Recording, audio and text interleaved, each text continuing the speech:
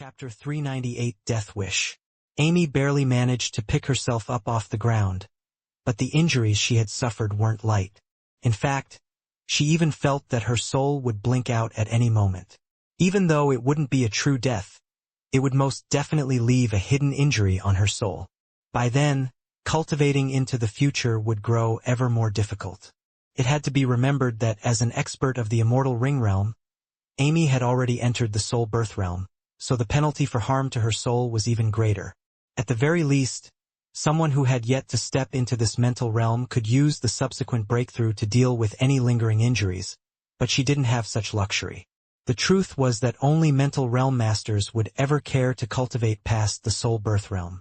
One could technically grow endlessly within this realm, and with the help of certain protective treasures, one wouldn't need to worry much about mental realm masters. But this culture wasn't bred of laziness, but rather necessity. Most simply didn't have the talent needed to go beyond the soul birth realm, just like one might be capped in their chi realm cultivation. The concept was the very same. Unfortunately, Amy was one of these individuals. Without the chance to rely on being a breakthrough to heal any lingering injuries, her future path would be all but cut off. Because even though the soul was part of the mental realm, without a whole soul, cultivating would become many times more difficult. This alone was enough to show just how much talent Ryu had. Chapter 399 Two Chances. Ryu had reached out with his right and flicked with his index finger. It might seem inconsequential to lose a finger, but the truth of the matter was that every part of the body was filled with meridian pathways. The index finger was incredibly important to any weapon wielder. It was what dictated accuracy and stabilization. To lose it would be akin to having to relearn a weapon from the ground up. This didn't even mention the fact that, with just a slight change to the angle of his wrist, this man could easily take Ryu's entire hand. This might have been a dream world, but injuries were consistent. It was just as difficult to heal an injury in Osiris as it was in the real world, while to most, their life in Osiris was even more valuable than their lives in the outside world. The only way to undergo a full heal free of charge would be to die a death in Osiris. But the penalty for that was even worse than losing a finger. With a sinister glint, the swordsman's wrist angled slightly, the path of his blade changing just a small bit to aim from Ryu's wrist. In the blink of an eye, it would not only lop his finger off, but take his whole hand with it. But it was at that moment that something completely astonishing occurred. Ryu's silver eyes flickered with a beautiful reflective sapphire, his pupils becoming vertical slits. The change was quick and disappeared just as fast. But in that moment, everyone felt as though a primordial beast had appeared before them all. Ding! The flick of Ryu's finger sent the sword flying. A pained cry left the swordman's lips as their wrist bent at an awkward angle, swelling so quickly that it was visible to the eye.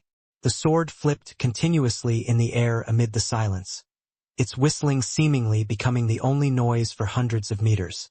It fell to the ground, its blade piercing into the hard ground.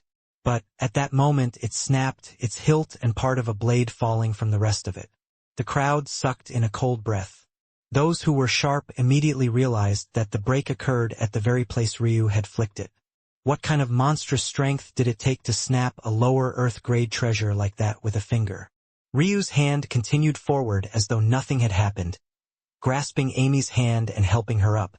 Amy stood in a daze, her eyes completely focused on Ryu's flawless hands. If it wasn't for their overwhelming size, enveloping her own in an undeniable strength, she would have thought that it was the hand of a woman. Even she couldn't help but be somewhat jealous. But these were just fleeting thoughts, because in those moments, she could have sworn that she saw Ryu's arm become coated in radiant blue scales. Was that an illusion? But if it was an illusion, how could she dream up something so beautiful? Lilua's sneer froze as he looked at Ryu's back. Back when Ryu had crossed his face and even showed his back to him, Lilua had thought he was a complete fool. But rather than attacking personally something he felt that was beneath him, he had sent one of his 3 men after Ryu. However, this was the last way he had expected things to end. Amy lowered her head, feeling ashamed. She looked back toward Grim and Drew, a pitiful expression on her face. "I'm sorry, I lost the quota," They took it. Amy was frustrated to the point tears almost fell from her eyes. Such a sight would have made most men want to protect her for a lifetime, but Ryu only observed her curiously. Lost? Wasn't it in your inventory? How'd they take it? Amy opened her mouth to answer, but after remembering Ryu was indeed a newbie, she shook her head, the sadness on her face deepening. There are special mission rewards that can steal from inventories as long as you defeat someone in battle. Grimm stepped forward to explain. Amy was surprised by this, knowing how arrogant Grimm and his brother usually were. She couldn't help but cast another look toward Ryu. And I assume this item is rare or else you wouldn't be acting like this, correct? Ryu asked. Amy nodded along with Grimm and Drew. The fact that the Deep Valley team had this item at all was a testament to just how powerful they were. For obvious reasons, Osiris limited the number of these items that could be in circulation at once. Only during special events would there be a possibility for an uptick. But even then, it was only a possibility. Lilua's frown deepened at being ignored. But even worse, he had been prepared to deal with Annette and had come with ample trump cards.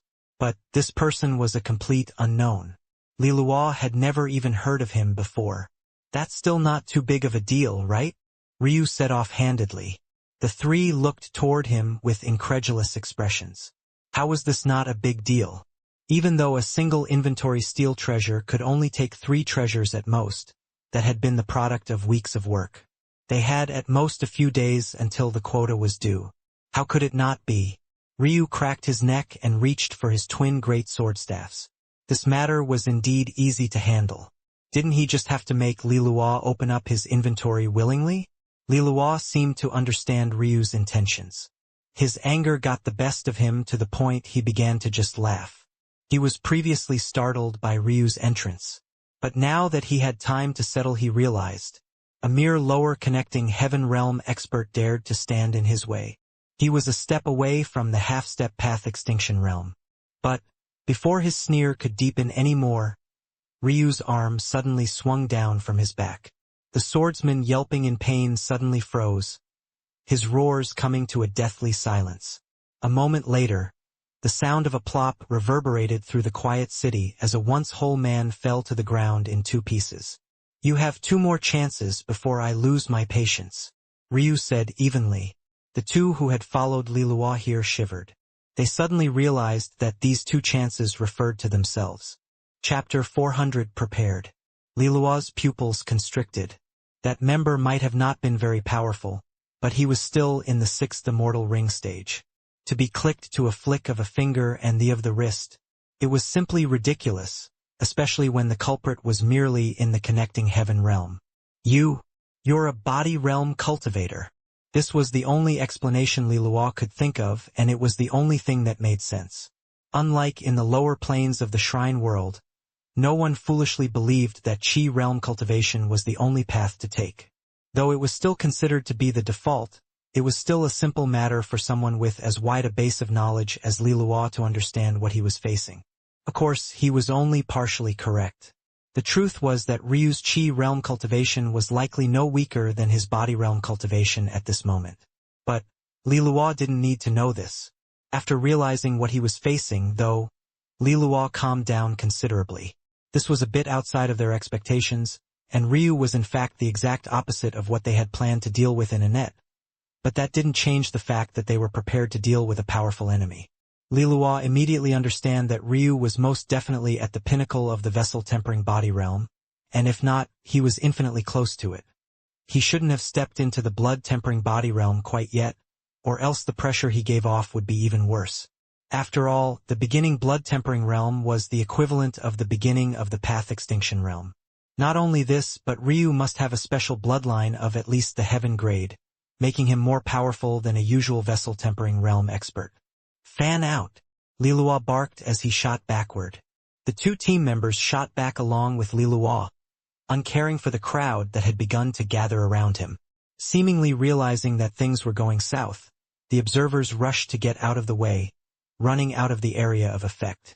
Grimm and Drew wanted to step forward, but Ryu rose a hand up. It seemed that these 2 still didn't realize that they were only here to observe. Just sit tight. Ryu shot forward, crackling lightning severing wind in his wake. Seeing such a scene, Lilua's eyes glowed. How lucky! But, just as quickly as his excitement appeared, he buried it deep within his heart, hiding it away from Ryu's eyes. Ryu entered their triangular formation without a thought, his actions as brazen as they came. In the blink of an eye, he appeared before one of the team members. Reacting as one should in a formation, the second converged to pincer Ryu, ready to deal him a fatal blow the moment he sent out an attack. Ryu didn't use any techniques as his left arm descended from the skies. His form couldn't have been more perfect. He embodied a simple slice, so immaculately that the energies of the world seemed to sing. Even without Ryu's intervention, essence flowed toward him, the skin of his body glowing with a faint light as his ice jade crystal body pulsed as though breathing. The moment Ryu attacked, the second team member reacted, slicing his sword toward what should have been a blind spot. However, they had seemingly forgotten that Ryu was a dual wielder. Completely independent of his left, Ryu's right pierced forward with undeniable momentum, using the torque that remained from slice to execute a pierce so without flaw that the phantom of the God Emperor seemed to want to flicker into existence. The two felt as though their movements were completely restricted. No matter how hard they thought of moving or dodging, they couldn't manage to accomplish a single action. However, they still felt that this was good. This was a formation of 3, not 2. As long as Ryu was occupied in this way, it should be a simple matter for the most powerful of them to deal with him. What the two didn't expect, though, was that even when Ryu's attacks were just mere moments from destroying them, that Lilua would still have no intention of acting. The two's confidence wilted before Ryu's indifferent gaze, pain and horror coloring their features even as the mere wind pressure of Ryu's strikes made them feel as though their lives were forfeit. Without any suspense, the two were skewered. One was split completely in half while the second had his chest run through completely. The size of the blade was so enormous that this single pierce rendered all of his inner organs useless. Even as the two died, they had no idea why it was that Lilua hadn't stepped forward to protect them. Were they not on the same side? Ryu pulled his twin great swordstaffs back. He had never felt so comfortable using a weapon before. Was this what they experts referred to as having extensions of one's own limbs? He couldn't help but thank Ailsa inwardly. Living up to his family's expectations was important to him, but not as important as making sure they were all alive. There was no doubt in his mind that using these great swordstaffs was far more conducive to this. With an almost lazy expression, Ryu looked up to find that Lilua had completed his preparations, allowing numerous transparent and spherical objects to shoot into the air from all directions. Lilua sneered. "We had prepared this for Annette, but taking out a helper on your level is just as valuable. Are you ready to die?" Ryu raised an eyebrow, but he soon felt that his connection to the heavens had been severed. Not only was atmospheric chi almost impossible to control now, but Ryu even felt that calling upon his inheritances was near impossible. To someone like Ryu, this was already devastating enough. But, to a fairy who so heavily relied on the heavens, it seemed they really had come prepared. Chapter 401 Formation. It felt like he had been completely cut off from the outside world. It was truly an odd feeling. Lilua's snide remarks rolled off Ryu's shoulders as though they had never been spoken. The latter simply continued to observe the transparent spheres hovering around him with interest. Ryu found this treasure fascinating. It's impossible for such a treasure to exist in the outside world. Cutting off the heavens? If such a thing was so easy, what use would there be in cultivation realms? One could simply do as they pleased regardless of whether they had the strength to challenge the laws that govern the world or not. The only explanation is that this is a unique item of Osiris, only possible due to the fact this is a fake world. But, even then, the simulation of the feeling was so real that Ryu couldn't help but think of what applications such a treasure could have on his training. At this moment, Ryu had reached about 70% control of his body. This was neither not too bad, nor too good. It was only due to his sudden boost in strength that he had dealt with the members of the Deep Valley team with such ease. As expected, the further he progressed, the slower his progress became. But, this treasure, after cutting off his senses, made him feel as though he was more in tune with his body. It was as though all the noise and interference had been cut from him. Fascinating indeed. Lilua's sneer only deepened as he watched Ryu observe his surroundings. In the former's mind, he believed that Ryu was currently trying to find a way to escape. But, unfortunately for him, there was no escape from this encirclement. Ryu's fate was sealed the moment he stepped into this world. Let alone getting help. Even Grim and Drew, who were just a few dozen meters from Ryu, couldn't raise a finger to help. There was no one here but the two of them. Lilua's palm flipped, causing a spear to appear in his hand. He allowed it to angle toward the ground, the grating sound of stone against blade never coming because his spear's tip cut through like a hot knife through butter. There was no doubt that this weapon was a higher quality earth-grade weapon without fail. Though Lilua knew he had the upper hand, he still slowly circulated Ryu. The fact that body realm cultivation was painful and difficult were only two of the reasons not many cultivators traveled far down this path, let alone choosing to use it as their primary source of strength. The last and most important reason was that it simply lacked flexibility. Unlike normal chi, the vital chi of the body had to be rooted in the blood and couldn't exist in the atmosphere. As a result, unless one was an archer, there was a very limited range to body realm cultivation arts. This was why Lilua had reacted positively to Ryu's lightning. Often, to make up for this weakness, body realm cultivators relied on comprehension of inheritances even more so than chi realm cultivators did. However, with this seal-up, Ryu wouldn't be able to access any of it. Ryu finally stopped observing the balls hovering around him and gazed toward Lilua's spear. This treasure must be very valuable in Osiris. HM? Seems to have a time limit of 1/4 of an hour, but it also doesn't hinder the caster in any way. Ryu seemed to be speaking to Lilua, but the latter could tell he was only really talking to himself. Whether Lilua responded or not had little to nothing to do with him. Lilua, though, was startled that Ryu had seen through the limits of this world so easily. He was certain that he hadn't tipped his hand. Plus, Ryu should have been distracted just moments ago while he was deploying the core of the formation. You could increase the efficiency of this formation by at least 500%. Lilua's pupils constricted. He hadn't mentioned that it was a formation allowed either. Of course, how could he know that as an origin-grade ruin master, Ryu was no worse than any origin-grade formation master in analyzing formations even if he wasn't proficient in deploying them. In fact, if Ryu simply put some effort into learning, his progress as a formation master would only be able to be described as blazing. Alright, seems that's all there is to it. Ryu's unfocused gaze returned to normal. Lilua felt as though he had been locked onto by a wild beast. His blood ran cold, his nerves frying at their edges. Ryu shot forward, the lightning that crackled around his body reaching a level of sharpness it never had before. That's impossible. Lilua's eyes widened. But Ryu was already before him, inwardly shaking his head. Cutting off his access to his inheritances? That was fine. But what use was that against a man formed of lightning? To make matters worse, even if he didn't have a spirit body, an eruption of dark gold chi shot from Ryu's body. The gravity around him seemed to multiply over by a factor of 10, almost dropping Lilua to his knees. How can you use chi? Lilua had no choice but to quickly counter with his spear. But, in Ryu's eyes, the action was full of loopholes. What weapon could he possibly be more familiar with in comparison to the spear? He had lost count of the number of times he had brandished this weapon.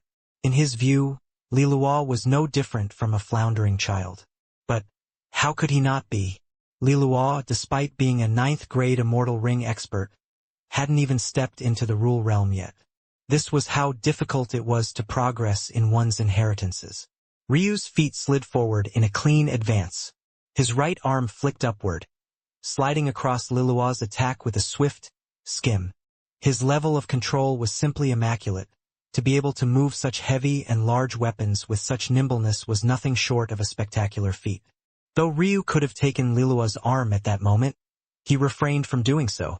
Instead, with movements just as nimble, his wrist shifted, his skim slicing upward in a singular smooth rhythm.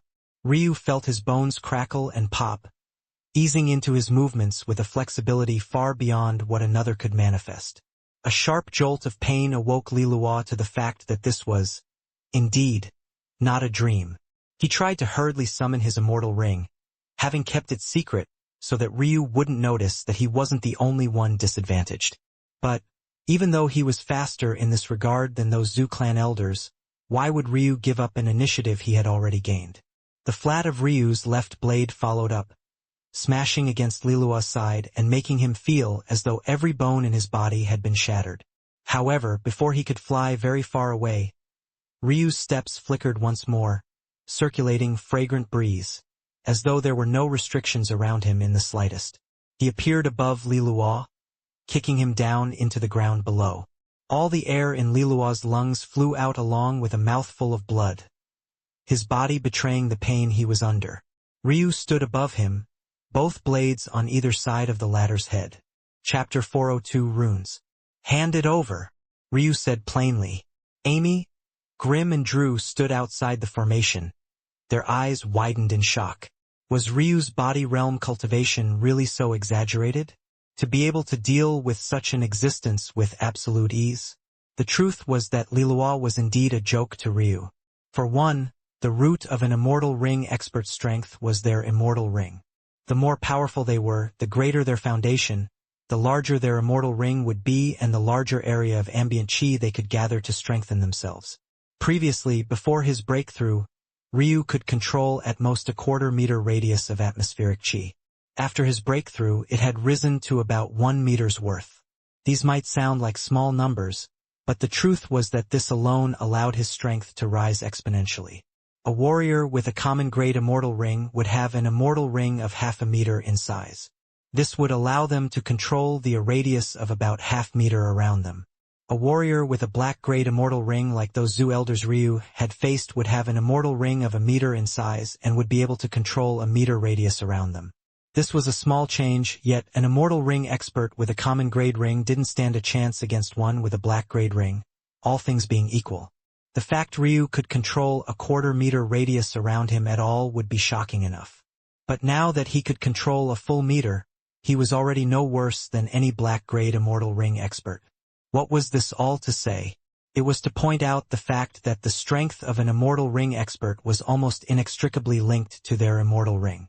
Yet Lilua hadn't even brought his out. To make matters worse, even if he had brought it out, it would have been Earth grade at the very best.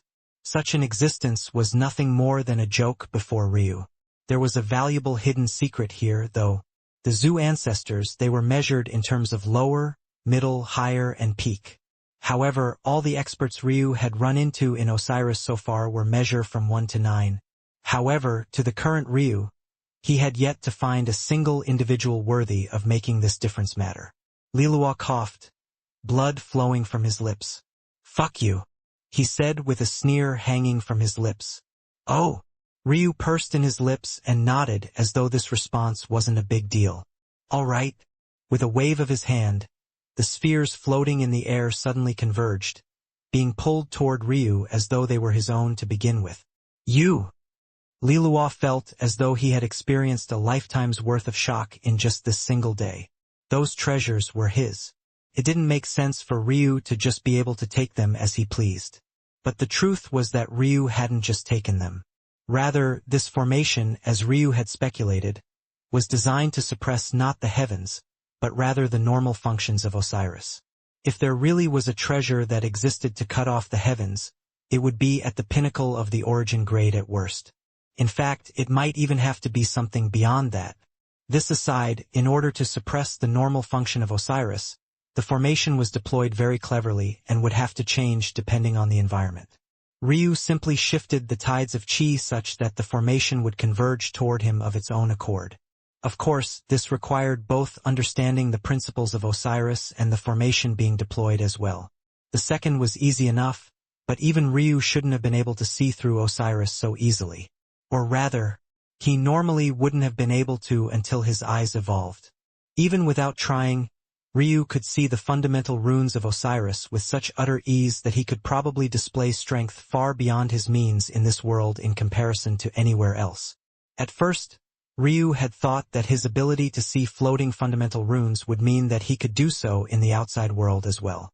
But, after some thought, he realized that this was ridiculous. Even though his eyes had evolved, the immortal level was still the mere immortal level. Beyond it, there was still the cosmic realms. Ryu speculated that if he evolved his pupils once more, only then would he be able to see fundamental runes in the real world. And even then, it would probably be greatly limited until he progressed a good ways into the cosmic realms. However, fundamentally, Osiris was a dream world built by the hands of man. How could it compare to the true universe? Because of this, Ryu could easily see through it despite having only opened 9 nodes of his heavenly pupils. This truth was enough to run circles around Lilua. Ryu observed the treasures from up close. In this state, they lost the ability to effectively seal off the world, so the expanse of gray Ryu had seen before became vibrant once more. Ryu suddenly looked up into the distance, his lip curling. A bit too late now. He flicked a finger forward. To others, he hit empty air. But, to Lilua it felt as though his soul had lost the connection to something precious. When he realized what it was, his eyes widened in shock. No. Unfortunately, it was already too late. Ryu had taken hold of the spheres and redeployed them. Lilua felt as though the world had forsaken him in that moment. Despite not having heavenly pupils like Ryu, the world felt more dreary and dark, as though everything truly was painted in black and white. He suddenly realized just how right Ryu was. Let alone 500%. It felt as though the strength of this formation had increased tenfold in Ryu's hands.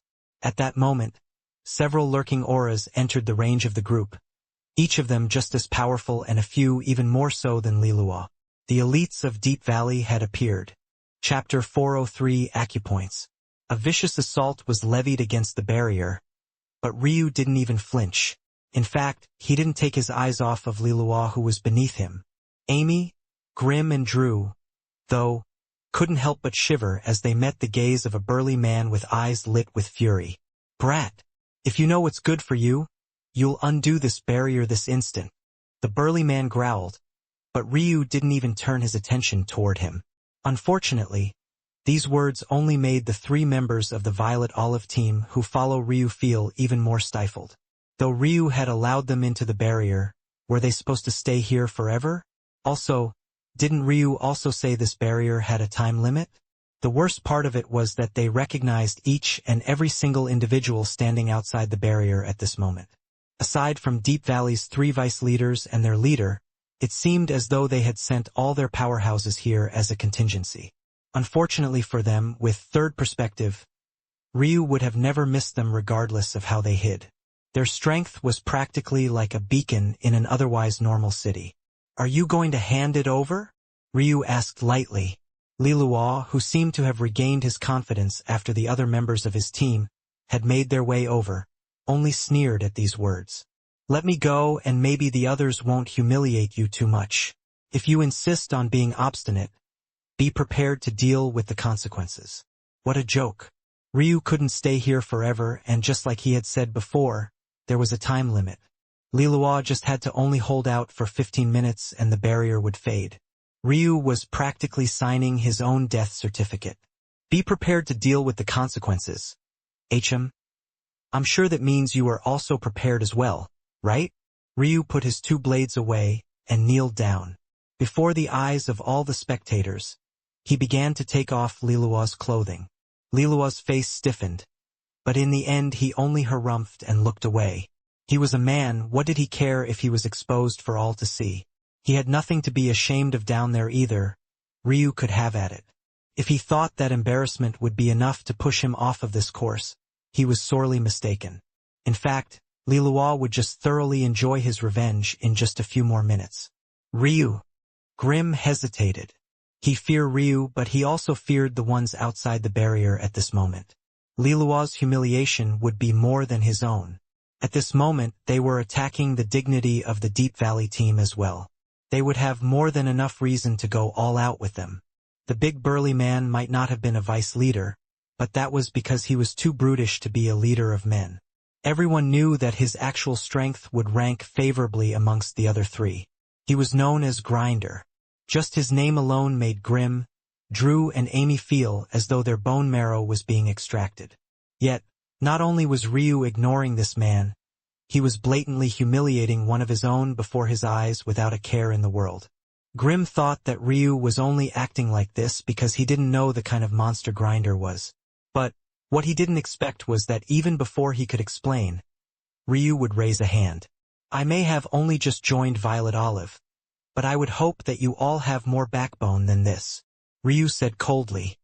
This Deep Valley team crashed the gates of your city, stole the product of your labor and hard work, and would have killed a member of your team had reinforcements not appeared in time. And what exactly do you want to do about it? Let them go. Ryu sent a glance back toward Grim. In truth, he didn't particularly care about the humiliation of Violet Olive. Or rather, he wouldn't normally care. However, now that he had attached his name to them, he had no choice but to. Faith was an intangible thing, but Ryu had no intention of tripping upon it. Since he had joined Violet Olive, he wouldn't allow them to lower their heads. Grim was stunned by Ryu's words, but he had no method to refute. By the time he and the others had regained their bearings, Ryu was already focused on Lilua again. Bang! Bang! Bang! Grinder furiously beat his fists against the barrier, causing the city to shake and quake. But, let alone shattering it, there were hardly any ripples caused. Ryu calmly took off Lilua's last piece of clothing, throwing it to the side without a care. Lilua was somewhat pale, but his sneer hadn't faded. Do whatever you want. Lilua laughed. These'll be the last moments you get to enjoy. Ryu ignored Lilua as he pressed two fingers together. At that moment, a dense aura of death began to converge. Lilua's eyes widened, his body squirming. But, beneath Ryu's control, what chance did he have to move? By this point, Ryu had already severed his tendons. And, without his chi, it was impossible to move his body without them. Ryu pressed a finger down onto an acupoint. He had hardly pushed when Lilua suddenly howled into the skies. His cry was so sudden and heart-wrenching that even Grinder's fist came to a sudden halt. However, Ryu hardly reacted, applying more pressure before removing his finger from the location and moving to another. Ryu's finger pressed down again, resulting in another banshee-like screech. Everyone stood as though frozen in time. Just what kind of monster was this? What did it take to make an immortal ring expert just a level away from the path extinction realm scream like that? Ryu, though, didn't seem intent on answering, raising his finger once more and pressing it down again. Only if Necromancer Hecate was here would she know exactly what was happening. Ryu was refining the living into a corpse puppet. Chapter 404 Wide Berth. Lilua felt the death chi burrowing into his soul, coursing through his veins and even faintly affecting his main body. Fear gripped him, his body convulsing so wildly that he began to foam at the mouth. Grim, Drew, and Amy felt their blood run cold. They gazed toward Ryu's kneeling figure, looking at him as though he was some kind of monster. They involuntarily took a step back, only to find that they had run into a barrier that trapped them all in the same place. Humans are so evil. Drew couldn't refrain from saying, "PPP please." Despite hearing Lilua, Ryu continued as though he hadn't caught on to anything. His hand pressed down and rose up with a steady rhythm, his movements precise and measured. Lilua's body felt as though it had been snatched out of his control. He could feel his every cell slowly dying, being converted into something less than human. As though that wasn't bad enough, even his mind was growing foggy as though he was slowly losing control of it. If things continued like this, he really could lose everything. His dignity, his strength, his soul, and even his life. It would all be finished. Lilua stopped begging. He focused his entire being on opening his inventory. He could hardly control himself, but he found the strength of will deep down. Seemingly realizing what he was doing, Grinder's expression twisted. "Lilua, don't you dare. You fear him more than me. I'll be sure to hunt you down until your life is forfeit if you dare continue." The irony of it was that Lilua couldn't even hear Grinder. Ryu's death chi had long since corrupted his ears. But, to an outside observer, It looked as though Lilua was in such fear for his life that he didn't even bother to pay attention to Grinder's threats.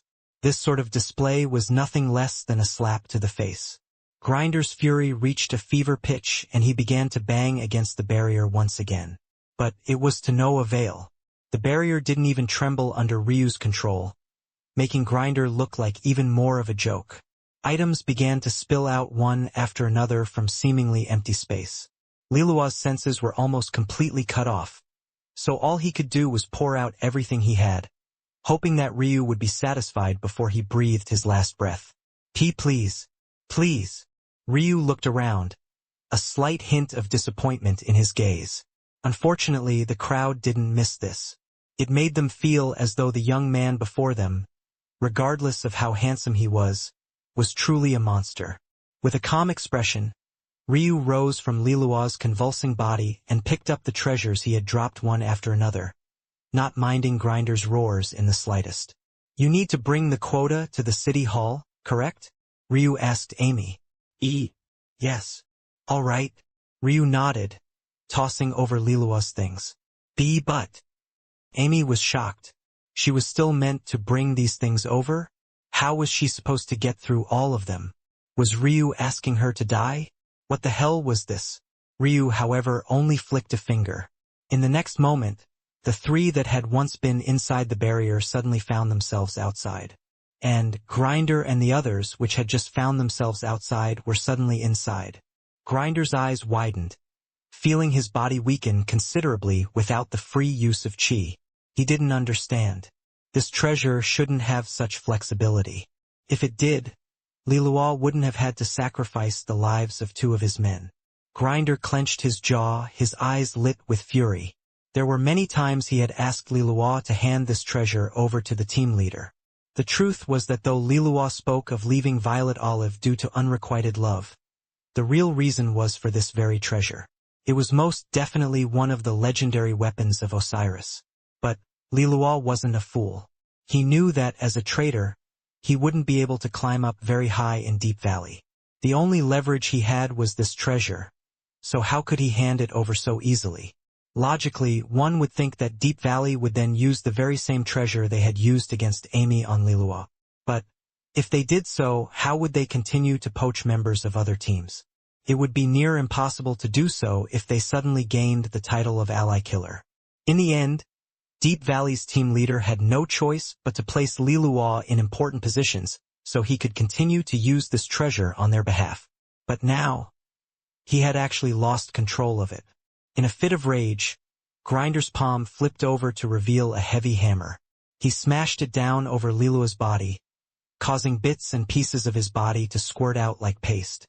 However, if one had looked closely, there had been nothing but a smile of relief on Lilua's face in those final moments. Ryu indifferently watched this scene, not making any attempts to stop Grinder. Instead, he slowly pulled his great sword staffs out. In this sort of environment, these opponents of his stood not a single chance. That said, it was quite clear that Grinder was aware of this as well. But knowing there was no place to escape to, he could only turn his fury toward Ryu. If I see a single one of you turn tail, I'll be the first to strike you down, Grinder roared. But it was all just futile. Ryu weaved into and out of them as though he was taking a stroll, slicing them down one after another. Everyone watched on in horror as the elites of the 5th-ranked team of the Alliance was taken down as though no different from weeds. By the time Ryu was finished and took down the barrier, Amy was still standing there in a daze, not having moved since Ryu handed everything over. Ryu raised an eyebrow. Shouldn't you be going now? Oh, yes. Amy shook her head and broke out into a dash. This time, everyone split to give her a wide berth, afraid to aggro the rage of this demon. Chapter 405 Mystery. After a brief exchange of words with Givian, he was assigned his own room and quickly disappeared to it, not bothering with any sort of pleasantries. Givian took a deep breath after gazing toward Ryu's disappearing back. After a while, he glanced back toward Grimm, Drew and Amy, but all three seemed to be lost in their own worlds. Sometimes they would tremble involuntarily as though remembering some trauma before going back to being dazed. The burly man who had been by Givian's side frowned at such a sight. Just what happened to make them act like this? Annette's frown was deep. She too wanted to know where such a monster had appeared from. And, worse yet, how could such a talent not have been accepted into a faction? As a fairy, she was very sensitive to life force. She could tell that Ryu was exceptionally young for his cultivation level. If not, he would appear to be so bright. Of course, she couldn't tell his exact age, or else she would have been maddened to the point of losing all hope in the world. A 20-year-old connecting heaven realm expert was completely unheard of. But a 20-year-old that could defeat half-step path extinction realm experts was a mind-boggling matter all to its own. That's enough idling. We need to start preparing for next month's quota. We also need to be prepared for retaliation. From now on, no small teams will be formed. Missions will be completed in groups of 10 at worst, and each team must carry a city teleportation token. Leader. Givian turned his attention toward the burly man. Gilbert. Chapter 406 Primordial. He focused all his senses onto his meridians, paving out every pathway with his spiritual sense and imprinting it onto his mind. In truth, this was the first time Ryu had spent so much effort focusing on his chaotic silk meridians. As an ancestral grade set of meridians, Ryu had believed that his own had been researched as thoroughly as possible. In Ryu's previous views, unlike other specialty meridians which had their own unique quirks and unexpected abilities, his own were only known for their sturdiness and low density. There shouldn't have been anything else to study. But who would have thought that the secret of the chaotic silk meridians could only be unearthed by someone crazy enough to ignore the conventional path of cultivation? Beyond that, had Ryu not gotten his realm heart, he might have never seen the truth of the matter. Originally, Ryu thought that this had to be a sham. To rely on something as rare as a realm heart in order to display its true prowess. What else could his meridians be if not fraudulent? However, after he spent some time thinking about it, was it really necessary? Technically, the action that catalyzed the unearthing of his meridian's true potential was opening his chi vessels, not the action of failing the spiritual severing realm. So what if, all along, the true method of awakening his meridians was simply completing cultivation realms out of order? And maybe, the sturdiness of his meridians was only designed that way to allow this to be possible without killing oneself. Of course, Ryu felt that this was the most logical answer. He had happened to stumble upon the truth through his failure, but the reality was most likely that he never needed to fail to begin with. At the same time, though, Ryu felt that his failure made sensing the truth of the chaotic silk meridians even easier. Without the interference of his spiritual foundation, he could sense the changes of his meridians with far more acuteness. Still, while all of this was true, Ryu realized that he still didn't understand much about his meridians. Since this was an all-new path of cultivation, he had to be especially alert. What if there was another out-of-order step he needed to take in the future? What if his failure to complete this step would throw his meridians back to the state they once were? Of course, this state would still be that of an ancestral grade-level talent. But the goals that Ryu wanted to accomplish required him not to just be among the best, but to be the absolute very best. His realm heart allowed him accelerated cultivation within the mortal realms, but he was already soon approaching the immortal realms. He needed more methods, more strength, more talent. Ryu took a deep breath, stopping his mind from going astray. Ryu sank deeper. Before he knew it, he had crossed breath of heaven and entered breath of world. If he had been awake to consider it, he would have definitely recognized this as a blessing bestowed by his evolved heavenly pupils. But, at this moment, his entire world was the inner sanctum of his meridians. During the spiritual severing realm, one's meridian strengthens their connection to one's spiritual foundation, thus allowing the former to gain the characteristics of the latter. This action, in turn, allows the objectively thin and narrow meridians to have a larger world on the inside than what would be apparent from the outside, thus allowing one to store more chi.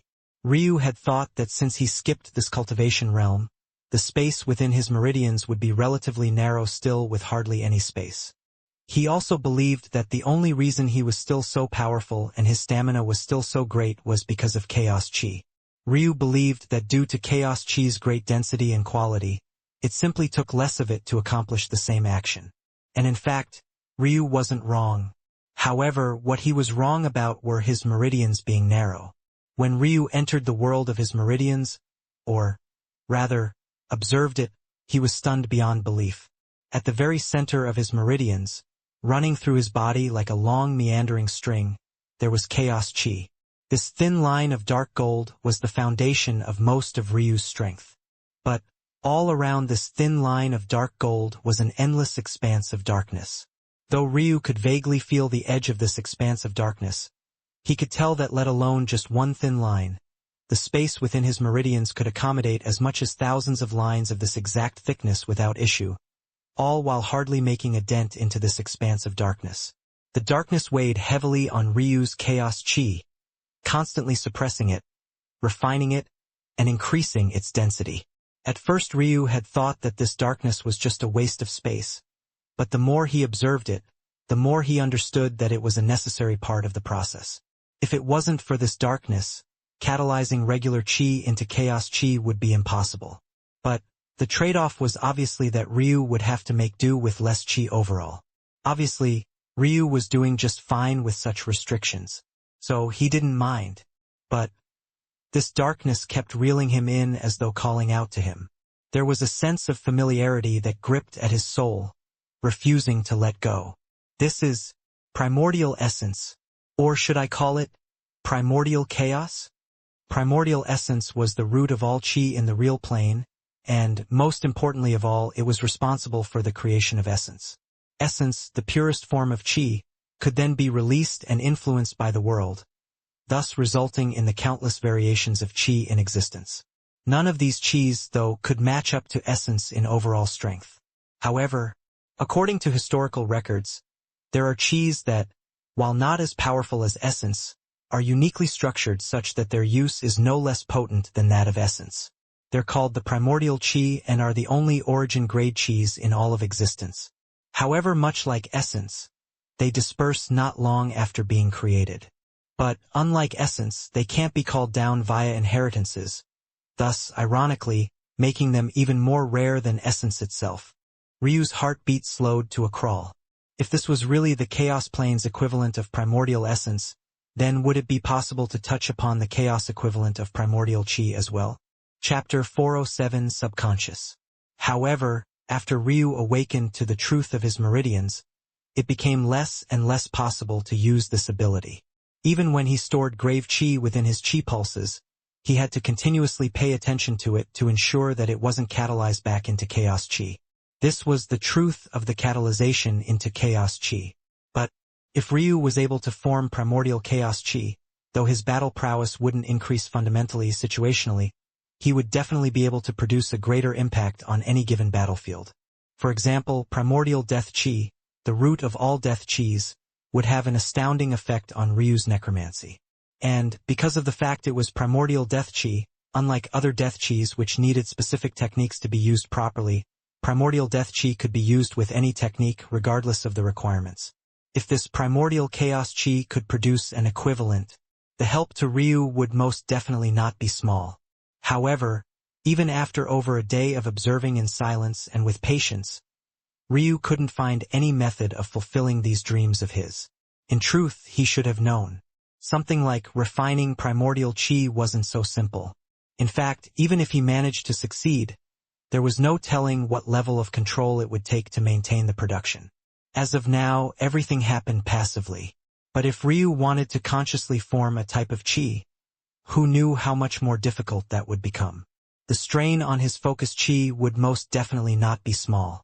As with everything in the martial world, there was give and take. That said, this endeavor hadn't been completely fruitless. In all his focus, Ryu had actually managed to find a faint connection to his spiritual foundation. As long as he followed the lead, there wouldn't be much of an issue in finding it once more. But this wasn't very much of a surprise. Ailsa had already told him that as long as he opened his 9th node, finding his spiritual foundation again would only be a matter of relying on his heavenly pupils. Since Ryu could gaze at his fate star, an existence countless of billions of light years away from him, why wouldn't he be able to gaze upon his spiritual foundation? an existence that was just as if not more tied to him than his fate star. However, Ryu also knew that now wasn't the time to reconnect. According to Ailsa, if he reconnected too early, the balance he had gained with his chaotic silk meridians would be thrown off and the result would be him retreating back to step 1. Ryu had to first reach the immortal ring realm, only then would his meridians be properly established and this would no longer be a worry. Ryu suddenly froze. Why am I trusting Osiris so much? Ryu's frown deepened at this thought. Ultimately, this was a dream world. All this time, Ryu had expected for Osiris to be able to perfectly replicate everything about his talent. But how was such a thing possible? It was already impressive enough that Osiris was able to replicate the use of Ryu's heavenly pupils, but how could it also manage to replicate his bloodlines, his bone structure, even his realm heart? Somehow, Osiris had managed to replicate every single thing about Ryu, even down to the most minute details. Was this really a dream world? Or was he looking at things from an improper perspective? Logically speaking, no matter how much of a genius the sky god that created this world was, if they could really perfectly replicate something like the number 1 ranked heavenly pupils, even in a dream world, their power would be beyond imagining. There's something I'm missing. Ryu's brows furrowed. There was something else he neglected. Logically speaking, Osiris should be like a central hub everyone took a piece of. Every projection of an individual should take a certain portion. Likewise, the more talent one had, likely the more effort the system had to put into recreating their dream form. Of course, it was possible to circumvent this problem as well. In fact, Ryu believed that Osiris did it perfectly. By placing the burden on the person rather than the system, Osiris could avoid having to deal with this. Ryu experienced this firsthand. When he first entered Osiris, he could barely move or fly. In fact, even now, he at best had 70% control over his body. As Ailsa had said back then, the more talented you were, the greater the burden on your mind would be. So could it be that the reason Osiris was able to perfectly project an image of himself was because it was relying on an understanding Ryu had of his own body? No, understanding wasn't the proper way to put it because Ryu hadn't known of the empty space within his meridians until just now. However, that didn't change the fact that it had always existed. I understand. I was thinking about things wrongly. Osiris isn't perfectly replicating the effect of my heavenly pupils. Rather, it's relying on a subconscious part of my mind that understands my body like the back of my hand. This subconscious mind has a perfect grasp of my talent. This might be hard to grasp at first, but think of this analogy for a moment. Does one need to think for one's heart to beat? Does one need to ask one's digestive system to digest? What about a myriad of other bodily functions the body performs without our input? This could all be classified in the same vein as the subconscious mind Ryu mentioned. But what one mustn't forget while accepting the existence of the subconscious mind was that for it to be capable of controlling all of these functions we never think about, it must logically have a roadmap for all of these things as well. Maybe, much like one's heart beats without conscious thought, Ryu's meridians worked in the exact same fashion. Ingenious. Ryu rarely, if ever, praised anyone. But, to be able to build Osiris off of such a principle, this mysterious sky god was in a league all to their own. By extension, though, this put up another roadblock for Ryu. The good news was that since his projected talent relied on himself, he wouldn't need to worry about members of the mercenary guild suddenly paying undue attention to him. The bad news, however, was that if his meridians worked subconsciously as he believed, if he wanted to grasp primordial chi, he would have to somehow bring a subconscious process to his conscious mind. It would be no less difficult than trying to control the beating of one's own heart. Unbeknownst to him, Ryu spent over half a year meditating on this problem. By the time he would awake, the situation surrounding both Osiris and the Moonlight Blossom sect would completely change. Chapter 408 Not Right took a moment, but he soon realized that this was the death worm. But this realization only confused him. When had he left Osiris? And if he had left Osiris, why was it that his meditation hadn't been broken? After all, Ryu was relying on the formation to block out the heavens, or, rather, simulate this feeling. So, logically, if he was out of Osiris, he wouldn't have been able to grasp this feeling. Unless unless this awakening had actually been him snapping out of meditation in the first place. But why didn't he feel like that? Ryu subconsciously felt as though he had been out of Osiris for a very long time already.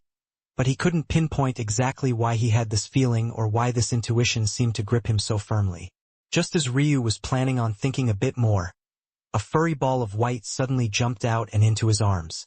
A light smile coated Ryu's usually cold expression, his hands stroking little Gem's body as the little one purred almost as though she had forgotten that she was a legendary griffin in exchange for playing the role of a kitten. "You're much more energetic now. Look at you." Ryu's smile deepened, raising little Gem into the air. Ailsa must have worked hard. The curse little Gem had been inflicted with left her weak and frail. When the little one first hatched, let alone jumping into Ryu's arms like that, any single nap of hers might have resulted in her never waking up again. The difference between then and now was definitely evident. The only possible explanation was that Ailsa had been working very hard. Maybe there was really hope that the little one could get rid of her curse. If that was possible, little Gem would most definitely become one of Ryu's strongest assets. Though there were no records of this heavenly curse having ever been broken, the one thing everyone agreed on was that if it was, the monster that resulted might even outshine Ryu himself in talent. Of course, for now, little Gem was just an adorable little cub, licking away at Ryu's face. Clearly, she was excited to see him awake for the first time in a long time. "At least you know." The sudden voice entered Ryu's ears, but he didn't need to look to know that it was his lovely life partner. Ailsa exited the incubator to appear before Ryu, a barely hidden expression of pride evident on her features. Her beauty seemed to shine ever so radiantly at that moment. For the first time in a long time, Ryu felt his lower belly heat up from just the sight of a woman.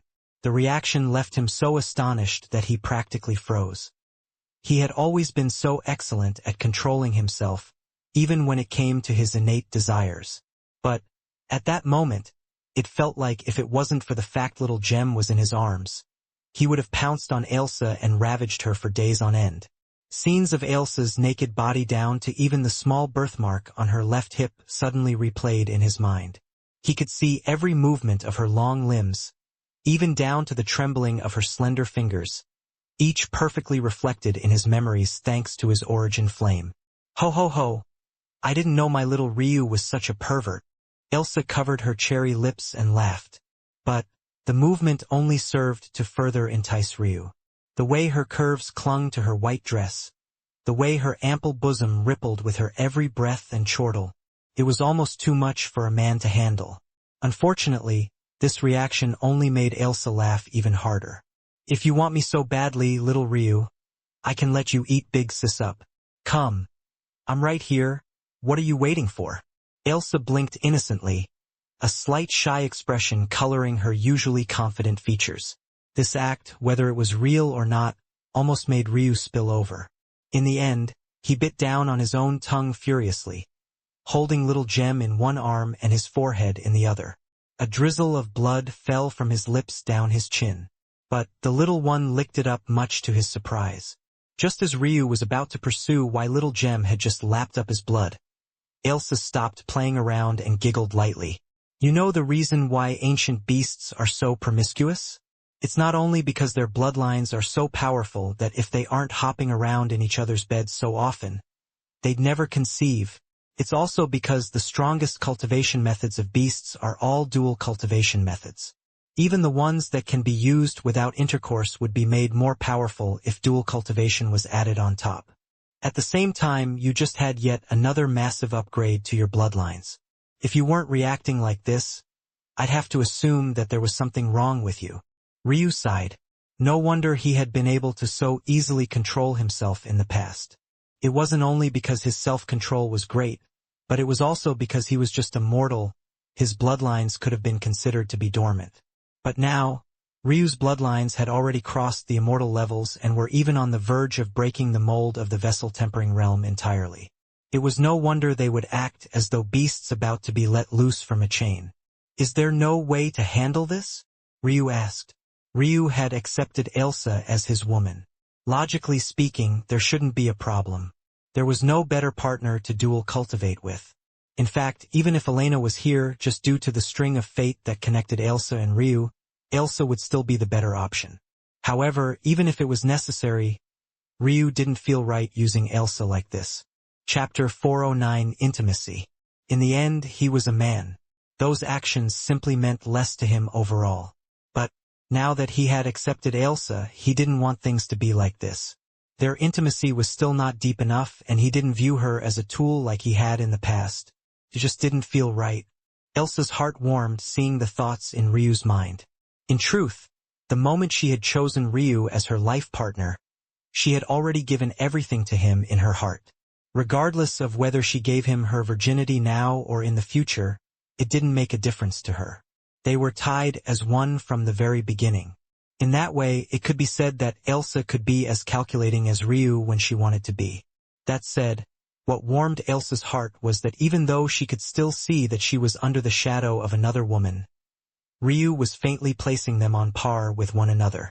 These ideals that Ryu held on to, the ones that made Elena wait 1,000 years for their wedding night, the very ones that had kept her out of his heart for so long, were the very ideals that were now pulling her close. This change in Ryu, how could she not smile sweetly as she observed them? It was true that the intimacy between Ryu and Elsa still hadn't reached the deepest level. In a lot of ways, this was still because the looming shadow of Elena still hung over their heads.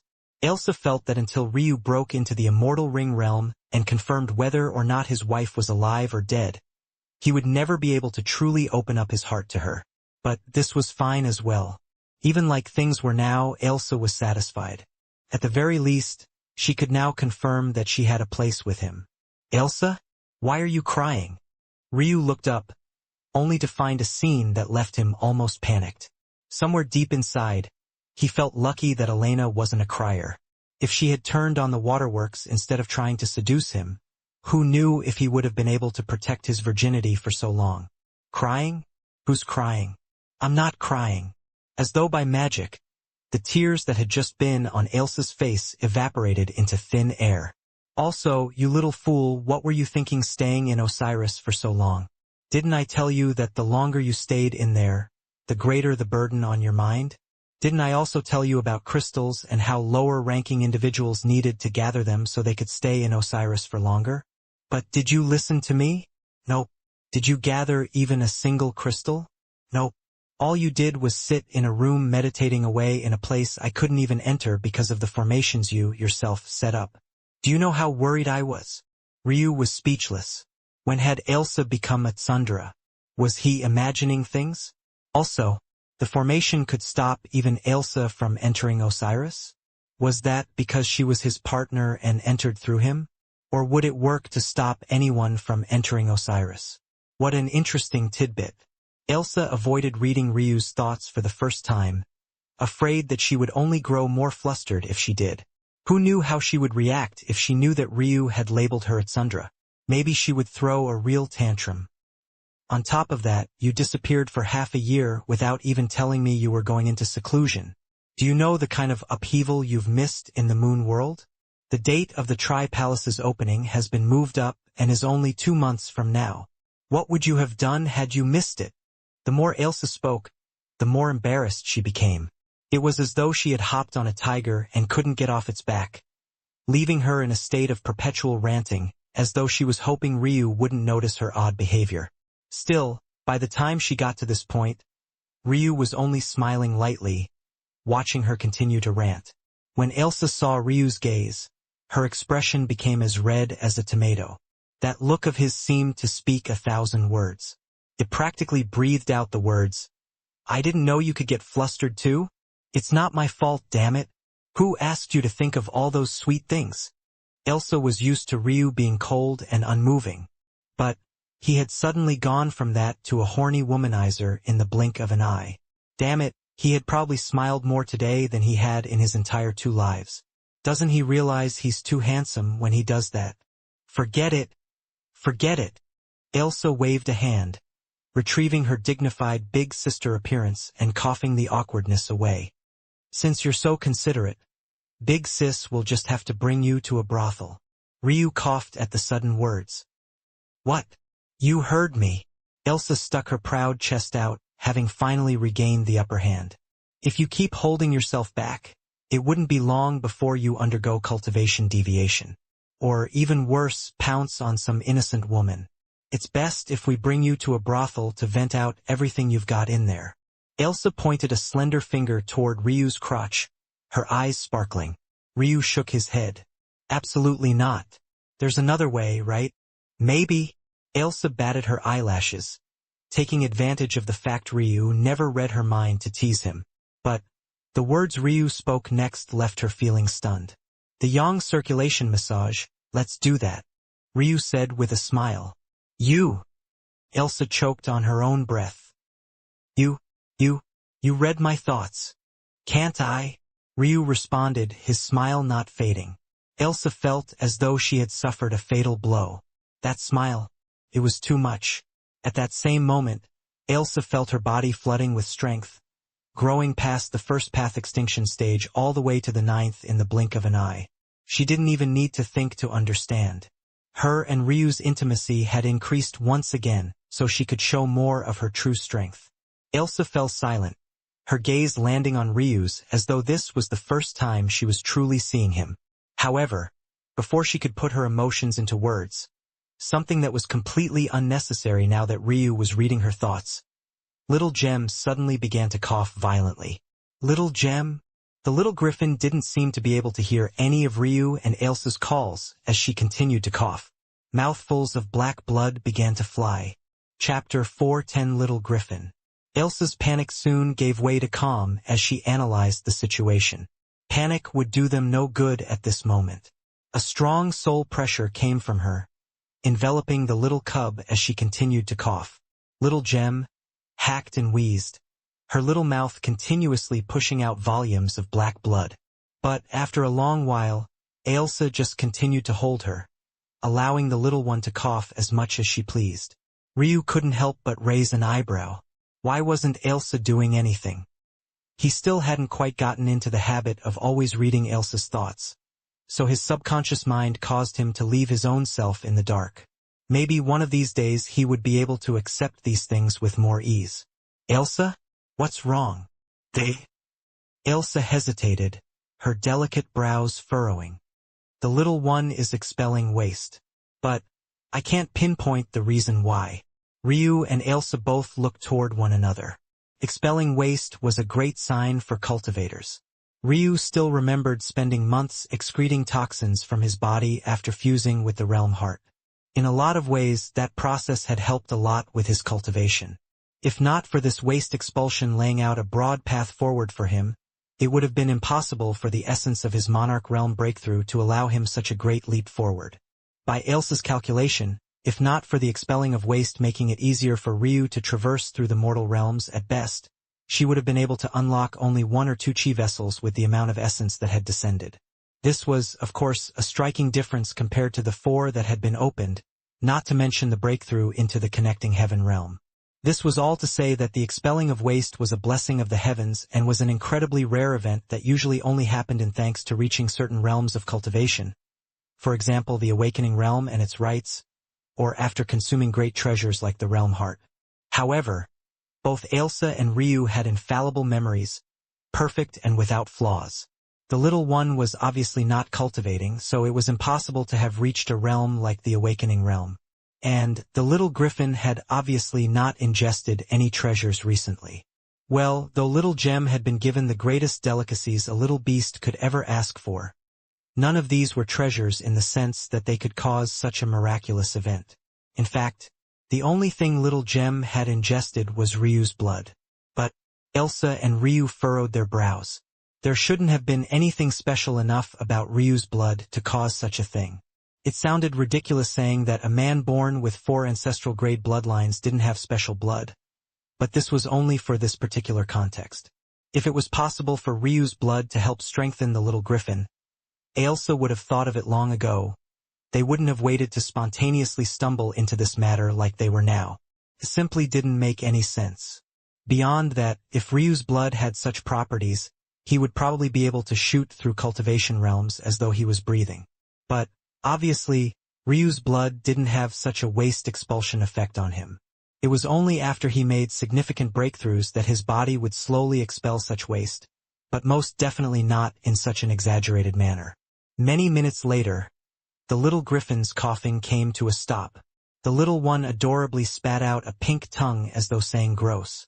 But she was very clearly more energetic than she had been in the past, even faintly spreading her little wings as though she wanted to take off into the skies. The sight of such an innocent, youthful life brought a smile to both Ryu and Elsa's faces. They almost forgot about the odd sudden change for a moment. "What kind of training did you go through exactly, little Ryu?" Elsa finally asked, returning a bit of her seriousness. Elsa could tell that Ryu's cultivation hadn't improved even by a small measure. This much wasn't unusual for a normal person. After all, Ryu was in the connecting heaven realm now. Every small step forward should take decades. But for a genius like Ryu, it was glaring. Hearing Elsa's question, Ryu's gaze suddenly flashed. Could it be? Ryu raised a finger up, concentrating a dark gold onto it. He tried to keep it as small as possible, not wanting to harm the little griffin. Reaching forward, he held the finger out to Little Gem. Like a curious little child, Little Gem flapped her wings hard, trying to make her way to Ryu. But, seeing that she didn't have the strength, her little paws found an anchor in Elsa's crossed forearms, jumping forward with all the might she could muster. The action startled Elsa and Ryu, who were worried the little one would fall to the floor. Ryu reached out, grabbing the mischievous little griffin before she could begin to fall. But, in return, he gained a sharp bite to the finger that made him chuckle. In that moment, though, Ryu's chuckle froze as the gem on Little Gem's forehead began to glow. The little one shook her body before beginning to cough up several mouthfuls of foul black blood again. This time, even Little Gem's pristine white fur began to emit a foul odor. Ryu and Elsa looked up at each other in shock, their minds reading out practically the same thoughts. Why hadn't they thought of it before? If this curse was placed down by the ordered heavens, wouldn't the chaotic plane be the exact counter they needed against it? Chapter 4:11 Primordial Chaos Chi. Over the last 6 months, Ryu had been completely focused on controlling his meridians. The process was just as nonsensical as it sounded. It was almost like a mortal trying to control the pumping of their veins. It was hard, and even for a genius like Ryu, it took half a year of effort at the expense of improvement to his cultivation. The results, though, were even better than Ryu had thought they might be. He had accomplished a few things. First, he could manually take control of his chi's conversion into chaos chi now. To him, it was almost like breathing now. If one didn't think about breathing, it could be done without thought. However, the moment one focused on breathing, it was a different story entirely. Once that happened, one could control the pace of their breathing, how deeply they breathed, or even if they breathed at all. Ryu had reached such a state with his meridians. If he focused on them, he could speed up the conversion, slow it down, or even stop it from happening entirely. This would allow his six-realm opening technique to finally display its true prowess. However, this was just the first step of what Ryu had wanted to accomplish. As far as he was concerned, this was just the bare minimum. What Ryu had truly wanted was the formation of primordial chi. As described previously, though this primordial chi fell short of chaos chi and essence in overall strength, in terms of niche uses, they could far outstrip the latter combination of energies. With this greater control, Ryu was able to considerably slow the process of change, allowing him to observe his meridians and chi with greater clarity. After months of work, he wasn't disappointed. Well, not entirely, anyway. According to his readings, primordial essence worked very simply. In order to form essence, it would intake chi, combine them, then expel them. The essence would then break down the further from primordial essence it came, becoming influenced by the environment to become the myriad of different chis in all of existence. This process was the quintessential example of order tending toward chaos. Essence was order perfected, while the chi it would eventually become was a representation of chaos. This was why essence would always be the perfect representation of energy and would always be the strongest. However, primordial chaos, as Ryu coined it, worked completely differently. Or, more accurately, it could be said that it was the exact opposite. Rather than adding to chi to form it like in the case of primordial essence, primordial chaos instead stripped chi down to their bare bones. It contradictorily ripped Qi apart until there was nothing left but its very foundation. Logically, this foundation should have been far weaker than the original Qi itself. However, the reality proved to be much different. Not only was this foundation powerful, it was powerful enough to match even essence. Why was this distinction important? The reason was simple. Let's say Ryu had a theoretical set of essence silk meridians instead of chaotic silk meridians. If he wanted to extract primordial Qi, he would only have to wait until the golden fog within his meridians injected what his original Qi was missing, then take it for himself. But, in his chaotic silk meridians, his dark golden fog would be taking away, not giving. What did this mean?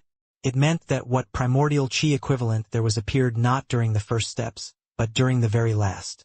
And, since primordial chaos was stripping Qi down rather than adding to it, this meant that the primordial chaos Qi that formed in the final moments just before chaos Qi was formed would depend on the original form of the Qi Ryu fed into it to begin with. This meant that if Ryu wanted a specific kind of primordial chaos Qi, he could only feed his meridians a specific kind of Qi. Still, when Ryu made this discovery, he wasn't too disappointed. Though it was an extra step, it was also easier to control. If he had this imaginary essence silk meridians, then he would need to parse out many primordial Qis and filter them one by one until he got what he wanted. But, with this method, he didn't need to do such a thing.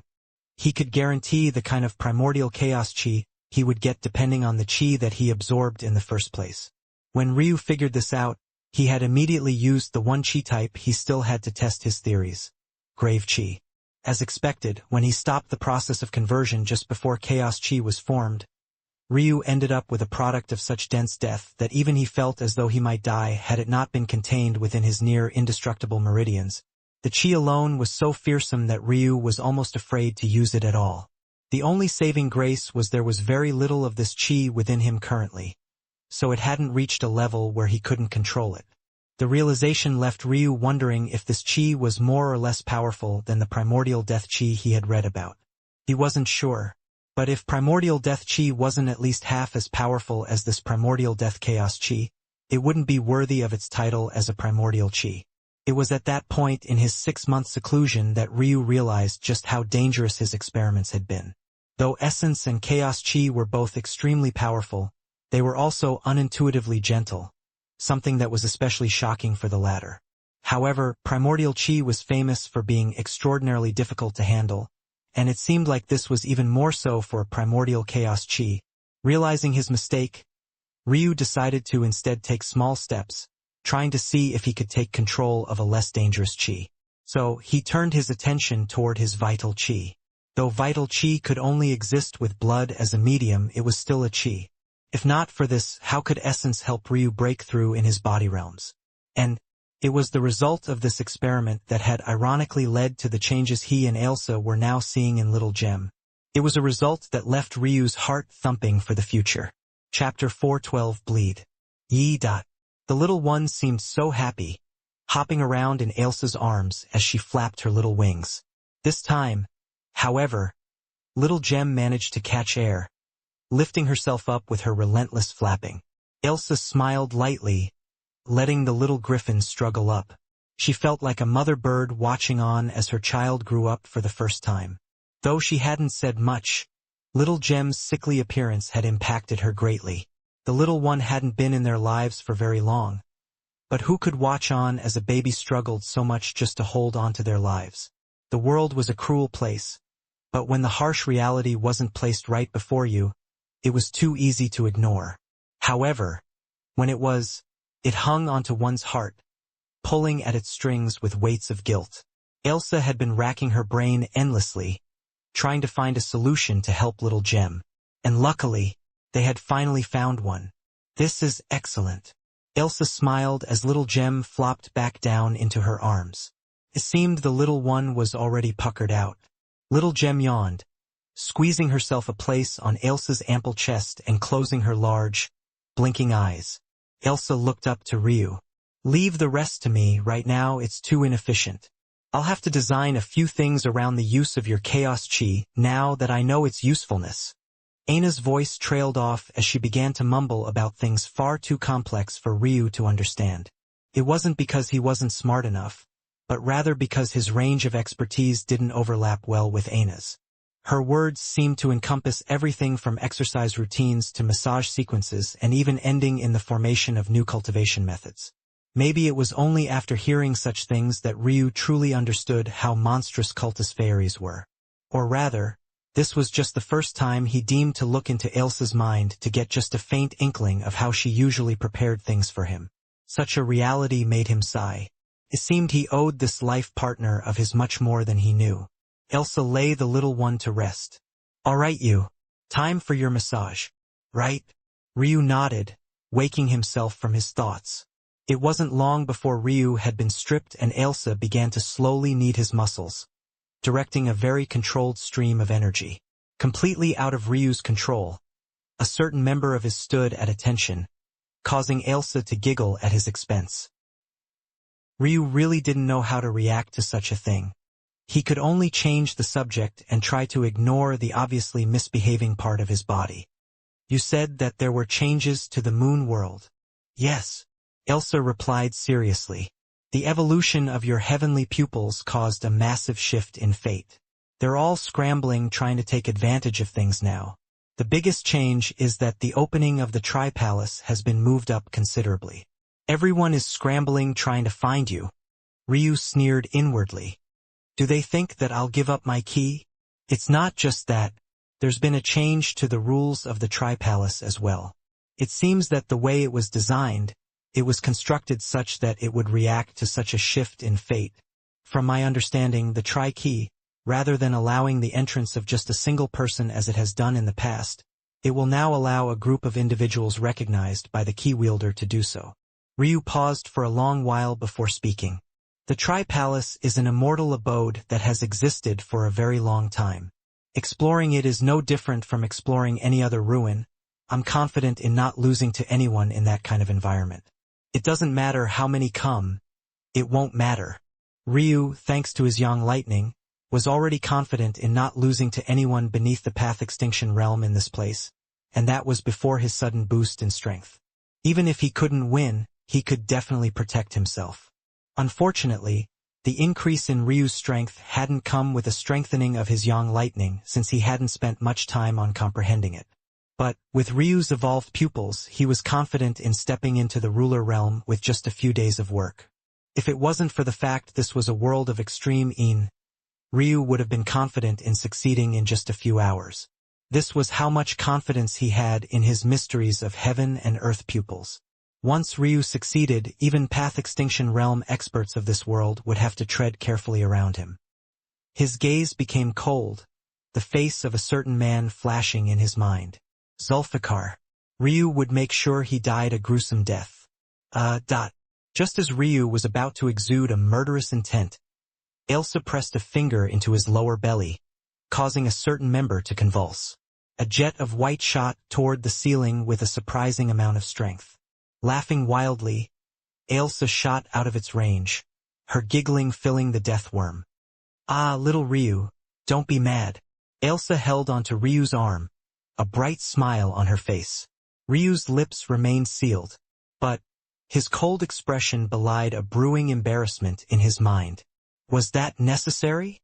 he finally mumbled, stepping out of the death worm and into the vast snowy landscape of the Moonlight Blossom Sect's territory. Elsa giggled. "Of course it was necessary. You needed to release." Ryu shook his head, but didn't refute. Elsa had just simulated dual cultivation for him without the need for the actual act. The reason aphrodisiacs were so potent and why they couldn't be expelled with just an exercise of the hands was because there was an exchange of yin and yang that was necessary. Obviously, the best way to complete this exchange was via intercourse. But Elsa had a method of circumventing this by feeding her yin through a different avenue. Unfortunately, though, the ending was still the same. "At least my little Ryu is healthy." Ryu sent a glance toward Elsa, but this only seemed to make her laugh harder. Soon, though, the looming existence of a massive sect appeared before them, dwarfing the two. The Moonlight Blossom Sect was built into the sides of a massive mountain range that rose so high into the sky that the tallest peak felt like an arm's reach from the skies.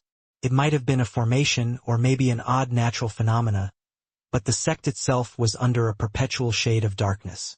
The sun never rose, and the moon never set. In fact, 18 moons of various shades of silver to violet hung in the skies, shining down upon the otherwise dark sect. A fog of dark violet seemed to perpetually hang in the air. The pervasion of Qilin was so great that Ryu's eyes could see howling spirits hanging in the skies. Many of these spirits were just weak wraiths that could be killed with a single thought. However, in such large numbers it was almost impossible for one to deal with them all. Ryu could imagine that attacking Moonlight Blossom Sect, even completely disregarding their obvious terrain advantage, would be more than just a small headache. That said, even though in large numbers these wandering spirits could be a threat, this wasn't their true purpose. Rather, they were here as scouts. The moment Ryu entered the range of Moonlight Blossom Sect, all the spirits that had been meandering around without a purpose or goal suddenly turned their attention toward him in unison. If one had never met a spirit before, it was hard to describe exactly the kind of feelings one would undergo when being locked onto in such a fashion. But, if it had to be in just a few words, one could only say that it felt as though all your blood had been swapped out for ice water. The spirits didn't seem intent on doing anything. They simply stopped floating around, all of their gazes focusing onto Ryu as though he was the only thing of interest in the entire world. However, from start to finish, Ryu's footsteps never paused. He continued to walk forward unhurriedly, his pace even and his face expressionless. By that time, though, the true sentries of the Moonlight Blossom Sect had already been alerted. Though Ryu continued to walk, he could sense several auras locking onto him. Within the mountain range of Moonlight Blossom Sect, a familiar person sat in meditation. If Ryu had been there, he would have easily picked him out as the man he wanted to kill the most now, Zulfikar. In the instant, Zulfikar's eyes shot open, a strong sweeping force of Qilin surging from his body. When his chi settled down, his lip curled into a sneer. So that brat finally couldn't handle the pressure anymore. Huh? I'll make you bleed. Chapter 413 Guards. Ryu faced guards on duty with an apathetic expression, handing over a disciple badge. In truth, he could have avoided all of this trouble if he used the function of the badge to begin with. After all, it was designed so that the wraiths and spirits in the surroundings would ignore those of their sect. But obviously Ryu had other plans. If he wanted to remain low-key, he wouldn't have come here. He had no doubt that there weren't a small number of fools in this Moonlight Blossom Sect who believed that he had come here because he could no longer handle the heat coming at him from all sides. They weren't necessarily wrong for thinking this. After all, there were no shortage of individuals looking for him at the moment. Whereas the Tri-Key was valuable before, it was quite possibly even more valuable now than it had been in the past. Ryu wouldn't even be surprised if the 3-pupil Eclipse sect was even regretting handing their key out now. The guards who had come over ready for a fight gave weird looks toward Ryu. If you were a disciple, why did you cause so much trouble? In truth, despite the fact that Ryu was an outer disciple, quite a respected position especially considering the cultivation level he had gained such an honor at, these guards weren't in awe of him. The main reason for this was due to the fact that the guard position in the Moonlight Blossom Sect was taken up by those who were also disciples. In fact, it was a very sought-after position due to the sect points one could accumulate with ease. Most of the time, these guards had nothing to do but cultivate, yet they could still gain merit for doing so. The only downside was that the cultivation spaces near the gates of the sect definitely weren't as good as their own immortal caves.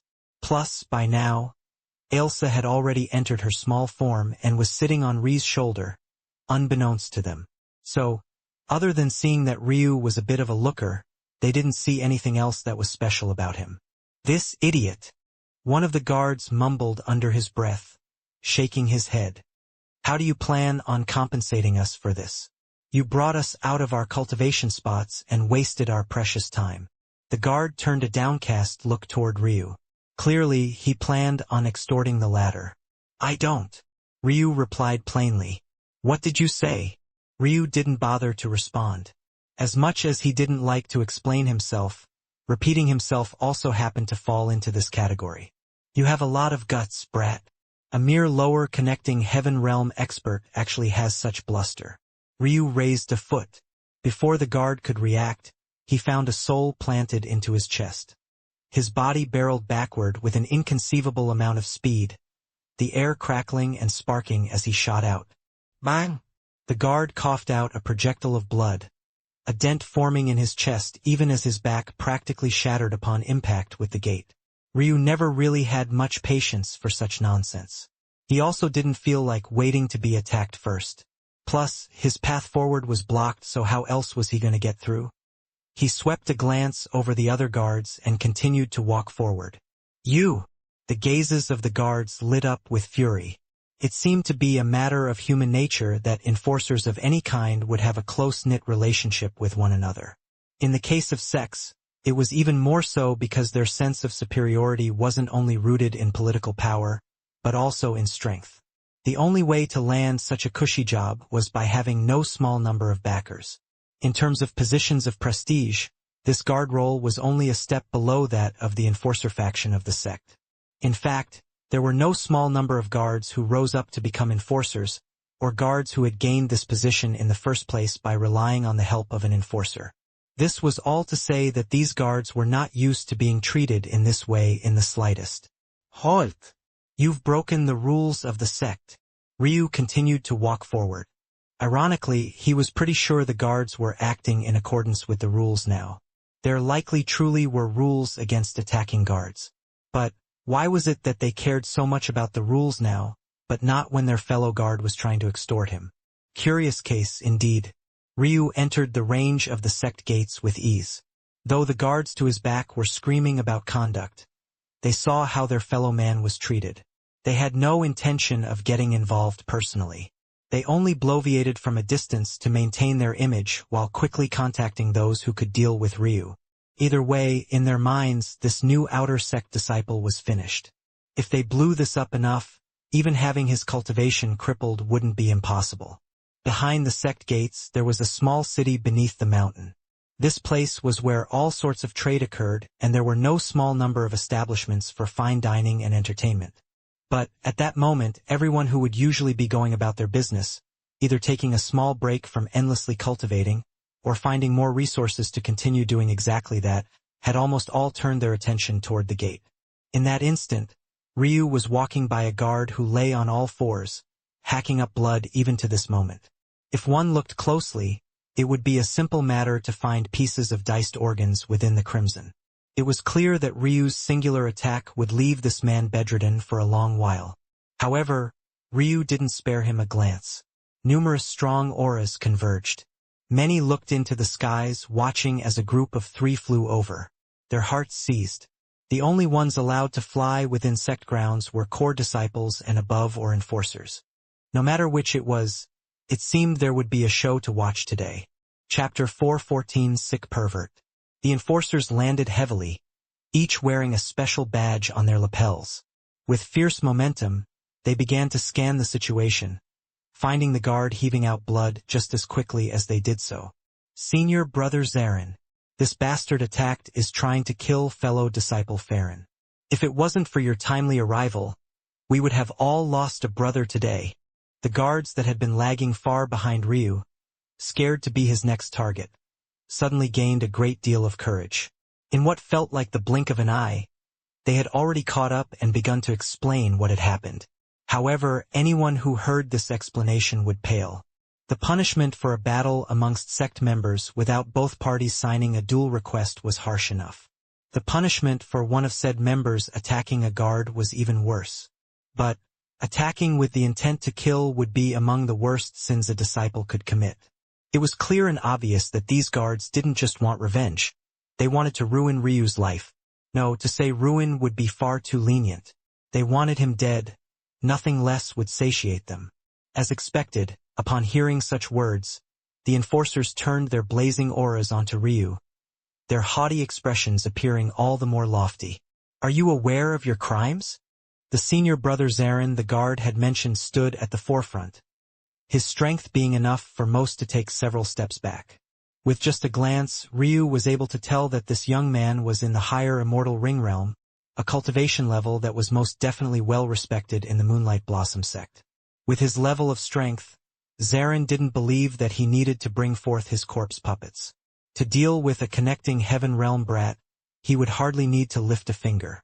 A curious, almost mischievous light lit Ryu's silver gaze. With a thought, a gray-skinned beauty appeared before him. Her body was streamlined and brimming with power, her curves filled with a hidden explosive strength. If it wasn't for the fact she radiated a dense death and her eyes were practically vacant, one would never guess that this was a corpse puppet. Of course, there were some less than savory characters among those who called themselves necromancers. These were people who didn't segregate their sexual preferences among the living and the dead. And it was these very same people that took a sudden keen interest in Ryu's Esme. The process of refining a corpse puppet was long and arduous. Let alone finding a beauty to refine, even if you managed to, it was almost impossible to have her retain the same human functions. Zarin just so happened to be one of these scourges of society. The moment he laid eyes on Esme, his first reaction wasn't to be in contempt, wondering why this fool would dare bring out a mere peak-connecting heaven realm puppet to face him. Rather, his senses were immediately trained on Ryu's puppet. She's perfect. Zarin's breathing hitched slightly. He didn't believe for a moment that Ryu had refined this puppet personally. Zarin instantly jumped to the conclusion that Ryu must have found some outstanding treasure. In the world of necromancy, such refinement treasures were as rare as phoenix feathers. They often came in the form of coffins and usually only passed down as heirlooms of major sects. In truth, such things were kept so secret that despite his standing within the sect, Zarin wasn't sure if the Moonlight Blossom sect even had one. Others might not be able to pick out the uniqueness of Esme, but Zarin, a class A pervert of extraordinary proportions, was able to at a single glance. Her skin is so supple. This was the main point Zarin picked out and the only point of emphasis he needed to focus on. Usually, during the refinement process, a puppet's organic chemistry would be altered. Sometimes this would be done on purpose, but much of the time it was just an inevitable consequence. It was simply too difficult to replicate the toughness needed without also giving way to some matters. Whenever a human cultivated their body, they were able to have the best of both worlds, maintaining the suppleness and youth of their skin while also gaining sturdiness. Ryu was a prime example of exactly this.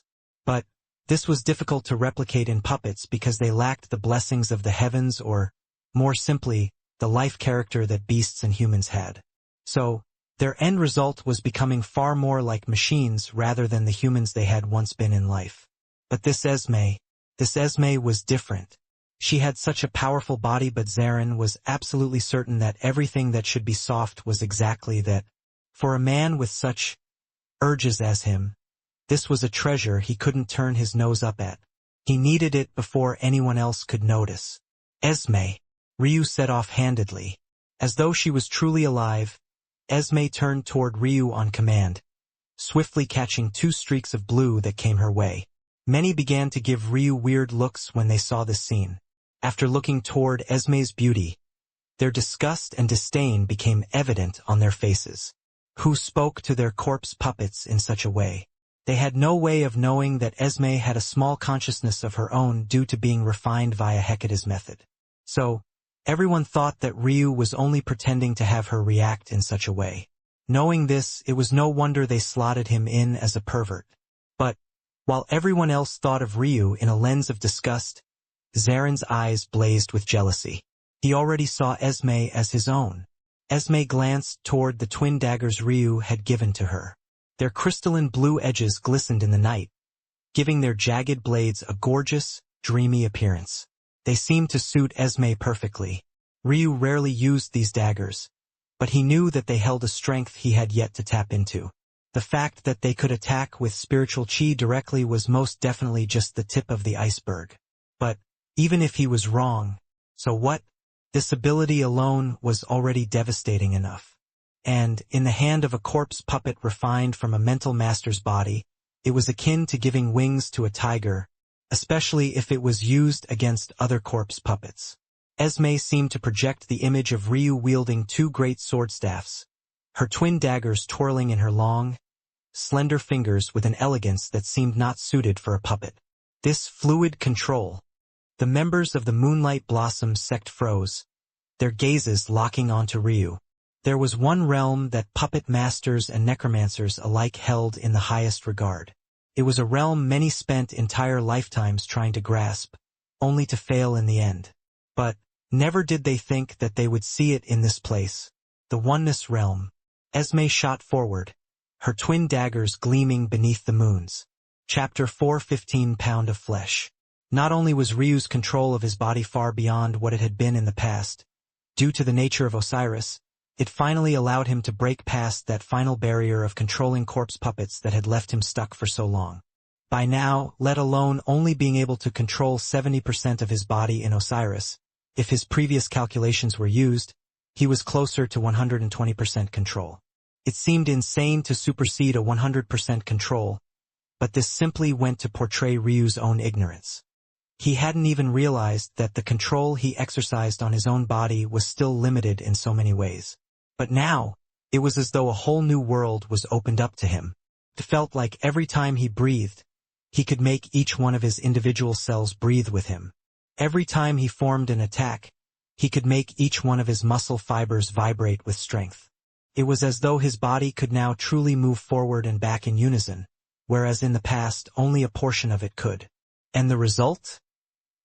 Esme closed the distance between herself and Zarin in the blink of an eye, her body streamlined and sculpted to perfection. Every understanding Ryu had in control his own body seemed to be perfectly translated. Although Ryu couldn't guarantee the same level of control when it came to other corpse puppets, he was confident that as long as the corpse puppet was humanoid, his control would be unmatched, even by those old fogies of the sect. Zarin was caught off guard, not expecting such speed from a mere peak connecting heaven realm puppet. He suddenly found that this puppet was more dangerous than he thought it was. He was so enraptured by its beauty that he didn't understand the danger he was in until it was almost too late. Shadow Shield. Zarin quickly circulated his chi, causing numerous black fog-like shields to appear before him and Esme. The Enforcer's reaction caused many to be shocked. Was such caution necessary in the face of such a weak puppet? The only thing that could have been more shocking than this was if Zarin was actually forced to bring out his own corpse puppets. Before they could even finish this thought, that was exactly what happened. Zarin fell back using Shadow Shield as a method of buying time. Under normal circumstances, the corrosive properties of Shadow Shield would be more than enough to put a peak-connecting Heaven Realm puppet out of commission. This was because despite the fact Shadow Shield was just a lower Earth-grade technique, when fueled by immortal death chi, its strength was on a completely different level. Zarin immediately began to perform several hand seals as he fell backward. Usually, a necromancer would have a dedicated spatial ring for their puppets. This was obviously because corpse puppets were not among the living and as such could be placed in such things. But it also had to be remembered that spatial rings were incredibly expensive. Not everyone had near endless space like Ryu did with his incubator. As a result, many necromancers were limited in the number of corpse puppets they could carry on themselves, severely limiting their combat prowess. In order to mitigate this, many necromancers learned from summoning necromancers, anchoring their puppets in separate dimensions that they could call upon whenever they wanted. However, there were a few caveats to this deal. For one, a normal necromancer who couldn't afford even spatial rings would never be able to sustain such a dimension. As a result, many relied on the sects they were a part of. These dimensions were actually just a garden of corpses cultivated by the ancestors of the sect to be used by later generations. Just like how outstanding sects might have heavenly herb gardens they passed down from generation to generation, necromancer sects had corpse gardens or dimensions. Depending on one's contribution to the sect, it would be possible to gain larger and larger pieces of this corpse garden to not only store your puppets to be called upon as long as you were within the same world as the garden itself, but the garden would also be able to nurture your puppets into growing stronger. Still, all this said, as an enforcer of the sect, there was no doubt that Zarin had enough connections to gain a small piece of this corpse garden for himself. The second and main issue here was that it took time to complete the ritual needed to summon a puppet was not small. Though it was not more than 3 to 5 seconds, in the middle of a battle of immortals, this time might as well have been an eternity.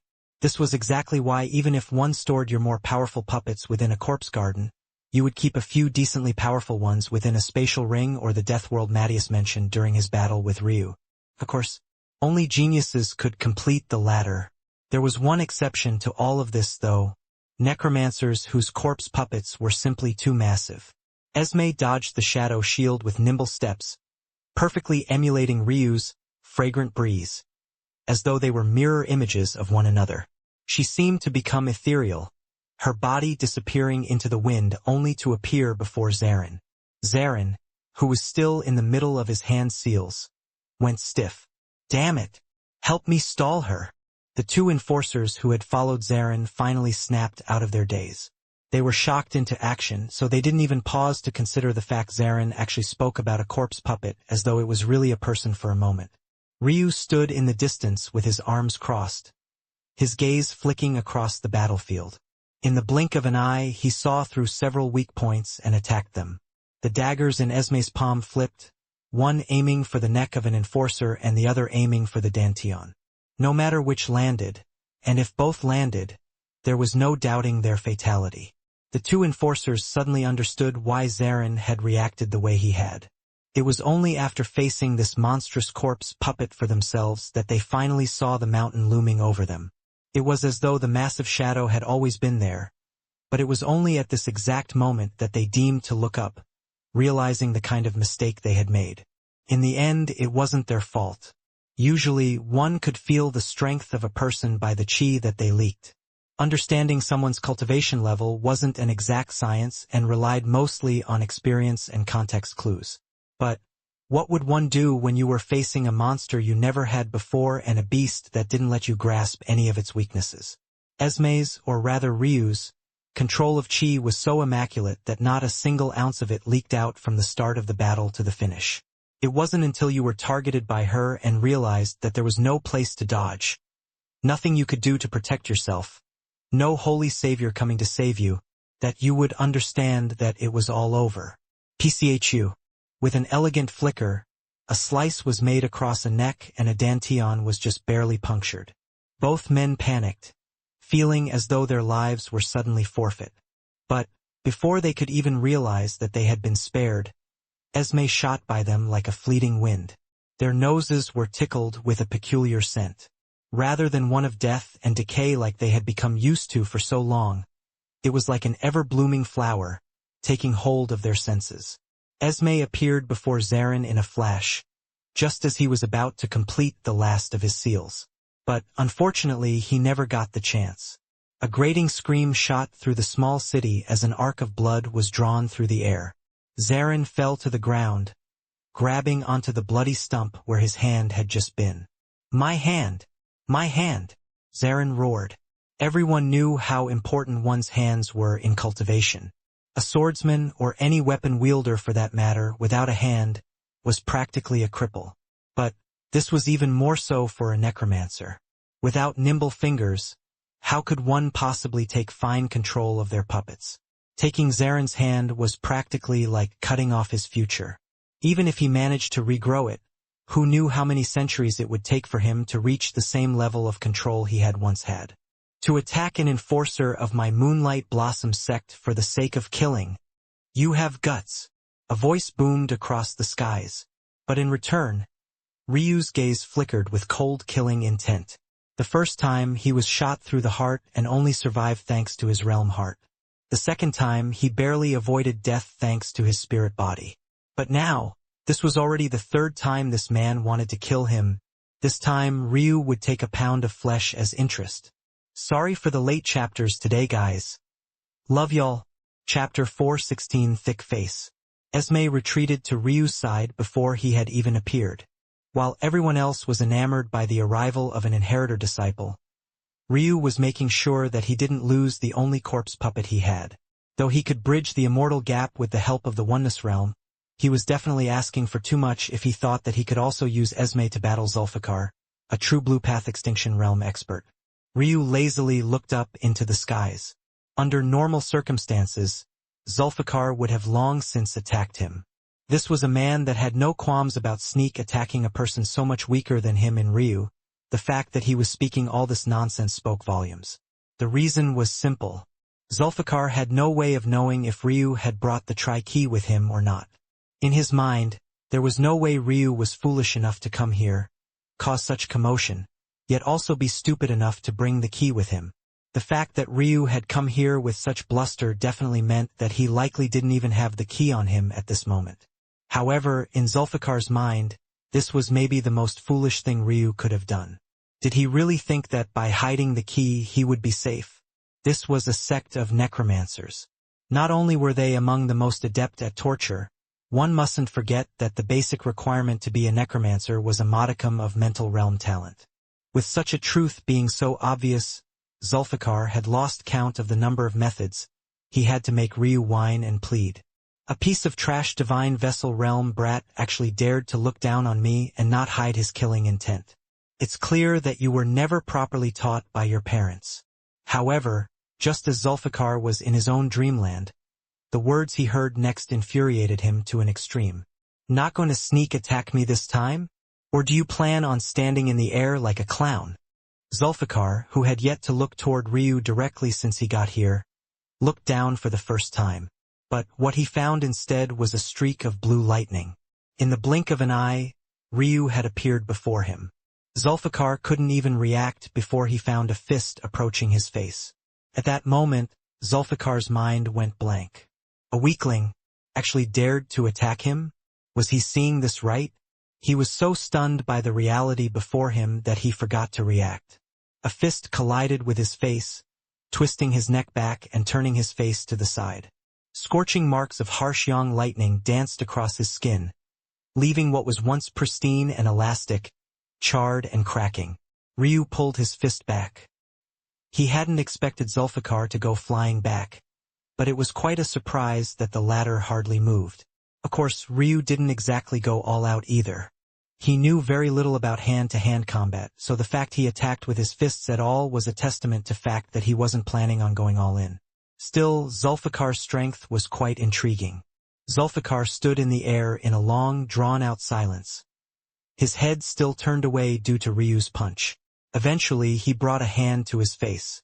A light press caused a squirt of blood to drizzle down his fingers and bits of burnt flesh to fleck off like ash blowing in the wind. Zulfikar's head finally turned, looking toward the blood dripping from his fingers as though this was the first time he had ever seen such a thing. What was maybe even more shocking to Zulfikar, though, was that instead of running after seeing the failure of his attack, Ryu simply continued to stand in the air, not more than even 3 meters from him. To a path extinction realm expert, even 3 kilometers was nothing, let alone 3 meters. To call it the matter of a blink of an eye was almost an insult. He wouldn't even need that long. Yet, there was Ryu, standing before him as though he didn't matter in the slightest. In fact, at the moment, Ryu was looking at his own fist that also happened to be bleeding. Despite his strength, and the tough skin his bloodlines gave him, the face of a path extinction realm expert was actually so. "Your face is pretty thick," Ryu commented offhandedly. Elsa sputtered with laughter when she heard Ryu's words. It was a shame, though, that no one but Ryu could see such a beautiful scene. Elsa almost felt like it was an injustice to the world. Even at his coldest, Ryu's snarky comments and witty comebacks were practically a staple of his personality. It was just unfortunate that Ryu spent so much of his time cultivating that he rarely, if ever, interacted with others. Somewhere deep inside, Elsa hoped that Ryu could find friends to share his life with. Maybe they would be able to help him turn back into the smiling little boy that appeared in her memories from time to time. But for now, she would take his slow progress toward opening up. She quite liked the path her little Ryu was taking. Zulfikar fumed at such words. But very soon he broke out into a smile. And not long after that, his smile became uproarious laughter. Good, good, good. His aura blazed, a towering darkness threatening to pierce the 18 moons that hung in the sky. In response, Ryu's lip curled, his aura also blazing. But, unlike Zulfikar, his body began to change. Beautiful blue scales raced into existence along Ryu's pale skin. His eyes grew slits, deepening from the silver hue to a robust sapphire color as though his irises were carved of gems. 2 protruding, proud horns rose from Ryu's forehead. his white hair whipping about wildly as blue arcs of lightning crackled around him. Ryu's robes burst apart under his violent, raging energy, revealing a toned torso covered with just as many scales. Ryu slammed his palms together, concentrating a large amount of yang lightning between them. As he slowly pulled them apart, the crackling shaft of a weapon began to appear. Impose. Chapter 417 First Humiliation. The wraiths and spirits around Ryu cried out in horror.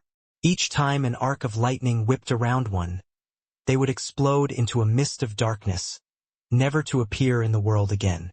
Ryu's palms extended to the point a crackling spear appeared.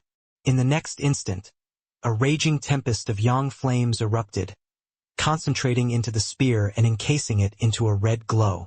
The combination caused a spear dancing of violet and purple hues to come into existence. Ryu spread his palms out, allowing the spear to fall before him. He grabbed onto its shaft, swinging it to one side and causing a typhoon of heavy wind to shatter the ground below. "Come die," Zulfikar snarled, his body shooting forward. Using his corpse puppets against a divine vessel realm pup?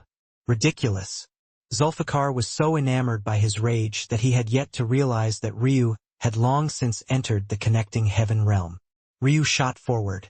There was only a 3-meter distance between them, but the two came forward with their full force, Zulfikar swinging out with a fist and Ryu with his spear. Bang! Ryu went flying backward, but Zulfikar took 2 heavy steps back in the air, the ground beneath his feet shattering and collapsing even as he did so.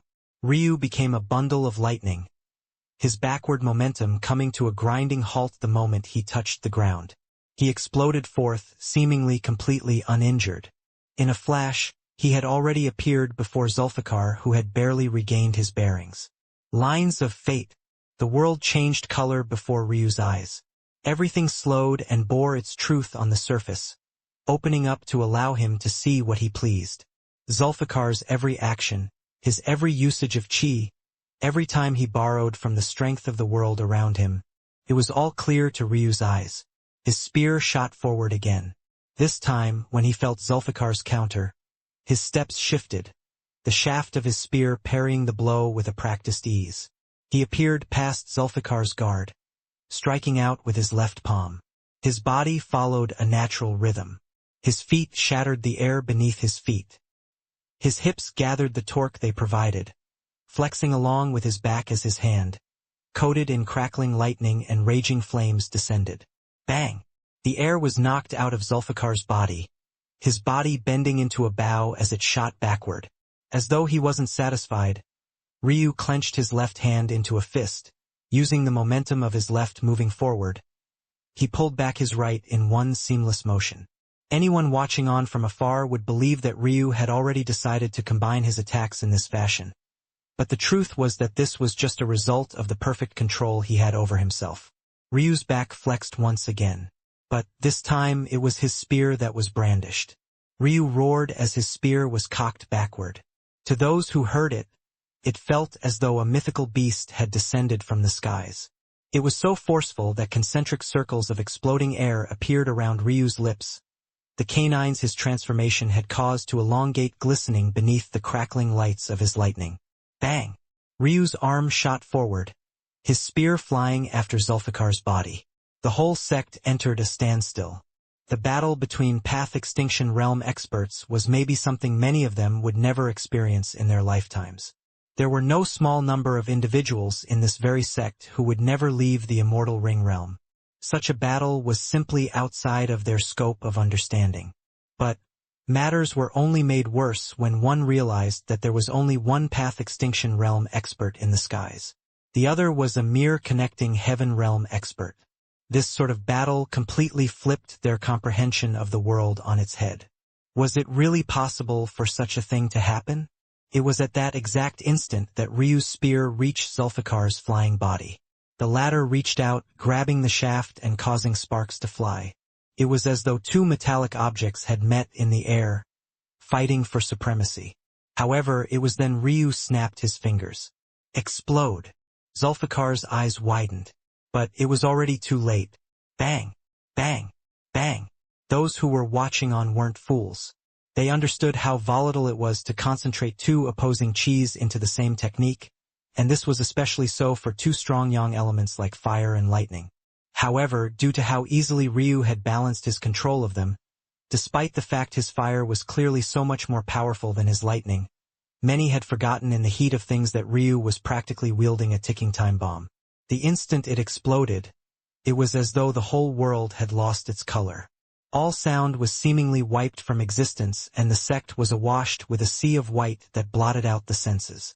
Zulfikar heavily crashed into the ground as Ryu stood in the skies, his visage expressionless. To him, it didn't seem like a very big deal that he had dealt with a path extinction realm expert.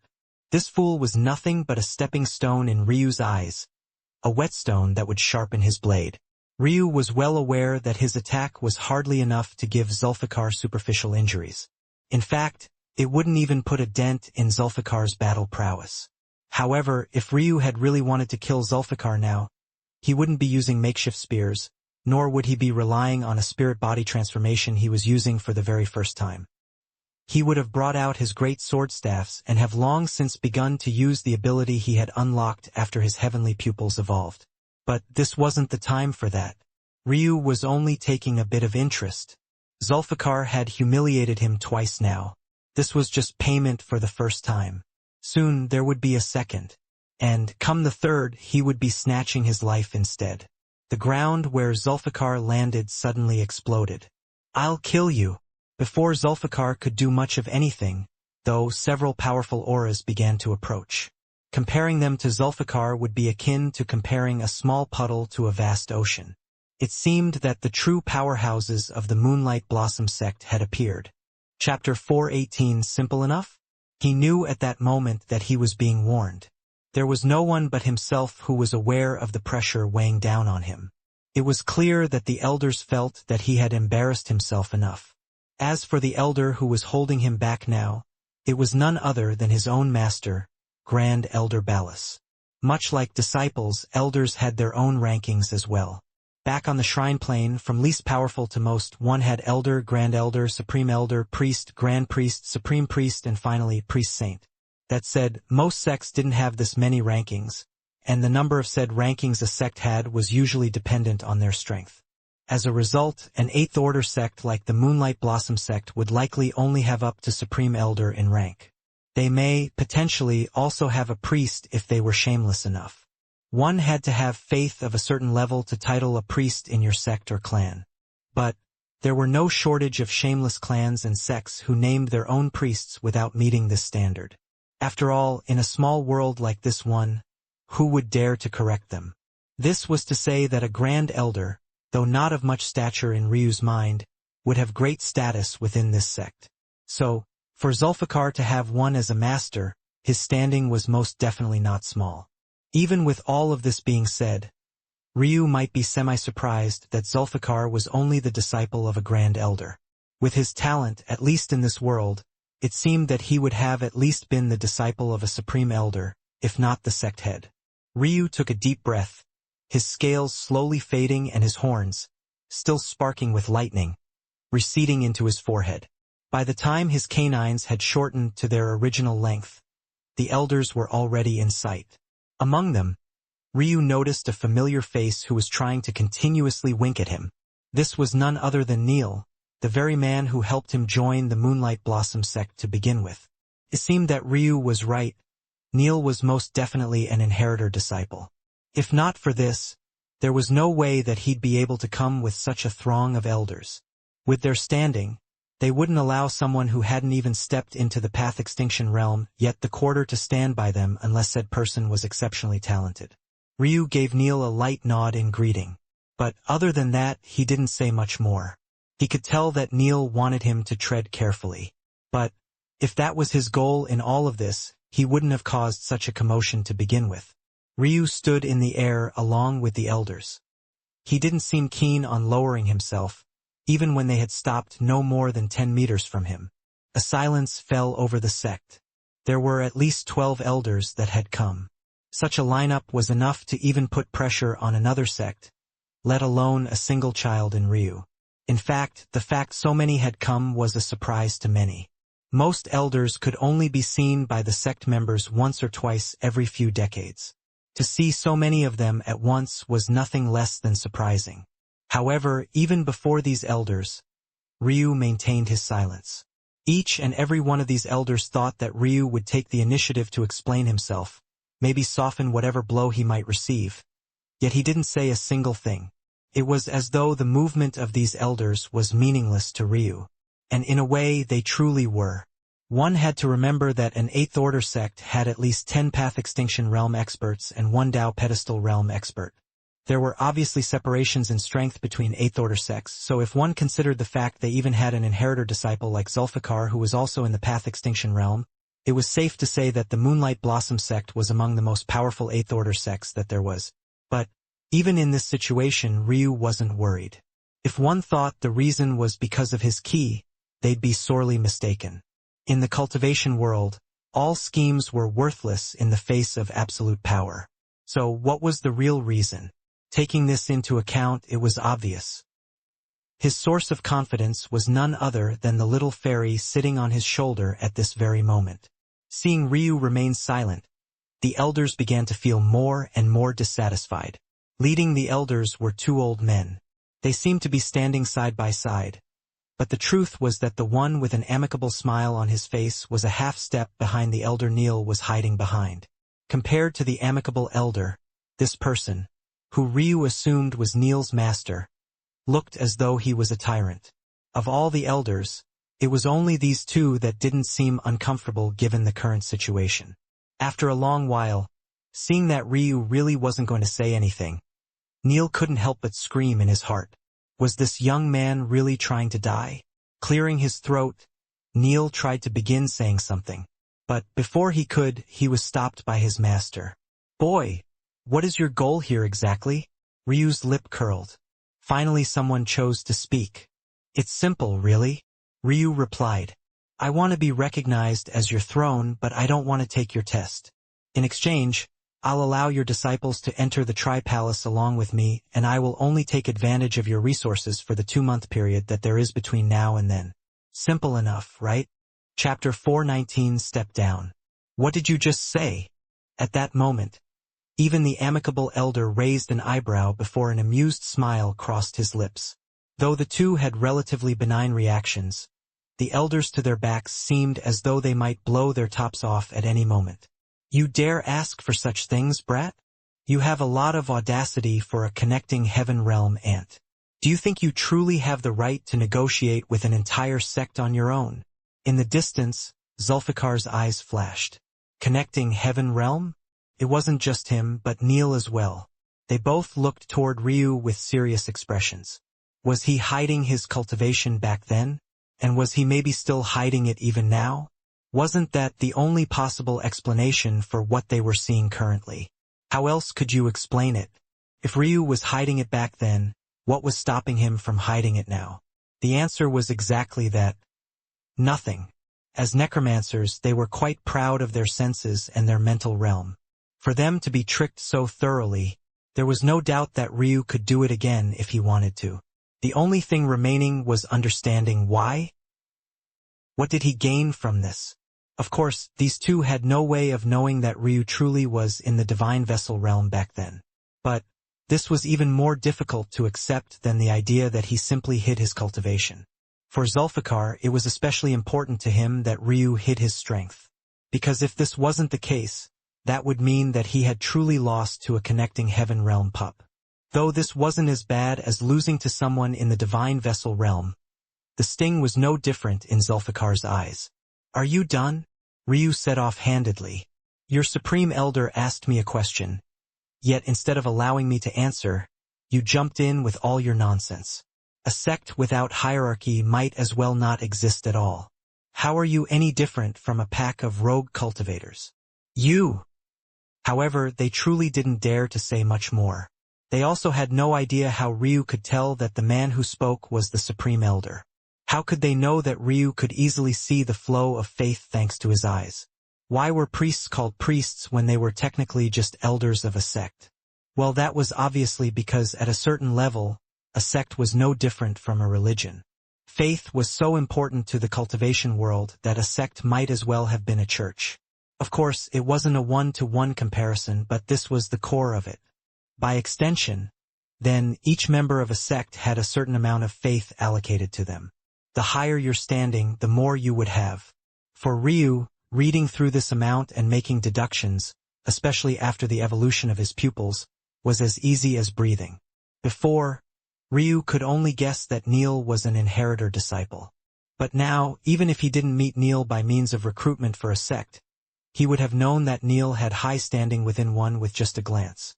I think that my strength has already been adequately portrayed. I'm a connecting heaven realm expert who lasted more than a few rounds with your inheritance disciple. Zulfikar's jaw clenched and the elders fell silent. However, I don't want to become the throne of the Moonlight Blossom sect, and I'm sure that there are some people here who wouldn't like this either. That's just the first point, but there are more. The second is the short duration of my stay. How many resources do you think I can use? I won't claim that I won't put a dent in your funds, but it wouldn't be anything you can't recover from in a few decades, and that's only if entry into the Tri-Palace isn't taken into account. Ryu pointed a slender finger into the skies. I'm sure that all of you are aware of the shift in fate the moon world has undergone. This entrance into the Tri-Palace is important not just for your sects, but even the 3-pupil Eclipse sect and 3-pupil clan are no longer sitting idly by. The amount of faith you can grab from this expedition will likely decide the future rulers of this world. And, beyond that, the number of resources will likely far outstrip anything I could use personally. Some of you probably still believe that there's no need to make such a deal with a connecting heaven realm expert like me. But, not only can I say that would be foolish, beyond that, I can only say that you can have a try if that's what you really want. Fair warning, though. When I'm angry, I tend to not think of the consequences too much. At least if I'm only your throne for 2 months, you have a reason to freeze me out later. But, if I'm your throne for a lifetime, I'm sure you can fill in the blanks for yourself. With Ryu's current combat prowess, even though this would be his second throne trial, he had the utmost confidence in succeeding. It was just that he didn't want to waste an opportunity on the Moonlight Blossom sect. One had to remember that with each attempt and with each stack of a throne, the difficulty in claiming the next became exponentially more difficult. This was obvious. After all, to be able to supply more than one sect or clan with enough faith, you had to be much stronger than even the average throne. And why is it that you don't want to be our throne if you're so confident in yourself? The stoic elder asked. He had just received a voice transmission from Neil that it was possible that Ryu was hiding his cultivation level. If that was the case and Ryu was actually a Path Extinction Realm expert in sheep's clothing, wouldn't they all have been fooled? Becoming a throne ultimately required exceptionally high combat prowess. If Ryu's cultivation realm was fake, he obviously didn't have that. He began to look at Ryu skeptically. Ryu's lip curled. At that moment the wind began to kick up. An oppressive force descended from the skies and a majestic throne seemingly tore its way through space to make its presence known. As though a throne of ice, the sky-blue gems of the throne glimmered, freezing the air around the sect. Deep within the Moonlight Blossom sect's territory, a middle-aged man could no longer keep his concentration, his eyes opening as a mind-numbing pressure spread outward. I already have the throne of a sect beyond yours in strength. Ryu said plainly. If I'm going to claim a second throne, why would I take a step down? Chapter 420 Serial. At that moment, it suddenly didn't matter whether or not Ryu was still hiding his cultivation level. Anyone who could become a throne was a monster on their own level, an entity that the Moonlight Blossom sect would be hard-pressed to handle. The worst part of the matter was that the strength of this sect was obviously beyond their own. This meant that Ryu's previous words weren't empty. Sects weren't known for protecting their throne. However, that didn't mean that, in such a sensitive situation, Ryu couldn't make a deal with them. The elders couldn't help but go on their guard. Just what kind of monster were they facing exactly? That was easier than expected. Ryu commented offhandedly. Ryu found himself strolling through the Moonlight Blossom sect. Though he wasn't exactly alone since Neil was following behind him, looking at his side profile as though he was gazing upon a monster. When Neil heard Ryu's words, His lip couldn't help but twitch. He didn't even know how to respond to such a statement. But what he didn't know was that Ryu wasn't talking to him at all. Too easily. Elsa nodded. They definitely have their own contingency plans. I wouldn't be surprised if they're concocting a web of schemes right now. It can't be helped. Ryu replied. They're probably hesitant to act without knowing which sect I come from. I wouldn't be surprised if they believe that I'm acting for the sake of this sect despite being a throne. Elsa giggled. But how likely is it that they'll ever guess that your throne is from their former rulers? Ryu's lip curled slightly, but the truth was that it wasn't impossible to find this out. It would take someone very adept at fate and sensing and understanding it. But it definitely wouldn't be an impossibility. The only issue with that possibility, though, is that trying to read the fate of someone with the mysteries of heaven and earth pupils was really no different from seeking death. Even if the ancestor of the Moonlight Blossom sect stepped forward personally, the best-case scenario was a severe injury. Neil cleared his throat. Say, Ryu, which sect are you the throne of? Ryu sent a glance over toward Neil. Do you really expect me to answer that? Neil scratched the back of his head. Well, my master is pretty strict. I had to try at least once since our relationship isn't too bad. Ryu smiled lightly toward these words, something that caught Neil off guard. He had to remind himself that Ryu was a man before he regained his bearings. Once he realized what he was thinking, he almost felt like pinching himself. What the hell was wrong with him? Also, when did Ryu start smiling like that? He could have sworn that the Ryu he knew was cold as ice. Just what happened during the last 6 months? Or maybe that day he had met Ryu was just a bad day for him? Neil shook his head. That couldn't be true. He had traveled with Ryu for several days, so it couldn't have just been a bad day. He had never seen a foul mood last for so long. Forget it. Neil had no idea that there was a fairy beauty dying of laughter at his expense. If it wasn't for the fact Ryu had gotten very good at controlling his expressions after having this beauty following him for so long, he might have been scowling at the moment. Are thrones really so rare? Ryu asked a question instead of responding directly. Neil gave Ryu a weird look. As far as we're aware, the moon world should only have a single throne. And we're pretty sure you're not him. Oh, are you not from the moon world? Neil probed. However, all he received in response was another glance. Neil laughed. I'm kidding. The mark of an outsider is pretty clear. Faith revolves around you too naturally for you to be from another world. But that only makes things more curious. Ryu smiled again, but didn't say much. His heavenly pupils ensured that Faith of no world would reject him. It was an ability he never thought about because he had rarely stepped foot away from the shrine plane. So, of course, fate would flow naturally around him. Usually, though, when one stepped foot onto another world, there would be some restrictions and even some oppression. It was a world's way of protecting itself. Of course, there was another reason that the fate of this world wouldn't reject him, and that was because he was a throne of its former ruler. The influence of his Ice Phoenix clan's subordinate sect had yet to completely wane. Seeing that Ryu wasn't giving away more, Neil shook his head. Ah, here we are. Neil and Ryu finally made their way to the base of a large mountain. But, whereas one would have expected to find a large black face, there was instead a massive shut vault. The vault was shaped into a semi-sphere and had large bronze gears displayed on its surface. But, beneath the gears, there was nothing but transparent glass, showing the inner workings clearly from the outside. Well, it was clear to Ryu anyway. For anyone else, there was a foggy formation blocking the path. Ryu was quite surprised to see that he didn't even need to try to see through what was before him.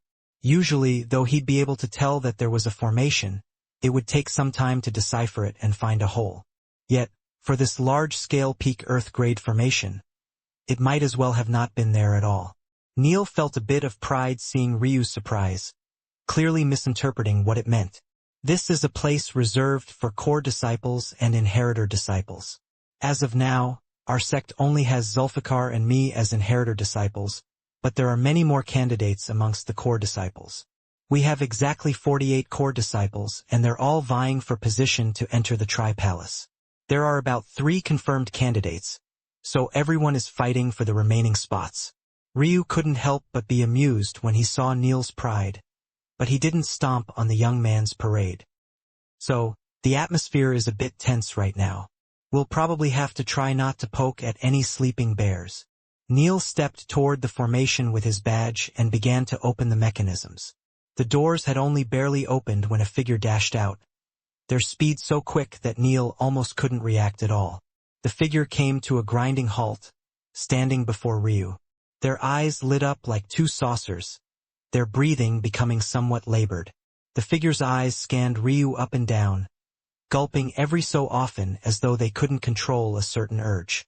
Not long later, the figure's face suddenly began to redden. It became so bad that a person from afar might have thought that this poor person would implode at any time.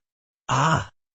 The figure dashed back into the mountain's gates, leaving a trail of fragrance in their wake. Ryu raised an eyebrow. That was... Neil cleared his throat. That was junior sister Serial. She's a bit of an oddball, don't mind her? She's among the 3 guaranteed to enter the Tri-Palace, though she isn't an inheritor disciple. If it wasn't for the fact we don't have any female Grand Elders or Supreme Elders, she would likely be an inheritor disciple already. Neil seemed to be trying exceptionally hard to control his jealousy, but his twitching lip definitely wasn't helping him out very much. Elsa's giggles increased on Ryu's shoulder. She's a good dual cultivation partner candidate. Even if you don't like her, you can always take her in as a concubine. Elsa blinked innocently, whispering into Ryu's ears. The action made Ryu feel as though a roar was sounding from his lower belly as a beast struggled against its chains. The junior sister Serial was indeed one of the most beautiful women he had ever seen. She was lacking in comparison to Elsa and even lacking in comparison to Elena when he last saw her, but Serial's cultivation was far beneath the both of them. The fact she could catch Ryu's eye at all was a testament to just how gorgeous she was. And maybe what drew Ryu to her even more, setting aside everything else, was the fact that while Elsa and Elena were 2 overly straightforward women, Serial was apparently their direct opposite. The instant Ryu had these thoughts, he all but furiously shook his head. What the hell was wrong with him? What are you fighting it for? Didn't you see her cute button nose and her petite little figure? You can trust big sis. I'm also certain that she's a virgin. Don't you think she's perfect? Just think about what her little pink tongue could. Ryu shut his brain down. He refused to listen to another word. Ever since Elsa's embarrassing display before, she had always been trying to find ways to get back at him. First it was the massage, now it was this. Elsa's laughter only became harder. I'm being serious, you know.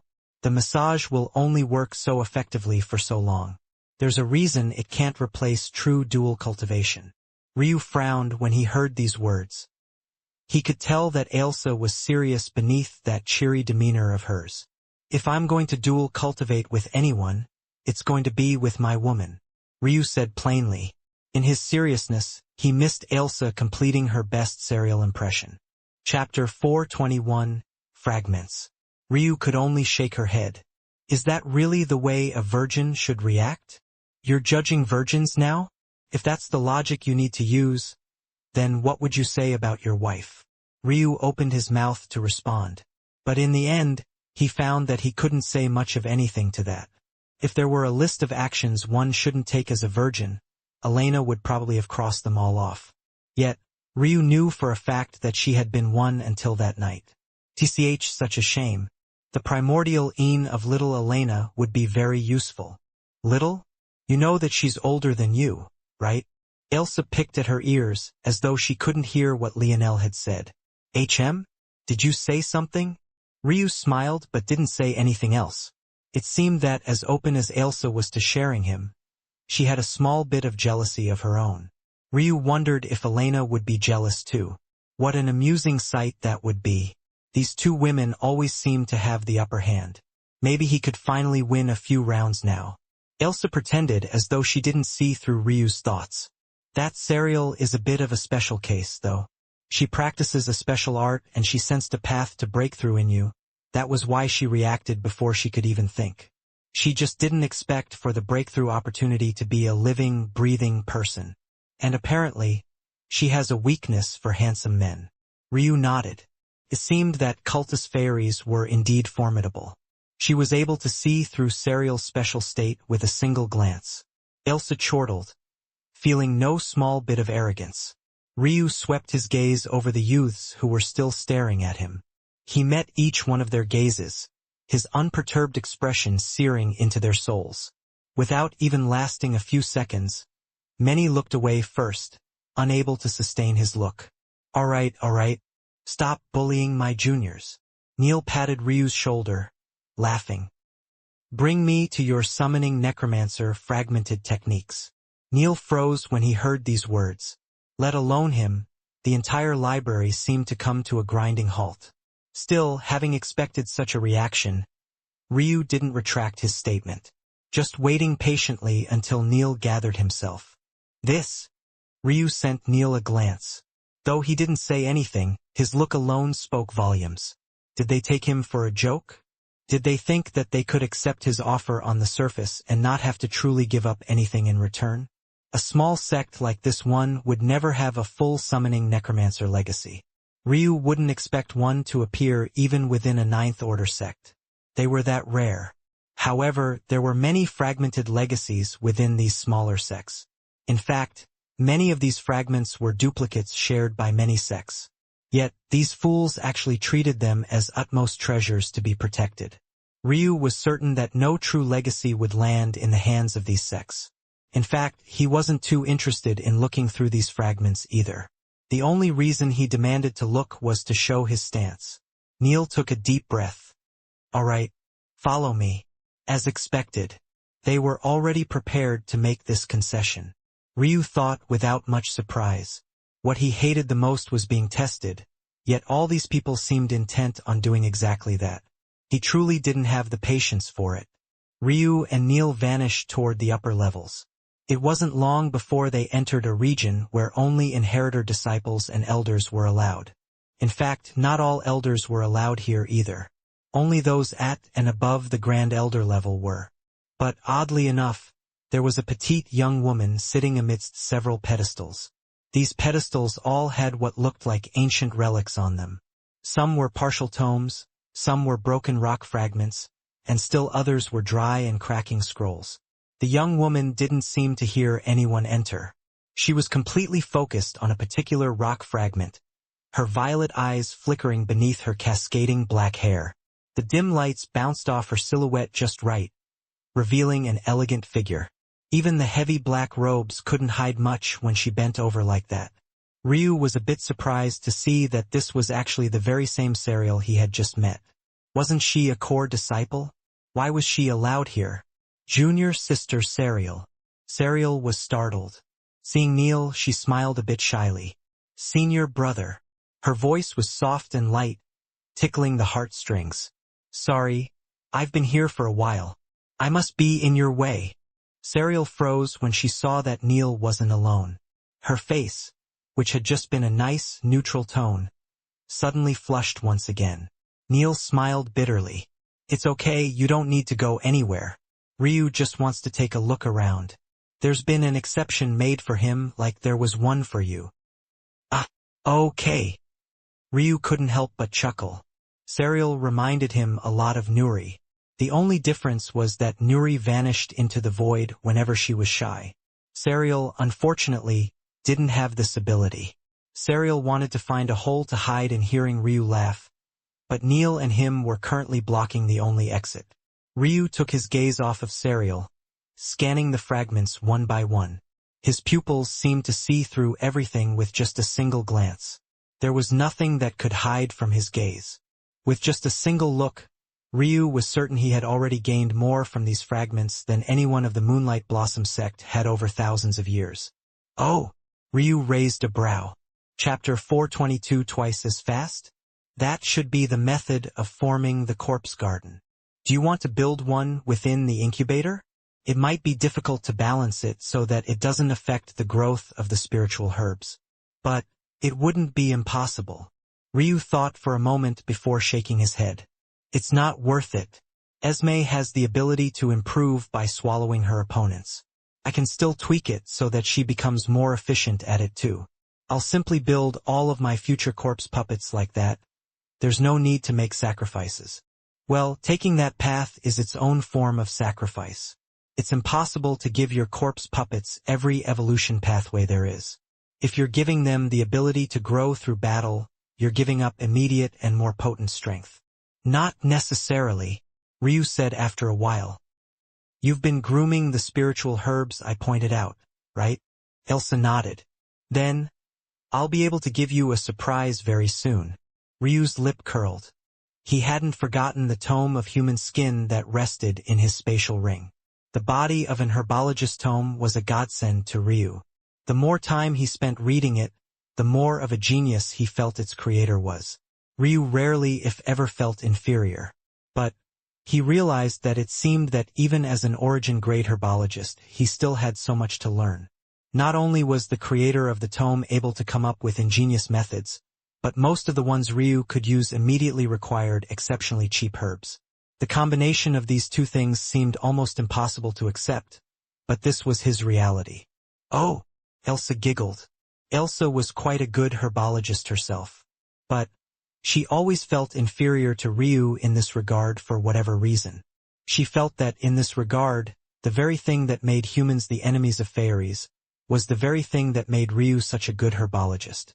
He had the flexibility to bump the status quo and stick a middle finger to the heavens, doing things with spiritual herbs she had never even considered before. Who would have thought that a human would surpass a fairy in herbology? It's not completely useless, though. Ryu's eyes glowed for a moment. They modified it to work as a corpse garden, but the true root of its use is to build a unique death world. It's missing a lot of parts, though. I'll need your help to rebuild the rest of it. Elsa nodded. Okay. All right, I've had my fill. Ryu turned toward Neil with a smile. Take me to your treasure vaults. Neil's lip twitched again. He was beginning to think that this was a quirk of his. This Ryu was truly going to be the end of him. If Neil didn't know by now that Ryu had only asked to come here to prove a point, he would be too much of a fool. Of course, what he didn't know was that Ryu had just gained a method his sect hadn't managed to unearth even after all these millennia. But Ryu had no intention of telling him that. Wait. Ryu looked back to find Serial stuttering through her words. Senior brother N. Neil. See, can I speak to Ryu alone for a moment? Neil's face froze.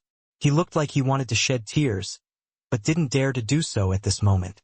It felt like he was watching his little sister go off into the den of a wild wolf. Sniffling, he took a step back. Sure. He squeezed out. I'll be right outside if you need anything. Neil turned, hiding the pain on his face as he looked up into the skies. Why couldn't he be more handsome? Why? Elsa lay on Ryu's shoulder, clutching her stomach. She couldn't seem to get enough of this. Ryu turned to face Serial, looking toward her curiously. She looked like she couldn't be more than 17 or 18 years old, but Ryu knew well that for anyone to step into the half-step path extinction realm like her, especially in this environment, she would have to be thousands of years old at least, most likely tens of thousands. However, the more Ryu observed her, the more his gaze sharpened. Eventually, his gaze became so overbearing that the temperature of the room seemed to plummet. Any fire his loins had gazing upon this petite beauty seemed to vanish. His expression eventually became no different than when he was facing an enemy. It seemed as though he might explode at any moment. The Serial, she was only 5,000 years old at the oldest. Ryu was absolutely certain. Wah. Serial began to hyperventilate. She was trying her best to squeeze out her next words, but no matter how hard she tried, Ryu's aura was too stifling for her. Eventually, she broke down into a fit of tears. She began to wipe her tears with her little hands, wishing for them to go away. I'm sorry. I'm sorry.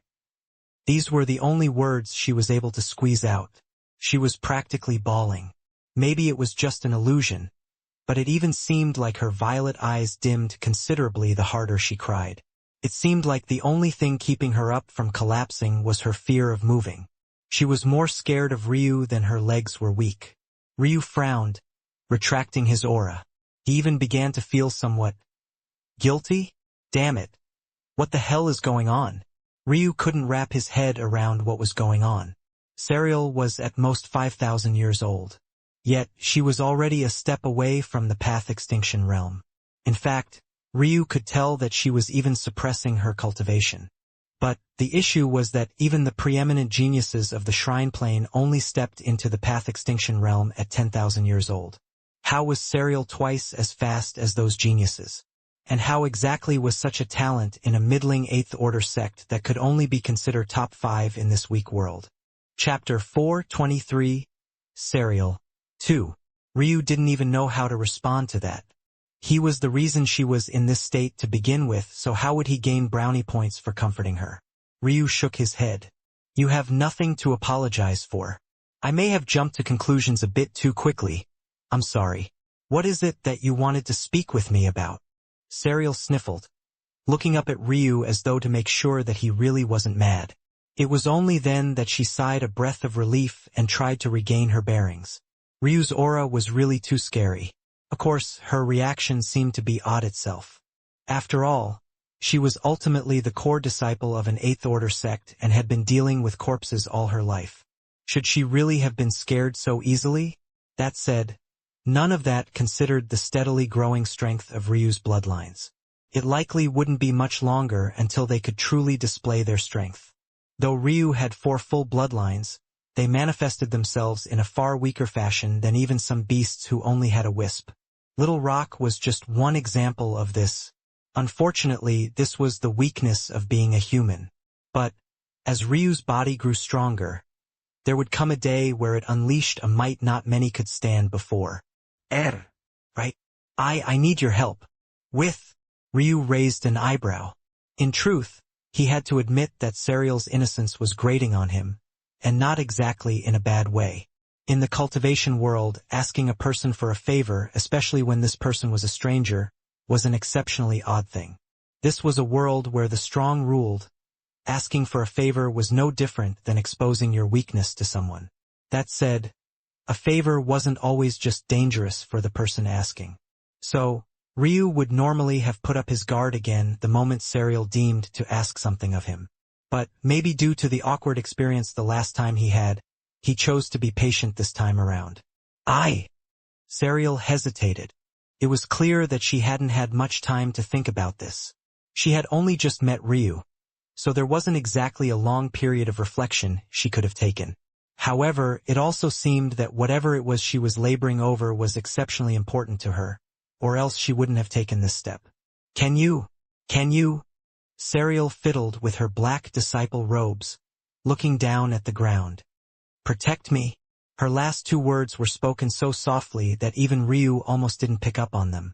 In fact, if it wasn't because he could faintly see her lips despite her lowered head, he would have thought that he misheard. What did this little girl just say? She's older than you know? Elsa didn't miss a chance at revenge. And unfortunately, much like her, Ryu had no response. He could only pretend as though he hadn't heard anything. Protect you? For what? From who? Ryu's brow furrowed. He could no longer hold back his skepticism.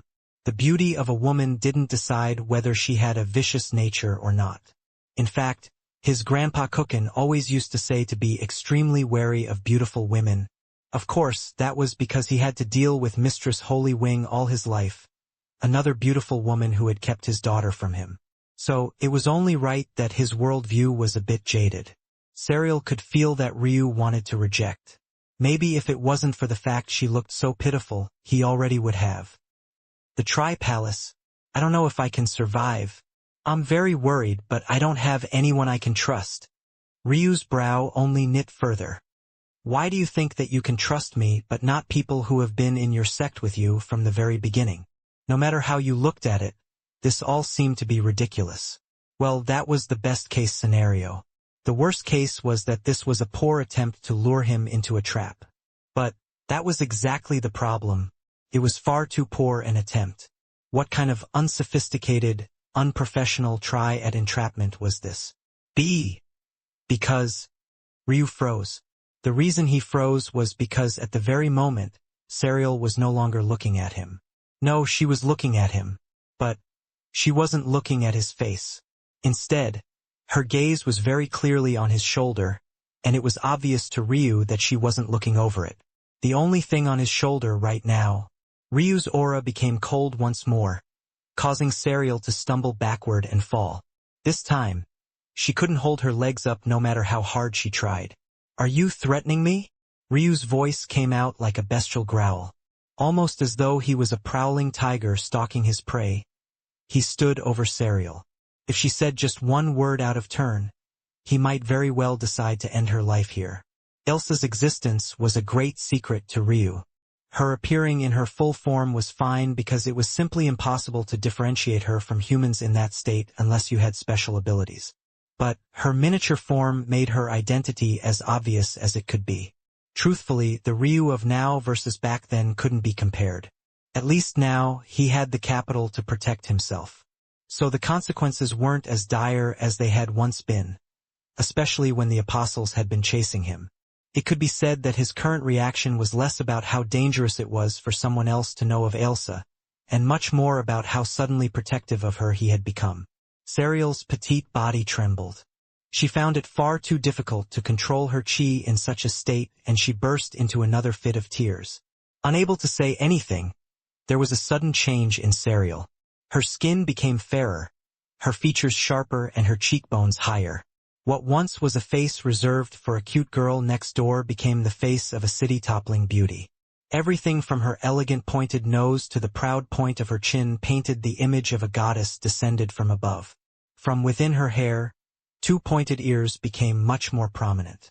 In fact, each grew by at least 2 inches. By the time they finished morphing, they hung out prominently from the side of her head and had no subtlety to them in the slightest. Finally, her violet eyes became far more vibrant, her long black hair shimmering like starlight. Ryu's forward momentum ground to a halt again. Someone was in disguise before him, and he actually hadn't seen through it? I'm sorry. Despite the fact her face seemed fit for an Empress of Worlds, Serial's immaturity didn't vanish in the slightest. I thought I could trust you, because you have a life partner. At that moment, Elsa was stunned too.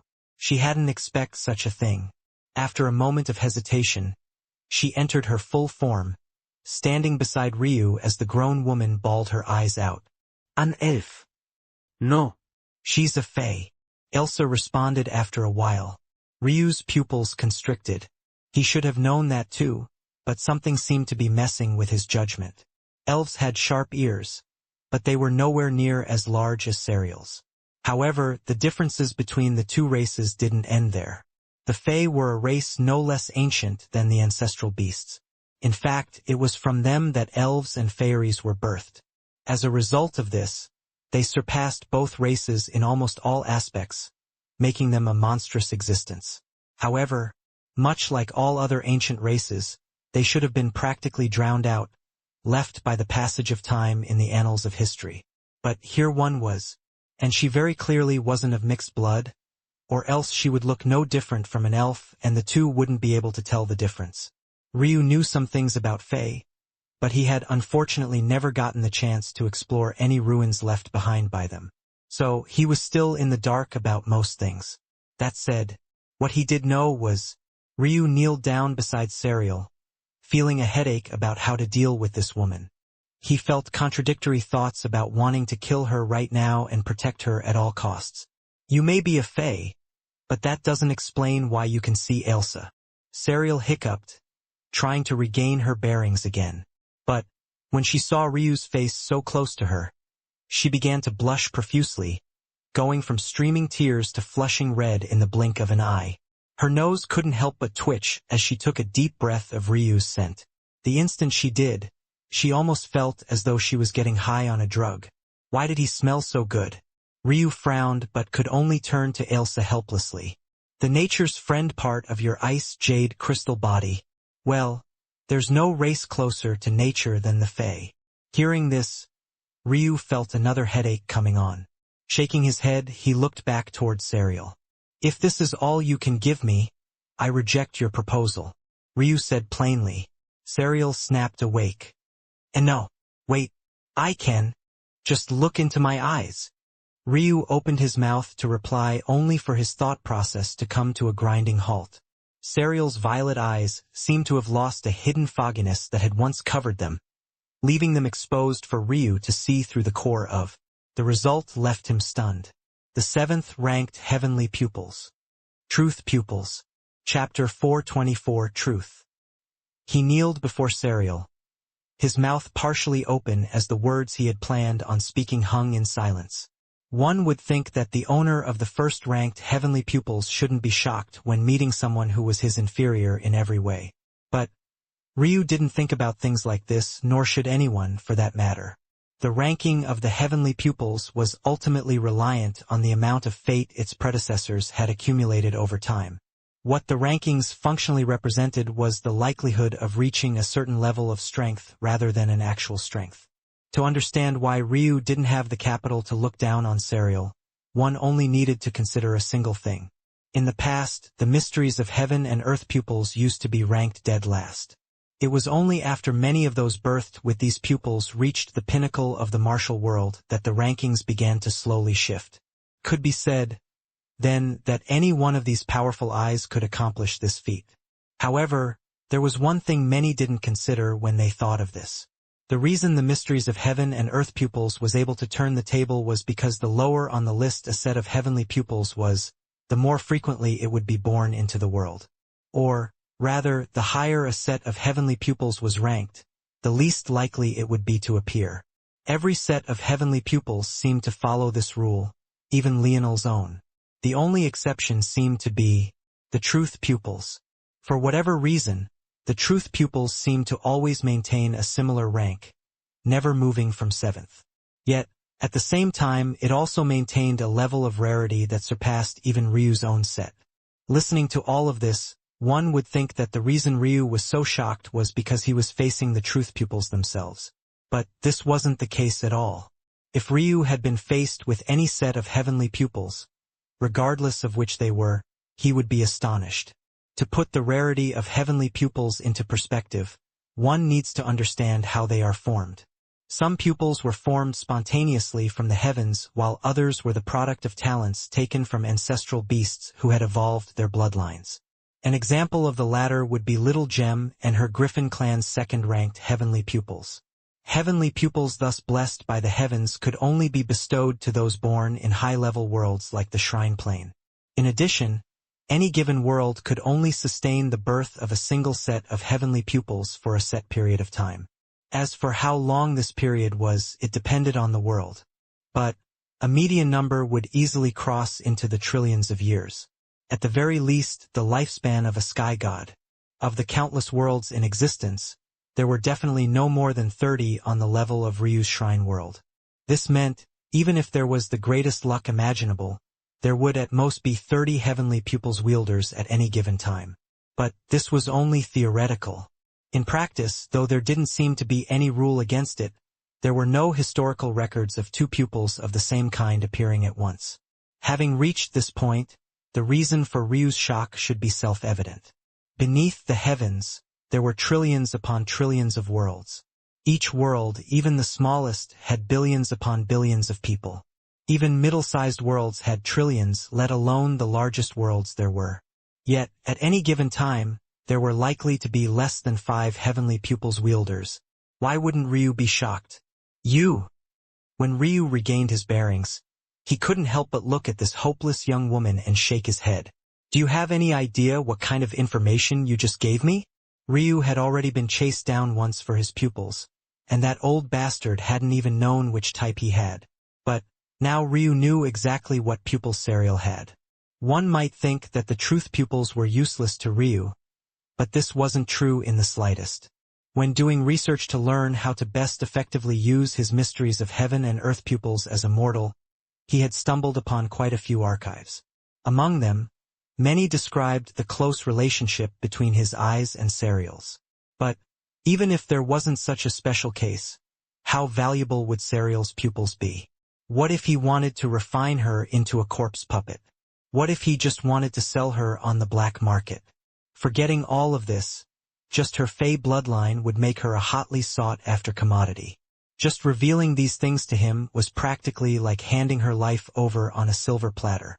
Ryu shook his head again, gazing towards Serial deeply, who seemed to want to avoid his gaze. But I guess you know just as much about me now, don't you? Serial looked up to meet Ryu's gaze but just as quickly looked away, seemingly afraid to meet his eyes for too long. In the end, she only shyly nodded. Ryu sighed deeply. Right now. He really wanted to kill this girl. Every fiber of his being was screaming at him to do so. She knew too much and her pupils were simply too powerful. This was the first time that Ryu could truly say that he had met someone on his level, at least in this lifetime, as long as he was ignoring Ailsa. And it made him feel uncomfortable. This wasn't because he felt inferior, nor was it because he was close-minded. It was because the truth pupils were truly too powerful. By now, there was likely not a single secret of Ryu's that this girl didn't know. Whether it was his mysteries of heaven and earth pupils, the number of origin grade treasures he had on himself, his bloodlines, his constitutions, she was even aware of his realm heart by now. This was power of the truth pupils. They could see through the truth of all things. Chapter 425, seal. But, even though the two pairs of pupils shared some basic abilities, as they evolved, they would only continue to diverge. If one main difference had to be stated between the two now, it could be said that while Ryu had to deduce the truth, Serial was enlightened about the truth. Though similar, they were functionally different. Ryu had to deduce Serial's age by measuring her vitality and using his experience to compare her to others. But, if Serial wanted to know his age, it would practically appear like a number branded to his forehead for her. But this was only one half of the truth pupils. Truth meant more than just seeing through to the reality. It also meant assigning truth as well. What did this mean? It meant that when it came to arts of deception, Serial was unmatched. Even though she stood before him all this time, it was only when she consciously chose to reveal her pupils to him that Ryu became aware of them. If Serial so chose, she could almost instantly become the greatest master of illusion the heavens had to offer. And, beyond that, her comprehension of inheritances was likely no weaker than Ryu's. These were the reasons why the mysteries of heaven and earth pupils and the truth pupils were seen as being so closely related to one another. However, ironically, what most separated them was the fact Ryu's pupils evolved toward learning more and more of the truth the heavens had to offer, while Serial's pupils evolved toward the opposite, becoming more and more able to subvert reality and build a truth of her own. If Ryu was ignorant to the abilities he had and would soon unlock, he would almost feel jealous. But at the moment, this was hardly the problem at hand. Ryu reset himself, regaining his bearings. There shouldn't be a single person entering the Tri-Palace along with us that can harm you. In fact, if I were to fight you now, I'm certain that I wouldn't even last a single exchange. So, what you really meant to say when you asked for my help is that you want my life partner to protect you. Is that it? Ryu's words almost seemed silly. He had just exchanged blows with a Path Extinction Realm expert, but now he wouldn't last a single round with someone still a half-step from that? Unfortunately, this was the harsh reality. After Serial had let down her guard completely, Ryu could finally begin to see through her strength. He estimated that she would have to come down to the first Immortal Ring Realm for him to stand a chance. Not all Immortal Ring Realm experts were built the same. Zulfikar had only formed Earth-grade Immortal Rings before entering the Path Extinction Realm. This was why Ryu could battle him so easily while still being so far away. Yet, not only did Serial have a bloodline no worse than his four, not to mention the fact she didn't have any restrictions on hers because it was originally her own to begin with, but she had most definitely formed ancestral-grade Immortal Rings. She could slap Ryu to death with a single dainty palm. Ailsa couldn't help but sputter with laughter at the remark. Ryu was indeed too weak to do much of anything. But Ailsa was different. Although Ailsa's battle prowess wasn't on the level of Ryu and Serial, she was still able to display Ninth Path Extinction Realm cultivation. In all likelihood, even Dao pedestal realm cultivators of this world would find it impossible to defeat her. Serial seemed embarrassed by Ryu exposing her like this, but she didn't refute. This was the truth of the matter, albeit only part of the truth. Ryu shook his head. I don't accept. Hearing this, Serial suddenly sunk into a state of panic again. Her flustered expression was particularly adorable, plucking at the heartstrings of all those who saw it. But Ryu had steeled himself. Wait, please, that isn't all. Stroking my ego isn't going to make me change my mind. Ryu frowned, not liking the fact this woman was so insistent. It simply didn't make any sense. This woman was powerful enough to wipe the floor with Zulfikar. And, even if the three-pupil Eclipse sect sent talents far stronger than him, she would still be able to hold her own. Ryu didn't want to waste his time for what he effectively saw as nonsense. No, really, you don't understand. The Tri-Palace is a very dangerous place, especially in its current state. Only by combining the abilities of our pupils together can we reach the ultimate goal. For once, Ryu wasn't off-put by words Serial had spoken. She had finally displayed an emotion that should appear in a cultivator of her caliber. Ambition. Finally, she seemed human. Still not enough. Ryu replied plainly. I'm willing. Ryu frowned. Willing to do what?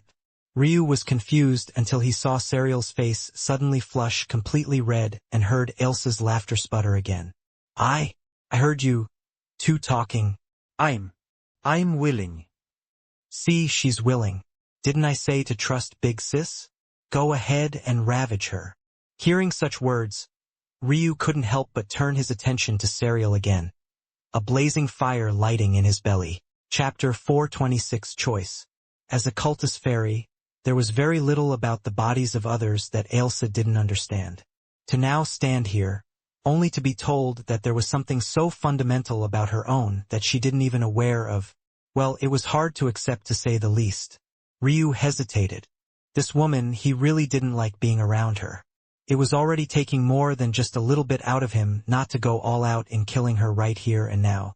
In fact, the only reason he didn't was because it was truly unlikely that he would succeed even with Elsa by his side.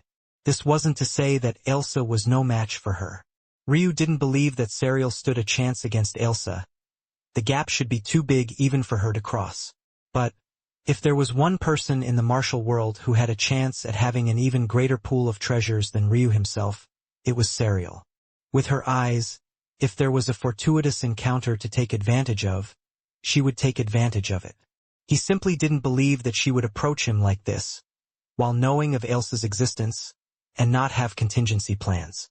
Any young woman with such talent in a sect like this most definitely had a few of her own, let alone one like Serial. You have my attention. Speak. Serial's eyes lit up. Ryu. Elsa hesitated. It's fine. Ryu didn't look at Elsa, who was once again on his shoulder. If she's telling the truth, this is no small matter. But Elsa's heart felt warm about Ryu taking such a risk for her sake. They knew well that accepting Serial's information was no different from consenting to a partnership.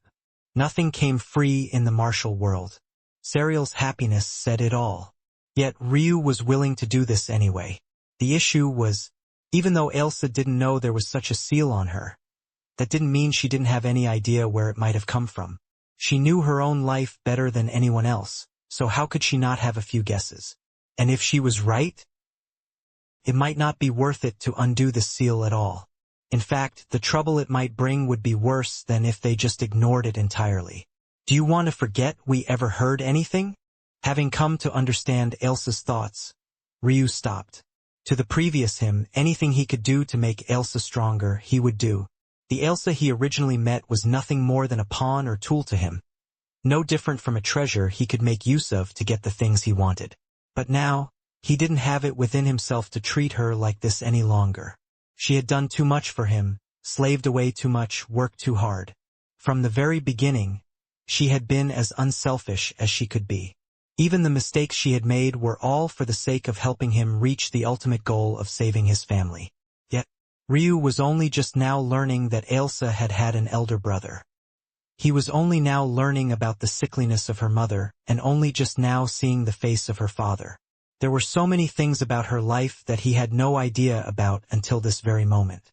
And with this new rush of information came a steady dose of guilt. Ryu couldn't help but sigh. Did he regret his actions back then? Well, regret would mean that he would act differently now than he had in the past. But, knowing himself, even if a new life partner appeared before him right here and now, he might treat her the same exact way. Maybe that was just who he was, or maybe there were portions of his past he still hadn't gotten over. Either way, Ryu wasn't a person who opened up easily. But once he would give up everything for the person who had gained his trust.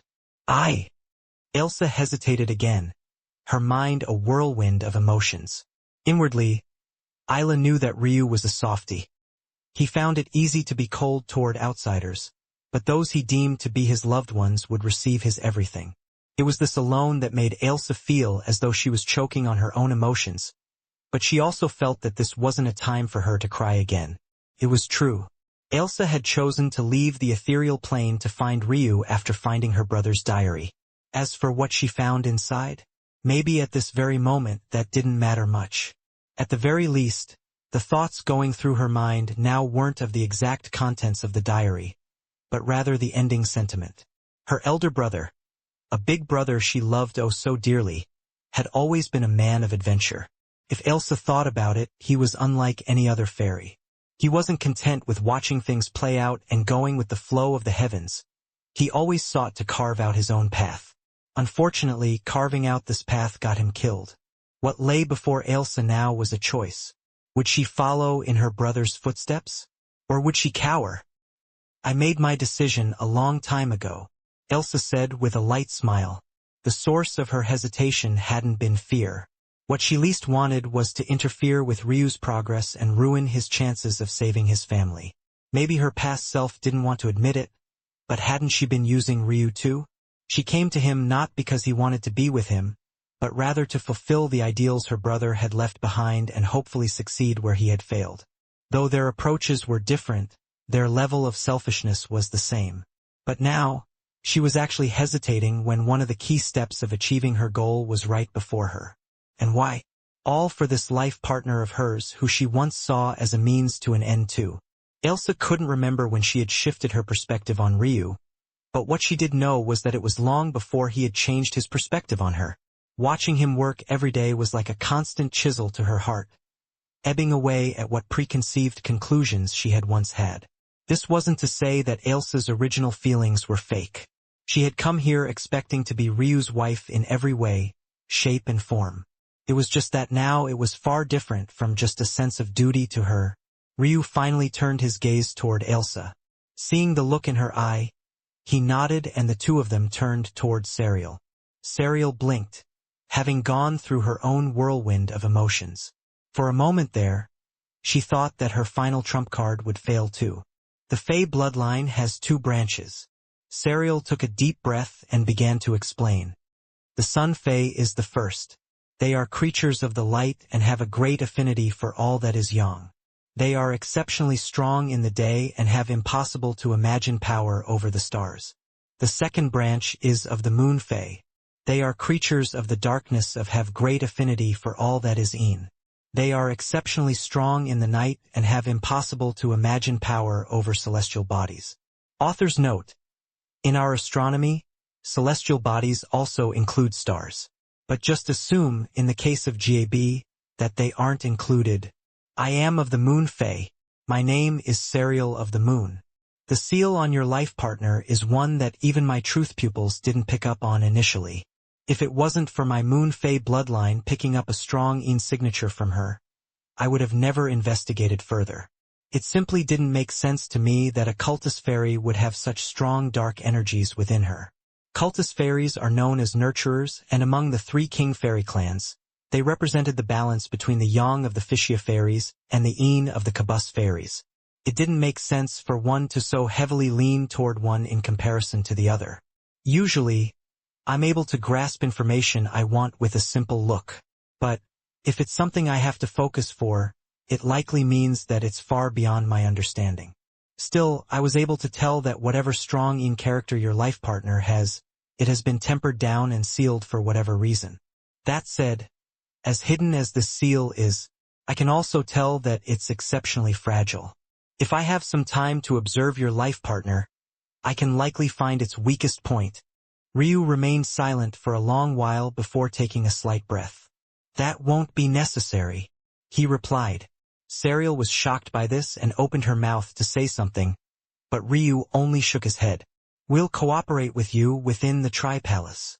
With that, Ryu turned and left with Ailsa, having made a decision. Chapter 427, Angel. Ryu didn't have the mind to care for Neil's curiosity. His mind was on something else entirely.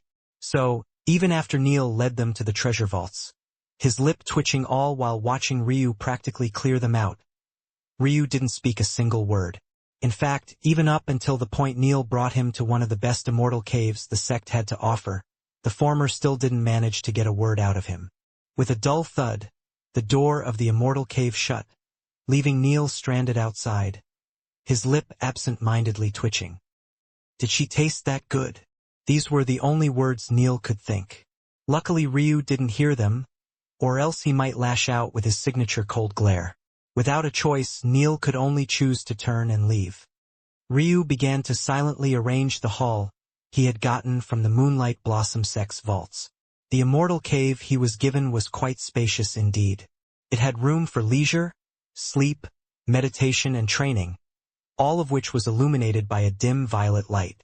In addition, the density of moon-setting chi and withering blossom chi, two of the sect's most favored types of death chi, were exceptionally high. "Why didn't you accept her offer?" Ailsa finally asked softly. She could already see the reason why. In fact, she quite agreed with it. But, for some reason, completely outside of her usual self, she wanted to hear it from Ryu's own mouth. She entered her full form, facing Ryu cross-legged. Her ruby eyes danced across his face as though not trying to miss out on a single detail. She scanned his eyes especially, feeling as though they might be the most prone to revealing something. "Such a sensitive matter can't be left to someone else," Ryu said plainly. Ailsa continued to scan Ryu's face. "Why?" she pressed. Ryu looked up from his spatial ring, retrieving his mind from it and focusing on Ailsa. A clash of silver and crimson crossed through the air, their gazes locking onto one another. "Because you're too important," Ryu said just as plainly. Ryu's face didn't seem to carry a hint of emotion. He spoke the words as though they were a matter of fact, an inconsequential truth so fundamental that it didn't require any fanfare. But it was these exact words that caused Ailsa's lips to close the distance between them. Ryu blinked, feeling a softness and a heavenly fragrance assault his senses. However, by that point, Ailsa had already pushed him down, her chest pressed flushed against his and her lips sealing his own. Ailsa's hands held onto his cheeks, a tear falling from her closed eyes. She had never kissed anyone before, but at that moment, she just knew that it was all she wanted to do. She wanted to feel closer to him than she ever had before. She didn't know if Ryu would get angry, but for that instant of time, she held onto a faint hope that the answer to that was no. It was then that Ailsa felt two strong arms wrap around her slender waist. Her body suddenly felt as light as a feather, flipping from its position on top in one instant to being on the bottom in the next. Ailsa's lips separated from Ryu's, her hands still on either side of his face. She looked up, the tears still threatening to fall from her eyes. She gazed up at him lovingly, this look alone capable of melting any man's heart. Ryu gazed back, his own expression having softened considerably. He kneeled on all four above her, scanning her face just as she had scanned his own. The lingering feeling of her soft lips tingled across his own, enticing him to take another taste. Without another word, Ryu did exactly that. Ailsa's heart fluttered, emotions she had never felt before latching onto her soul. The feeling of Ryu's kiss was like an orchestra playing in her mind. The strings vibrated with a heavy tune, the horns resonating with the very sides of her skull. Beside herself, she began to feel a heat lighting her lower belly. She allowed Ryu's tongue into her mouth, gasping for air despite her cultivation. Her heart beat faster, her tender skin flushing red. Ryu's scent intoxicated her. Scenes of rushing waters, tall maple trees, and spicy herbs tickled her senses. It was as though he encompassed the whole world, her world. Sparks seemed to fly between them, a fiery passion lighting the room. Their tongues intertwined, Ryu's rough and large, Ailsa's soft, small and pink. The latter didn't seem to stand a chance, feeling like a small boat in a raging storm. However, it was exactly that feeling of helplessness, of being under the whims of the man she loved most, that filled her with a tangible excitement. Ailsa's sensitivity reached new heights, her thighs squeezing around Ryu. She wanted more, feeling that the clothes that separated them were more of a curse than anything else. But she was still that helpless little boat. All the strength she had didn't seem to matter in the slightest at that moment. Her intoxicating fragrance, her soft lips, her tall and curved figure. It all became like malleable clay in the hands of her love. All of her senses stood on end. Maybe it was because of the man she was in the arms of was her life partner. Maybe it was because he could read her mind and understand her every intention. Or maybe it was because she was just too inexperienced, her body being too sensitive. But her heavy breathing only became heavier, her beating heart only thumping more forcefully. It was then that it happened. A low bestial growl from Ryu made her shudder. A subtle grinding touched what lay between her hips and beneath her clothes. The sensation was too much. Her back arched, her legs locking around Ryu's hips. What sounded like a phoenix's cry left her lips, arcs of electricity following up her spine. Her moan reached the ears like the song of an angel. Chapter 428, Embarrassed. Her hurried breathing was shallow, no small amount of fragrant liquid dripping between her legs. She lay in a dazed state, her consciousness feeling hazy. She hardly knew what was going on around her. If it wasn't for the fact Ryu had caught her before she collapsed too heavily, she might have bashed her head into the ground. At that moment, Ryu slowly awoke from his own stupor. He had almost gotten lost in a completely new world just then. When he realized that Ailsa was in a half-asleep, half-awake state beneath him, he didn't know whether to laugh or cry. Did this woman just orgasm from a kiss? He couldn't say that he didn't feel quite proud. But wasn't she a bit too sensitive? Not only did she, but it seemed as though she was completely out of commission. She was even mumbling as though sleep-talking. Her arms absent-mindedly made their way up, curling around Ryu as she buried her head into his chest. It was only after she did this that she truly fell asleep, beginning to lightly, and quite adorably, snore. Ryu smiled lightly, rising up and carrying her. He lay her gently in the bedroom. He almost turned to leave after doing this, but after realizing that her dress was soaked through in sweat, he shook his head. Ryu gently took her clothing off, revealing her lithe figure. His eyes couldn't help but pause on her chest. The perkiness and size made his breathing heavy.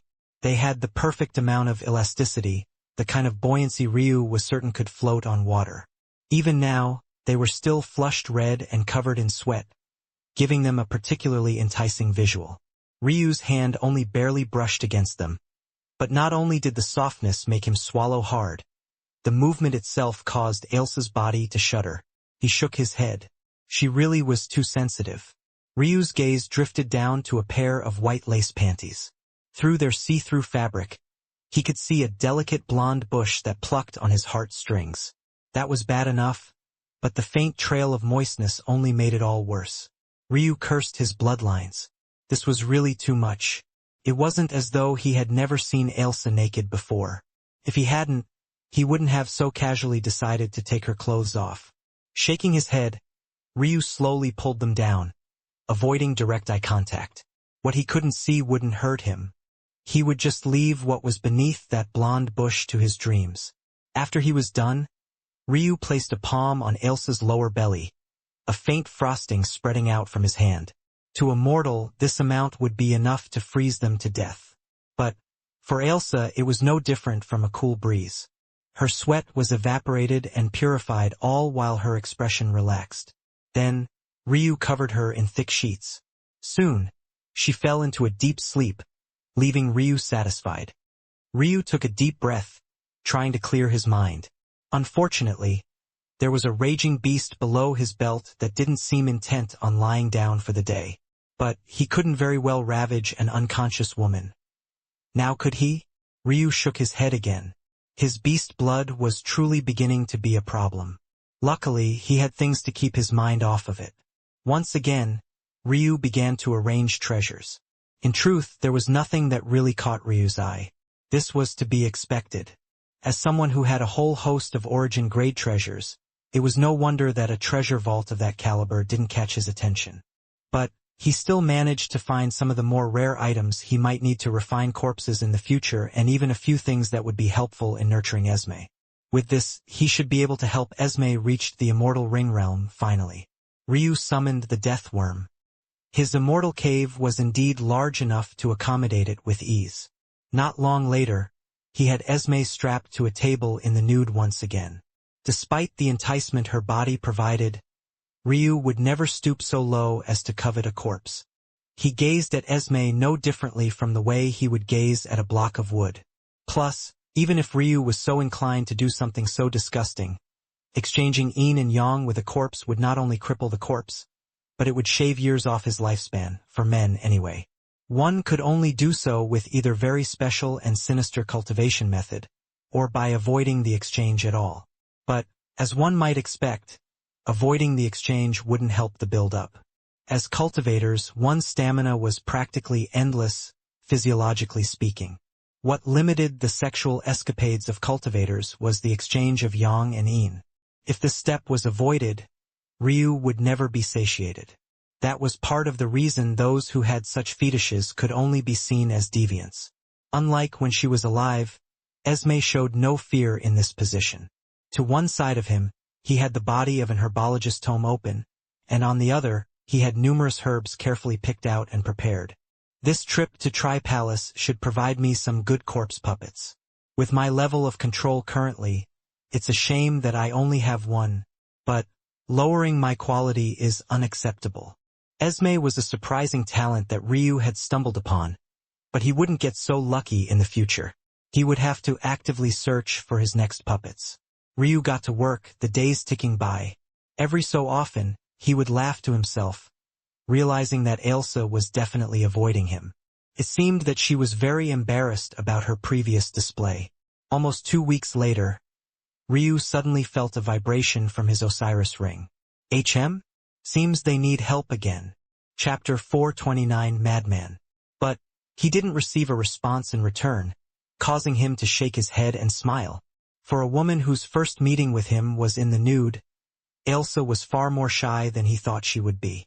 That said, it was ironically because of this that Ryu knew they had drawn closer. To some people, embarrassment was a sign of estrangement. But, depending on the person, especially one as confident and prideful as Ailsa, embarrassment could be a sign of the exact opposite.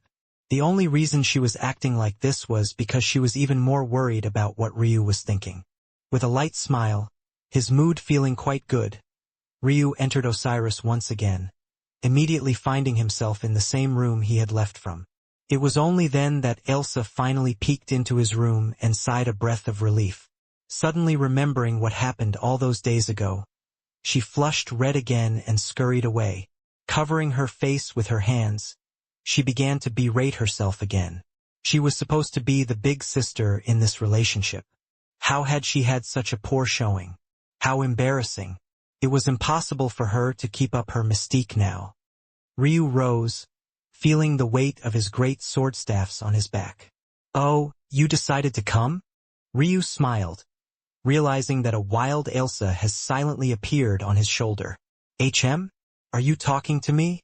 Ailsa looked around and pointed toward herself. "Fake it till you make it." Ailsa leaned into this hard, refusing to acknowledge Ryu's question, as though it didn't make much sense to her. Ryu chuckled but didn't say much else. When Ryu made his way down the stairs, everyone noticed the beauty who was now on his shoulder. Usually Ailsa would be hidden, but the mechanics of Osiris were much different. This was also the reason why everyone could see Annette as well, though she rarely left Givian's side. The group looked between Annette and Ailsa in a moment of silence. They had already heard that Ryu had a life partner, but this was the first time they were actually seeing her. But what was unexpected was Annette lost. The men in the room all decided this in unison, but not a single one dared to say it aloud. Not to mention the fact they were scared of Annette, they were also afraid of Ryu after hearing about his exploits. None of them wanted to find out just what it would mean to get on his bad side. Annette blinked when she looked toward Ailsa. But Ailsa, seemingly still trying to put on airs for Ryu, didn't meet her gaze immediately. It was only after sensing something that she looked over and smiled dazzlingly. A fatal blow! The men were once more in lockstep. This Ailsa was truly too beautiful. And better yet, she seemed to be less violent than Annette too. She had the latter beaten in every facet. Amy couldn't help but give Ailsa a few glances. Had fairies really become such a ubiquitous species now? Why were they always popping up in the least desirable places? Amy couldn't help but pout. But there was nothing she could do about it. Givian cleared his throat, trying to disperse the odd atmosphere. Sorry to bother you, Ryu. But this is important. Ryu shook his head. He didn't mind being called. In fact, he had expected it much earlier. After all, it had technically been more than a half-year since he last saw this group. Of course, what Ryu didn't know was that they had tried to call for his help before. It was just that he was in such deep meditation that no one could reach him. Also, it didn't help that he was within that formation. There was no way anything would have gotten through to him even if he hadn't been in such a state. Givian smiled and continued. We are on the last leg of our quotas, but the Deep Valley team has been oddly quiet. The longer they take to take action, the more likely it is that they are just biding their time for the perfect opportunity. If we manage to complete this quota, we'll not only be within the top 12, but we'll be a step above our current rank at 11. In addition, due to our interference, the Deep Valley team has fallen from their previous rank all the way down to 7th. Givian knew that it was mostly due to Ryu that this had happened, but he was also aware of the fickleness of human nature. It was best to frame it as something they had accomplished as a team to avoid Ryu being ostracized. Ryu nodded. He didn't really need Givian to explain all of these things to him. Most of it he could have guessed.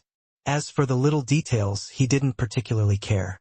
He was only here to find out whether the Zhu clan was actually involved in all of this or not. And, in the case that they were, ruin it all. Ryu couldn't say that he particularly hated the Zhu clan. If he were to characterize his relationship with them, he had never really taken a loss at their hands. If anything, they had lost considerably at his own. If there was any hatred to be spread, it would be them toward him. Of course, there was the matter of his grandfather's death. But the person responsible for that, Esme, would be paying for her sins for as long as he lived. So, it couldn't be said that Ryu was doing this out of hatred. Rather, it was just the same as always. Any danger he could thrust himself into would help him grow more powerful. It was just that simple to him. Who knew how the Zhu clan members would react to knowing this? All right, since we have your agreement, I'll briefly describe the final mission. Our target this time are the natives. Ryu's gaze flashed. The natives? He hadn't heard this term before.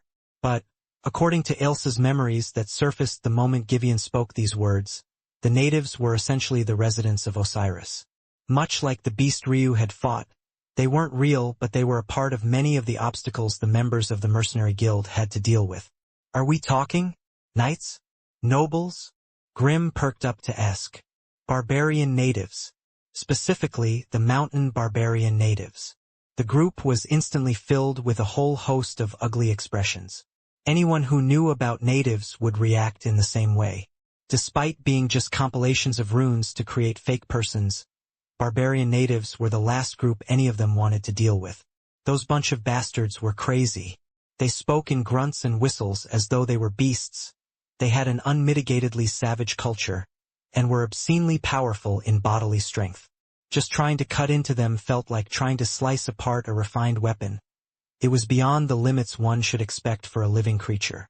But the hatred everyone had for them wasn't due to their strength, but rather lay in their savage culture. The mountain barbarian natives were cannibals. The infanticide rate of their clans were exceptionally high. They thought that the meat of babies was a delicacy, leading to great internal strife within their walls. Yet, instead of breaking apart, these groups somehow stayed together. The reason? Most of the time, their blades were turned toward the outside. What was the worst way to die in this dream world? For a long time, it was a hotly contested topic. The newbies of the mercenary guild always wanted to know what things to avoid. However, for a long time now, the debate had been put to rest. The mountain barbarian natives weren't just any sort of cannibals. They believed in the sanctity of life. However, not in the way one would normally mean when they said this. They had a belief that the strength of a body could only be preserved while a person was alive and in the waning moments just after death. As a result of this, they mountain barbarians had several tactics for keeping their prey alive while they were being feasted upon. A shudder of cold seemed to go through the group.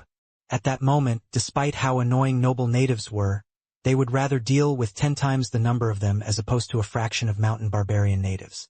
Even though it wouldn't be a true death, they would feel every moment of it as though they were experiencing it with their true bodies. There wasn't a single soul in existence that would want to go through such a process. While everyone else was freaking out, though, Ryu was intrigued.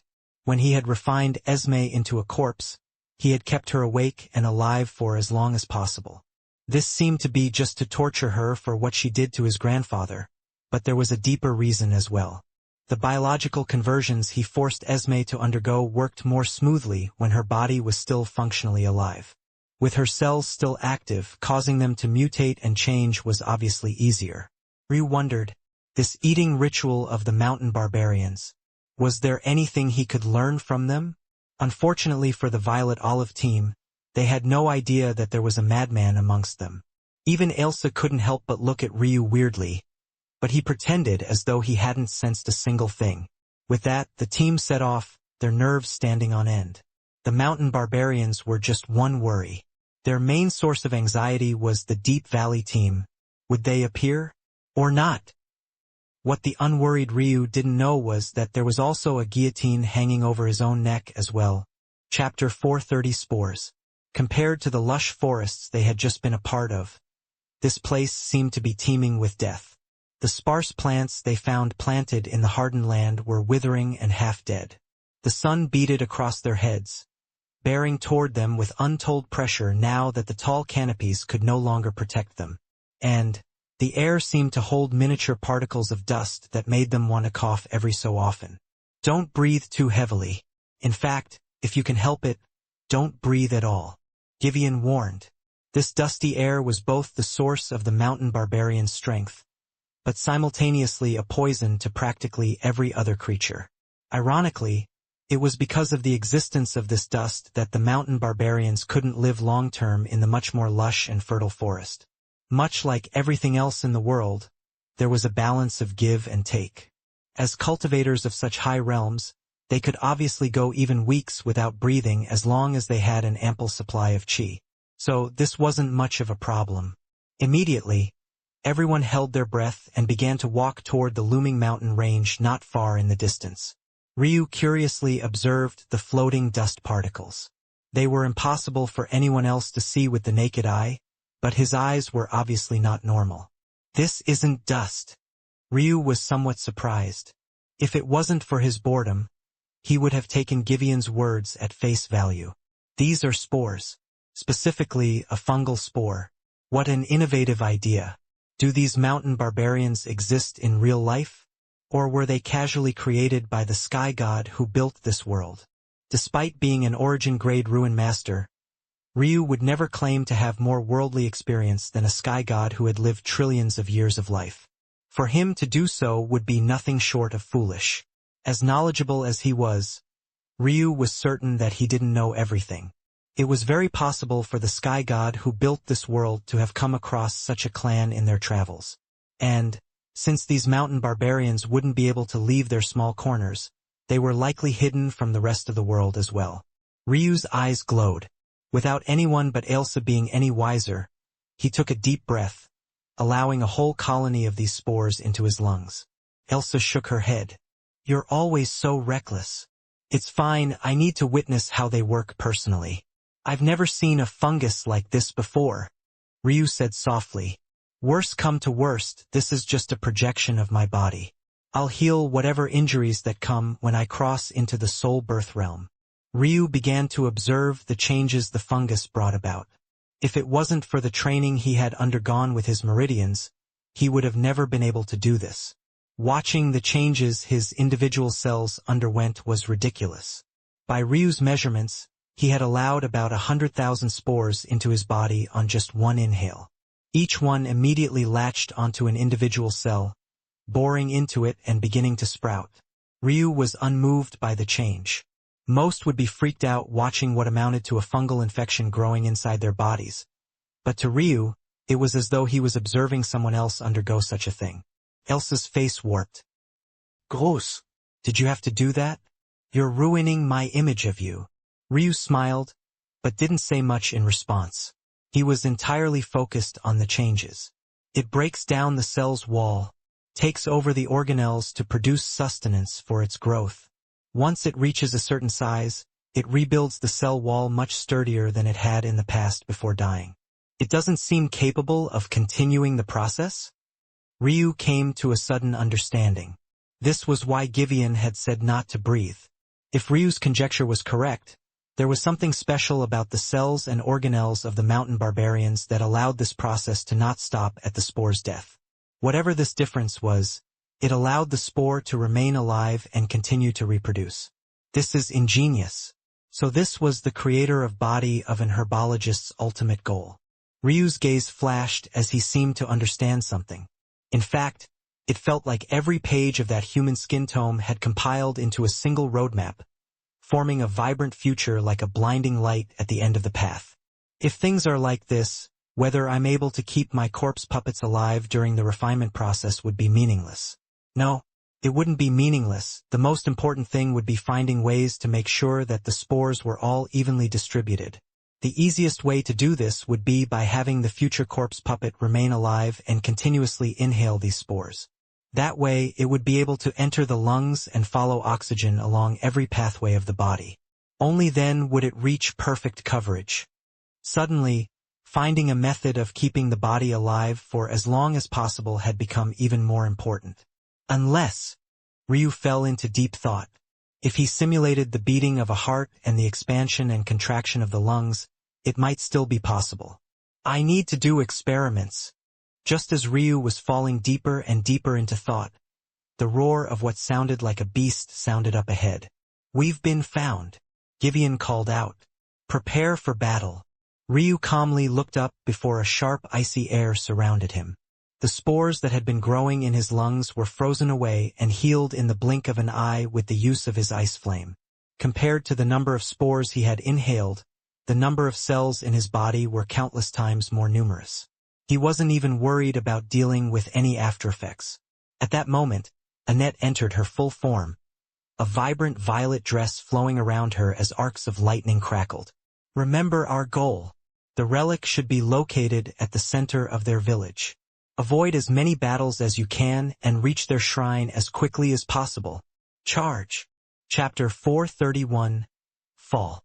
To his back, Annette followed, floating off the ground. Her frame was quite petite in her full form, so even with her floating, she was able to lift off more than a meter above the ground, making the size of the cave quite clear. You all follow Givian, Ryu said plainly. I'll take another path. The other team members hesitated before nodding. Ryu was a monster, he could definitely lead his own vanguard. It was usually much safer for them all to be together, but they understood Ryu's intentions. If there was going to be an ambush, a possibility they still hadn't erased from their minds, having Ryu separate from them and in position to counter should it be necessary was a good idea. Though they had come up with many countermeasures before setting out, there was nothing wrong with a bit of extra caution. Without waiting for their response, Ryu had already stepped into the air, shooting up the side of the mountain with light steps and leaping into another cave opening. The cave was massive and reminded Ryu of the hive pathways within the Deathworm. But, even compared to his immortal abode, these passageways were much larger. The ceiling was at least 6 or 7 meters tall, and the width was easily double that. Ryu couldn't imagine how long it would have taken to dig out such large tunnels, especially with how sturdy the rock here was, but he was still grateful for it.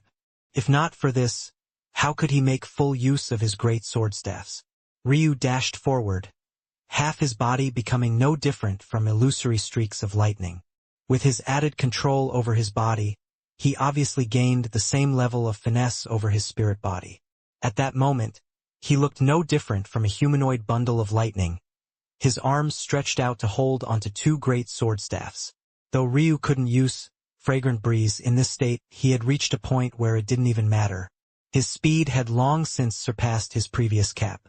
However, he already knew that he would definitely need a new movement technique to maximize his new abilities. Ryu traveled more than 200 meters in the blink of an eye before he laid eyes on his first mountain barbarian. It was at that moment that he understood exactly why these tunnels had been carved out so large. Each and every one of them was massive. Even the smallest mountain barbarian had a frame as tall as 3 meters, while the tallest of them neared 4 meters. Their bodies were chiseled and seemed carved of rock. From afar, it looked as though a master craftsman had diligently carved out each and every one of their muscles to the utmost level of perfection. Their skin was an unnaturally grayish-black color that reminded one of a blacksmith's chimney. But, beyond that, rock-like growths under the camouflage of birthmarks marred their skin, especially around the eyes, hands, elbows, and knees. If Ryu did no better, he would have thought that these barbarians had glued small rocks onto their skin. But, after seeing the spores in action, Ryu knew that this was the inevitable result of inhaling them for too long. In the beginning, the spores would follow the pattern of the human cells. But, eventually, one would run out of these cells. It was then that the spores would truly take over and begin to cause all sorts of cancerous growths to appear. Ryu estimated that the lifespan of these barbarians was at most 40 years of age. But this wasn't necessarily a good thing. While it meant that maybe their population wouldn't be very large depending on a few other factors, it also meant that a large portion of them could also be mobilized. A harsh whistle came from the barbarians when they laid eyes on Ryu. It sounded like a cross between a whistling train and metal scrapping against metal. It was the kind of sound that made even Ryu want to cover his ears. At that moment, they all charged forward. Ryu reacted just as quickly, his hands tightening around his polearms. Impose! A crackling barrier of lightning appeared around Ryu. The vicious blue arcs whipped against the walls of the cave, causing bits and pieces of rubble to fly every which way. Constrict. As Ryu watched the barbarians close the distance, his imposed barrier began to constrict in on itself. The moment his spirit body reached a certain level of control, he had long since been able to do this. Ryu's irises flashed with violent arcs of lightning. Rule. The imposed barriers solidified onto Ryu's blades. At that moment, Esme appeared by Ryu's side, wielding twin daggers with crystalline blades. Their light blue hue seemed all the most prominent beneath the dancing luminance of Ryu's great sword staffs. I'll immobilize them and Esme will deal the killing blow. Ryu felt his body strengthen as essence his main form was absorbing reached him. The change wasn't nearly as exaggerated as Ryu was used to, but he had already lost count of the number of times he had entered the Rule Realm. How could he expect the same amount of returns each time? When the barbarians were just 20 meters away, Ryu shot forward so fast that he practically vanished. The barbarians didn't even realize when he entered their midst. But by the time they did, his blades were already spinning. Ryu's single flurry sending torrent of lightning surging through the bodies of the barbarians. Harsh and deep cuts tore through their frames. Some lost portions of their legs, others parts of their torsos, and there was even one that lost half a face. But, regardless of which it was, even Ryu's blade failed to go through them completely. Even as the most regular members of the clan, their bodies were sturdy beyond belief. Still, Ryu didn't seem to be surprised by this in the slightest. Lightning continued to course through their bodies, leaving them completely immobilized.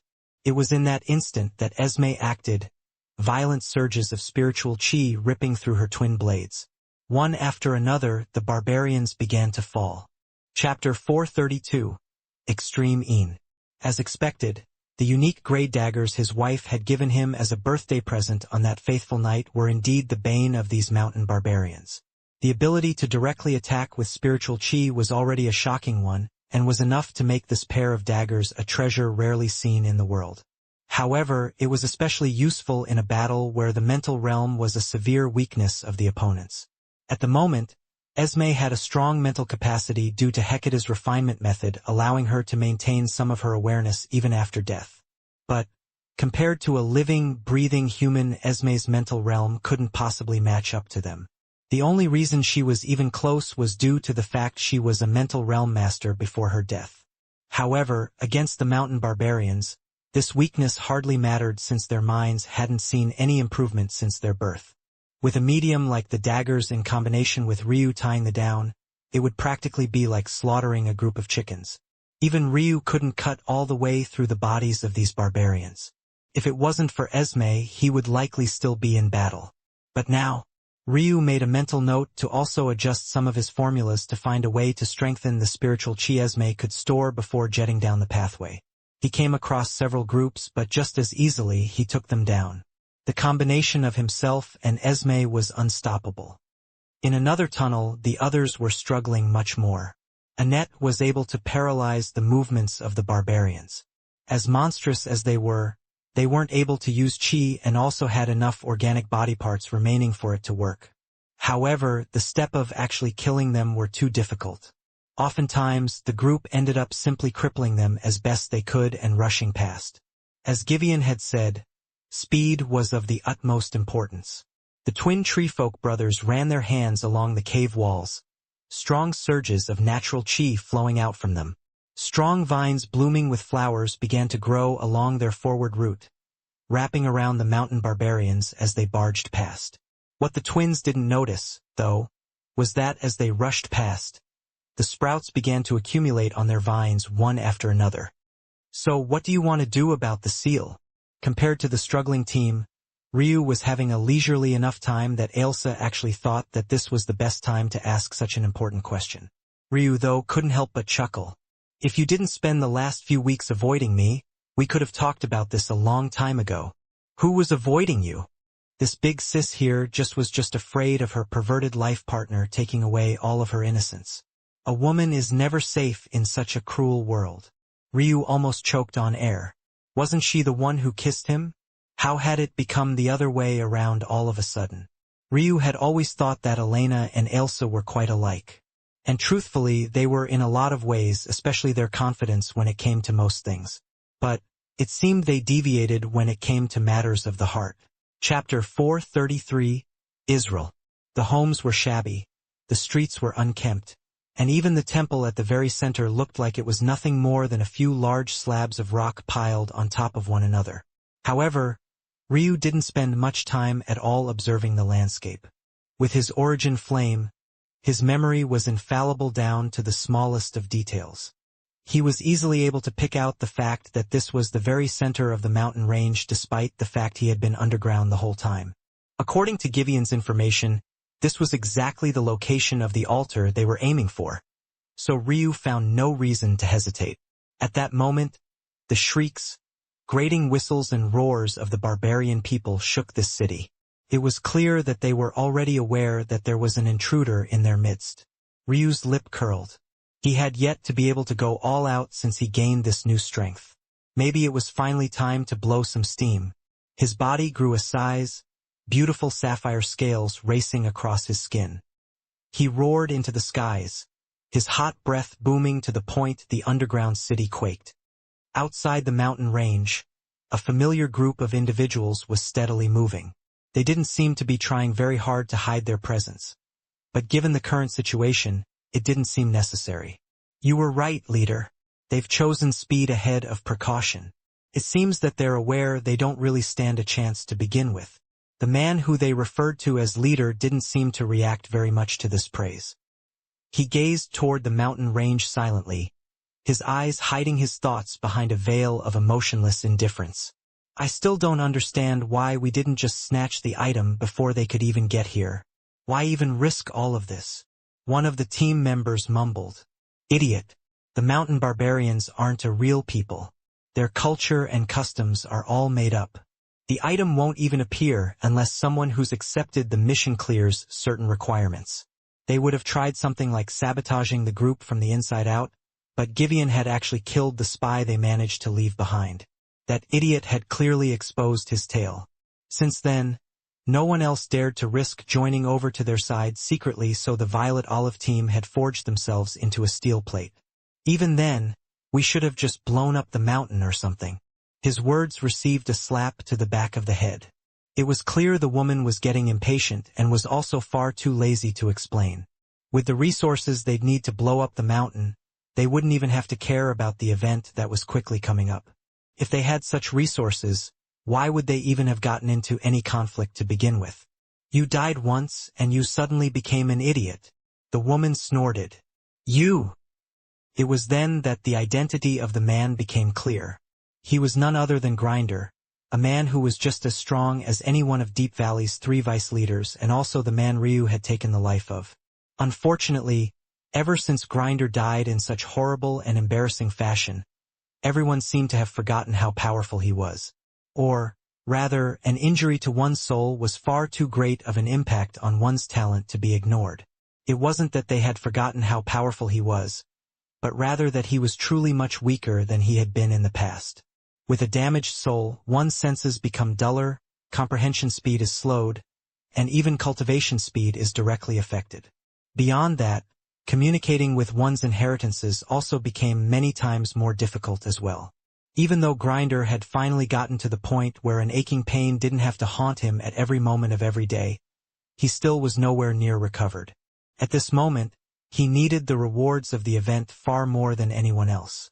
But, whether or not he would be able to lay claim to them himself was an unknown matter. What, you want to fight? Grinder. The woman sent a face of disdain toward Grinder, but when coupled with her partially seductive air, it almost felt as though she was calling him impotent at the same time. Grinder's temper flared, but he knew well that he no longer stood a chance against this woman.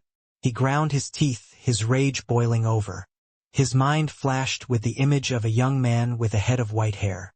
He wanted nothing more than to rip this person limb from limb.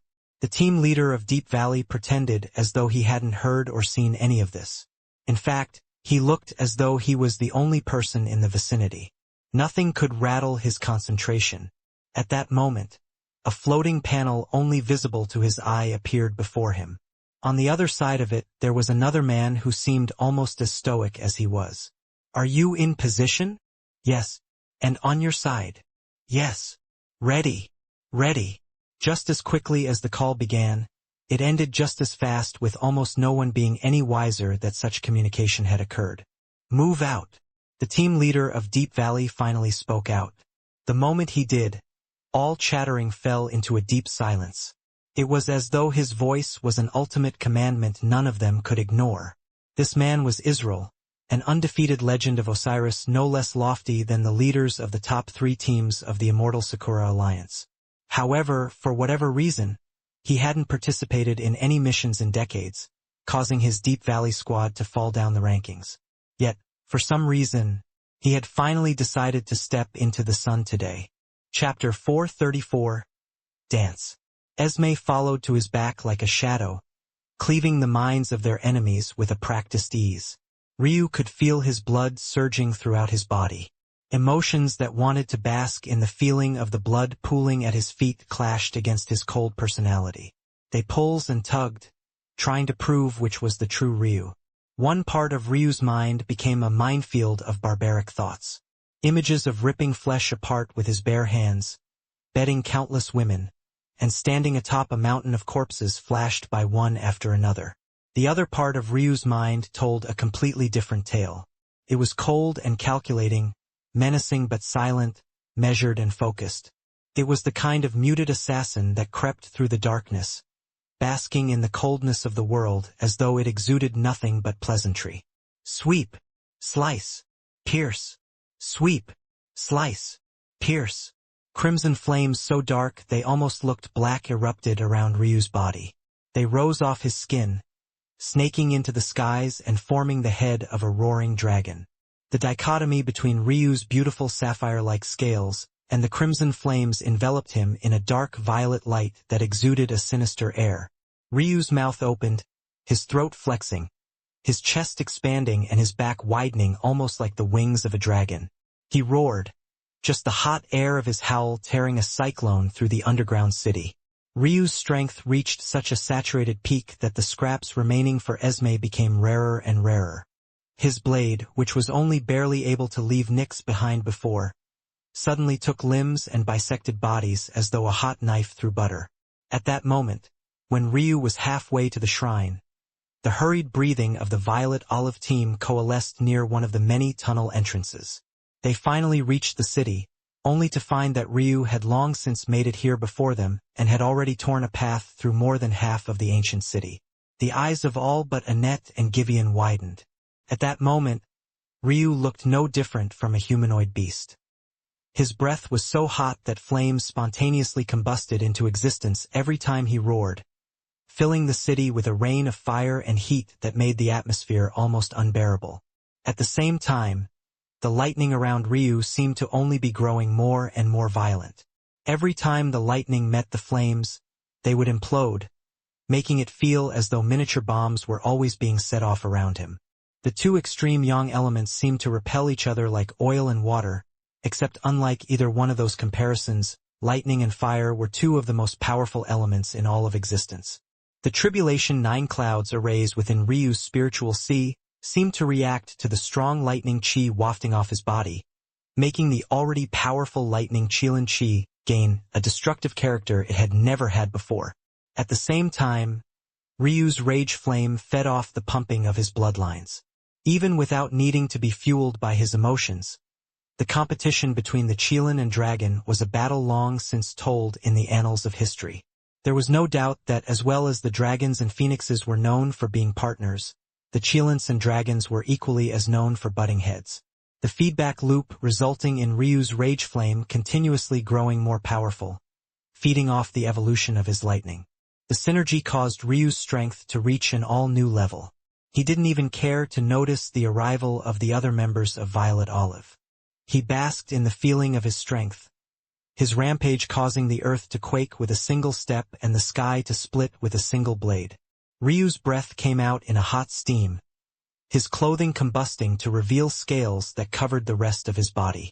Ryu's chest expanded once again, his throat flexing, his canines glistening beneath his flickering lightning and dancing flames. He released a howling roar once again, but this time the spark of fire lit far earlier. A tornado of flames shot from his mouth, exploding forth like a laser.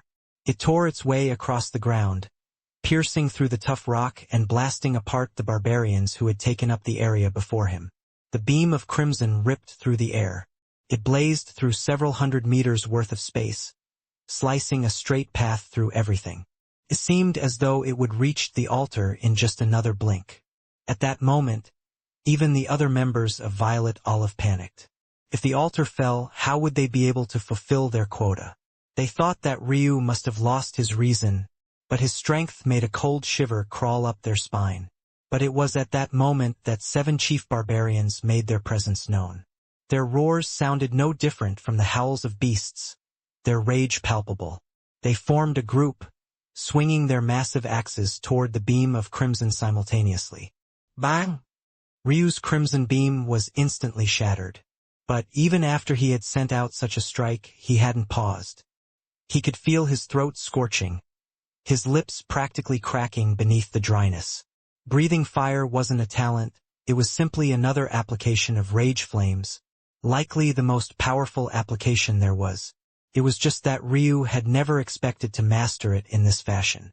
He had felt as though some bestial instinct was calling out to him. The ultimate result was more of a reflex than anything else, almost like this was simply how he was meant to be. Everyone man the parameter. Make sure no others interfere in my and Ryu's battle. Annette. Annette didn't need any further explanation. In the blink of an eye, she went for corporeal to illusory. At that moment, she looked no different from a ghost. However, rather than being colorless or white, she had a violet hue attached to her very being. With a crackling that sounded like a snapping whip, Annette's body wrapped around Givian's, shifting from an illusory humanoid figure to arcs of striking lightning. The lightning soon formed a protective covering which then further condensed into a beautiful violet armor. Givian reached out a hand towards seemingly empty space, his hands immediately becoming coated in a wild flurry of lightning. This was one of the highest forms a life partner and their elemental fairy could enter. Much like Ryu's spirit body, Annette could enter a full state of lightning as well. However, in this case, she was able to bolster her partner's strength while also acting as their strongest weapon. Together, Annette and Given were stronger than the sum of their parts. Now, did Givian need to go all out like this? The answer was no. In his estimation, it would probably not take very long for Ryu to take down the 7 chiefs by himself. But, for some reason, Givian still felt like it wasn't enough. Givian shot forward, his speed eclipsing even Ryu's own. But, this could only be expected. While he had a special technique to circulate, Ryu had no such thing. In the blink of an eye, he made it by Ryu's side. The latter didn't say a word, taking the chiefs on the right side and leaving the rest to Givian. Givian understood Ryu's meaning without explanation.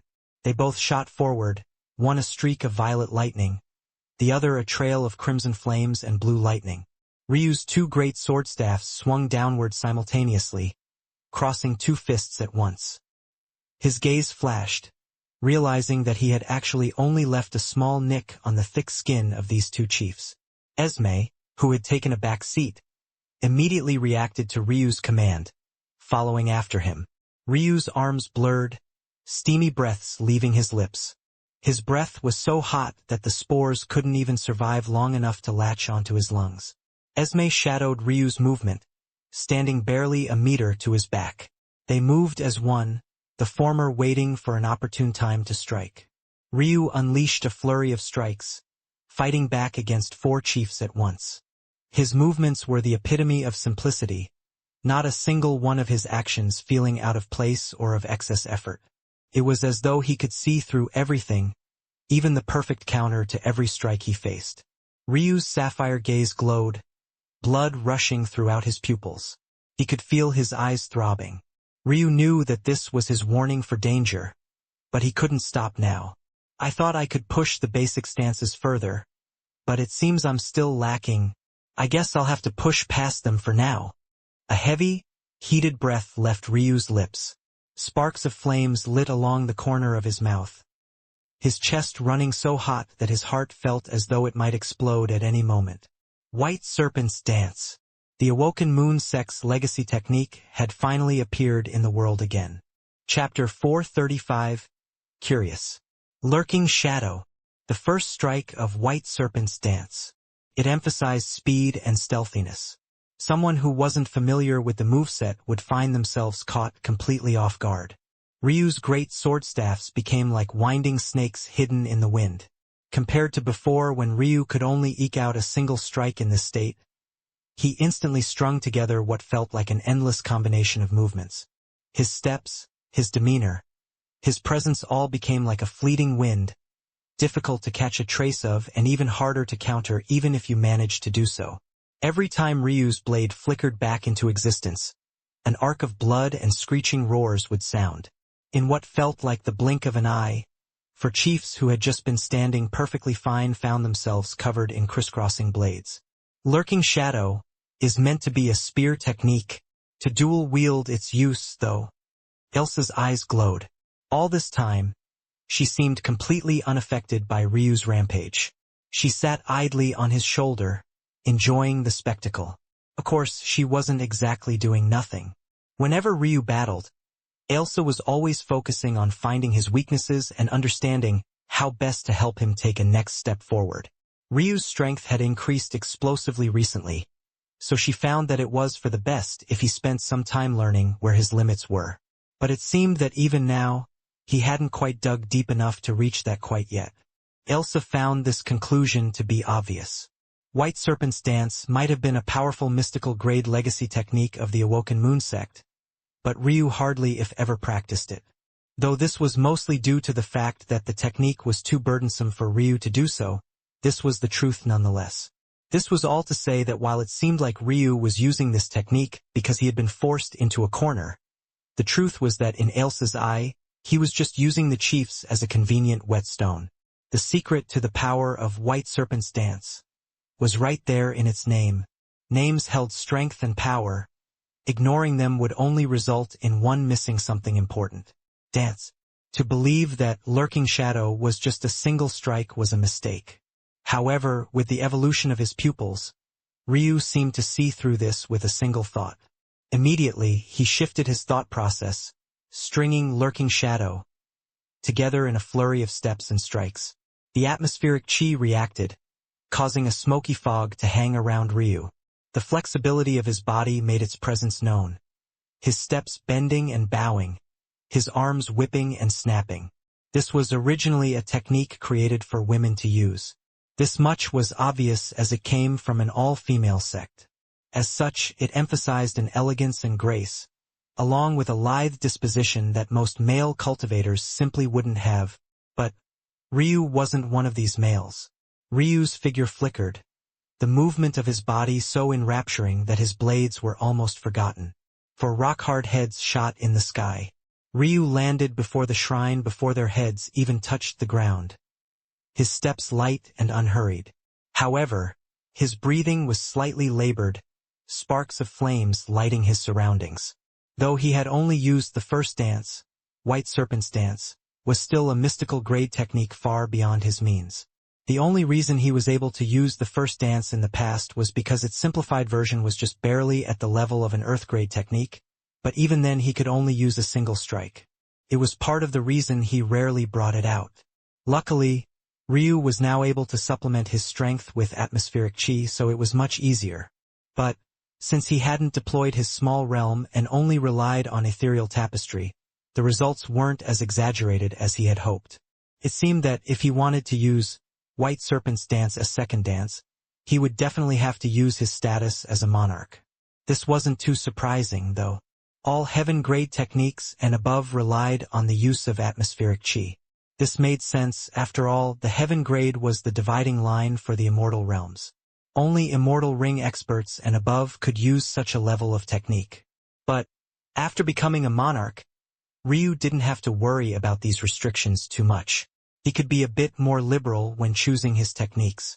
Well, partially anyway. He would still definitely need techniques he could use without using his monarch small realm.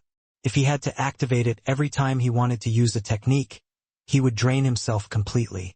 Ryu took a deep breath. Use your ice flames. Your body is running too hot right now, Elsa softly advised. Ryu couldn't help but smile when he heard her sweet voice, a reaction that partially caught him off guard. It seemed this woman had her hooks in him completely. Elsa giggled. As long as you know. Ryu listened to Elsa's advice and dispelled his spirit body and rage flames. A blue flame appeared, dancing around his body and rapidly causing the temperatures to plummet. Ryu took a look back toward Givian. He seemed to still be battling, but it only took a look for Ryu to tell that he was still holding back a considerable amount of strength. To anyone else, it would seem as though he was going all out, but Ryu's eyes couldn't be fooled. He's reserving at least half of his strength, Ryu thought. Since that was the case, Ryu ignored Givian and the others and turned to walk to the shrine. The sooner the item was secured, the easier all of this would be. Ryu's steps paused, realizing that items had begun to manifest above the head of the chief mountain barbarians he had killed. He had almost forgotten that this wasn't real and the barbarians he had fought were supposedly just a fake race of people the creator of this world had placed here. This had also happened when Ryu killed the rainbow-scaled eagle. But that had happened months ago, so it wasn't the foremost matter on Ryu's mind. Though there were 4 chiefs Ryu had taken down, there were only 2 items. One was a stone with odd runic patterns that Ryu couldn't understand at first glance. The second was a transparent ball with odd, translucent runes floating within it. The second item Ryu did recognize. Though he had never seen it personally, he had had it described to him by Amy of the Violet Olive team. It was the item that could force an item out of someone's inventory. Some called it the inventory hack. This could be useful at some point. Ryu kept the inventory hack for himself and began to roll the other item between his fingers. These runes. Ryu's eyes narrowed. Interesting. Ryu placed the item within his inventory as well and shot into the shrine. The place was just as shabby as the outside. The inside design was perfectly reflective of what Ryu had seen before coming in. He could see the divisions in the slabs of rock slapped atop of one another with just a sweep of the gaze. Still, the shrine was larger than Ryu had been expecting. But then again, if he adjusted it for the massive size of the chiefs, it made sense. Maybe in their eyes this place was still too small. What Ryu found on the altar made his brows arch. A half-dead female writhed on display. Ryu was surprised to find that she wasn't a barbarian. The women of the mountain barbarians were just as virile as the men, having none of the softness of a woman. Even their breasts might as well have been literal piles of rock. This woman, though, was very different. Though her looks weren't anything amazing, she at least looked like a woman. Well, as womanly as she could look with her intestines hanging out like that and her heart being open to the air. The woman seemed to sense Ryu's arrival. She weakly looked over, a hint of fear on her face. When she realized that Ryu wasn't a barbarian, her fear gave way to a pleading look. Ryu sighed lightly and flicked a finger. Esme shot forward, piercing a dagger right through the young woman's forehead. The woman's last expression was one of having a final relief. Even in that state, she smiled. Even an immortal shouldn't have such vitality. Ryu's eyes were sharp. In that moment, he realized that what killed the young woman wasn't the dagger to the forehead, but rather the spiritual chi that severed her soul. Ryu had sent Esme forward because he didn't want to harm the young woman's soul. With the help of the daggers, he could kill in this world without harming the soul of the person on the other side. Likewise, he could also choose to harm their soul even more than usual as long as he could get Esme to land the final blow. This was all to say that had it not been for the unique nature of Esme's daggers, that young woman would have actually survived. How curious! Chapter 436, Hundreds. Ryu walked around the altar, the state of the woman's corpse not fazing him in the slightest. She might as well have not been there at all. Even with the recent rise in Ryu's libido, it was impossible for him to be attracted to a corpse with its chest cavity spread open like that, right? Ryu didn't have the mind to care at all. The longer Ryu spent circulating the altar, the brighter his eyes glowed. So it's like this. Ryu took out the rock he couldn't quite comprehend before, mixing and matching the runes he saw to the symbols that surrounded the altar and the young woman's corpse. It amounted to just half a minute of time, but within those instances, Ryu felt as though his mind had traveled around the world and back. Along with the increased ability of his pupils, it seemed that his mind had gained a boost to its thinking speed as well. Ryu almost felt that the origin flame was no longer enough to keep up with him and his thoughts. But this only made sense. Ultimately, Ryu had fused with an incomplete origin flame. If it was a complete one, how could his weapon's inheritance have surpassed his fire inheritance? On one hand, the only reason Ryu's ice flame, rage flame and rebirth flame had all been able to enter the rule realm so quickly is because Ryu had the origin flame. But it was simultaneously because of the limitation of Ryu's origin flame that they hadn't shown any progress since then, even with the evolution of Ryu's pupils. This was the way of the world. There was always give and take when it came to these matters. This aside, Ryu felt that he was finally beginning to understand the rituals of the mountain barbarians. Beyond that, even this rune-etched rock in his hand was displaying some of its specialness as well. In the mortal world, a human was considered dead once their brain activity ceased to be. At least, this was the strictest definition that mortal could rely upon. There were no shortage of people who might be brain dead while their heart continued to beat. However, these people would still be considered dead while their beating hearts were no different from the final drizzle of a waning storm. Likewise, there were many instances of people with brain activity with a body that had shut down. In those cases, it was still possible for them to be revived or, more accurately, resuscitated. Still, these were just the matters of the mortal world, theories and explanations given by those who had no understanding of the real world and didn't know the faintest thing about cultivation. Death to a cultivator was clear-cut, the dispersal of the soul. It was that simple.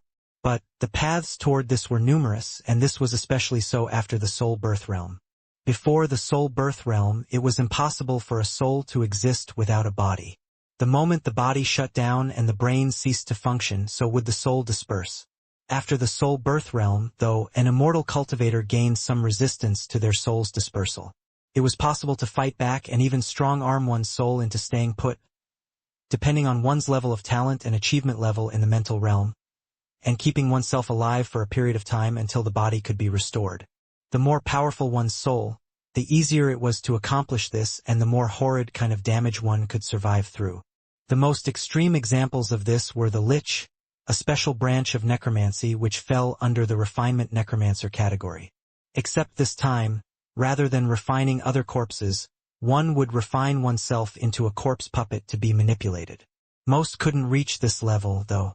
Even Lich necromancers had at least one living part of their body they had no choice but to attach their soul to. The only exceptions were Liches capable of finding extraordinarily rare treasures that could preserve the soul without the body.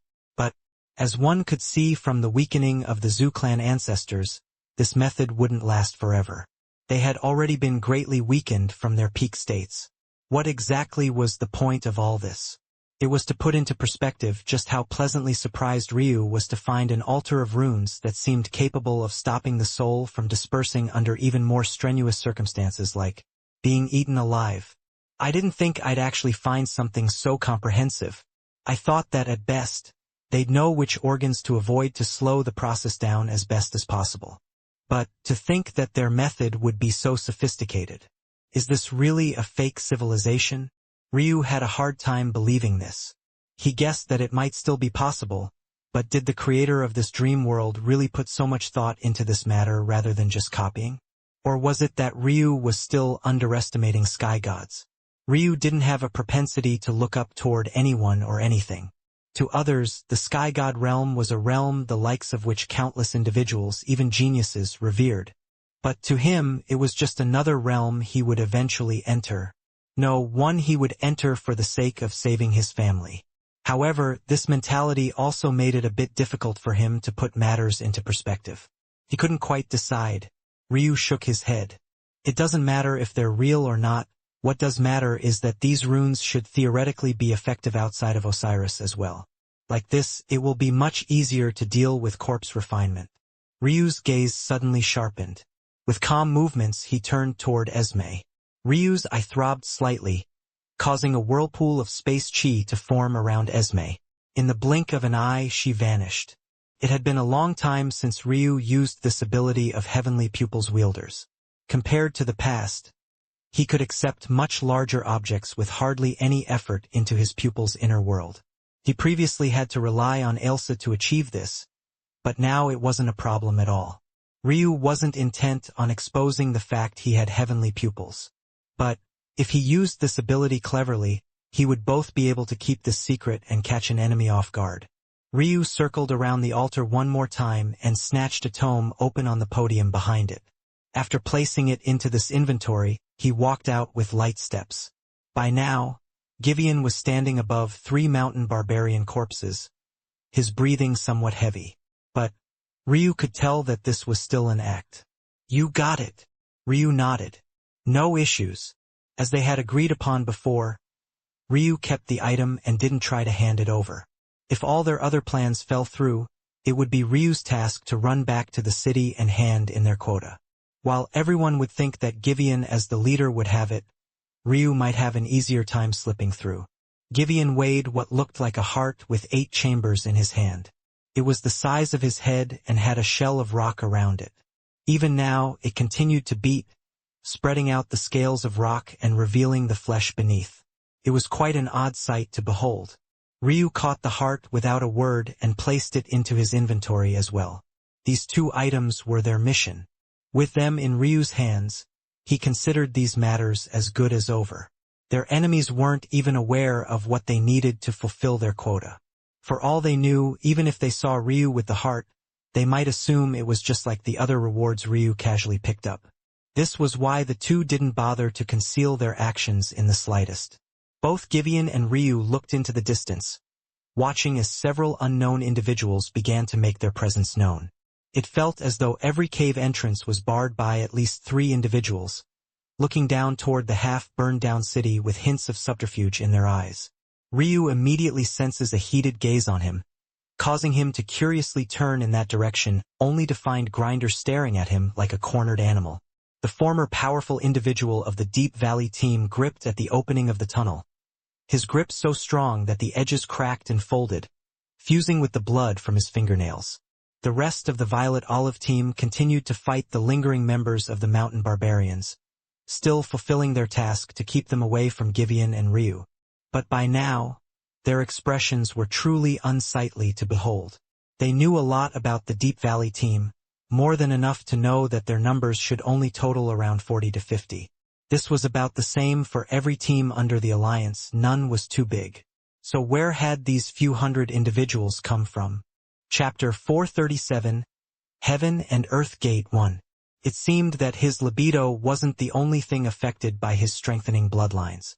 Of course, this nonchalance was in part due to the fact that Ryu wasn't aware of the number of members a usual team should have. He never really asked about those things. If it wasn't for the fact that Ryu's gaze could see the different emblems of different teams, he wouldn't have even known that they were being targeted by many in the first place. However, to Ryu it was all the same. In fact, the more difficult it was, the better. Ryu only had one goal in life right now, and that was to grow stronger. He had already been putting himself in the most difficult situations to get out of for years now, and he didn't plan on stopping. If he thought about it, compared to the usual risks Ryu took, this was nothing. Even if he died here, he wouldn't truly die. At worst, his soul would take a massive hit, and that was only if he didn't get the chance to kill himself with his own daggers first. Of course, Ryu had no intention of taking his own life. If he did so, he would lose his daggers to whoever was nearest his corpse. He had yet to unearth the secrets of this unique grade treasure, so how could he stand to lose it now? At that moment, while Ryu was itching to battle, a young man stepped forward and into the air. He hovered above the city, his gaze expressionless as he looked downward. Hand over the sealing orbs and we can consider this matter settled. Hearing such words, the members of Violet Olive were stunned. The sealing orbs? Their gazes couldn't help but drift to Ryu. Those orbs, they knew about them. After all, they had originally been theirs until that bastard betrayed them and took them away. Since then, the orbs had been in the hands of Deep Valley. Until, that is, Ryu snatched them for himself. Obviously, then, the sealing orbs were on Ryu. But the weird part was, what were they being asked for? Weren't they here to disrupt their mission? What was going on? Let alone them, even the members of Deep Valley seemed to have been caught off guard, especially Grinder. He had been certain that they were here for revenge. If not, why would he speak all that nonsense about how much easier it would have been to end all of this had they taken a different approach? Of course, his ideas were ridiculous and wouldn't have worked, but that didn't change the core of the matter. So why was everything he had been gearing up for being spun on its head? Ryu raised a brow when he heard these words, but that was about all. He didn't really care why they were here to battle. Even if the Violet Olive team turned on him, he still wouldn't particularly care. This would only make things more interesting. To Ryu, this team was only a means to an end. If it came down to it, he really wouldn't mind killing them all and entering that so-called event alone. As the official vice leader of the team, appointed by Qilin, he would immediately be promoted to leader the moment the latter died. At that point, using the Violet Olive team name to enter the event would be as easy as breathing. Qilин's eyes narrowed. This man, why didn't he recognize him?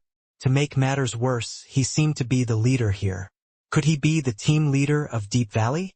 Why was he such a mysterious existence? Then, something about this situation was putting him ill at ease. Ryu? Qilin asked tentatively. Ryu only shook his head. He had no intention of giving up those sealing orbs. They had helped him vastly improve his understanding and control over his meridians. And, even if they weren't so useful to him, the things that were his, Ryu Tatsuyas, couldn't be so easily taken by another. They would most definitely have to taste his blade first. The other members of Violet Olive grew jittery seeing Ryu's reaction, a slight hushed panic setting in. They backed away from their battles with the mountain barbarians, slowly detaching to the point the true residents of this place found themselves in a no-man's land between two enemies. At this point, even the evil mountain barbarians had no idea what they should be doing. The young man expressionlessly looked on from above. Ryu only gave him a cursory glance before he swept his eyes over everyone else. Third perspective, S-range had massively increased. Even seeing a several tens of kilometers radius in perfect detail wasn't impossible in the slightest. Practically made Lionel's spiritual sense useless. Not only was everything far more blurry with his spiritual sense, but it also took up far more of his stamina. As for third perspective, it weighed no more heavily on Ryu than if he was just using his eyes regularly. On top of that, nothing could hide from third perspective, and that was exactly why Ryu's pupils constricted. Third path extinction realm. 2 of them. One hovered in the sky above Ryu, and the other nonchalantly stood among the crowd as though he was just another warrior amongst the crowd. Not only that, but heaven-grade immortal rings as a foundation. Ryu knew that in his present state, defeating such existences, even if he activated his monarch small realm, would be nearly impossible, let alone dealing with all the others simultaneously. Somehow, though, despite coming to this conclusion, Ryu's aura seemed to continuously grow. His pupils constricted, red lines beginning to form in his irises. The throbbing of his eyes grew more and more feverish. It seems I finally get to use it. Ryu's chest expanded, his muscles bulging. Heaven and Earth Gate. Gate of Earth open. Chapter 438. Heaven and Earth Gate, 2. Before Ryu, a towering gate had appeared. But he seemed to be the only one that could see it. It rose into the skies, its frame so large that it even seemed intent on smashing the entirety of the mountain range to dust. Ryu's eyes became redder and redder as more threads of crimson accumulated within his irises. They swam about as though they had a life of their own, making it seem as though streams of ruby were swimming about in Ryu's silver eyes. The immortal realms were where the true strength of the mysteries of heaven and earth pupils began to manifest itself. Heaven and Earth Gate was the first ability Ryu had unlocked as a result. Up to now, the abilities of the mysteries of heaven and earth pupils had been purely supplementary. Third perspective was a buffed spiritual sense. Insight was a branch ability from third perspective that gave Ryu some predictive abilities in battle. It was a large part of the reason his combat prowess was so great. Focus allowed Ryu to enter states of meditation with ease. Lines of Fate allowed Ryu to copy techniques that he had a strong fate link to, and it also allowed him to assign probabilities during battle, thus making it a stronger version of Insight. This didn't even mention Ryu's passive ability to view fate stars when he so pleased, or the passive boost to his comprehension abilities. The first ability that Ryu unlocked that could somewhat aid his battle prowess was Ethereal Tapestry. It allowed him to view the chi of the world in all sorts of swirling colors, thus increasing his affinity with using and controlling them. By proxy, this also gave him the ability to control atmospheric chi ahead of time. But the irony of this was that this was a mutated ability. Thanks to the synergy between Ryu's pupils and Ice Jade crystal body, this new ability was birthed, having never appeared before. If one knew all of this, it wouldn't be a surprise if one thought that the mysteries of heaven and earth pupils were just an auxiliary accessory, helping one to supplement cultivation speed. It would be hard to blame someone for coming to this conclusion. But Ryu knew better, and the fact he did was exactly the reason why he wasn't jealous of Seriatha's abilities in the slightest. In fact, even if he could choose to swap his own eyes for Seriatha's right now, he would never do so. Ryu's aura continued to grow as he stepped toward the massive gates only he could see. The ancient depictions of wars and massacre on their outline made his heart palpitate, his blood boiling with anticipation. The city beneath the gates were flattened under the aura of the gate as though a deity was descending. But, from the outside perspective of everyone else, it looked like Ryu was so powerful that a single step of his laid waste to a city. The members of Violet Olive found themselves looking on in shock. The truth was that many of them had indeed wanted to turn on Ryu. They knew that it would be foolish. After all, who knew if this mysterious man, Israel, was even telling the truth? For all they knew, he would turn on them the moment they lost one of their best trump cards. Since they knew they had such a treasure yet still dared to ask for it, they most definitely had a countermeasure to deal with it. That said, humans often did foolish things when ruled by their fear. But seeing how powerful Ryu was, they suddenly snapped awake. Even if they wanted to force him to hand it over, could they? Bang! Ryu took another heavy step forward. With just one more, he would cross the threshold of Earth's Gate. The Heaven and Earth Gate. It was hard to say if it was the most powerful ability of Ryu's pupils. There were simply too many to choose from. However, what Ryu could say was that it was most definitely top 5. This ability was split into 2 gates, both of which had to be crossed to be activated. But the oppressive aura around the gates almost guaranteed that no one would be able to stop Ryu from completing those steps. What did the ability do? It tapped into the strings of karma and bent them to the will of the user, giving them strength they could never imagine. The heaven and earth gates allowed Ryu to strengthen himself by a factor of years, bringing himself to a later state of being. It allowed Ryu to age himself without suffering the adverse effects of this age. The heaven gate was a total improvement. If Ryu wanted to strengthen himself by 100 years of training, he would step through the heaven gate and immediately acquire the strength he would have 100 years from now for a short duration of time. The earth gate was a focused improvement. Ryu could focus on his chi control, his chi quantity, his body strength, or even his techniques. By choosing one, he could age his experience in that path the instant he crossed the gates. However, as great as this was, what happened after the gates closed is what made this ability so powerful. In the end, tidbits of information would linger on in the user's mind, thus allowing them to improve toward their future self even faster than before. What did this mean? It meant that every time Heaven and Earth Gate was used, the results would technically stack, allowing the same age time to be worth more while also speeding up training. And, if this ability was synergized with the Origin Flame, what should I choose? Ryu asked Elsa. Elsa's gaze flickered for a moment before she made a decision. Choose Great Swordstaff techniques. Are you sure? Ryu asked. I can only improve myself by 1 year after unlocking the 9th seal. I'll need to unlock more to age myself by more. Elsa smiled.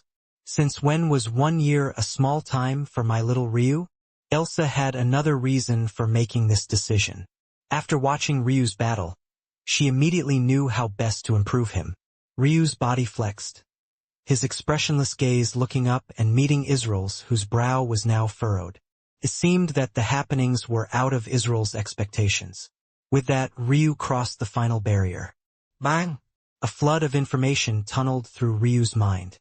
In the blink of an eye, he felt as though he had dedicated the last year to nothing but training his great sword staff. As though a reclusive monk, it was all he had known. Ryu's eyes began to bleed as the chi around him grew more and more wild. At that moment, 2 streams of energy erupted around Ryu. Chapter 439 Change. Looking up into the skies, Ryu's figure flickering with beautiful blue scales once again, fading into and out of existence but never truly holding on. Didn't you want my things? Ryu's voice seemed to have grown several octaves deeper. Come and get them. Ryu raised his right arm, a swirling dome of chi appearing around him. Small Realm. On the surface, the implementation of Small Realm looked no different from Impose. However, this couldn't have been further from the truth. It felt as though all the chi in Ryu's surroundings had been placed in the palm of his hand. Whereas Impose could restrict the chi and battle prowess of a foe, Small Realm had the ability to not only do this to a far greater extent, but it was also capable of giving Ryu control over this land as well. At that moment, Ryu finally felt what it was like to be a true Immortal Ring expert. Rather than being restricted to a mere 1-meter radius, he could touch upon all the chi in more than 100. Even though he could feel his focused chi rapidly dwindling, Ryu had never felt more powerful in his life. It felt as though he was gazing upon the world from on high. Author's note: mistakes were made. I've been calling ephemeral tapestry ethereal tapestry for a while now. Oops, I'm going back to ephemeral now. At that moment, within Ryu's real body back in the Moonlight Blossom sect, bloody tears fell from his eyes as well. However, this wasn't the matter that was of note. Within his pupil's inner world, one could find an expanse of gray.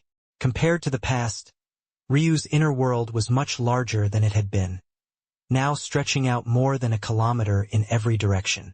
Within this world, there were only a few things. In fact, there were only ever a few things that found their way into this place in the first place. The first was a crystalline jade, sitting neatly in a corner. The second was Ryu's cloak, tidily folded and prepared for use at any time. The third were Ryu's clan emblems, patiently waiting for the day he could use them again. And the fourth was an unassuming prayer mat. Ryu didn't know much about this prayer mat, but what he did know was that it was special.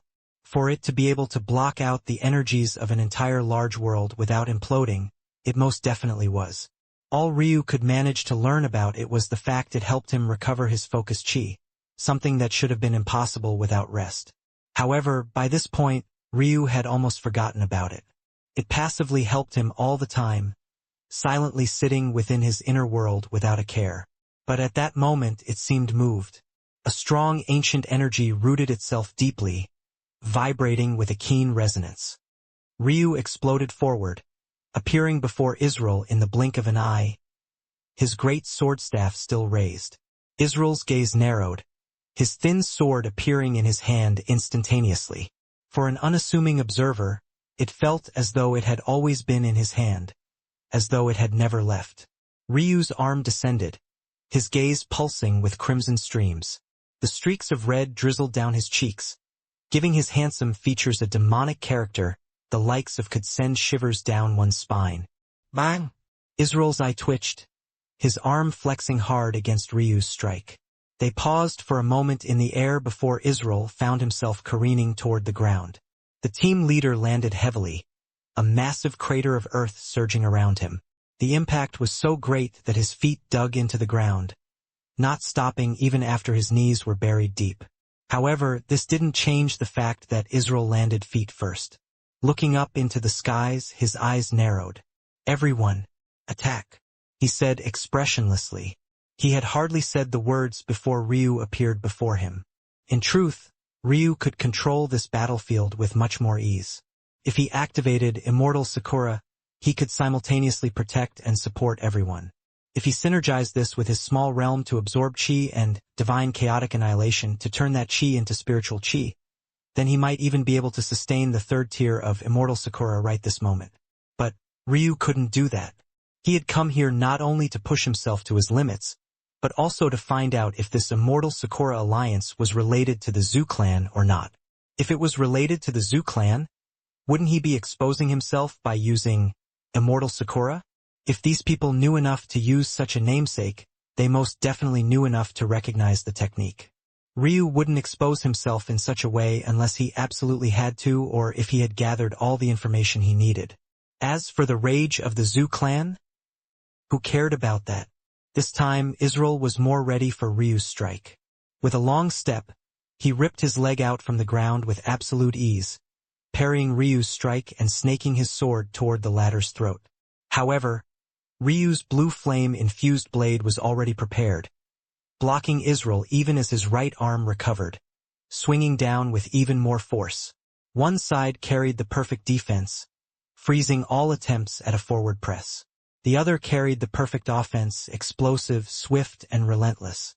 This was the product of Ryu's year of training, a comprehension that sunk to the deepest depths of his soul. Heavenly flow. Ryu touched upon this ability again. Yin Yang Dominante. Bang! An illusory array appeared all around Ryu. Could only be felt but not seen. Yet, at that moment, it felt as though the whole world had shifted. Yin-Yang dominance was just the first step of heavenly flow, one that Ryu thought he had mastered long ago. But right now, it felt as though it was an all-new ability, an all-new technique that superseded all others Ryu had learned. Israel's expression changed for the first time. Chapter 440 Lotus. Israel barely blocked, his gaze crossing their connected blades to give Ryu a serious look. He found it hard to believe that someone within the connecting heaven realm could bring forward such strength. It wasn't just the power behind his attack, but also the placement and timing. It seemed that he could always strike just before he reached the peak of gathering his strength, stopping him from displaying his full might. To make matters worse, it somehow also felt that his defenses were impenetrable at the same time. If Ryu knew that Israel had come to such a conclusion from 2 strikes, he'd be quite surprised. Not to the point of being overly shocked, but more so just a simple eyebrow raise. Israel didn't look very special. Other than having the handsome air one would expect from a Path Extinction Realm expert, he was normal in every other way. He used neutral chi, he was a normal human, and even used the most common weapon amongst cultivators, the sword. It was almost as though he was trying his best not to stand out. Yet, it was the same man who also stepped into the air to demand Ryu hand over his things. The dichotomy was quite interesting. If this man was really the leader of Deep Valley, how was it that he allowed them to continuously target Violet Olive? A man with such a disposition didn't seem like one who would go out of his way to lower the standing of those around him. It was more likely that he would simply focus on improving himself. Took Ryu only a look to see through all this. It almost felt as though his pupils allowed him the ability to see through the core of people now, or maybe he was simply more sensitive to such things after opening the Earth Gate. At that moment, a battle erupted on the city floor, or rather what remained of it. The members of the Violet Olive team were almost instantly overwhelmed despite the fact it seemed that the second third path extinction realm expert still hadn't displayed his true strength. Curiously enough, though, Givian was also still holding back. Ryu could feel that something was wrong. His intuition told him that Givian was on his side. But there must be some underlying secret here. In fact, whatever this secret was might very well be related to Israel as well. Well, in that case, Ryu's aura continued to blaze, his arm flexing as he continued to press down toward Israel. Bang! Israel found his back pressed flush against the ground. Ryu stood over him, his strength continuously becoming stronger. It seemed that he wouldn't be satisfied until he ran the Deep Valley team leader through completely. It felt as though the whole would had come to a grinding halt. Was this what should happen when a man who had stayed hidden for so long finally made his appearance? But what exactly was normal about a man suddenly gaining a year of training while barely raising a finger? A year to an immortal was nothing more than the blink of an eye. A year to Ryu might as well have been an entire lifetime. His left hand held the ultimate defense. His right held the ultimate offense. "You're quite powerful," Israel said, Ryu's blade still bearing down on him from above. "Seems I've underestimated you." Israel's strength bloomed. He might have been struggling to the point of being unable to move, but wasn't this perfect? It made it much easier for him to summon his immortal rings. "Blossom forth," Israel said softly. Ryu's pupils constricted. It seems he had finally found one. A person who stepped on the path of the true immortal ring realm. Energy bloomed around Israel. A strong, pulsing immortal ring appearing to his block. But as opposed to what Ryu was used to, this immortal ring began to morph, becoming a blooming flower that slowly opened its petals to the world. Israel slowly pushed back against Ryu, his strength blooming to new levels. Without even waiting for the war of strength to conclude, Ryu agilely leapt backward, his steps light and unhurried as his northern heavenly wind wrapped around him, boosting his speed further. He had focused his Earth Gate on his sword technique, not his strength. Him overpowering Israel was only a product of him forcing the latter to lose his leverage. But, with this boost, it was no longer useful. It would be easier for Ryu to take a step back. The true immortal ring realm. The reality was that the immortal ring realm was the realm with the most deviations. It was analogous to the awakening realm of the mortal realm, but to the immortal realms. As such, it laid the foundation for one's path going forward in said immortal realms. The most common path of the immortal ring realm was the formation of a single ring. This ring would grow along with every step you took. However, this was just one of the many. Those that chose a different path, often unique to their cultivation methods, often called this path the true path, despite the fact this path was just one among a countless number of others. Israel was clearly one of these individuals. His immortal ring took a complex form, blooming into a lotus. Rather than carrying the normal plain white color of most immortal rings, this lotus carried gorgeous patterns of blue. Ryu wasn't incorrect when he said that Israel had formed heaven-grade rings. The issue with his assessment, though, was that this unique immortal ring actually made his so-called heaven-grade ring comparable to some weaker sovereign-grade ones. This meant that Ryu's estimation of his strength wasn't off by just a small factor. Ryu gripped his great sword staffs, his heart pumping with excitement. This was it. Finally, a worthy opponent after so long. Bang! Ryu shot forward, his great sword staff meeting with Israel's sword in a flurry of clashes. In the blink of an eye, They exchanged hundreds of moves, Israel's movements swift and crafty, Ryu's being balanced and steadfast. Israel narrowed his eyes. Lotus style. Sweeping petal stance. Chapter 441 Lines of Fate 1. In that instant, Israel's strikes became fiercer and swifter. His light and thin sword seemed to become a reaper's scythe, snaking toward Ryu's most vital points. Ryu's pupils constricted further, the winding crimson veins around his eyes bulging. Lines of fate. The world became an endless bundle of strings.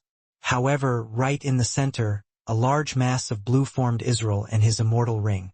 Stacking two of his most stamina-intensive abilities back to back was most definitely weighing heavily on Ryu. But he found that the drain on his focus chi was much less than it had been in the past. For whatever reason, it seemed like the prayer mat was making its presence felt. Ryu's attacks instantly grew more skilled and measured, the swiftness of Israel's attacks appearing like crawling ants in his eyes. As Ryu sank deeper and deeper into the dichotomy of yin and yang, his attacks seemed to grow more enigmatic. His mind saw several steps ahead, his left blocking the path for strikes yet to come and his right attacking to counter what had. Ryu took a strong step forward, his gaze expressionless and his momentum growing. His predictions became more accurate and stifling, his every strike leaving Israel unable to display his full might. Elsa narrowed her gaze. Lines of Fate is working even better than it should, and it's most definitely not just due to little Ryu's evolution. The radius of effect their battle had continued to explosively grow. Harsh winds, flying bits of earth, turbid swirls of chi all shot in every which direction, forcing their immediate surroundings into a state of emptiness. The members of Violet Olive found themselves struggling. But, as though Ryu's performance was a beacon, they began to push back. Within the crowd of individuals, the second path extinction realm expert remained hidden, not knowing that Ryu had long since found him. But at that moment he was in a dilemma. He had already thought that it was unnecessary for the both of them to come like this, but had agreed due to the payment provided and the mystery surrounding Israel. Who wouldn't be curious to get to know this man? As of now, Israel most definitely hadn't disappointed. To think that the leader of the mere 7th-ranked team would actually have such deep cultivation. Usually, only top 3 teams like his own would have such strength on hand. It made him all the more curious about who this Israel individual was and what his reason for keeping such a low profile was. Now that he thought about it, Givian was another mysterious character. But, unlike Israel, he couldn't put his finger on exactly why he was so curious. Should I support? The man found that Israel was getting pushed back again and again. Even after activating his techniques and combining them with his immortal ring, he was getting outclassed. The shocking part was that he was losing not in strength, but in terms of technique. If he didn't know better, he would think that this Ryu could see the future, leaving Israel at a loss for how to counter. Just as the man made the decision to go and support Israel so that they could end this farce, Israel sent a quick glance in his direction. Though he didn't say anything, the message was clear. Don't interfere. Bang! Bang! Bang! Ryu's palms spun his great sword staffs, conveniently sliding his hands down to the very ends of their polearms. His reach extended, the pressure on his wrists growing heavier and heavier with every strike. He abused his advantage, his rage flames billowing out with rampaging heat. At the same time, Ryu's ice flames became like an impenetrable fortress. Every time Israel crossed blades with his left, it felt as though he had sunk into an endless quagmire. His chi froze, his muscles tensed, even his attacks seemed to be instantly coated by a layer of frost, freezing his techniques in their tracks. Israel had never fought such a perfect combination of offense and defense before. Dual wielders were just too rare, and even those who chose this path were usually weaker with one half in comparison to the other. But Ryu seemed to have reached a perfect state. Finally, Ryu could display the true strength of dual wielders. His heart pumped, his blood boiling. To his back, there was a canopy of blue to one side and an array of red to the other. Where they clashed in the middle, faint hues of gorgeous purple light radiated, almost forming a halo around Ryu. It's finished, Ryu said coldly. He took another strong step forward. His left blade cut a straight path forward, executing a perfect pierce. Israel's pupils constricted.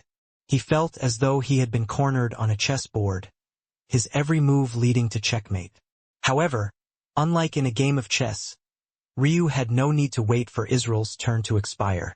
Israel twirled his blade, holding its flat up against his chest. His still was immaculate. Even with how this his blade was, he was still able to block Ryu's blade of raging blue flames with its spine. Unfortunately, though, his wrists weren't as powerful nor as flexible as Ryu's. Blocking at such an awkward angle, with his elbow flared upward and his wrist bearing most of the pressure, he instantly heard the sound of a sickening crack the moment the blades drew contact. Ryu followed up immediately as though he couldn't sense Israel wincing. A cyclone of crimson flames rose from Ryu's right blade, making the already nearly 3-meter-long weapon feel as though it had doubled in size. Israel's expression flickered, the pain in his wrist not being enough to make him lose his rationality. He brought his free hand up into a hand sign, causing a surge of chi to swarm toward him. Chapter 442, Lines of Fate 2. Israel's body flew out like a broken kite, a deep slash crossing his torso in a diagonal line. The battle seemed to grow hushed. Ryu's pupils pulsed, a fiery pain lighting his eyes. But he continued to stare forward, his demeanor uncaring while his blood seemed to sing a completely different tune. How invigorating! How exhilarating! He wanted to roar into the skies, giving vent to his emotions. His first life, Ryu could only battle with his intellect and his words.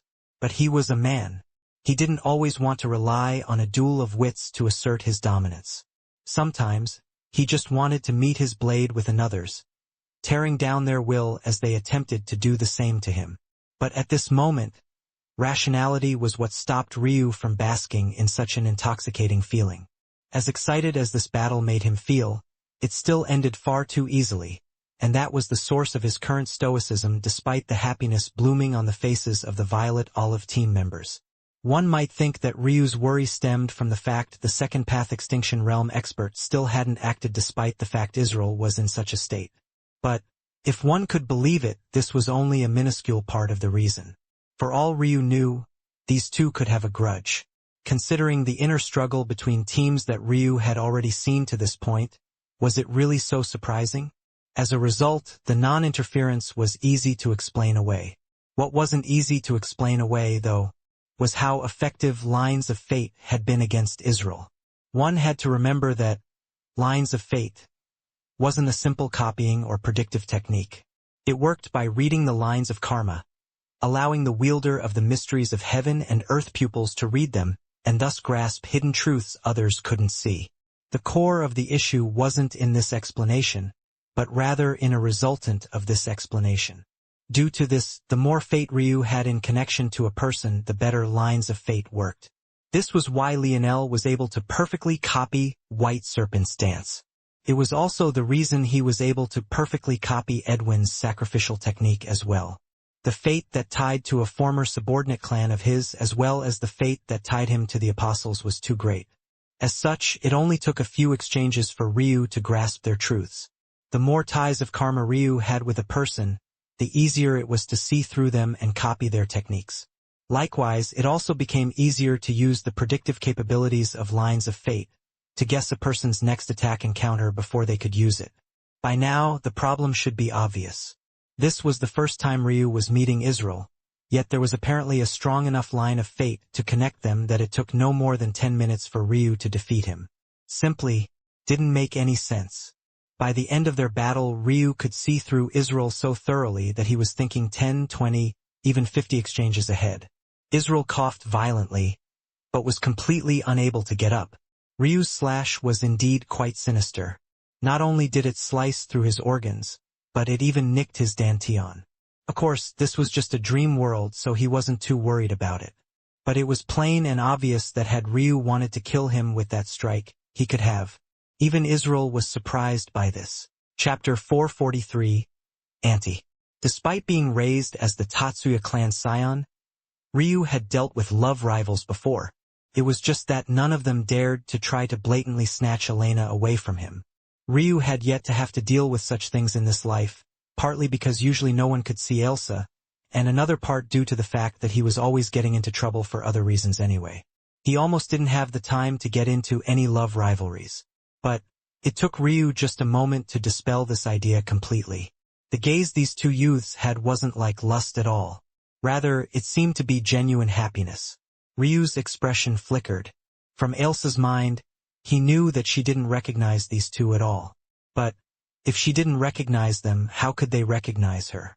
More importantly, why then did they seem so happy? You really don't know them? Ryu asked despite knowing the answer. Elsa slowly shook her head. Since she had entered Osiris using Ryu as a proxy, many of her abilities were useless in this place. Not only did she not have her usual combat prowess, but this also meant that her soul couldn't display its true strength either. Because of this, Elsa's senses weren't as sharp as they usually were. In fact, she might as well be a normal human. Or, rather, she would have been if she didn't rely on Ryu. Thanks to their connection, Elsa could easily use Ryu's senses in place of her own. But, for obvious reasons, Ryu's senses still weren't as good as hers normally were. But, it was at that moment that she gasped. When Ryu read Elsa's thoughts, his pupils constricted. Cultist fairies?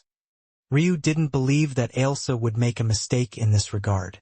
If she said so, then these two must be cultist fairies. But the question was, who were they? Ryu only needed a look to tell that they were only at the third stage of the Immortal Ring realm. But the pressure they emitted alone was easily beyond anything Israel had given him. The moment Ryu realized this, he understood that these two were definitely not low-level members of the cultist clan. In fact, they might very well be members of the royal family much like Elsa was. If this was the case, then recognizing Elsa might very well make sense. As for Elsa not recognizing them, they might be a few hundreds years older than Ryu if he combined the experiences of both his lifetimes, but even then, they were only a fraction of Elsa's age.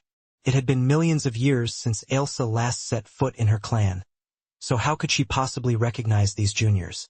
All of this now pointed toward just a single question, the only question that was left. Why were they here? Ryu could tell that this wasn't a coincidence. Maybe it would be quite lovely for Elsa to suddenly run into family here and now. Maybe they would even help them out of this ordeal. But this would be nothing but wishful thinking. It was obvious that this was planned, and it was obvious that they were related to Israel in some way. Had they come with kind intentions, why would they have their subordinate fight Ryu? It wouldn't make any sense. Auntie Elsa, we finally found you.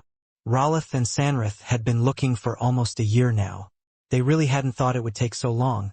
But who would have thought that a man with a cultist royal as a life partner would actually be on the lowest realms of Osiris? It was no wonder they took so long. If not for this mistake, they would have found them long ago. It wasn't until recently that they found a description that could match Ryu, allowing them to come here. But, with how many worlds of Osiris there were and how many entered and left, it wasn't much of a surprise that they had far more than just one lead. Without a choice, they could only spend their time grinding for the sake of handing out that precious teleportation necklace on Israel's neck, which acted as both his reward and the gate that led them here. The necklace was quite valuable on Osiris, allowing one to teleport to and from worlds and cross barriers that would otherwise take a special sequence to clear.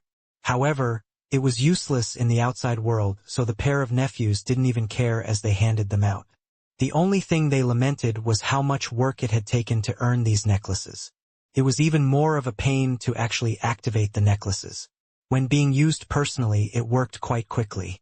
But, when teleporting someone or something from afar to you, it took several minutes of setup. Yet, it also happened to be this secondary function that Israel most wanted this reward for. But now none of that mattered. They were here and could finally complete their mission. Aunt! Elsa's eyes widened in shock. She had realized that these two were likely high-ranking members of her clan, but she hadn't thought that they were actually so closely related to her. As with any clan that had existed so long, there were no small number of branches and there were even numerous royal bloodlines. But the fact they called her aunt, Elsa frowned. Auntie, we came to bring you back. Grandfather sent us here after your bank account was used for the first time in so long. The clan misses you. By this point, Ailsa had long since recollected herself. Looking toward her two nephews, she could only shake her head and sigh. This was such a headache. How could she bring herself to hate her own nephews? But at the same time, she had no intention of going back with them. What are your names? Ailsa entered her full form, standing beside Ryu. It was only now the members of Deep Valley realized there was actually such a beauty by Ryu's side. My name is Ralith. My name is Sanrith. They both replied with happy expressions.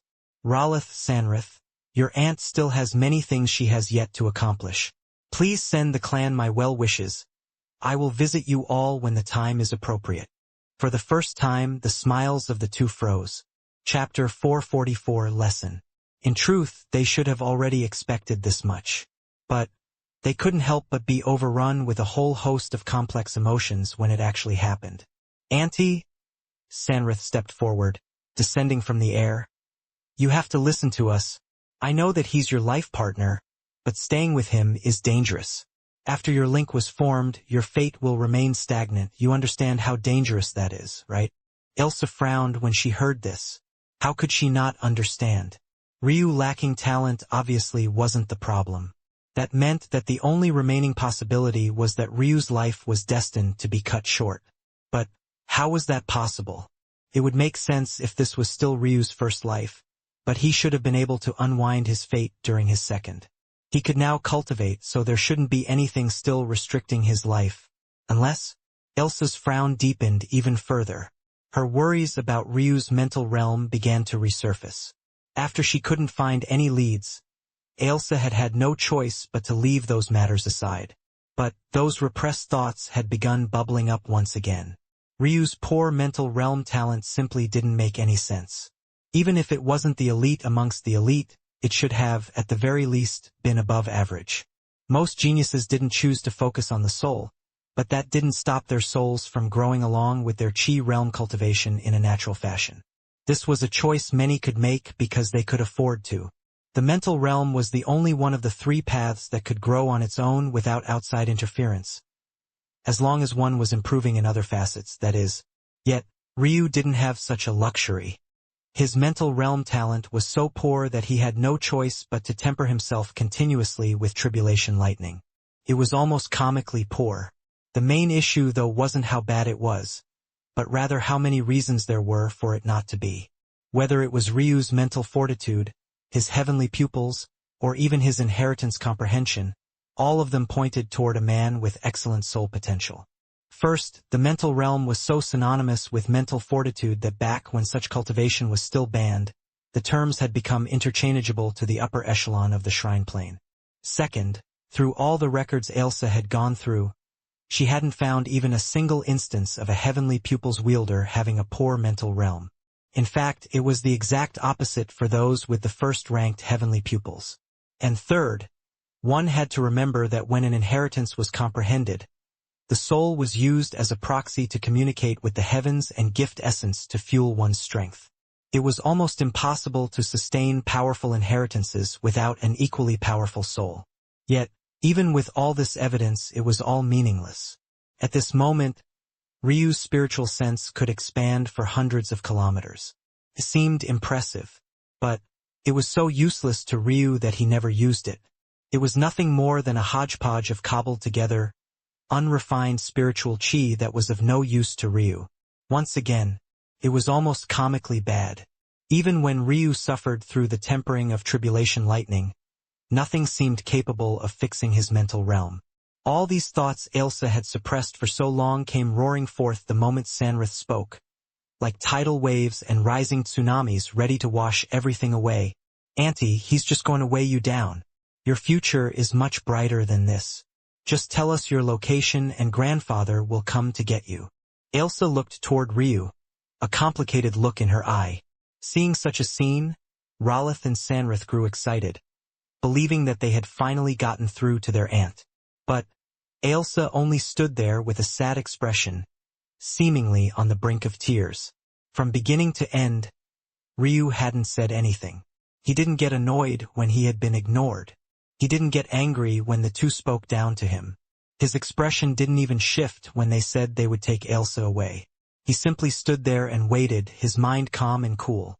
Maybe if these two were just random people trying to snatch his Ailsa away, he would have already swung his blade despite the throbbing in his eye right now. But they were Ailsa's nephews, her family. Though it didn't seem like it, Ryu had given Mistress Holy Wing a lot of leeway since she was Elena's grandmother in the beginning. It wasn't until she continued to cross the line that he began to counter. And now, he was giving Ailsa the same respect. This was her family. And, unlike Mistress Holy Wing, they were truly looking out for her best interest. As expressionless as Ryu was, his mind was just as calm. This wasn't an act. He truly didn't take any of these matters to heart. Should Ailsa want to leave, he would let her leave. Should she want to stay, she would stay. It was just this simple. He had long since stopped seeing Ailsa as a tool. Maybe in the past, her response wouldn't have mattered to him. But now, things were different. Ailsa gazed at Ryu. The crimson veins that snaked around his eyes, the hint of fatigue on his brow, his slightly labored breath. She took it all in, especially the fact that his back still stood ramrod straight. His blades angled toward the ground. His grip around them relaxed and loose. It was as though nothing in the world could shake them. Ailsa suddenly smiled. "Why are you being so serious? Did you think I could still bear to leave you?" Surprisingly, Ryu replied immediately, speaking for the first time since Ailsa's nephews descended. "No," he said casually. "Just that I have to prepare to teach my little nephews a lesson." Ailsa blushed profusely hearing this. There was only one way for the two of them to both view these two as nephews. Her heart couldn't help but flutter despite Ryu's blunt choice of words. "They're older than you know," she rebutted. Chapter 445 Little Nephews. As far as he was concerned, since Ailsa was his woman, he would be considered to be in the same generation as her. As such, even if these two were older than the time he had experienced in both his lifetimes, they would still be his little nephews. As for the matter of his fate wheel, who cared? One would think that the reason Ryu had never gazed upon his fate star even once since he was birthed into the second was because he was afraid. But this wasn't the case at all. The reason he never looked was because it simply didn't matter. Whether his fate star had changed or not had little to nothing to do with him. Ryu took a deep breath, his body finally calming. Ralith and Sanrith both wore frowning expressions. As members of the royal family, they too had never sought out their life partners. In fact, they weren't even sure if their life partners had been long since born, had yet to be born, or had even already died. As such, these two couldn't quite understand the relationship between a fairy and their life partner. So, seeing their respected aunt act in such a way left them feeling uncomfortable. The truth was that they hadn't ignored Ryu for the sake of showing him disdain. They simply wanted to implore their aunt. As for Ryu's opinion, it just didn't happen to be relevant. But now, he was getting in their way. "If our nephews are so powerful, I'm going to begin looking at you with a raised brow," Ryu suddenly commented offhandedly, his grip tightening around his great sword staffs. Ailsa pouted. "What's that supposed to mean? If you weren't so obstinate about our intimacy, your cultivation journey would be much easier." I guess you're right. That's not necessarily a good thing." Ailsa suddenly felt that Ryu's face was quite annoying right now. Luckily for him, she didn't want to start a lover's quarrel with her little nephews here. "Don't hurt them," Ailsa said softly. If it wasn't so off-brand for him, Ryu would have really wanted to roll his eyes right now. These were two immortal ring geniuses with ancestral-grade immortal rings. They were the pinnacle geniuses the martial world had to offer. They would have no problem defeating Israel just like he had. Now this woman was asking him to go easy on them. How was he supposed to do that, exactly? It's really as Grandpa Cookin always used to say, more women, more problems. This time, Ailsa couldn't refrain from punching Ryu. "Are you trying to compare me to that Mistress Holy Wing whore?" Ryu froze. "Oh look, they're preparing to attack. Sit tight." Dodging Ailsa's next planned assault, Ryu shot forward, a light smile on his face.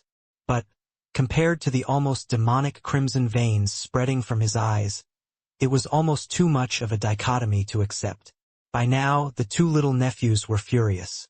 Watching their little aunt being flirted with like this before them was almost a blatant humiliation.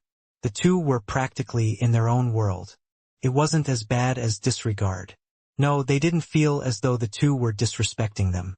Rather, it felt like the two were just bickering over how to punish their children. It was almost a worse kind of humiliation. All their youth, these two had learned about the great deeds of their uncle and his little sister. Elsa might have spent most of her life outside of the cultist clan, but that didn't stop her from achieving all sorts of exploits before she left. Watching her act like this with another man left them feeling more than a small bit uncomfortable. It wasn't the kind of feeling one would get when watching someone you like fall in love with someone else. Rather, it was like watching your mother introduce your stepfather to you. It was exactly that kind of unsettling, uncomfortable emotion that was seeping into their marrow. At that moment, as Ryu charged, his steps light, not many knew how they should be reacting at this moment. The members of Violet Olive stood in a stalemate with those of Deep Valley, the battle having come to a grinding halt. "What are you all doing?" Elsa suddenly spoke. "You guys go back to the city. As for the rest of you, stay here until they're far enough away, then you can go." Elsa's meaning was clear. She was actually telling Deep Valley to let the Violet Olive team go. But was that supposed to be a joke? Why would they do this? "Oh, you don't want to listen to me? Let me tell you, this is a family matter and has nothing to do with you lot. If you don't listen to me, I'll set my little nephews on you." Raloth and Sanritha's expressions twitched when they heard Elsa's words. Were they really going to be used like this? Sensing Israel and his partner looked toward them, though, they could only answer, "Do as my aunt says unless you want to deal with the consequences," Sanrith growled. Israel's eyes narrowed. It seemed that this matter was far more complicated than he knew. It would appear that they had no choice but to let Violet Olive go. Ryu appeared before the two just as these words were spoken. Any amusement his face had previously vanished. "Will you fight him?" "I don't like bullying the weak," Raloth said plainly. "You fight him. I'm feeling a bit tired." "TSK. You think I don't know you just don't want to get on Auntie's bad side?" Sanrith opened his mouth to speak, but Ryu suddenly attacked. "You'll both fight me." Ryu's cold voice cut their conversation short, his great sword staff spinning in his hands as he bore down on the two of them. The pupils of the two little nephews constricted. Ryu's speed had suddenly exploded, his body erupting with a layer of flickering blue scales. His two Qilin horns sparked with electricity, the muscles of his body surging. Bang! The two little nephews shot their fists forward, each colliding with one of Ryu's blades, as though their skins was formed of the strongest metals. Ryu felt his arms tremble, his bones creaking and threatening to crack. His feet slid backward, his pulsing gaze boring holes into the two fairies. By this point, the members of the Violet Olive team had already cleared out. They rushed through the tunnels in groups, each with minds filled with thoughts of returning to the safety of the city. "Annette? What's wrong?" Givian asked. At the moment, his body was still covered in his violet armor. So, Annette didn't have a human form for now. "Those two," Annette mumbled. "I'm pretty sure that they're the twin dragons of the cultist clan." Twin dragons. They aren't really twins. In fact, they don't share the same parents, though each has at least one parent from the main family line. I've heard of them before. I wasn't sure, but after hearing their names, Raloth of the Endless Cycles fist style, Sanrith of the Infinite Regression fist style. They both built their combat prowess on the backs of true martial arts. "You mean, they're royalty? So, who the hell are they calling aunt?" Raloth and Sanrith watched Ryu slide back with incredulous expressions. They had both countered a connecting heaven realm expert and the result was him just sliding back a bit. Was this a world of illusions? Their brows furrowed, each looking down at their fists as though they had lost their minds. Ryu's arms trembled, blood threatening to tear a path from beneath his skin and through his scales. The vertical slits of his sapphire eyes flickering, the energy of his meridians churning. At that moment, their entire mountain range had been cleared. Even when Ryu stretched out his third perspective, he couldn't find a soul within 100 kilometers. He turned back toward Ailsa and smiled. Thanks. Ailsa smiled sweetly, but didn't say anything. She even felt that Ryu's word of thanks was too much already. Since everyone was gone now, he really could go all out. He'd take this to be a family matter. In that case, what did he have to hide? The energy within Ryu's meridians continued to churn. A strong cough left Ryu's lips, what looked like a smoky fog leaving his mouth. Seems my inner organs can't take it, Ryu thought. But in the end, he grinned fiendishly, his blood churning with wild abandon. Bang! Bang! Bang! Booms began to sound. But it quickly became obvious that this sound was coming from within Ryu's body. It was as though it had become a battlefield of its own. At that moment, Ryu took out a stone. It was none other than the reward he received for defeating the mountain barbarian chiefs. Without hesitation, Ryu slammed the stone into his chest. It tore a hole through his scales, shattered his rib cage, and lodged itself into his heart. This time when Ryu coughed, blood followed. Contaminated, blackish red blood flowed from his lips. Ralith and Sanrith watched the scene with furrowed brows, shock apparent within their gazes. How far was he willing to go? Crack! Ryu's body suddenly expanded, his scales cracking into a rain of blood before he returned to his original size. Lightning began to dance around him. At first, it was just the usual blue. But very soon, thick arcs of black lightning began to manifest themselves. The sight was completely contradictory. As quickly as the black lightning ripped Ryu's body apart, it seemed to also be absorbed to heal him. So this is the strength of primordial chaos lightning chi. Ryu looked up, his gaze flickering between sapphire and deep abyssal black. Let's play, little nephews. Chapter 446, Black Dot. He didn't know the process or what it was entailed to separate Ailsa's fate from his own. But as the wielder of the mysteries of heaven and earth pupils, Ryu had a comprehension of fate most didn't have. If the cultist clan wanted to save Ailsa, it would require one of them to sacrifice. And the choice for who was obvious. The best-case scenario after such a separation would be Ryu losing his talent and ability to cultivate. The worst-case scenario would be him losing his life entirely. To Ryu, though, both of these scenarios were a death sentence to him. So, as much as he smiled, as much as he called them little nephew, as much as he wouldn't harm them for the sake of Ailsa, Ryu was fighting for his life. He was fighting for the right to keep his woman by his side, to be able to keep control of his own life, to claim the right to battle for his family's safety in the future. So Ryu didn't hold back. He didn't hesitate to begin churning out primordial chaos lightning chi. He didn't care about the damage it caused to his body, nor did he care about the potential harm it would cause to his soul. Ryu knew how crazy he was being. He was well aware that he looked no different from a madman. How could he not be? His body was in such a bad state that he had to use the stone of the mountain barbarians just to stop his soul from dissipating. But this wouldn't be where he took a step back. He most definitely wouldn't fall here. Ryu roared, wild bolts of black lightning overwhelming the blue. They fused into one, slicing apart the air and turning the ground beneath Ryu's feet to dust. Immortal Sakura, an ancient cherry blossom tree, appeared above Ryu. Its canopy stretched far, its trunk being short but wide and sturdy. It began to flicker, its white petals, gently falling from above like snowflakes, slowly solidifying. The third stage of the Immortal Sakura, the cherry petal stage. Bang! The white petals shattered, forming back to create a gentle pink hue. The aura of the Immortal Sakura tree grew to a new level. It felt as though the ancient tree had finally been rebirthed, its presence suffocating even the skies above. Bang! The ceiling of the mountain range shattered into a rain of rock and rubble. The setting sun that hung over the horizon reflected the lights of the pretty pink petals. It was the kind of dazzling view one might only see in their dreams, a gorgeous sight that clung to the hearts of all those who saw it. Yet, the man who stood in the middle of it all seemed to be completely out of place. He roared into the skies, his body surrounded by an endless torrent of arching black-blue lightning.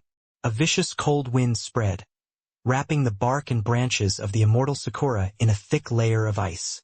Each gorgeous pink petal that fell seemed encased in a delicate box of crystal, fluttering to the ground around Ryu. Bang! Ryu shot forward, his body turning into a massive arc of black lightning as he tore through space, appearing before the two little nephews in the blink of an eye. Ralith and Sanritha's pupils constricted. Was this really the strength of a connecting heaven realm expert? Who was this monster? Ryu's blade swung down without the slightest hint of mercy, his once sapphire gaze filled with an inky blackness. In one breath, the primordial chaos Lightning Qi destroyed his body thoroughly. But, in the next, his spirit body would absorb it, strengthening and healing itself. The vicious cycle was enough to make anyone collapse. Ryu wasn't roaring into the skies to assert his dominance. Rather, he was just in far too much pain. Bang! Ryu blades collided with their fists. But, this time, rather than just being coated in rage flames and ice flames, they had gained an additional flurry of black lightning that seemed intent on watching the world be burnt to ash. This time, Ryu didn't slide backward. Despite the fact the two had used their full strength this time, their clash ended in a stalemate, their clash making space itself warp and collapse. The ground beneath their feet shattered, the rest of the mountain range crumbling to dust. A spherical rampage of whipping winds spread out from their collision, the sound of crackling lightning and surging energy filling the skies. Ryu's knees sunk down, his back and arms flexing as he pulled back and unleashed a tirade of strikes. His blows were swift and his cadence was relentless. He exchanged blades and fists with the two young men, the light in his eye growing more and more furious. Every time his heart beat, he could feel the scraping of the rock logged in his chest against its tender flesh.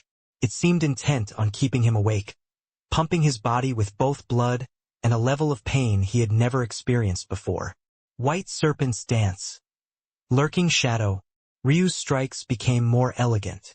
He layered heavenly flow and white serpent's dance into one, his attacks carrying the enigma of yin and yang, while also gaining the subtle nature of lurking shadow. Ralith and Sanrith hadn't had the time to take things easy. The moment Ryu attacked, they instantly began to use their martial arts. Martial arts weren't supposed to be used in battle, at least not directly. Yet, these two didn't seem to have gotten the memo. They instantly sunk into their horse stances, their fists carrying the weight of worlds as they descended. Ralith was relentless and untiring. Sanritha's counter seemed laced with the genius of the heavens. Together they formed a perfect combination of approach and retreat, of attack and defense. Maybe even they themselves hadn't realized how well they worked together until just this moment. Ryu's right blade snaked forward, countering Sanritha's passiveness with a stronger offensive. His left blade grew steadier and heavier, blocking Ralith's endless barrage like the steady stream of a waterfall. The density of cherry blossom in the region grew heavier and heavier. Swept up in a storm of cold wind, they flew about like a torrent of little shields, flooding the space around the three men. Ralith's fist smashed against one of these flower petals, expecting to crush it with ease. However, the instant he made contact, his pupils constricted. Ralith roared, his immortal ring being released in an instant. His golden hair fluttered, his crimson eyes growing to another depth of brightness. He smashed the flower petal to pieces, but he was already late in countering Ryu, who had reacted immediately. Ralith crossed his arms, a surge of essence flickering around him. Earth inheritance. Ryu immediately saw through the truth. Ralith's arms were coated in scales that looked no less resplendent than Ryu's own spirit body in the blink of an eye. Bang! His body was sent flying backward by Ryu's blade. He flipped in the air, landing on his feet several hundred meters away, the barren land of gravel beneath his feet crumbling and blasting apart. Earth God. Draconic skin. The robes on Ralith's body shattered, revealing a toned torso layered with sparkling silver scales. Ryu took advantage of the change, bearing down with pressure onto Sanrith. Beads of sweat fell from Sanrith's brow, the muscles in his arms aching every time he met Ryu's blade. Every collision made the air tremble, the ground beneath their feet crumbling as though a meteor had crashed into it. Their bodies flickered through the land, leaving crater after crater. Ryu's expression flickered. Warp. Ryu stepped to the side, his singular step crossing over a kilometer in the blink of an eye. In the space he had just been in, Ralitha's fist appeared. The air pressure of his punch alone sent the air whistling about, numerous bangs sounding as his bones popped and the air shattered. Sanritha's immortal ring exploded forth in the next instant. His looked just as normal as Ralitha's if you ignored the fact they were both 20-meter large golden behemoths. The both shook the skies, seemingly breathing. Each inhalation the immortal rings took seemed to cause all the energy within several kilometers to rush toward the pair of nephews, fueling their bodies with an obscene amount of strength. Buddha's wheel. Infinite countered. Sanrith smashed his fists together, causing more golden rings to appear along his wrists and up his forearms. Each of his movements seemed to carry the energy of the world, basking in a holy light that demanded worship. The fiendish grin on Ryu's face deepened. His handsome features gained a devilish character that was hard to ignore. The crimson veins snaking from his eye, the blackened lightning flickering throughout his slit pupils, the demonic horns that stretched out from his forehead. He looked no different from a demon prince risen from a hidden hellish depth. At that moment the world began to tremble. A small black dot rose out from Ryu's forehead. It was only barely an inch across, yet the hearts of the two little nephews couldn't help but tremble. Divine chaotic annihilation.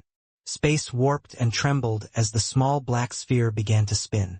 Chapter 447 Tsunamis of Earth. In that moment, chi that should have been flying toward the two little nephews was suddenly stripped away. They felt as though the pull their immortal rings had lessened considerably. The chi flying toward Ryu grew so thick that even those without his pupils seemed to be able to see them. A pale golden typhoon of chi surged toward the black sphere in an endless torrent, being quickly grinded into the purest flow of chi right before all of their eyes. In an instant, the two little nephews felt that their immortal rings had fallen to become less than 20% effective. Their expressions couldn't help but warp. Just what kind of technique was that? How did it have such great pull toward chi? How did it manage to make their immortal rings almost completely useless?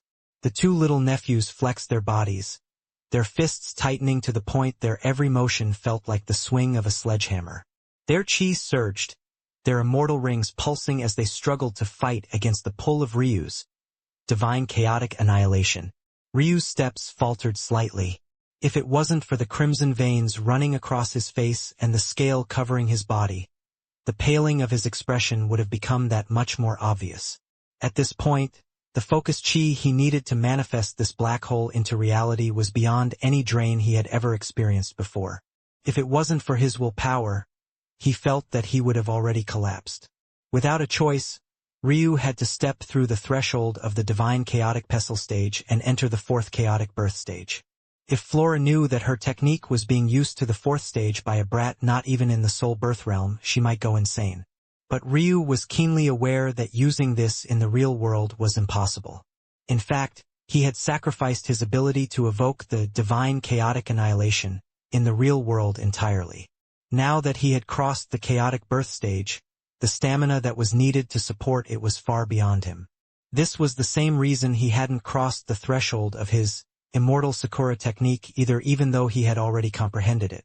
If Ryu tried to activate divine chaotic annihilation with his real body now, his soul would be sapped of energy instantaneously, leading him toward an instant death. The only reason his soul hadn't dissipated now was because of the stone lodged in his heart right now.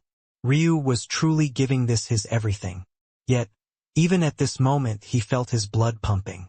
He felt an excitement the likes of which he had never felt before. An arrogance deep within his bones bubbled forth, the crackling black lightning around him reaching a level of violence that seemed willing to level the whole world into ash. Bang! Ryu shot forward, the energies of the world screaming as they bent to his will. A massive dome of chi formed around him, fueling his small realm to a level that existed beyond what the two little nephews could comprehend. Monarch! The two felt their hearts shudder, but Ryu was already upon them, his blades swinging down with the weight of the world. Ryu, ephemeral tapestry, filled his mind with the images of a psychedelic dream.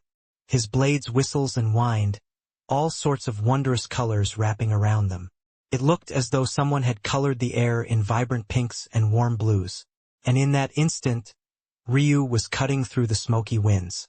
The more vibrant the colors became, the greater Ryu's understanding of them seemed to become, and more they seemed to speak to him.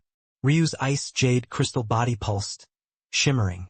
Even from outside of Ryu's skin, one could see a soft, dazzling light, one that contrasted with the crackling black lightning like two sides of the same coins.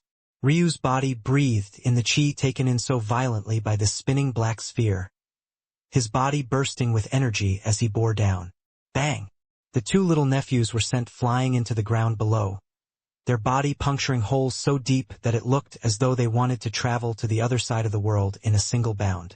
Ryu felt his heartbeat again, the stone within puncturing through more of its soft walls. The pain was excruciating, as though someone was slowly twisting a knife through his chest, slowly peeling through the layers of his most precious inner organ one after another. He rose, his head roaring into the skies. A black sphere appeared before Ryu's widened lips, the chi of the world surging toward it. Yet, instead of allowing the black sphere to devour the chi, Ryu bypassed it, swallowing it all directly. His chest expanded, his bones creaking and snapping in protest. Ryu's shoulder blades touched, his chest widening to almost twice its original size. And then, in one swift motion, he unleashed it all. His roar sent shock waves through the land as a beam of energy shot downward. The beam of ice flames and rage flames wrapped around each other, crackling black lightning spiraling around them both as they tore a path toward the ground where the two little nephews lay. The whole world seemed to lose its color. It felt as though everything had been snatched away by a single beam that could be seen from hundreds of kilometers in any direction. The skies were awash in black and white, a singular beam of violet crackling with black lightning snatching its shine. Bang! Bang! Bang! The whole of the small world quaked and rumbled. Cities thousands of miles away felt as though everything they had built would come crumbling down at this very moment. Ryu's roar shook the lands, his heated breath splintering space apart as it tore through the ground. There was a small pause before the land below erupted, massive tsunamis of earth rising in tidal waves. Chapter 448. Pass on. Suddenly, Ryu coughed violently, torrents of blood flooding down his mouth and chest. Ryu clenched his jaw hard, trying to keep his body steady in the air. Without a choice, he could only retract his divine chaotic annihilation. If he didn't, he really would collapse, and this time he wouldn't be able to stop himself with willpower alone. Elsa bit at the sides of her cheeks, her anxiousness reaching the end of its rope. She knew that her nephews weren't dead, and maybe the only reason they weren't was because Ryu had sworn not to hurt them. If he killed them here, their talent would be forever damaged. Even for the cultist clan, finding a treasure that could perfectly heal a soul at the soul birth realm back to its original strength was very difficult. Though it wouldn't be impossible, the soul was still too great of a variable to take such risks with. Elsa bit at her cheeks harder. Had she been too selfish? Had it really been all right for her to ask such a thing of Ryu? At that moment, a long while after the earth settled down, two figures crawled their way back up, their bodies beaten and battered. Whether it was Ralith or Sanrith, both of them were in terrible condition. Or, at the very least, they seemed to be. In those last moments before Ryu attacked, he had not only overwhelmed them, but that odd black hole above his head had not only disrupted their energy, but it had also shattered their techniques. Without such things, they had entered that final exchange with barely 10% of their true strength, causing the result that was before them now. But now, it seemed that Ryu had reached the ends of his limits. The black hole was gone, and even that defensive tree of his had flickered out of existence, taking with it the falling cherry petals. It even seemed that the black lightning around him was growing less volatile. The two little nephews slowly rose into the air, their energy unsteady. They felt like their souls had almost left their bodies in those final moments. Though they had already long since begun to take Ryu seriously, they still found it hard to accept that they were losing to a person an entire cultivation stage and 3 small realms beneath them. The two nephews looked toward one another when they had reached a state level to Ryu. The latter was leaking blood as though his veins were filled with endless oceans of crimson. his body quaking and quivering in the air as though it might collapse at any moment. Ryu's breathing was short and shallow, almost as though he didn't dare to breathe too heavily for fear that his heart might truly collapse this time. By this point, the crimson veins that had run along Ryu's cheeks receded.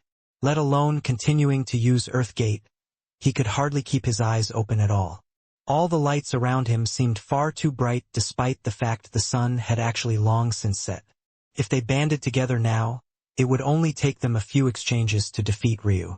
That much they could guarantee. With their expertise as cultist fairies, they understood a lot about the bodies of various species and could easily measure the limits of both themselves and Ryu. The two looked toward one another with a complicated gaze. Their aunt stood in the distance silently. She didn't say a word, just holding her hands to her chest. But they felt as though the crimson of her ruby eyes were just that small bit redder at this moment. The two nephews clenched their jaw and resolved themselves. Their only job was to kill Ryu in this world so that they could attach the soul seal on him. That way, they'd be able to track him no matter where he was. As long as the two were found and brought back to the clan, there were any myriad of ways that this could still end well for them. At least, these were the thoughts the two nephews used to comfort each other and temper down their guilt. "We're sorry," Sanrith spoke solemnly. "You are a worthy life partner for our aunt, but fate is not on your side. This isn't something that we, as her family members, can accept." Sanrith meant every word he said. And, though Ralith didn't add anything to what he spoke, the look in his eyes made it clear that he agreed. As much as they respected Ryu, they believed that the life of their aunt was more important. Ryu didn't say anything to their words, but his lip curled. Considering the blood that ran down his chin, it all looked quite ghastly. But when his head tilted up, his eyes which had returned to their normal silver locking onto the two, he exuded an air that made them feel inferior. "When you go back," Ryu said softly, "tell my father-in-law that he'll have to come personally next time. Make sure to mention that he should probably hurry. I progress pretty fast. Who knows if he'll stand a chance by the time he finds me." At first, the two really thought that Ryu was going to give them a message to pass on. After all, it wasn't like they could snatch Ryu from Osiris. They would have to return to the cultist family first.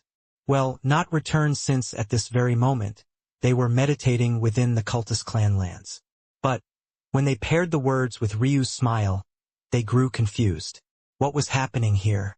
At that instant, Ryu's half-closed eyes widened, a strong pulse surging through them as a torrent of blood fell from them. Before the two little nephews could react, they felt a sharp piercing pain to the back of their heads. They struggled to look back, but their consciousness was already fading, their souls having been cleanly separated from the Osiris avatars. Esme stood with her two daggers pierced through the back of their skulls, her visage expressionless. "Don't forget to pass on my message, little nephews." These were the last words the two heard. Chapter 449 Overdraft. Ryu felt completely drained. Using the last of his strength to summon Esme like that really felt like he was scraping the bottom of a barrel. He had truly hit his ceiling. At the moment, though, Ryu was only glad that his plan had worked. Having to defeat those two while also making sure not to damage their futures was really a pain in the ass. His grandpa Cookin was definitely right about women. In the end, he had to wear them down until they had almost nothing left before catching them off guard. But, even then, he had relied on some of the special characteristics of Osiris. Had Ryu teleported Esme and then had her attack, the two would have likely still reacted fast enough to dodge. And, by this point, Ryu didn't have enough energy left to control Esme in battle, so his fate would have been sealed. Rather than doing that, Ryu actually teleported Esme such that the daggers in her hand shared the same space as the heads of his two little nephews. In the real world, this would have been impossible. Controlling spatial chi in the domain of a cultivator was asking to be detected and thwarted. But, in Osiris, this was less of an issue because some fundamental laws could be broken. Long story short, the two couldn't dodge because the instant Esme appeared, their skulls had already been run through. Had the two been in top condition, they would have definitely sensed the fluctuations of spatial chi. But, Ryu had made certain they wouldn't be able to. Now, though, Ryu had no idea how to deal with his own body. He could barely hang in the air even now. In fact, to say that he was hanging wasn't even true. Rather, he was slowly falling even now. It was more accurate to say that he was barely able to slow this fall. As for staying in the air, what a joke. Ryu coughed up another violent mouthful of blood. His mouth and chest bleeding out to the point both formed a bloody waterfall. At that moment, a soft figure caught Ryu. Though he found it too difficult to open his eyes at that moment, he didn't need to for him to realize that it was Elsa. Ryu opened his mouth to speak out something sarcastic and witty, but in its place came another flood of blood. That said, this didn't stop Elsa from knowing what he was going to say. "This is what you get, always trying to take advantage of me." Humph. Though Elsa said this, the worry on her face painted a completely different picture. The one thing this world seemed to have a problem with replicating perfect was Ryu's realm heart. But this made sense. After all, it was the presentation of the seed of an entire world. It wasn't as simple as replicating abilities, something that was quite easy considering this was a dream world. It was a different matter entirely. Before Ryu went on his 6-month retreat, he had still believed that Osiris replicated everything perfectly. It wasn't until after his seclusion that he realized it was nothing more than a fa. Ade. Ryu concluded that this was because the realm heart wasn't truly a part of his body. Or maybe he had yet to truly make it his. Regardless of which it was, he couldn't make use of its full abilities in Osiris. The truth was, though, even if he could, after fighting for so long with a stone in his heart, it was hard to tell if his realm heart would be of any help in the real world either. If Ryu died here, he'd take a massive hit to his talent. He would be able to fix it when he crossed into the soul birth realm, unlike the 2 little nephews who had already long since entered that realm, but in order to do so, he would have to enter the immortal ring realm first, which would, obviously, require crossing the connecting heaven realm. Even heaven-defying geniuses needed 900 years to clear this realm. Ryu was already a step above such geniuses, and he gained a boost from his realm heart while cultivating in the mortal realms. So, if he holed himself up and did nothing but cultivate, Ryu might be able to reach the immortal ring realm in 1 to 200 years.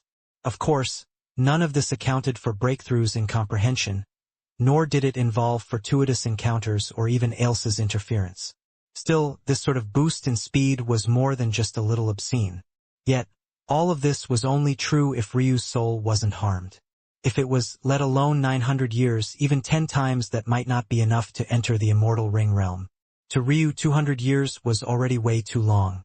If it was up to him, he would step into the immortal ring realm at this very instant. But reality was cruel. Elsa helped Ryu to the ground, taking along Esme, who had become like a puppet without its strings. Luckily, Esme had some small intelligence to her own, so she was able to continue standing without Ryu's input. Ryu, you need to stay away. Don't you dare doze off. Ryu mumbled. His eyelids were too heavy at this moment. His eyes were the one thing that he could always count on, even back when he was immortal. It was thanks to his pupils that he was still able to make something of himself. But now, he couldn't see anything but darkness through them. Even what he assumed was the sun above was just a pale foggy shape. Ryu knew that he had definitely overdrafted his pupils. But he should have expected as much after stacking Heaven and Earth Gate with Lines of Fate. The fact he lasted so long was a miracle. It would definitely take some time for his eyes to recover. Chapter 450. Right. Elsa looked down at Ryu's chest. She knew that she had to pull the stone out or else Ryu would never heal. But if she removed it, then considering Ryu's state, his soul would definitely dissipate. The best choice would be to have Esme kill Ryu, but without Ryu controlling her, there was no guarantee that she would be able to sever his link cleanly and without harming Ryu. Elsa should be able to take control of the daggers to do it personally, but this was Osiris. She didn't have access to her strength here since she was entering through her special link with Ryu. If she didn't have access to her chi, she obviously wouldn't have access to her spiritual chi either. The altar? Elsa suddenly remembered the situation of the young woman Ryu put out of her misery. Back then, she had been lying on a stone slab.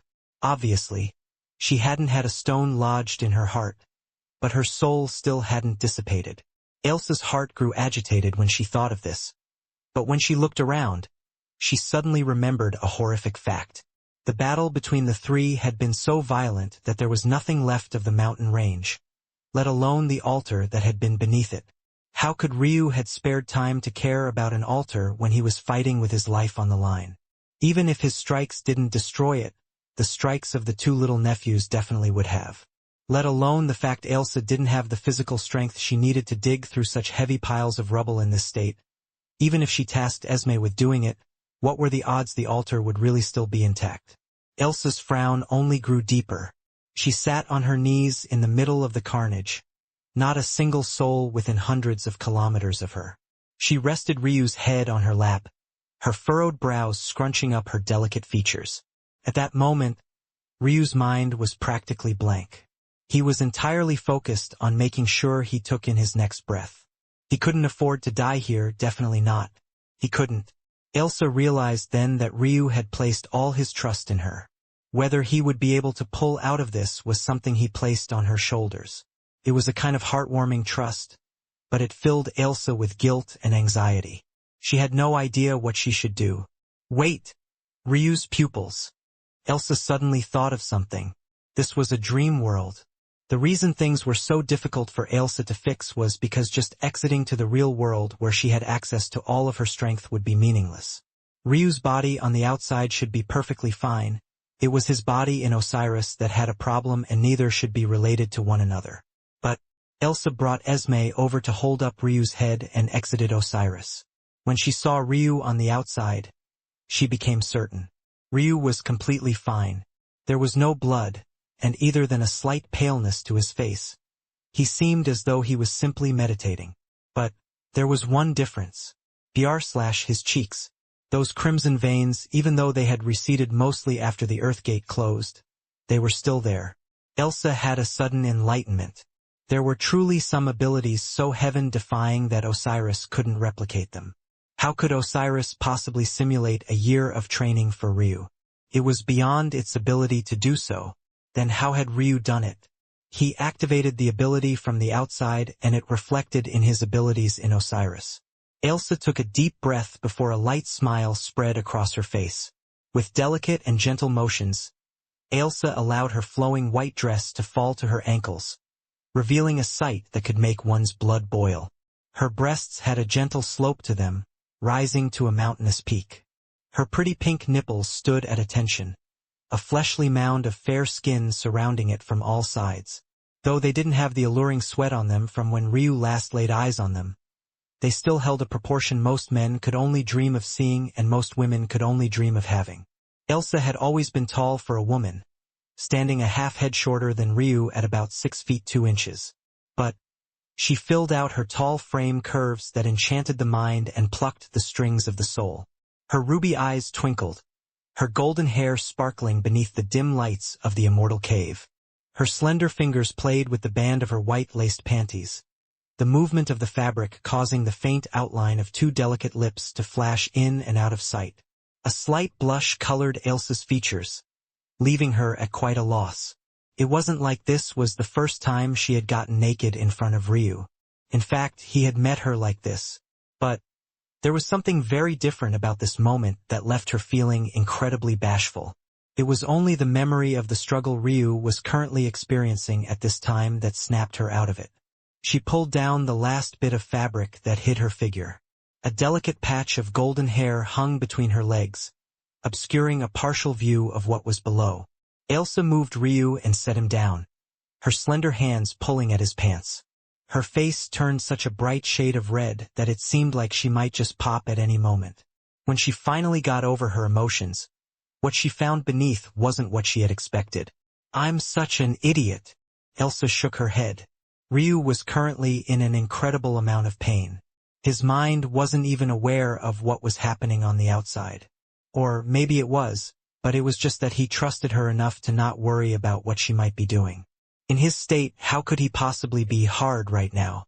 Ailsa took a deep breath and grabbed at that snaking thing with her hands. The feeling of warmth in her palms made her take a deep breath. "I'm just doing this to help my little Ryu. Right? Right." Chapter 451 Potent. Ailsa paused after she placed Ryu's flaccid rod in her hands. She felt that the skin was especially soft, even softer than her own. But she was at a loss for what to do. It was even to the point where she began to pet it as though it was some sort of beast rather than a part of a human's body. If Ryu had been awake, he really wouldn't have known whether to laugh or cry. But at the same time, he wouldn't be able to stop himself from thinking that she looked quite cute now. "Come on, little guy. Up you go." Elsa's face was covered in helplessness. For a moment anyway, before her gaze suddenly lit up. Luckily for her, the male body was as simple as it got. Her seemingly ridiculous actions caused Ryu's rod to pulse away. She felt it getting hotter and hotter in her hands, slowly growing until it pushed against her fingers. At that moment, Elsa began to panic again. She had seen Ryu naked many times before, but she had only seen his lower regions in this state once. Plus, back then, she was entirely focused on teasing him and hadn't spared much of her attention looking toward it. When she was giving Ryu the massage for the first time, their relationship had yet to cross that sort of barrier.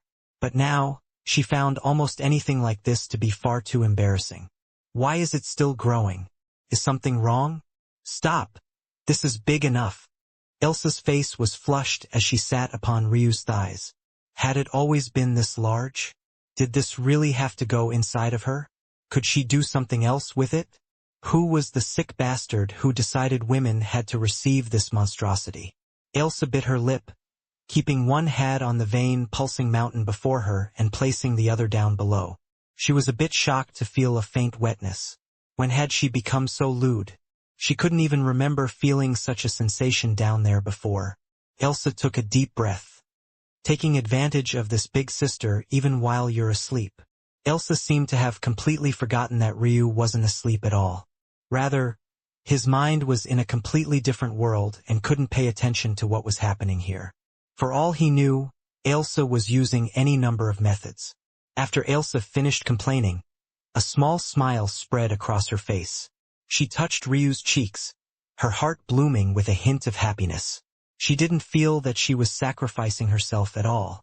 Remembering the words Ryu had said just a moment ago, she felt a welling up of pride flood through her veins. "Since you called father-in-law? I can't make a liar out of you, right?" Caressing Ryu's cheek, Elsa slowly lowered herself over him. Elsa felt a jolt travel up her spine, a hint of pain followed by a hint of pleasure. She likely could have prepared herself more, but knowing the kind of pain Ryu was suffering through, this small bit she was experiencing in exchange for speed, was well worth it in her mind. For a moment, she seemed to have forgotten that she was a powerful cultivator. This small bit of resistance should have been nothing to her. With how hard she had trained throughout her lifetime, this should have been nothing. But, at that instant, she felt no different from any other vulnerable mortal woman. She sat atop Ryu, feeling as though she had been split apart. Her breathing was labored, her thighs trembling despite the fact she hadn't moved a single inch. The feeling of finally being connected to Ryu as one filled her with a level of intoxication she had never experienced before. Within Osiris, Ryu felt himself jolt awake. For a moment, a feeling of comfort completely overwhelmed his mind. It was as though he couldn't think of anything else besides that feeling, to the point his other emotions were completely washed away. Feelings of pain and fatigue completely disappeared. It was like he was watching his half-dead body from the perspective of a third party. He really felt like he was floating on a cloud right now. What did she do? Ryu hesitated. If he logged out right now, he could no longer guarantee his control of the situation. The sudden jump from relaxation to pain could end up killing him the moment he logged in next. The best option was for him to stay here until he could heal him well enough. But this threw a wrench in those plans. The only reason he wasn't panicking was because he could still faintly feel a connection to his body in Osiris. He could catch himself the moment the pain snapped back to gain his attention. However, the rebound Ryu was waiting for never came. Unable to withhold his curiosity, Ryu used the one means available to him, the one bond that Osiris' boundaries couldn't block. He looked into Elsa's mind through their connection. But what he saw left him stunned. If he was any less of a refined gentleman, He was she that he would have begun leaking blood from 2 more orifices than he already was. In the real world, Elsa held Ryu's hand to her breast, her other palm resting on his toned torso. She held her eyes closed, her hips gliding forward and back in slow, enticing movements. Low moans left her lips every so often, as though she was scared of feeling more pleasure. Every time she did, her movements would slow by another measure, her lips quivering beneath the stimulation. The moment Ryu's mind seemed to be able to see the outside world, it went blank. Then, an instant later, it was filled with a pleasure the likes of which he had only experienced one time before. A strong surge of energy connected the bodies of the 2 life partners. Ryu was absolutely certain that this was Elsa's primordial Qilin. But, compared to the last time he had experienced an influx of this special chi, it felt several times more potent to him. Chapter 452. What would happen? One might think that this was because the current Elsa was far more powerful than the previous Elena had been. And this would make sense. Primordial Qilin grew more and more valuable the longer a female cultivator held onto their virginity. In addition, the stronger the female cultivator, the stronger their primordial Qilin would be. However, Ryu felt that the reason was deeper than this. Back then, he couldn't perceive chi at all. He didn't even understand what it meant to cultivate, so how could he have? With a false spiritual foundation, he innately had no affinity to the chi around him. In that case, it was no wonder he hardly grasped the importance of Elena's primordial Qilin. In fact, until this point, he had still thought that primordial Qilin was some superficial thing too difficult to grasp, believing the true importance in taking a woman's first time was in the melding of his soul with hers. Ryu sighed, seeing such a beautiful sit on top of his like this, all for the sake of him not damaging his soul. How could he not feel lucky? Ailsa, Elena, Nur. Ryu closed his eyes. In this life he would be free and unfettered. What was the point of fighting against the heavens and the chains it placed on him if he only placed more restrictions on himself? Seeing such a woman sacrificing for him like this, even if she herself felt it wasn't one, filled him was a sort of complicated feeling he couldn't ignore.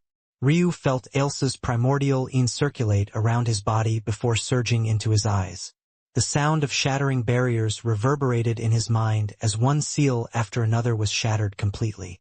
Ryu felt strength surging into him. Karmic chi flowed through his eyes, fueling it with strength the likes of which he had never experienced before. In the blink of an eye, over 20 seals had been shattered. Ryu's finger twitched.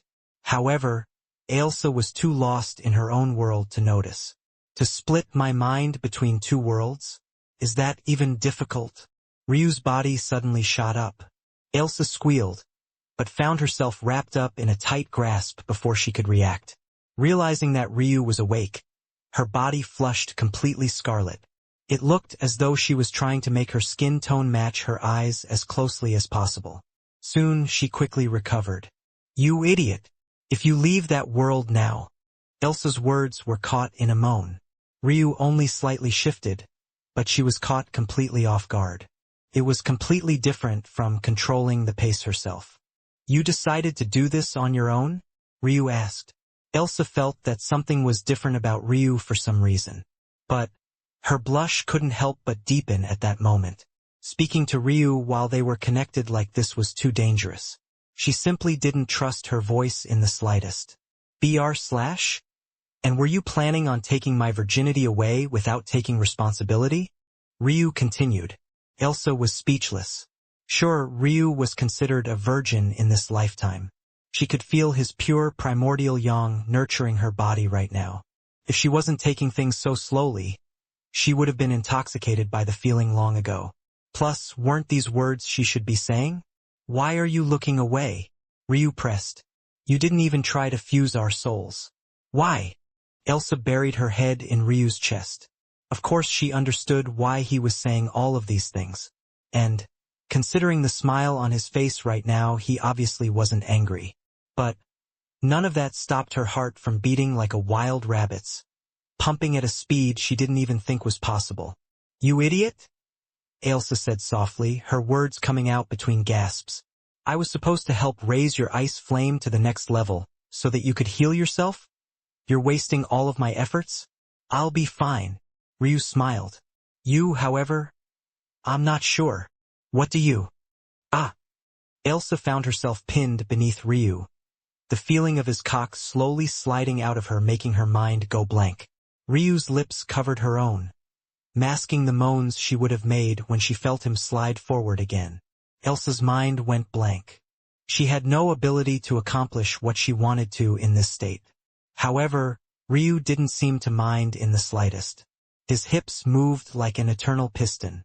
Still, Ryu could have never expected what happened next. He had hardly gotten into a rhythm, an excitement filling his loins, when his and Elsa's souls intertwined. Their spontaneous union wasn't something that shocked Ryu. Rather, it was the result of it. It was said that the union of husband and wife occurred when two cultivators fused their soul as one. However, what Ryu never considered was what would happen if this wasn't the first time, but rather the second time he was fusing his soul. What happened when a husband had two wives? Ryu was certain of only two things in regards to his reincarnation. These eyes of his were the exact same. If not for this, it would have been impossible for him to take the treasures Elena had given him during his first life into this one. It wouldn't make sense otherwise. The second thing he was certain of was that his soul was the same. If not for this, how could he still have his memories? He would be a completely different person if he had a different soul. This was why Ryu was so certain that the moment he entered the soul birth realm, he would be able to tell whether or not his wife was alive or not. But what Ryu had forgotten to consider was that if he took a second woman as his wife, it would no longer just be him and Elena connected. Rather, it would become the three of them connected as one with him as a bridge. What would happen, then, if Ryu fused with Elsa? Would he still have to wait until he entered the soul birth realm? Apparently, the answer to this question was no. At some unknown place, some unknown distance away, a pink-haired beauty suddenly felt a shock run through her soul. Chapter 453 Regret. Ryu froze. Elsa clung limply to his body, her frame pressed against him. Her mind was too hazy to think of anything else. She could only vaguely feel that something had changed, almost as though they were being peeped on. But she was too intoxicated to feel embarrassed. Ryu gazed toward Elsa, his mind flickering back and forth between her and the hazy feeling hovering around his soul. Elena! Ryu felt like an idiot. He actually hadn't considered something like this happening at all. No matter how open Elena was to him having other women, how would you feel if the first time you heard word of your husband in 900 million years he was plowing into another woman? There was definitely a limit to how open-minded a person could be. Ryu only managed to calm himself after he realized how fuzzy the connection was. It was impossible for Elena to tell exactly what he was doing, let alone communicate with him. But it didn't take a genius for her to understand what must be happening right now. The only way for two souls to come together was by the exchange of yin and yang. It was a simple deduction for Elena to understand what Ryu must be doing at this exact moment. Still, understanding and witnessing were two completely different things. If the first time Elena saw Ryu after so long, he was lying in the embrace of another woman, he wouldn't blame her for not speaking with him for a long while. Just as Ryu was still worrying about nonsense and overblowing things he shouldn't be, he suddenly felt a strong surge of primordial yin assault him from all sides. Ryu's eyes sharpened. A dormant energy within his soul made its presence known, sweeping toward him like the shadow of a behemoth. Ryu was shocked. He would recognize that energy signature even if he was half dead. This was Elena's primordial yin, but Ryu had been certain that Elena's primordial yin would be weaker than Elsa's. Why was it so strong? In fact, it felt stronger. Ryu had hardly finished this thought, another strung rush of primordial yin appeared, almost as though it had been provoked by the first. Ryu felt a headache coming on. His two wives hadn't even met each other yet, but they were already competing like this. If Ryu didn't understand what was happening, he would be too much of a fool. The reason Elsa's primordial yin was so manageable was because she was causing it to be released in a slow and steady stream. In comparison, Elena wasn't here to control the stream of her own, so having been awakened and feeling provoked, it surged forward with all its strength. But now Elsa was half unconscious. This woman was truly too sensitive. Ryu hadn't even moved in several moments, but she looked completely drunk. If it wasn't for the slight heave of her breasts, Ryu would think that she was completely out of it. Though these two streams of primordial Qilin seemed violent, Ryu knew that they couldn't harm him. He wouldn't be swallowed by them as long as his own primordial yang was powerful enough. And, though he didn't have the cultivation to match up to his women, what he did have was endless stores of talent capable of dwarfing anyone in existence. There were two factors that controlled primordial yang: strength and talent. Ryu had the latter in spades. Elena! Ailsa! Ryu lowered himself, kissing Ailsa's sweet lips. He felt as though he was making love with two women simultaneously. Even if the connection between he and Elena was vague right now, he would show her a side of dominance she had never seen before. He would convey the strength and confidence of the man who was worthy of these two calling their husband. In his first life, Ryu was too weak. His greatest weapon were his words, but he knew the truth. Had he not had the backing of his family, how could he even be allowed to use such a weapon?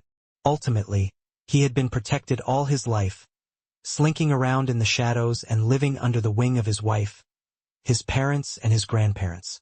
Even on his and Elena's wedding night, not only was he too cowardly to give her a ceremony, he left her a widow before the sun rose the next day. Even while they shared their bed as one, he was nothing but a pitiful excuse of a man. He couldn't take control, he couldn't display any sort of strength. All he remembered of himself that night was weakness. It was as though he was scared that he would lose Elena after he left, so he left behind his mark on her. There was rarely anything Ryu would ever feel sorry for. And even more, he never regretted his actions. But, if he were to be honest with himself that night, he wasn't himself. If there was one thing in his life he looked back on in shame, it was that day. So he would convey those feelings to Elena and to Ailsa. He was Ryu Tatsuya and he wasn't the weak man he had been in the past. Ryu's hips began to move, an almost bestial growl leaving his lips. Ryu. Ailsa's voice was soft and tender, whispering into Ryu's ears like a gentle breeze. But before she should ask him why he had stopped, she became that small boat amidst raging waves again. Ryu pressed Ailsa's hips down onto the bed with one hand, using the rebounding force of the soft cushions to give him more leverage. Ailsa's words were swallowed by her gasps. Ryu's forcefulness made her heart quiver, her lower belly heating up with a flame so potent she felt that she might pass out at any moment. She could feel Ryu's determination, his love, his confidence. Ryu's primordial yang roared like a raging beast, a heavy fog of dark gold hanging around his body and pumping in and out of his pores. It loomed over the two streams of primordial Qilin, dancing with them as though a dragon entangled by two phoenixes. Ailsa barely clung to Ryu's back. She used too much strength, digging past his thick skin and leaving a trail of blood. Her mind was simply too hazy to even grasp at exactly what she was doing. It was like she was simply looking for anything to hold on to. But Ryu didn't so much as flinch. His back flexed, his arms forcefully wrapping around Ailsa's waist as he picked her up. With a single stomp, the stone bed beneath his feet shattered into a rain of rubble. Ailsa gasped when she felt her back slam into a wall. As though Ryu had woken up a beast, she greedily entangled with his tongue, her hands pulling Ryu's head closer and closer to her as though she wanted them to fuse into one. Ryu hooked his arms beneath Ailsa's thighs, pressing them back so firmly that they almost touched her ample chest. Ailsa had never thought that her flexibility would be used in such a way, but when she felt how deeply Ryu penetrated her like this, she almost fainted. Ailsa's moans became more unrestrained. As life partners, Ryu was more than capable of doing exactly what she wanted and reading her mind like a book. But, somehow the fact he could, yet was ignoring everything she had to say made the feelings she was experiencing more potent. It was like her little boat had completely lost all rights to steer itself. Ryu's primordial yang roared like a beast, enveloping the two streams of primordial Qilin. Blood surged through Ryu's body, veins bulging through his cock. The feeling was so potent that Ailsa felt it grow a size within her. It was so hard that she almost felt as though she was being run through by a hot, steel rod. Ryu pressed forward, his whole body tensing as Ailsa felt a violent gush below. Her body convulsed, her toes curling in the air. Ryu breathed heavily, his gaze locked onto Ailsa's face. One would have thought that he was trying his best to pierce into her soul. The moistness that enveloped Ryu pulsed and twitched. Ailsa didn't have any strength left to hold herself up. If it wasn't for the fact Ryu was holding her, she really might have collapsed at that very instant. "It's not fair," Ailsa mumbled weakly. "Shouldn't you be more gentle? Did you think I was finished?" was Ryu's really only reply. Ailsa soon found herself in the midst of another storm. It was like all of Ryu's pent-up emotions were being released in a single instant. But this time, something completely unexpected happened. And, unfortunately, its reasoning was yet another something that Ryu overlooked. In that same unknown location and unknown distance away, the pink-haired beauty had not moved a single inch. She sat in complete silence, ignoring everything around her as though it was nothing more than an endless black space. "Is this your way of telling me that you're finally back?" Chapter 454 Extreme Een. Elena could feel an overbearing aura enveloping her. Yet, instead of pressuring her, it was overbearing in the sense that a parent might be to a child or a spouse might be to their partner. It stood over her, exuding the air of an undefeatable warrior.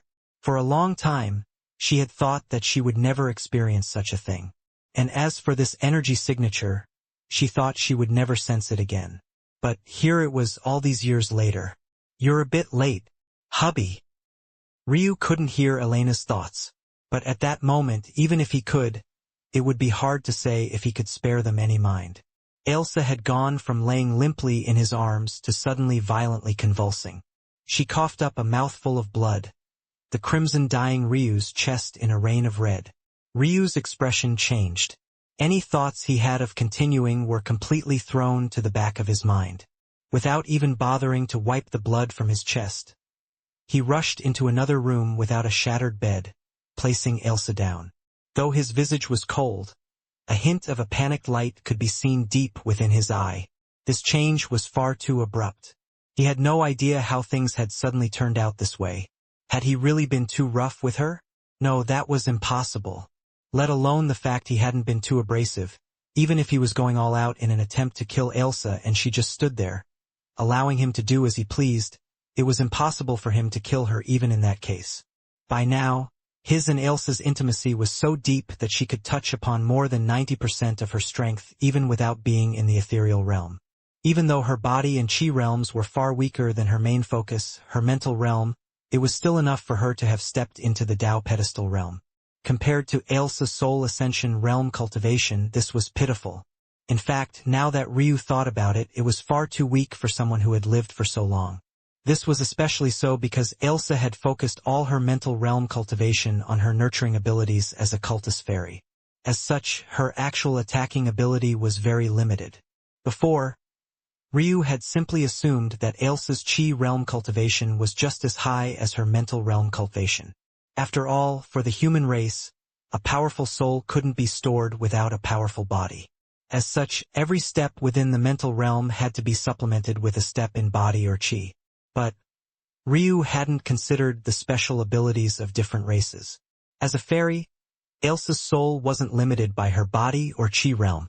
Her soul could improve to infinity even if she had the body of a mortal thanks to her special attributes as a fairy. But all of this was irrelevant. Even though Ailsa's chi realm cultivation was only where Elena's had been almost 1 billion years ago, it was still far beyond anything Ryu could hope to match right now, especially since Ailsa took every step firmly and as solidly as possible.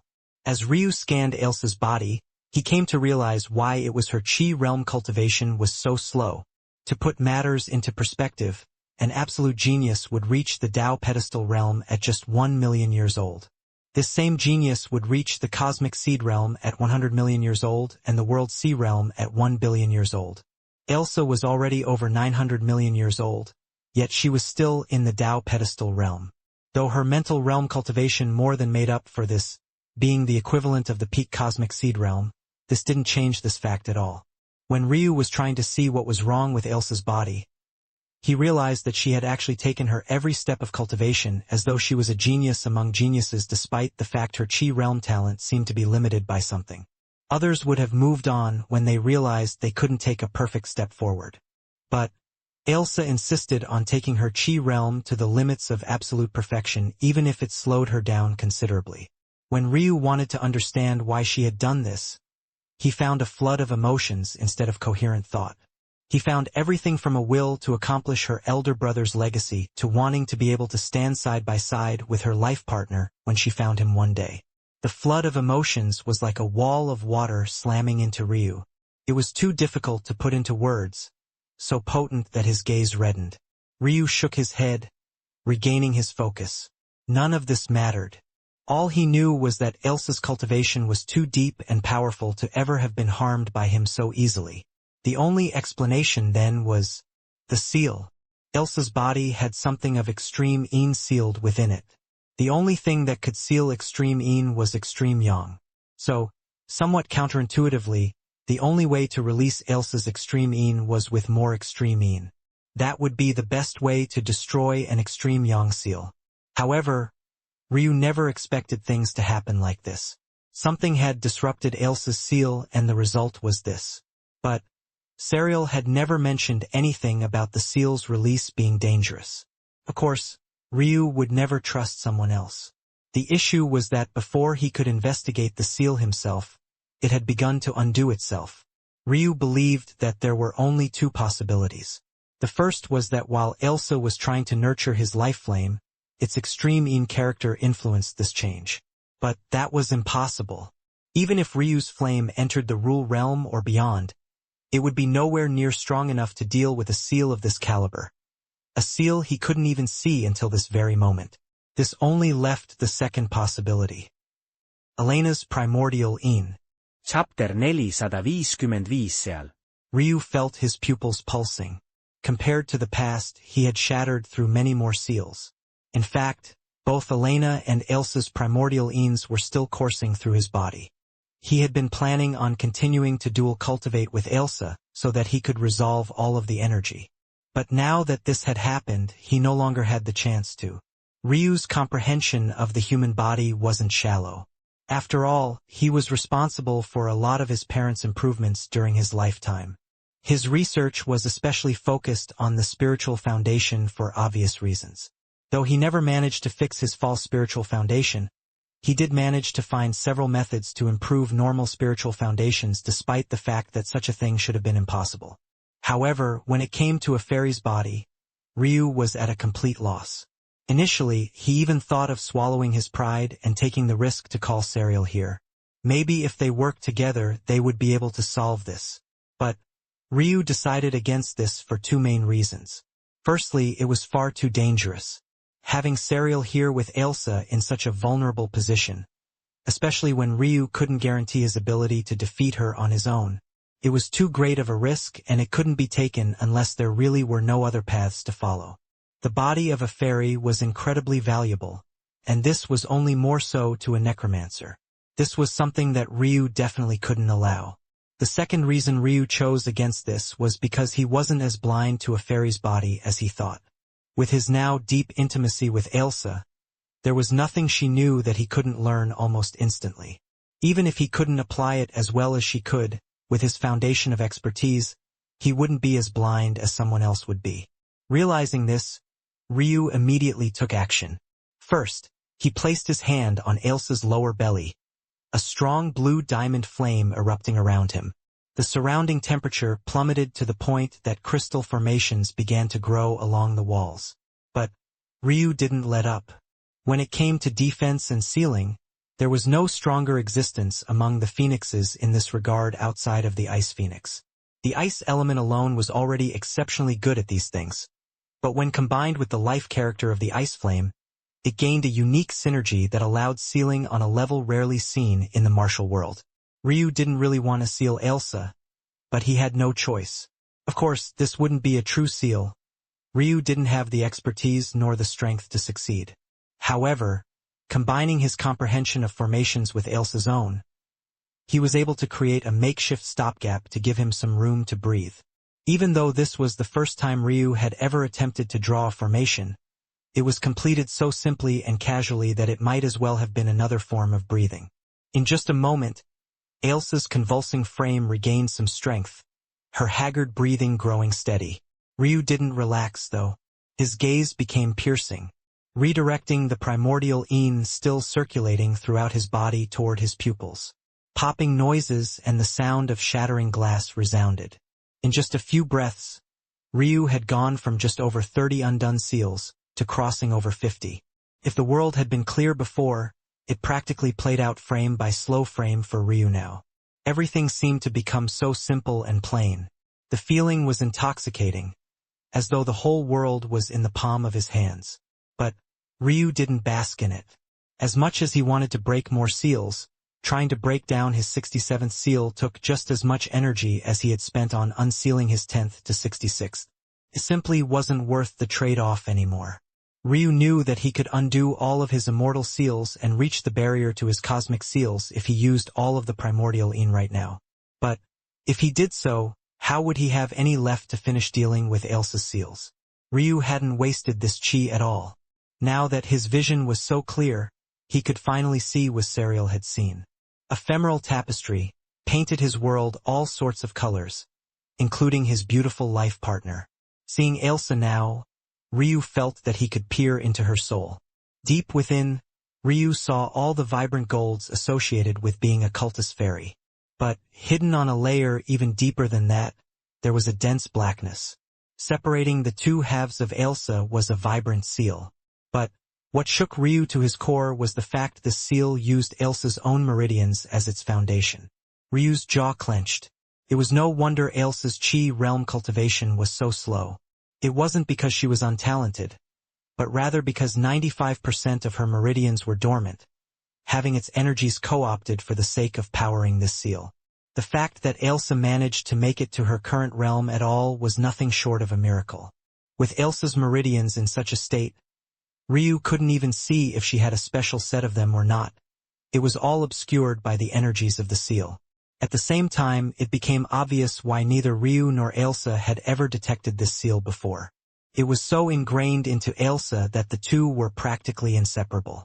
A normal person would have never been able to see the seal because it would have felt no different from gazing upon Ailsa herself. As such, it was no wonder Ailsa was in such a state. Finding ample primordial yang, Elena's primordial Qilin had clashed with Ailsa's meridians not much unlike it had clashed with Ryu's primordial yang. But, in her state of pleasure, Ailsa hadn't even realized what happened until it was too late. This made the matter simple. If Ryu wanted to undo the seal, he would have to slowly work Elena's primordial Qilin through Ailsa's body, undoing it step by step. Only then would the process be gentle enough to not harm Ailsa. Taking a deep breath, Ryu's gaze sharpened to another level. Death Acupoint. Chapter 456 A Fairy's Meridians. Death Acupoint. Ryu had no choice but to thank Ailsa and Elena for this chance because had it not been for them, awakening this ability so quickly would have been impossible. Though it might have been yet another auxiliary ability and not nearly as direct as Heaven and Earth Gate, Death Acupoint was perfect for what Ryu needed now. The human body, or any living body for that matter, was an odd thing. Oftentimes, the parameters that controlled it were far too variable for one to understand. To comprehend what Death Acupoint could do, an illustration of a mortal could be used. In the world of mortals, it was very possible to complete the same action every day without injury, but suddenly harm yourself in a random moment due to factors even you couldn't understand. If you were said mortal, it is very likely that you would have no idea what happened, nor would you be able to pick out what had changed during this time versus all the other times you had completed the same action. If one lifted a heavy weight, you might be confident in doing the same thing day after day without worry. Until one day, for some inexplicable reason, you tore your muscle off of the bone. If one was fond of gymnastics or explosive movement, you might be very used to completing said movement until one day, for some inexplicable reason, you broke a bone doing the very thing you had been doing for years already. This sort of spontaneous injury wasn't as rare as one might think. If a mortal completed the same actions for long enough, the likelihood that one day some random factor might cause you terrible injury was almost inevitable. This was the reality of the world. Immortals were more able to control such factors. Compared to mortals, immortals had a level of understanding toward their own bodies that reached down to the cellular level. But, even if that made these spontaneous injuries more rare, it didn't completely remove the possibility of this happening. To a layman, all of this really did seem spontaneous. It seemed as though these random events couldn't be controlled and could only be dealt with as they came. However, this was only to those who didn't wield the mysteries of heaven and earth pupils. Death acupoint was yet another evolution of Ryu's senses. It allowed him to see regions where these so-called spontaneous injuries would occur. The most basic explanation of the ability was that it allowed Ryu to fight with nature's randomness on his side. There were countless variables, each just as random as the last, that came together to form the world we all knew now. Death acupoint was able to read this randomness, predict it, and make use of it. When brought to its extreme, Death acupoint could cause a single kick to the leg to force an enemy's heart to stop, or a simple exchange of fists to cause one's brain to shut down, or even a subtle shift in the air's chi to result in cultivation deviation. This was why it was called Death acupoint. A single precise strike or action, a movement that would be benign under any other circumstance and at any other time, could cause one's death. The fearsomeness of Death acupoint was clear. It was as though Ryu was fighting with the luck of the world on his side. It was almost like the reverse of intuition, but not only could it be used continuously, rather than finding good luck for Ryu, it was able to find all the accumulated bad luck of his enemies. Still, one might wonder then why Ryu was using it now. He was trying to save Ailsa, not kill her. But that was also simple. As easily as Death acupoint could be used to see through the accumulated bad karma of an enemy, it could be used to avoid these points as well, whether it be on Ryu himself or on his life partner turned wife. Ryu had never undone a seal like this before. He believed that it would be similar to undoing a formation, but he had no way to be certain. Without the expertise, he could only use his eyes to see what would harm Ailsa and do the opposite. Only in this way could he guarantee that he wouldn't harm her life. Without regard for the benefits the remaining primordial Een would gain him, Ryu began to feed it through Ailsa's body, slowly eating away at the seal bit by bit. The meridian pathways of a human were already long and complex. Ryu had expected a high race like the fairies to have an even more complicated network, but the truth was surprising and also very good for Ryu's goals. Ailsa only seemed to have a fraction of the meridian pathways humans had. It seemed that more complex didn't always mean more powerful. Sometimes, the simplest evolutionary quirks were the most powerful. That said, Ryu could see that what Ailsa lacked in intricate networks was more than made up for by the structure of the meridians themselves. They were thick and shimmered with an almost translucent light. As Ryu began to chip away at the seal that covered it all in a fog, a beautiful display was slowly laid out before him. Ryu's breathing hitched, his hands coming to an abrupt stop. At that moment, Ailsa breathing hurried as well, but soon calmed under Ryu's own pause.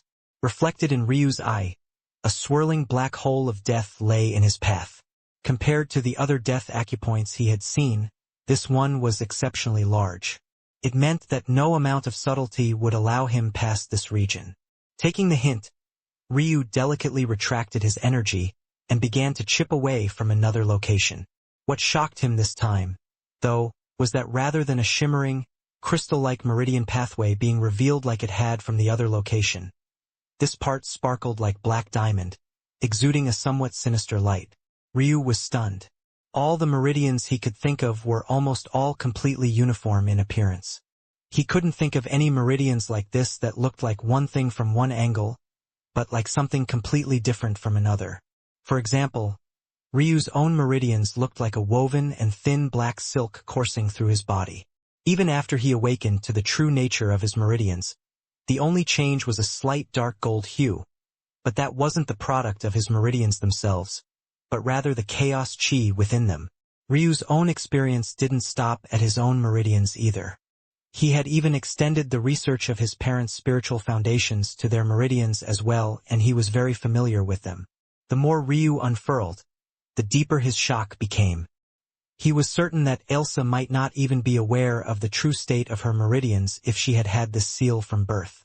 It was only after Ryu had been forced to stop and restart from another location several times that he finally understood. The network of a fairy's meridians were even simpler than he had initially thought. This may sound like a ridiculous thing to say until one understood what Ryu meant.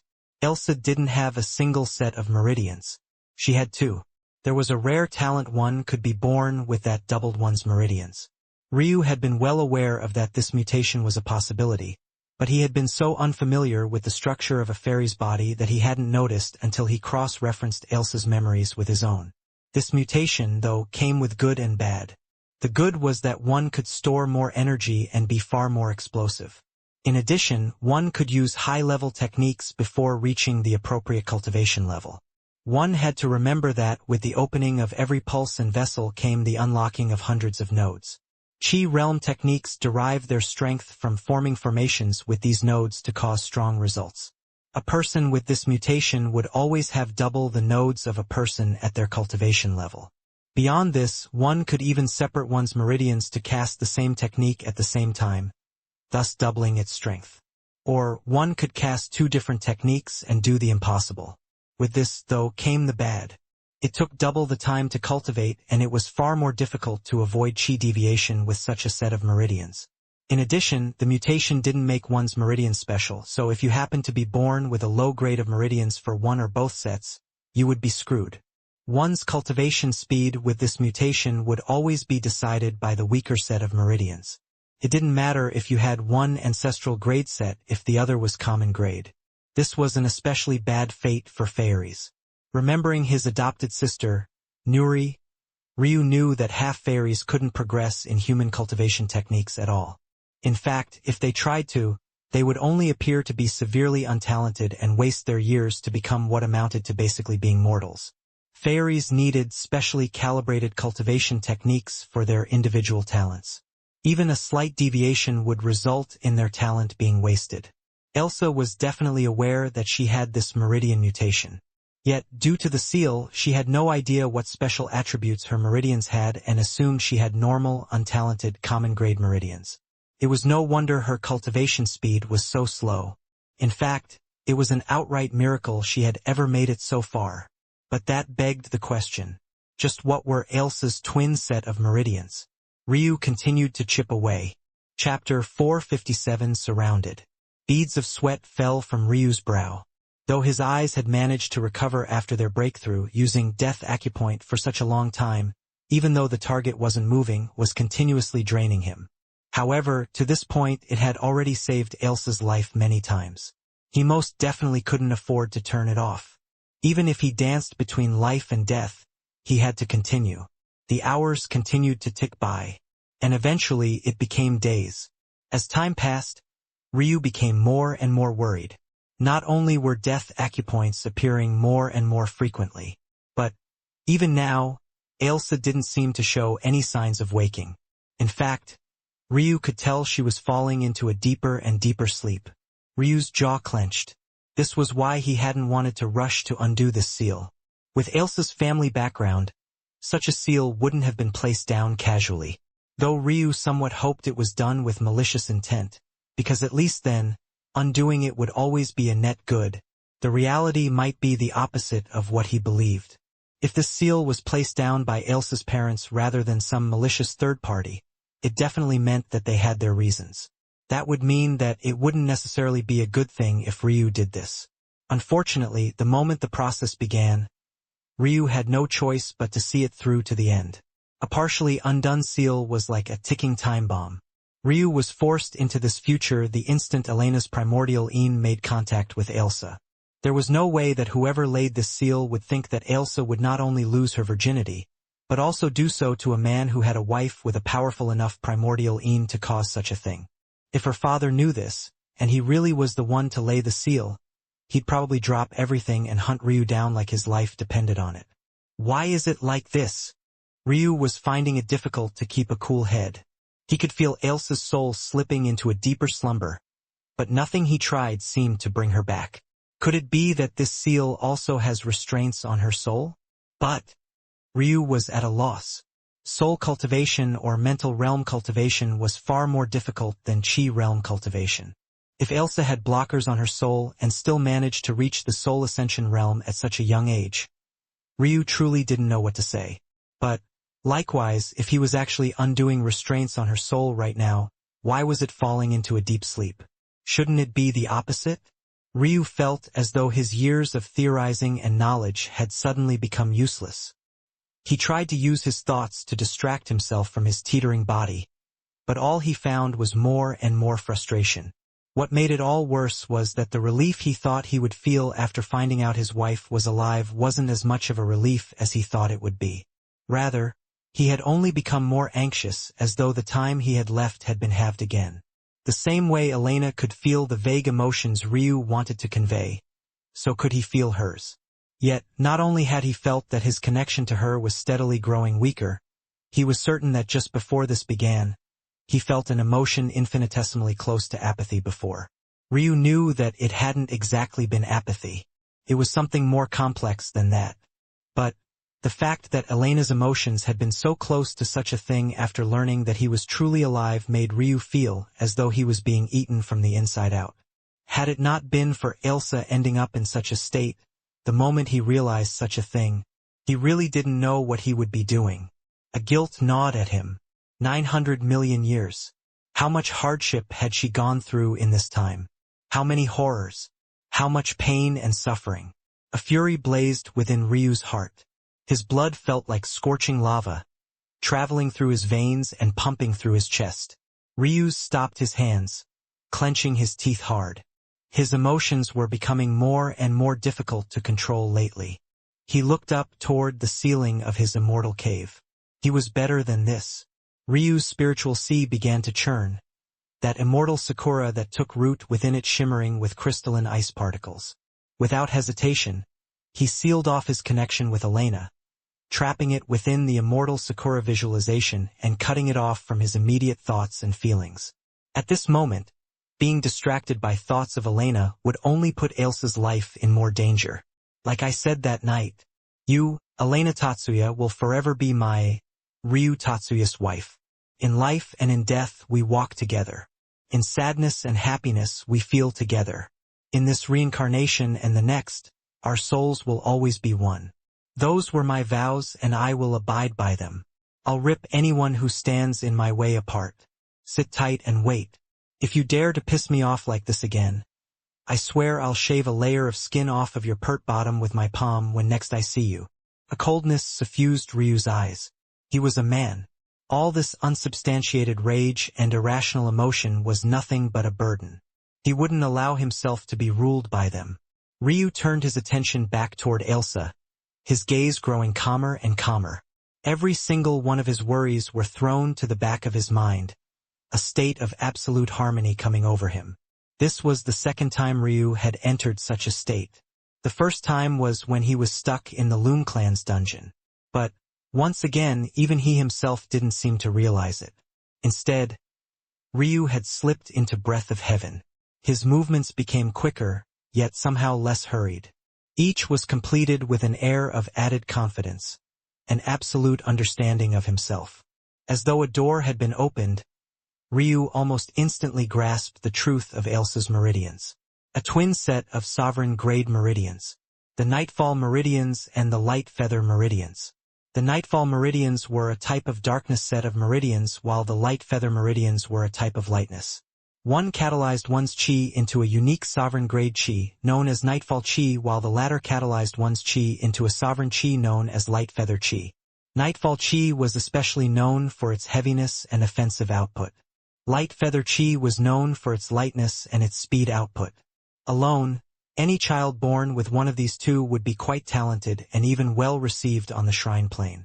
Even if they wouldn't be the peak most of the geniuses the plane had to offer, they wouldn't be far off either. But Ryu had never heard of two such opposing meridians appearing in the same body. The potential synergy, a faint memory laying dormant within Ryu's mind, suddenly flashed to the forefront. Ryu's pupils constricted.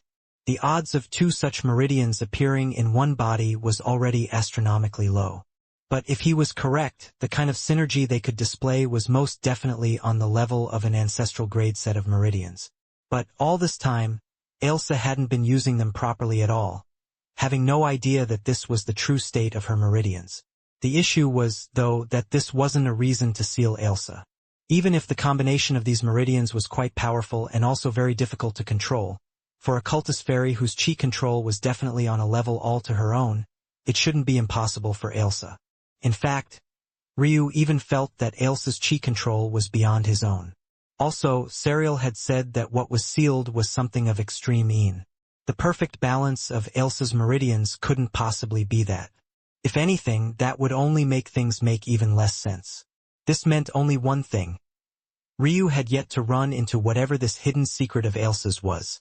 Ryu grew more and more focused, his actions becoming more deliberate and precise.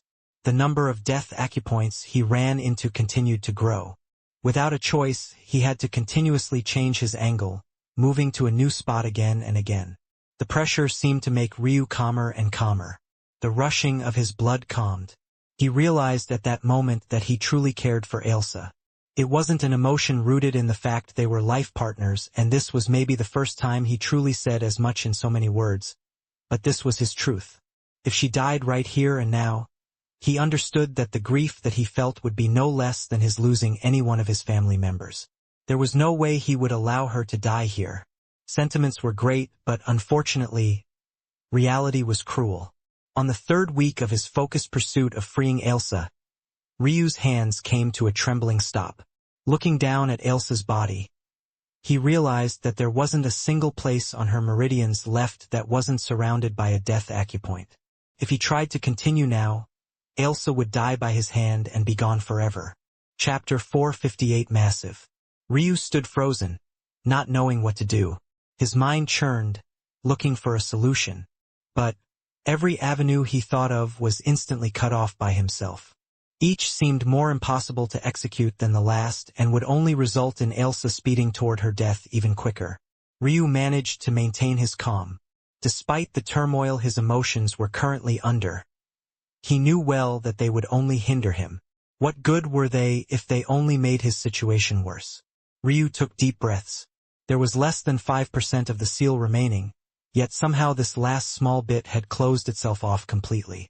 No matter what angle Ryu used to approach it, he would be killing her.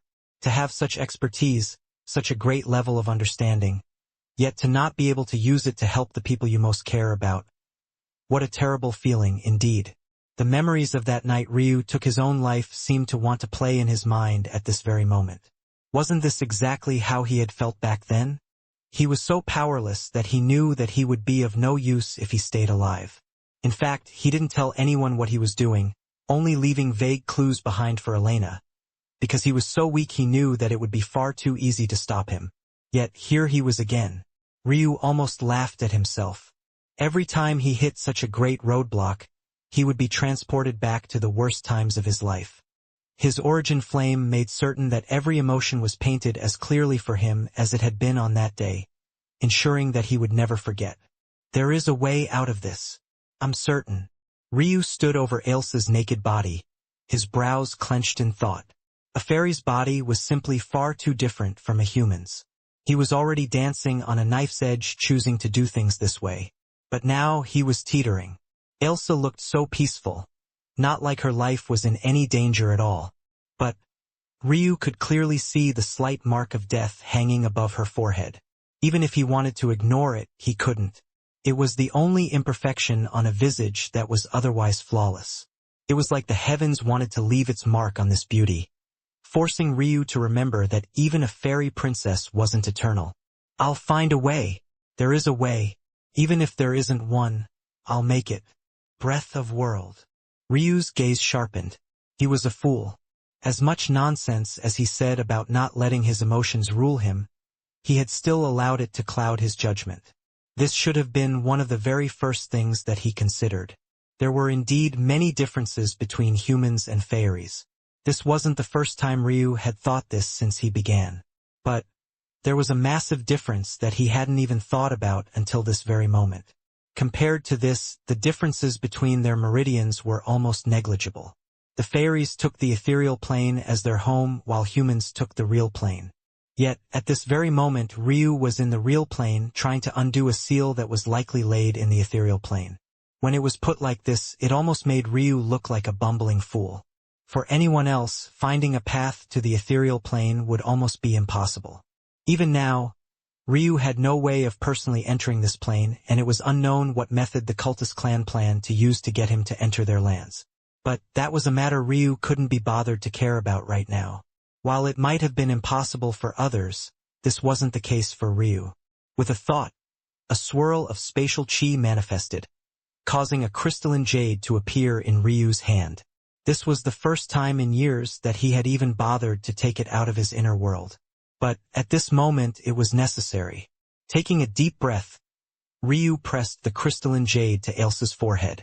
Ryu had no way of forcing Ailsa to slip out of the real plane and into the ethereal. But what he did know was that the universe always functioned on the law of least resistance. Whatever was easier to happen would likely almost always happen. It was the probability of the world. Likewise, Ailsa needed to use her connection to Ryu to maintain her state in the real plane. But her subconscious state would always be in the ethereal realm. While she needed to use energy to stay in her current form, she conserved energy by entering her natural state. This was all to say that just how gases flowed from areas of high concentration to low, Ailsa tended toward the ethereal realm. As long as there was an outlet present, in her unconscious state, Ryu was sure that her body would take it the chance. As expected, no more than a few seconds later, Ailsa's body began to flicker in and out. Soon, she flickered out but didn't come back, making it obvious that her body had entered the crystalline jade. Ryu absorbed the jade back into his inner world and hurried after her. But what he saw left him speechless. The world within the crystalline jade was quite small as worlds went. Even Ryu's incubator was far larger than it. The four-story structure at its middle was practically the entirety of the world. But, at that moment, there was something strikingly different from the last time Ryu had entered, so different and so unexpected that Ryu was at a loss for a moment. What once was an expansive sky was covered in a massive shadow. Floating amidst the clouds above, still in a deep sleep, was Ailsa. The trouble was that Ailsa was now several kilometers tall. In fact, just one of her breasts dwarfed the legacy castle of the Zhu clan in size. Chapter 459 One with Earth. On one hand, Ryu sighed a breath of relief. If Ailsa had appeared in the castle in such a vulnerable state, he had no idea what those Zhu ancestors would do. He had no intention of trusting any one of them. But on the other, he was at a loss. This made things more difficult. Extremely difficult. It was already going to be almost impossible for Ryu to control his energy through two different planes of existence. But now with this massive change in the size of Ailsa's body, he didn't even know if there was enough energy for him to do so. Logically, Ailsa's change in size shouldn't make a difference. Since Ryu was undoing the seal on the outside, it shouldn't take more energy here. But different planes worked by different laws. Also, Ryu wasn't naive enough to believe that this change in size was meaningless. If anything, it was a clue to Ailsa's true state. In the ethereal plane, the soul was essentially the main body. The fact that Ailsa was so massive in the world meant that Ryu had been correct. The undoing of the seal was releasing more and more of Ailsa's soul potential. As a result of this, there was a massive ballooning of Ailsa's energy. But, without her conscious to control it, it exhibited itself in such a large change in size. In her current state, she could even dwarf some primordial beasts. Ryu clenched his jaw. This wasn't even the main problem he was facing. There was no way for his death acupoint to account for tens of kilometers at a time. He had barely reached the requirements for unlocking it. How could he possibly use it on such a scale? His death acupoint was limited by several things. One was the strength of the opponent. The second was the number of changes occurring at a time and the number of variables he had to account for. This second factor could fluctuate due to anything from the speed of the enemy to the number of weapons they might wield, which would cause different variations in their attack. The third and last was the scope. This could be anything from the number of targets he was observing to the amount of land he had to account for. The good news was that the larger Ailsa was, it was easier for Ryu to make sure that he didn't make any mistakes. In addition, since he was now dealing directly with her soul and could confirm that whatever was being locked away was indeed related to it, it should make things more straightforward. The bad news, however, was that with her size, Ryu quite honestly didn't know what to do. Whether it be the energy requirements, his lack of control in this world, even down to the limitations of his death acupoint. It felt as though everything was bearing down on him from all sides. Ryu closed his eyes. In this world, he always felt that his connection to Ailsa was the closest. There was nothing barring them, and it was almost as though their souls were one. Ryu had thought that their intimacy had reached the deepest level there was. But, at this moment he realized that he was wrong. Compared to how he felt on the real plane, this feeling was on a completely different level. There is a way, Ryu said to himself silently. Since he had found a solution for everything that came until now, he would continue to do so. Ryu's eyes snapped open. He suddenly remembered the feeling of controlling himself between two worlds. One had been Osiris and the other had been the real plane. It couldn't really be considered to be two different planes, as one was a plane while the other was a figurative dream world. But Ryu felt like the concept was still similar. Ryu rose into the air, his body steadily becoming less corporeal. With a thought, he seemed to fuse into Ailsa, becoming one with her.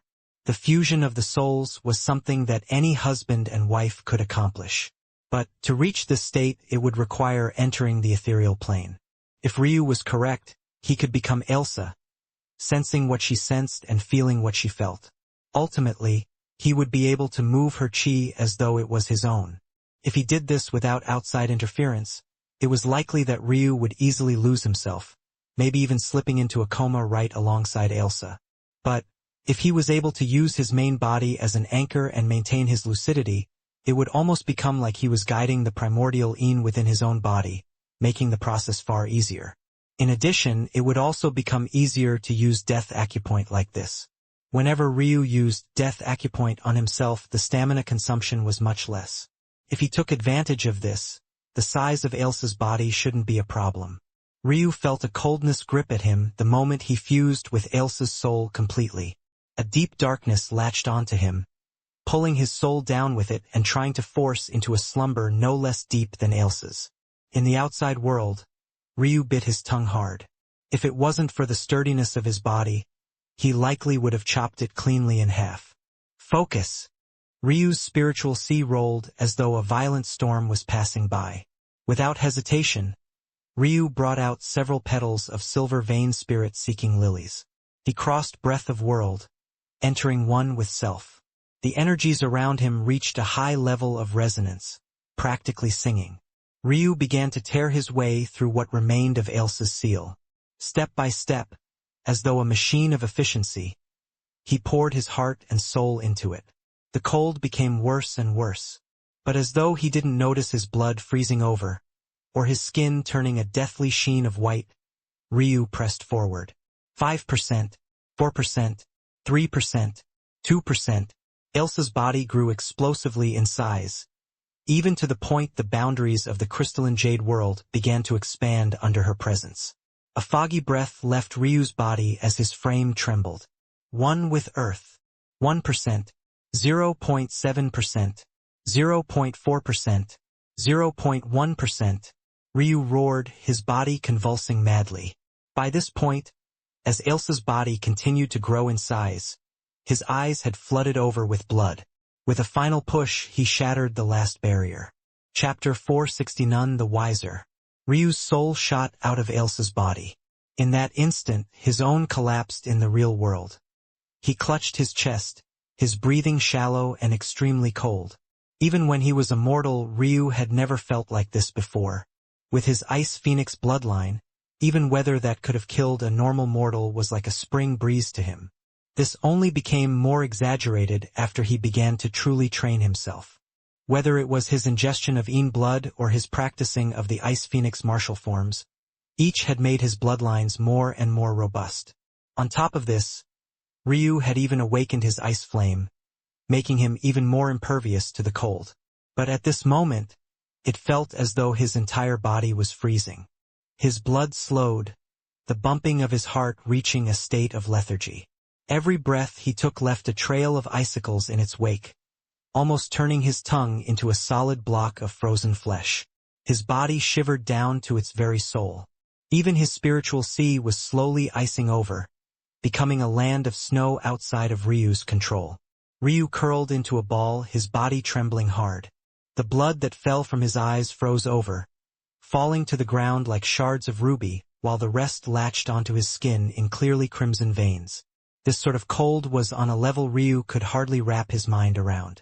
Such an all-encompassing chill, even to the point of affecting one's mental realm, was something even the rarest of cold treasures would find almost impossible to replicate. Ryu felt his thoughts slowing down. Let alone think his way out of this situation.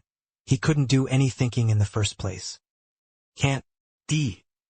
It took Ryu several minutes just to finish this thought.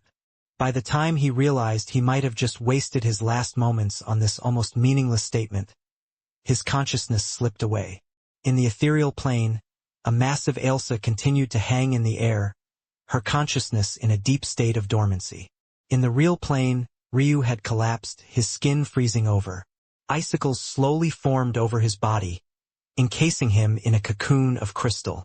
Unfortunately for Ryu, unlike Ailsa who seemed to be at peace, he was at death's door. His skin froze, his muscles and bones froze, his meridians and veins froze, even his spiritual sea froze. Ryu's soul was weak to begin with. With his poor talent, he had almost no resiliency in this regard.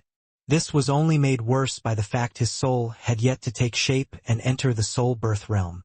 It was then, however, on the precipice of life and death, that deep within the recesses of Ryu's mind, a flame began to flicker. If Ryu's thoughts had been conscious enough to notice such a thing, he would have been at a loss. This flame was one he most definitely didn't recognize. It didn't have the blue color of his ice flame, nor did it have the red-black color of his rage flame or the red-gold color of his origin flame. It didn't even have the illusory characteristics of his rebirth flame. It was completely white, a small, flickering ball of whiteness that could almost be mistaken for soft, fluffy fur swaying under a gentle winter breeze. The flame lay at the very bottom of Ryu's spiritual sea. In the beginning, it had been obstructed by the fog-like spiritual chi of Ryu's spiritual entrance realm. Then, it was swallowed up beneath the liquid of Ryu's spiritual sea after he entered the spiritual endowment realm. Now, at this very moment, it began to pulse. The cold chi that pervaded every part of Ryu's body was suddenly pulled in by it. The ice that it had been encased in shattered, allowing it to sway more freely as it greedily swallowed up this chi. If Ryu had been awake, he would finally remember where he had seen this flame before. It wasn't that he didn't recognize it, but rather that he hadn't paid enough attention when he first saw it. This flame, whether it be in aura, looks, or presence, it was exactly identical to the sea of white flames that covered Ryu's spiritual foundation. It had been a very long time since Ryu thought of these white flames. One's spiritual foundation isn't able to be directly used to increase combat strength until one reached much later cultivation realms. In addition, he had no reason to believe it had an existence outside of his spiritual foundation. Until now, the white flame had been completely dormant. And, even now, as it absorbed such a violent cold chi, it did so gently that Ryu didn't even know what was happening. Even if he had been awake, he might not notice it. This flame seemed to exist on a higher plane. Even when looking directly at it, it seemed all too easy to forget that it had ever been there in the first place. Whatever this odd flame was, it greedily absorbed the cold chi Ailsa's soul produced, treating it as though it was a delicacy rather than the dangerous existence that it was. In fact, with every bit it took, it seemed to grow a size, becoming larger and more resplendent. As it grew, it became more and more difficult to compare it to a normal flame. It almost seemed alive, but it swayed from side to side like a fluffy ball of fur. It felt almost tangible, yet ethereal at the same time. By the time it had swept Ryu's body clean of all the cold chi, it had grown from the size of a small grain to the size of Ryu's palm. It continued to dance about at the bottom of Ryu's spiritual sea, reaching out its fluffy white tendrils and rooting itself deeply. At that moment, Ryu's origin flame, seemingly sensing something, flickered. The wisps of aura the white flame radiated were absorbed by it, causing its embryonic form to grow more corporeal and inch toward wholeness. At the same time, Ryu's embryonic northern heavenly wind also seemed to benefit, growing more fluid and powerful. Soon, even Ryu's other flames began to grow as well. All the while, Ryu was none the wiser. Chapter 461 How? Ryu's eyes slowly opened, his body still slightly shivering. I'm alive! As much as Ryu wanted to believe that he would always survive, this time, he was truly stunned. The only thing he could think in those final moments that at least he had managed to give Ailsa a chance to survive.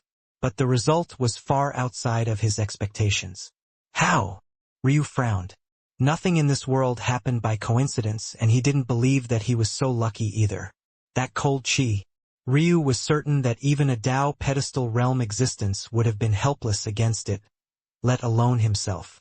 This was especially so since he didn't manage to keep his mind clear and alert. Ryu was shocked when he tried to sense the changes to his body. He had grown stronger again. Much stronger. But he had no idea why something like this would happen. The most shocking part was that when he lost consciousness, his avatar in Osiris had finally been unable to hold on and died. Yet there was no change to his soul at all. In fact, even his soul seemed to be much stronger. My wind inheritance entered the rule realm. My ice flame, rebirth flame, and rage flame all entered the monarch realm. Even my spiritual sea seems firmer and more organized than it once did in the past, as though my mental realm talent increased. Maybe the oddest part about all of this was one particular matter: essence. The improvement of just his great sword staffs into the monarch realm had given Ryu access to a wealth of essence that shot him into the connecting heaven realm. In that state, he was even able to battle the absolute geniuses of the immortal ring realm, something he took far more seriously than being able to battle weak path extinction realm experts. Yet, Ryu had 3 inheritances reach exactly that level, but there was no change to his cultivation at all. Of course, he felt tens of times more powerful than he had in the past, hundreds of times even. However, his body still hadn't moved toward the peak of the vessel tempering realm, and his chi realm was still stuck at the lower connecting heaven realm. Where had all the essence gone? It was at that moment that Ryu noticed the behemoth within his spiritual sea. Tendrils of fluffy white spread out in all directions, rooting itself in the seabed of Ryu's mental realm and spreading out across the whole space. Sometimes it flickered like a white flame, and at others, it seemed to breathe like a life of its own, filling Ryu's mental realm with a peaceful, pulsing light. There wasn't even the slightest hint of danger coming from it. It felt no different from an amiable elder relaxing in its junior's home. This white flame. Ryu's mind seemed to work even faster than before, making him realize that even his origin flame had improved. He recognized this white flame almost immediately. The Phoenix Sky God's spiritual foundation. It was covered in this flame. Ryu had been eagerly anticipating the path extinction, Tao pedestal and cosmic seed realms. These realms were where the true strength of one's spiritual foundation would begin to shine. He had always thought that he would need to wait for much longer before the secret of this white flame was revealed, but he had never expected for things to actually be like this. Unfortunately, Ryu's pleasant surprise didn't last for long because he soon realized he had no control over this flame whatsoever. To make matters worse, he had no idea if all these improvements were because of this flame, or if the improvement of the flame was a result of whatever occurred while he was unconscious. Ryu shook his head. None of this mattered right now. With a thought, Ryu entered the crystalline Jade, only to find Ailsa still hovering in the air. Even to this moment, she seemed to show no signs of waking up. Ryu didn't dare to casually fuse with her again to find out what could possibly be wrong. However, he could vaguely feel that Ailsa's state was nothing like his own. He had been on the brink of death, but Ailsa looked like she was just taking an afternoon nap. Her eyelashes even fluttered from time to time as though she was either having a dream or just might wake up at any time. With a frown, Ryu took a deep breath. He looked toward the Zhu clan castle. Resolving himself, he walked in and headed straight for the library. The sudden change caught the Zhu ancestors off guard. These days, they pretty much spent day after day waiting for their deaths. Knowing how powerful Ailsa was, they realized that there was simply no chance for them. By this point, their strength had deteriorated over trillions of years and they couldn't even stand up to her. It was obvious to them that their years of planning had been foiled by a little brat. Without the core Zhu clan inheritance, their descendants on the outside would find it almost impossible to complete the last leg of their plans. At best, They could only wallow in mediocrity as they watched the world flip on its head. Day by day, they felt their minds slipping from them. Without a singular purpose or a hope to aspire to, their mental states degraded faster and faster. This was especially so for Flora, who had been the youngest of them and carried the weakest mental fortitude. However, none of them had ever expected for Ryu to suddenly appear all alone without Ailsa being anywhere in sight. Was this their chance? Unfortunately, they didn't even get the chance to breed new hope before Flora suddenly shrieked. You! The three remaining zoo ancestors thought that Flora was having a manic episode, having finally completely lost her mind. But what she said next shook them to their core. How did you enter the chaotic birth realm of my divine chaotic annihilation? Her shrill voice echoed through the overwise quiet library. Chapter 462 Failure. In a world on another plane, Ralith and Sanrith sputtered awake. Each coughed violently, grasping at their chests. The feeling of dying in Osiris was no different from a death in the real world. For them to experience such a thing was definitely a first. Though as geniuses of the cultist clan, they had gone through many life and death experiences, it was obvious that this was the first time they had truly tasted death.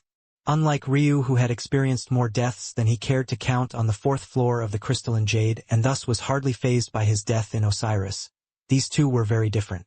They were so shaken that they had completely forgotten that they had already informed everyone that they had found Ryu. At this moment, the two were the complete center of attention, sitting in a lotus position amidst the eager gazes of several of their family members. However, the moment these twin geniuses began to sputter and cough, everyone's expression changed. Who here wasn't a warrior who had experienced countless things?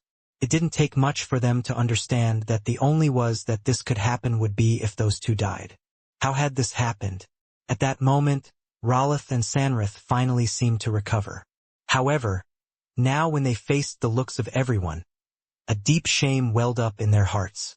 From on high, the cultist king looked down toward his grandsons. His jaw remained slightly clenched, not too tight and not too loose. Yet, this singular look made the two young geniuses lower their heads in shame. They quickly stood before falling to their knees. Their heads slammed against the ground. "We're sorry, grandfather. We failed." The cultist king's expression darkened. What happened?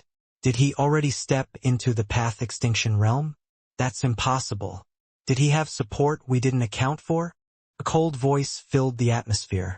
As enraged as the cultist king was, these two were still his own grandsons, his own flesh and blood. And they also happened to be the most talented of their generation. Within the immortal ring realm, they were undefeatable within the cultist clan. And, compared to the geniuses they had within the path extinction realm currently, they were stronger than they were at this particular stage. This was all to say that these youths shouldn't lose to the point of death against anyone at their cultivation level, let alone someone beneath. So, there were only two possibilities. Either Ryu was stronger than they thought or he had support. Didn't I give you enough resources to bribe anyone in Osiris? It can't be that you couldn't bring his allies over to your side. The two grit their teeth, their foreheads still pinned to the ground. He was alone. They finally squeezed out. The cultist king frowned. Was his information about Ryu's cultivation realm wrong? He was in the lower connecting heaven realm. What did you just say? This time it wasn't the cultist king who spoke. Rather, it was one of Ailsa's many brothers. A pressure bore down on the boys from all sides. It wasn't out of a threatening aura, but the fairies all around them were so agitated that they could no longer control their strength. Even the weakest among them was within the Tao pedestal realm. How could the two immortal ring boys withstand such pressure?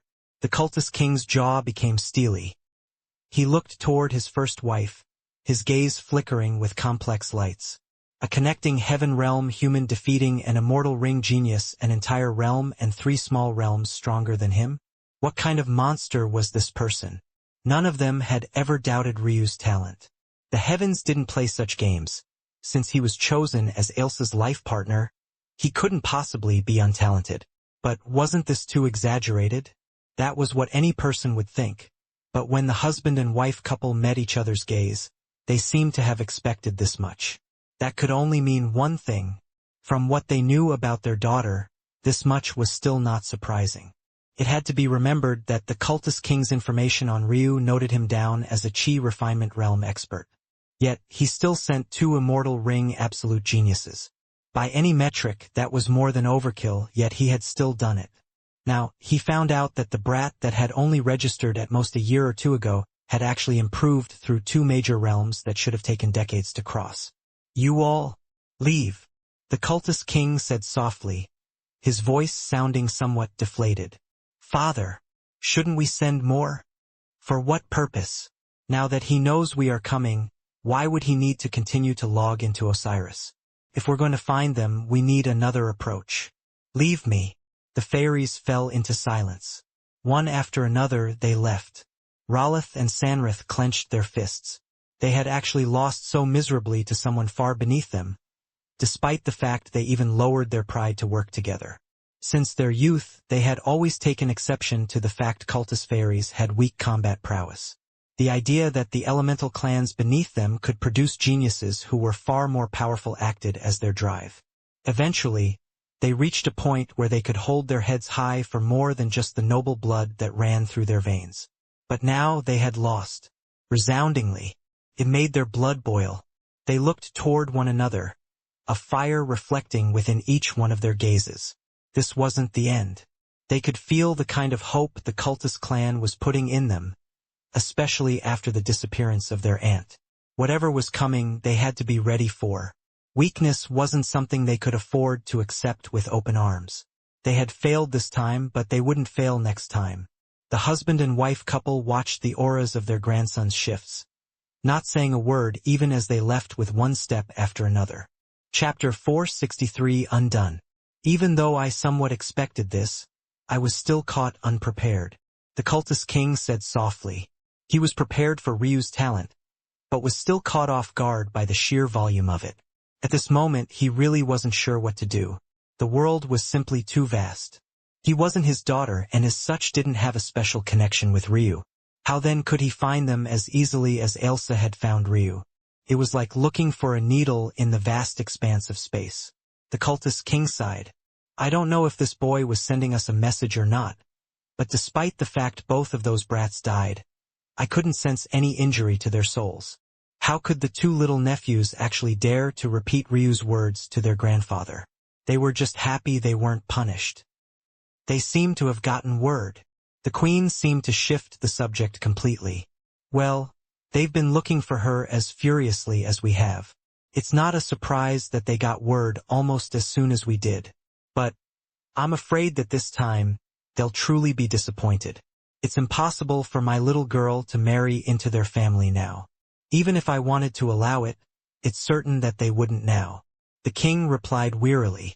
Their relationship with that clan had been contentious ever since the matter with their eldest son occurred. Now, once news of the failure to retrieve Ailsa spread, the tension between the 2 would only grow worse.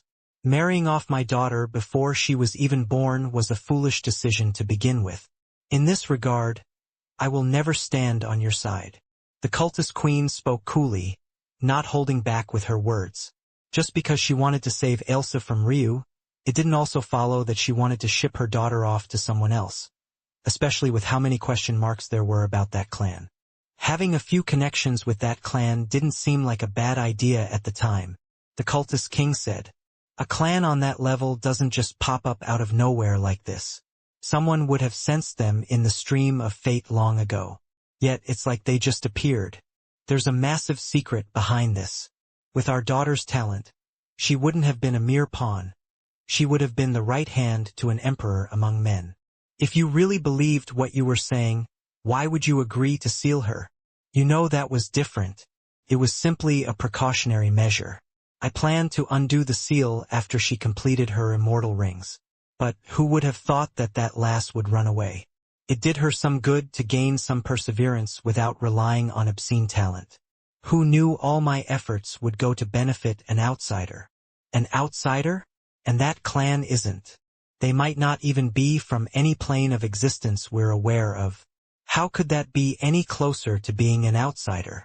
Despite her sickly appearance, when the queen became furious, she seemed to have momentum that surpassed even her husband. Any softness she seemed to carry sharpened into several blades aimed for him.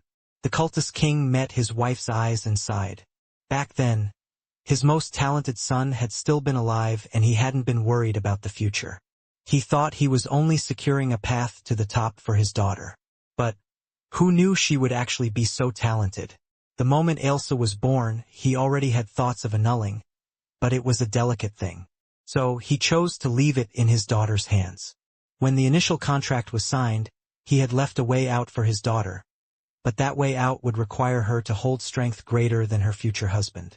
In order to help Ailsa refine herself for this goal, the cultist king laid one of the most delicate seals of the cultist clan. This seemed to be a malicious seal, but the truth was that much like all the other techniques of the cultist clan, it was meant for nurturing. The seal would lock away a large portion of the target's talent for a period, and once it was undone, it would allow for explosive growth. The trouble was that the longer the seal was laid down, the harder it was to undo. Theoretically, this meant even better results, but it was also impossible to tell if there would be any side effects for leaving it down too long. Who knew that his small exercise in teaching his daughter perseverance and helping her to refine her mental realm would actually end in his precious little girl running away and disappearing for almost 1 billion years? The markers of the seal were so subtle that even though Ailsa knew it existed, she might never even suspect that it had been cast on her.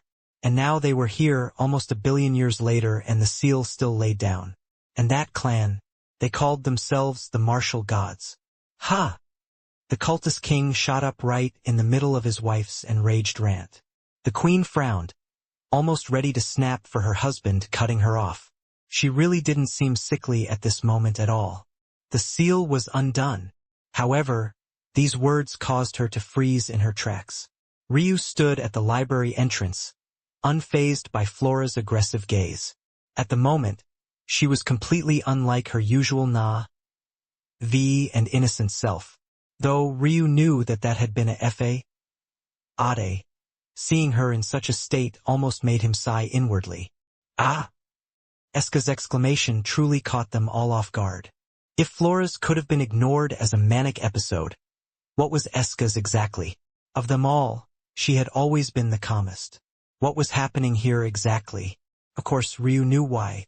He had progressed quite far in Eska's Immortal Sakura as well. Chapter 464 Night Shade Dew. Ryu wasn't in any mood to entertain these ancestors. He had no love lost for these people who had already tried to kill him on multiple occasions. If it wasn't because they might still be useful for some things, he might have already tried to find a way to kill them all. In truth, the real reason he hadn't was because Ailsa kept mentioning that there should be a fifth.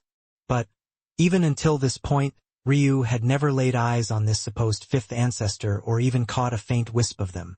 It wasn't even certain if this person was still alive at least. Without a word to the ancestor, Ryu began to comb through the books within the library. He had always known that this place was quite extensive. With how ancient the Zu clan was, they most definitely had a whole host of knowledge that Ryu had never seen before. At that moment, Ryu was hoping that he could find something about Ailsa's seal here. By now, Ryu had already realized that Ailsa was in fact aware of this seal's existence. As such, he also knew that it was a special technique of the cultist clan. But, according to what he knew from Ailsa's memories, the effect of the seal grew more powerful, exponentially so, even the longer it was active. The problem, then, was obvious. According to what Ailsa knew, she shouldn't have slipped into a coma. But very obviously she had this time. Clearly something had gone wrong, but Ryu didn't have enough knowledge to understand exactly what it was. Without a choice, he had to come here. As for the danger the ancestors provided, he didn't have the mind to care about it right now. And thanks to Flora's technique, as long as he didn't get too close, he at least had a small chance of protecting himself. Ryu pored through book after book, tearing his way through several deep theorization compendiums on seals. The main difference between seals and formations was in their philosophy. The latter sought to harmonize with the energies of the heavens to produce a sort of fantastical result. Seals, however, were the opposite.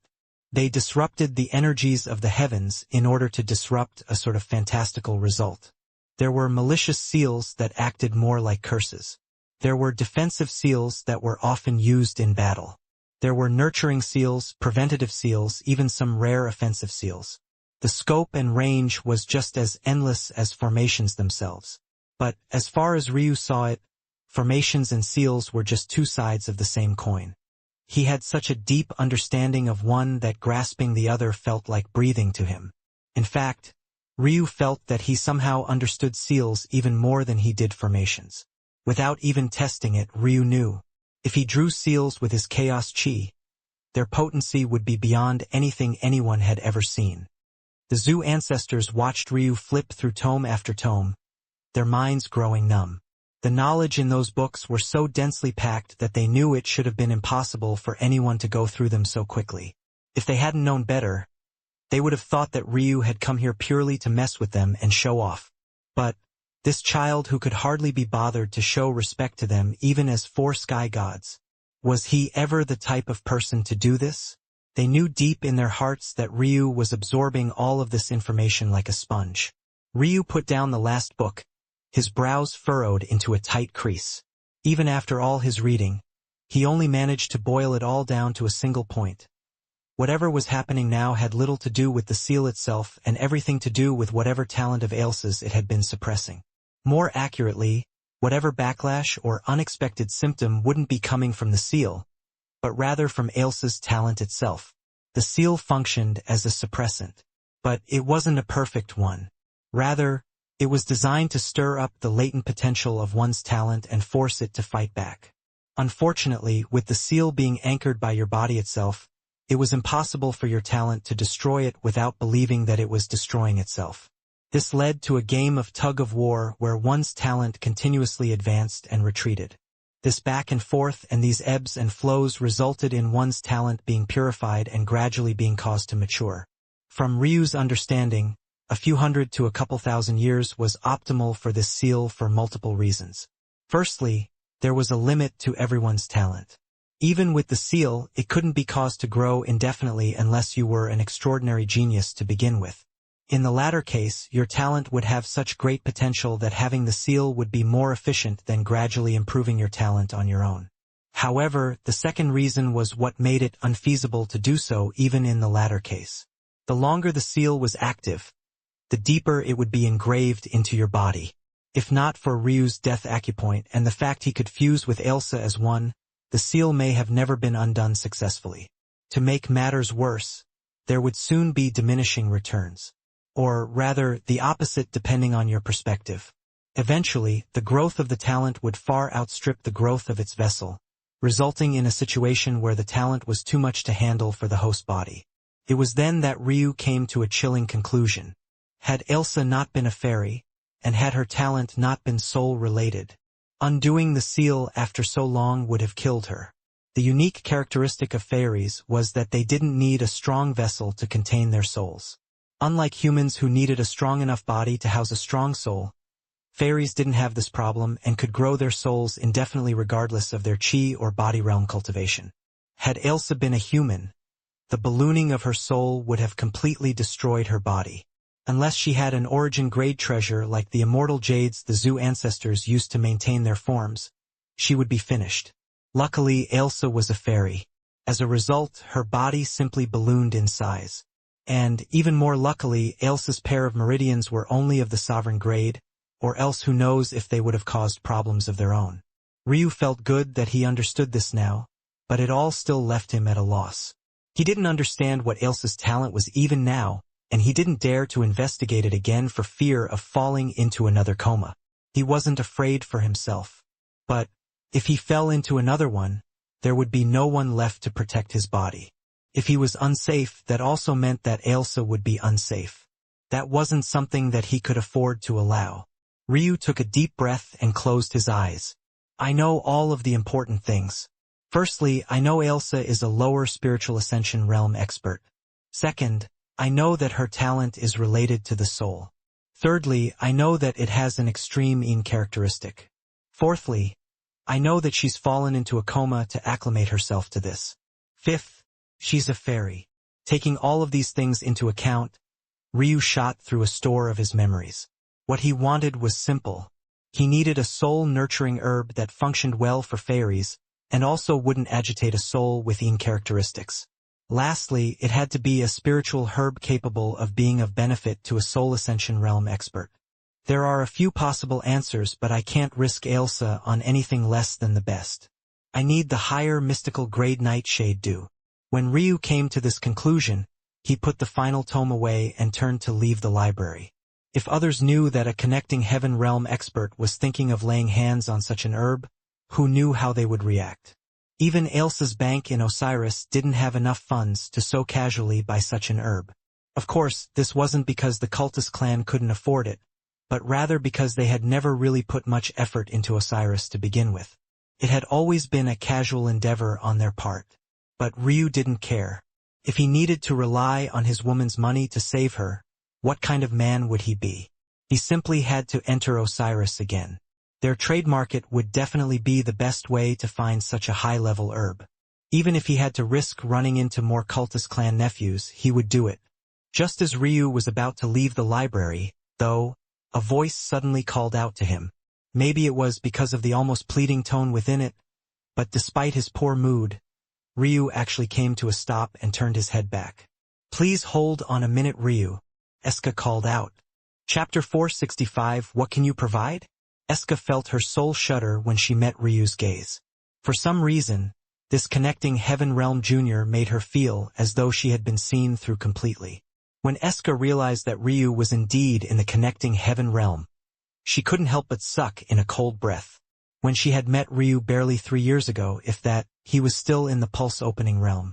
She couldn't wrap her mind around how he had leapt through so many realms in such a short time. Just what kind of monster was he?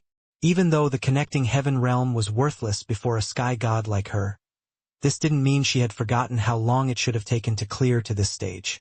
Even for her, she had already been over 100 years old. Of course, her best talent was in her soul and not her chi realm cultivation, but that didn't mean she wasn't still an absolute genius in this regard. Yet, compared to Ryu, she felt like nothing more than an ant. Taking a deep breath, Eska adjusted herself. It was unknown when Ryu would return to this library. In addition, he currently seemed troubled by something. Although Eska knew that for such a stubborn person, trying to take advantage of their weakness would only push them further away, Eska had no choice. If things really continued like this, her clan would be finished and the Zoo name would disappear in the annals of history, never to recover. "I know that we have wronged you," Eska admitted plainly. It was unseemly for elders like ourselves to go to such lengths to deal with a child. For that, I apologize. However, I hope that you can see from this how desperate we are. I, as an ancestor of the Zoo clan, have a responsibility toward ensuring that it survives. As such, I was willing to take on the blemish that would come with the actions that I have taken. Even though it is shameless, now that I have failed, I ask that you give us just one chance. Though our talent cannot be compared to your own, we are still 4 sky gods with countless lifetimes worth of knowledge and information. In addition, with the coming calamity, working together would also be of great help to you and your future. We are willing to listen to any demands you might have. As ridiculous as this might sound, since you already have our clan's core treasures in your hands, we will still try our best to fulfill any other demands you might have. Eska finished her words in a single breath, clenching her teeth after she was done. She knew well that her words hardly held any weight. It wasn't about whether or not they could truly provide something of value. Maybe Ryu believed that they really could. The issue was whether or not if what they provided was great enough to warrant the risk of putting his life in the hands of these ancestors again. From the very beginning, these ancestors had made their goal clear. They wanted nothing more than to reunite with their family members. In the meantime, killing Ryu would just make everything far more convenient. Maybe to them, Ryu would always be a means to an end. It had to be remembered that the only reason Eska taught Ryu her immortal Sakura in the first place was because she wanted him to lower his guard and not suspect them. Eska wouldn't blame Ryu for thinking this way again. But, at this moment, she was truly at the end of her rope. What Eska didn't know, however, was that Ryu didn't care about threats to his life. In fact, he felt that the more threats there were, the stronger he would grow and the faster he would do it. His entire life consisted of throwing himself into situations that might get him killed in the next second. So, completely outside of Eska's expectations, Ryu spoke his next words evenly and without a care. "What can you provide me?" he asked coolly. "Ah." Eska was caught off guard by the quick response. But not long after she recovered, sitting up almost like a bolt of lightning, any slouch to her posture completely vanished. She was truly an enchanting beauty. Ryu hadn't been lying when he said that she was the most beautiful woman he had ever seen back then. Of course, he then met Ailsa soon after, who managed to match her thanks to her status as a fairy. And, though Ryu didn't want to think about it, after millions of years of cultivation, Elena's looks had already been refined to be infinitely close to this level as well. Though she fell a small ledge short of Ailsa and Eska, Ryu might have locked his link to Elena away. But long before that, he had already caught a glimpse of her looks through her soul. With his origin flame, it was already etched onto his soul. Still, at this moment, Ryu couldn't help but feel his blood boil when he looked at Eska's body stretching upward like that. In her quick movements, her large breasts weren't able to keep up, leaving them bouncing within her flowing white dress all to their own. Ryu was never a shy person. When he met Eska, he was able to ignore her looks easily. But, with his bloodlines growing ever more powerful and his intimate time with Ailsa being cut short, he had a fire in his belly that had yet to be released. As such, he wasn't reserved with his gaze in the slightest, causing Eska to realize that her actions just now weren't as elegant as she usually was. But, rather than being off-put by Ryu's unrestrained gaze, she actually felt a light of happiness. The Ryu she knew was nothing more than a block of ice. If he showed this sort of interest now, at least there was a chance to bring some warmth to their relationship. This would make things much more cordial in the future. Chapter 466 Hope. Happiness bloomed within Eska's heart. Even if Ryu's condition was to marry her, she would accept in a heartbeat. She had never been with a man in her life, but she had already long since become a sky god. The reasons she had used to put off love in the past were meaningless after reaching such a height.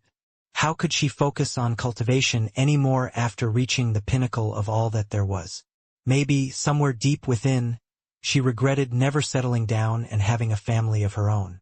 Of course, she didn't have such feelings for Ryu. He was nothing more than a child in her eyes. At most, it would just be her sacrificing for the sake of her clan, something she had already done plenty of in her lifetime, even down to tying her soul down to this place. Plus, as far as sacrifices went, this one wouldn't be too bad. Ryu's talent was clear for them all to see, and he might have been even more of a beautiful man than she was a beautiful woman.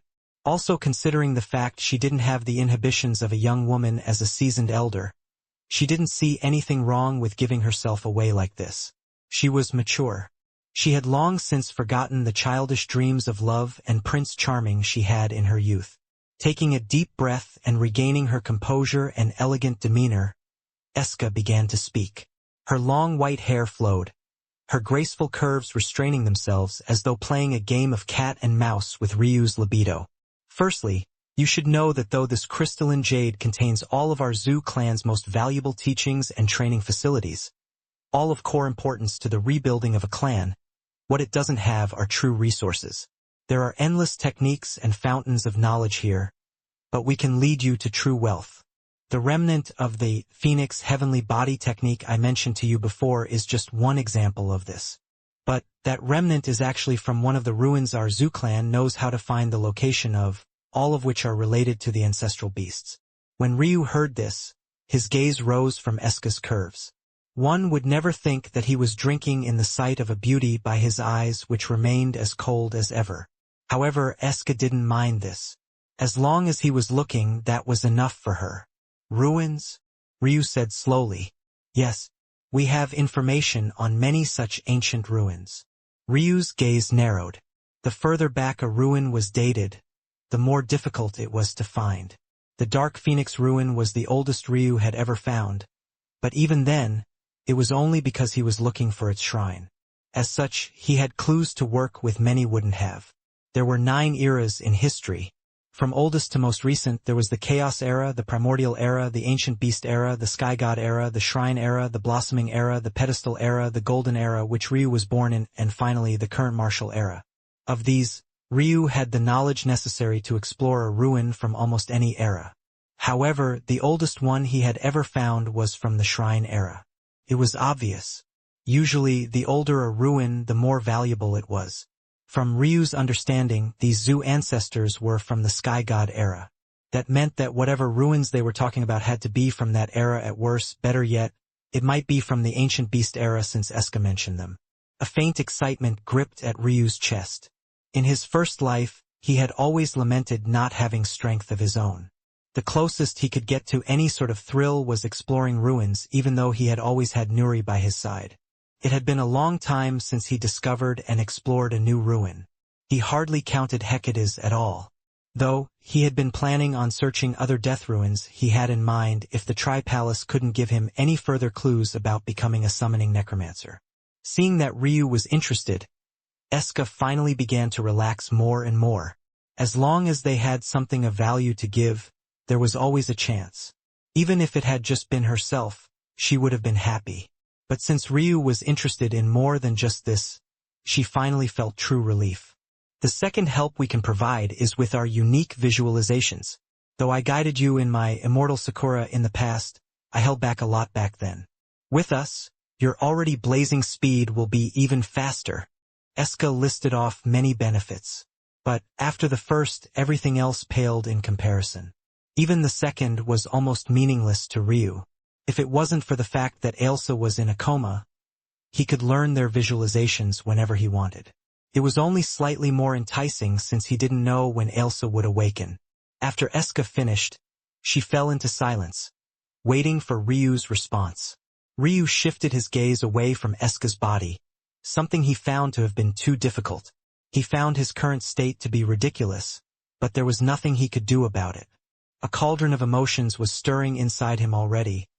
Having a volatile bloodline that wanted him to fuck everything in sight definitely wasn't helping his mental state.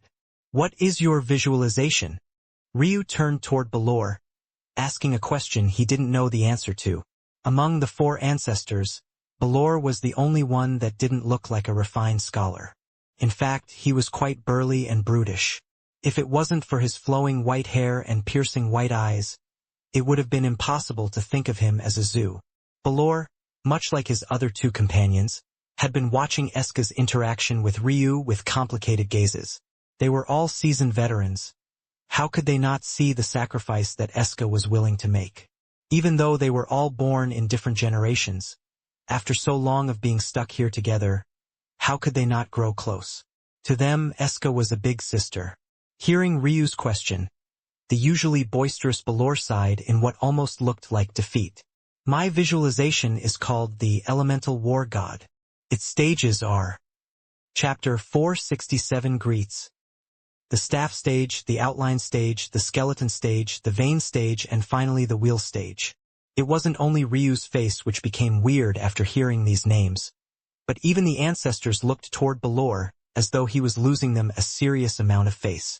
If it wasn't for the fact they knew for sure that he was one of them, they might really expect that an imposter had snuck in just to make them all lose face. Unfortunately, the matter only became worse after Balor explained every stage. It made one feel as though he had created such a powerful technique only to let a toddler name it all for him. It had to be remembered that names carried power in the world of cultivation. For Balor to name his things so casually then pass it on to the later generation like this, it was as though he wanted his descendants to remember him by spitting up blood whenever they used his visualization. It was such a shame because at least Elemental War God was a decent name. It was like Balor used all his thinking power on that, then didn't have any left for the rest of it. The main ability of my visualization is in the use of the elements, obviously. In my opinion, most use the elements far too crudely, especially us humans. In my eyes, only the fairies are somewhat decent at it, but even then they're lacking in many respects. The staff stage of my Elemental War God allows you to summon forth an elemental staff. This staff makes the use of the elements much more fluid even without the need for inheritances. Happily chatting, the burly Balor waved his palm, causing what looked like an ancient staff to appear and hover before him. The staff was quite short, being only about a meter long. But it had a large bulbous head of oddly shaped bark covered in what looked like patches of moss. If Ryu didn't know better, he would have thought that Balor just picked this up from a nearby forest. With a thought, all sorts of swirling colors manifested around Balor. This staff allows you to tap into pure elemental energy just like a fairy would. Rather than relying on an inheritance to call down essence to then summon an element, you can bypass this step entirely. Different bulbs of light formed around the staff. Different shades of fire, swirling blades of green wind, arcs of violet, blue and golden lightning. It all looked quite fantastical. Much like Eska's Immortal Sakura, my elemental war god visualization can also be specially tailored to a person as well. Though you can summon any element with my visualization even without comprehending an inheritance, it is also possible to fuse an inheritance comprehension with my visualization to make it several times more powerful. For example, Balor's aura changed. A strong surge of essence descended from the skies. In the blink of an eye, his ancient-looking staff had suddenly become covered in scales of diamond, shattering the wood beneath to leave behind nothing but a shimmering crystal staff that was now 1.5 meters long. This is my favorite iteration. It perfectly fuses a crystal inheritance I stumbled upon as a youth. Plus, it allows me to bash in my opponent's head with just a few swings. Balor grinned. At that moment, several shimmering lights coalesced around the staff, forming thin knives of crystal that made Ryu's eyes narrow. They looked simple and danced about almost like fluttering butterflies, but Ryu knew that just a single one could end his life before he was even aware. Balor, however, didn't seem to have any intention of doing this as he continued to show off. The second stage is the outline stage. Balor smiled and continued. This stage allows you to apply a thin skin of elemental energy onto your body. Depending on your preference, you can do with this stage as you please. Some of my descendants chose to leave a barely perceptible second layer of skin on themselves. Some chose to form valiant battle armor, and some chose to fashion robes of elemental energy.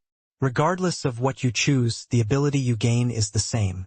The first ability is a boost in defense. This defense is especially good against elemental attacks and spiritual chi attacks. But, since you have Eska's Immortal Sakura to protect you physically and Flora's Divine Chaotic Annihilation to protect your mind, this won't be very useful to you, though it could always act like an unexpected line of defense.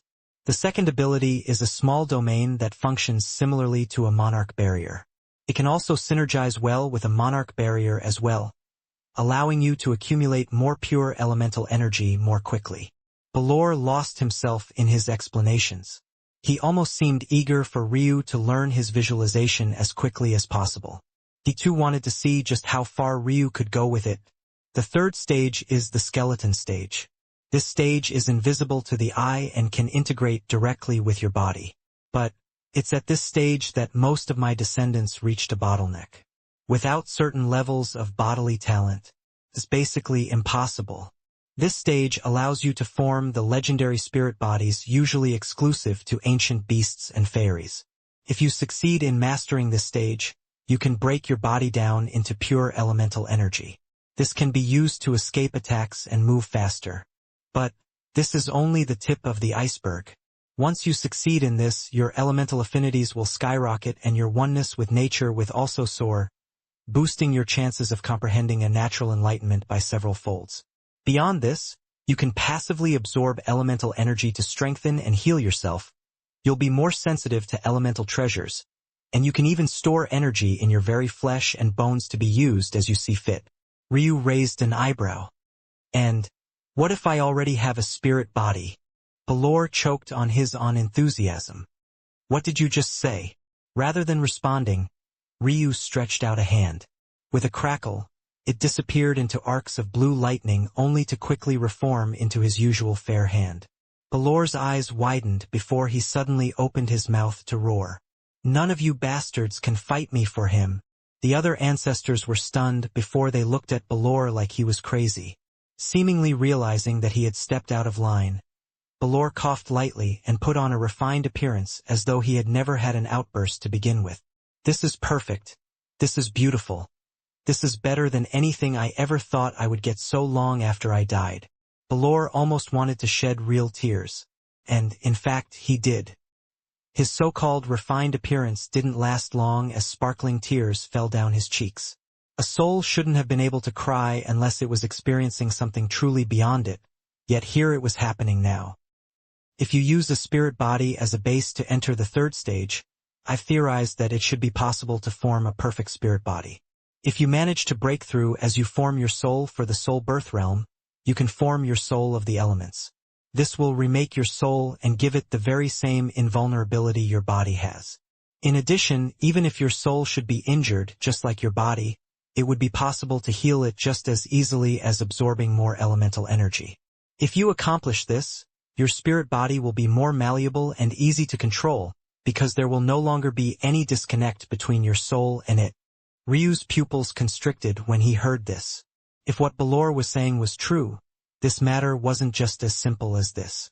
He had gained great control over his spirit body after his 6-month-long retreat, but even now it felt a bit stiff.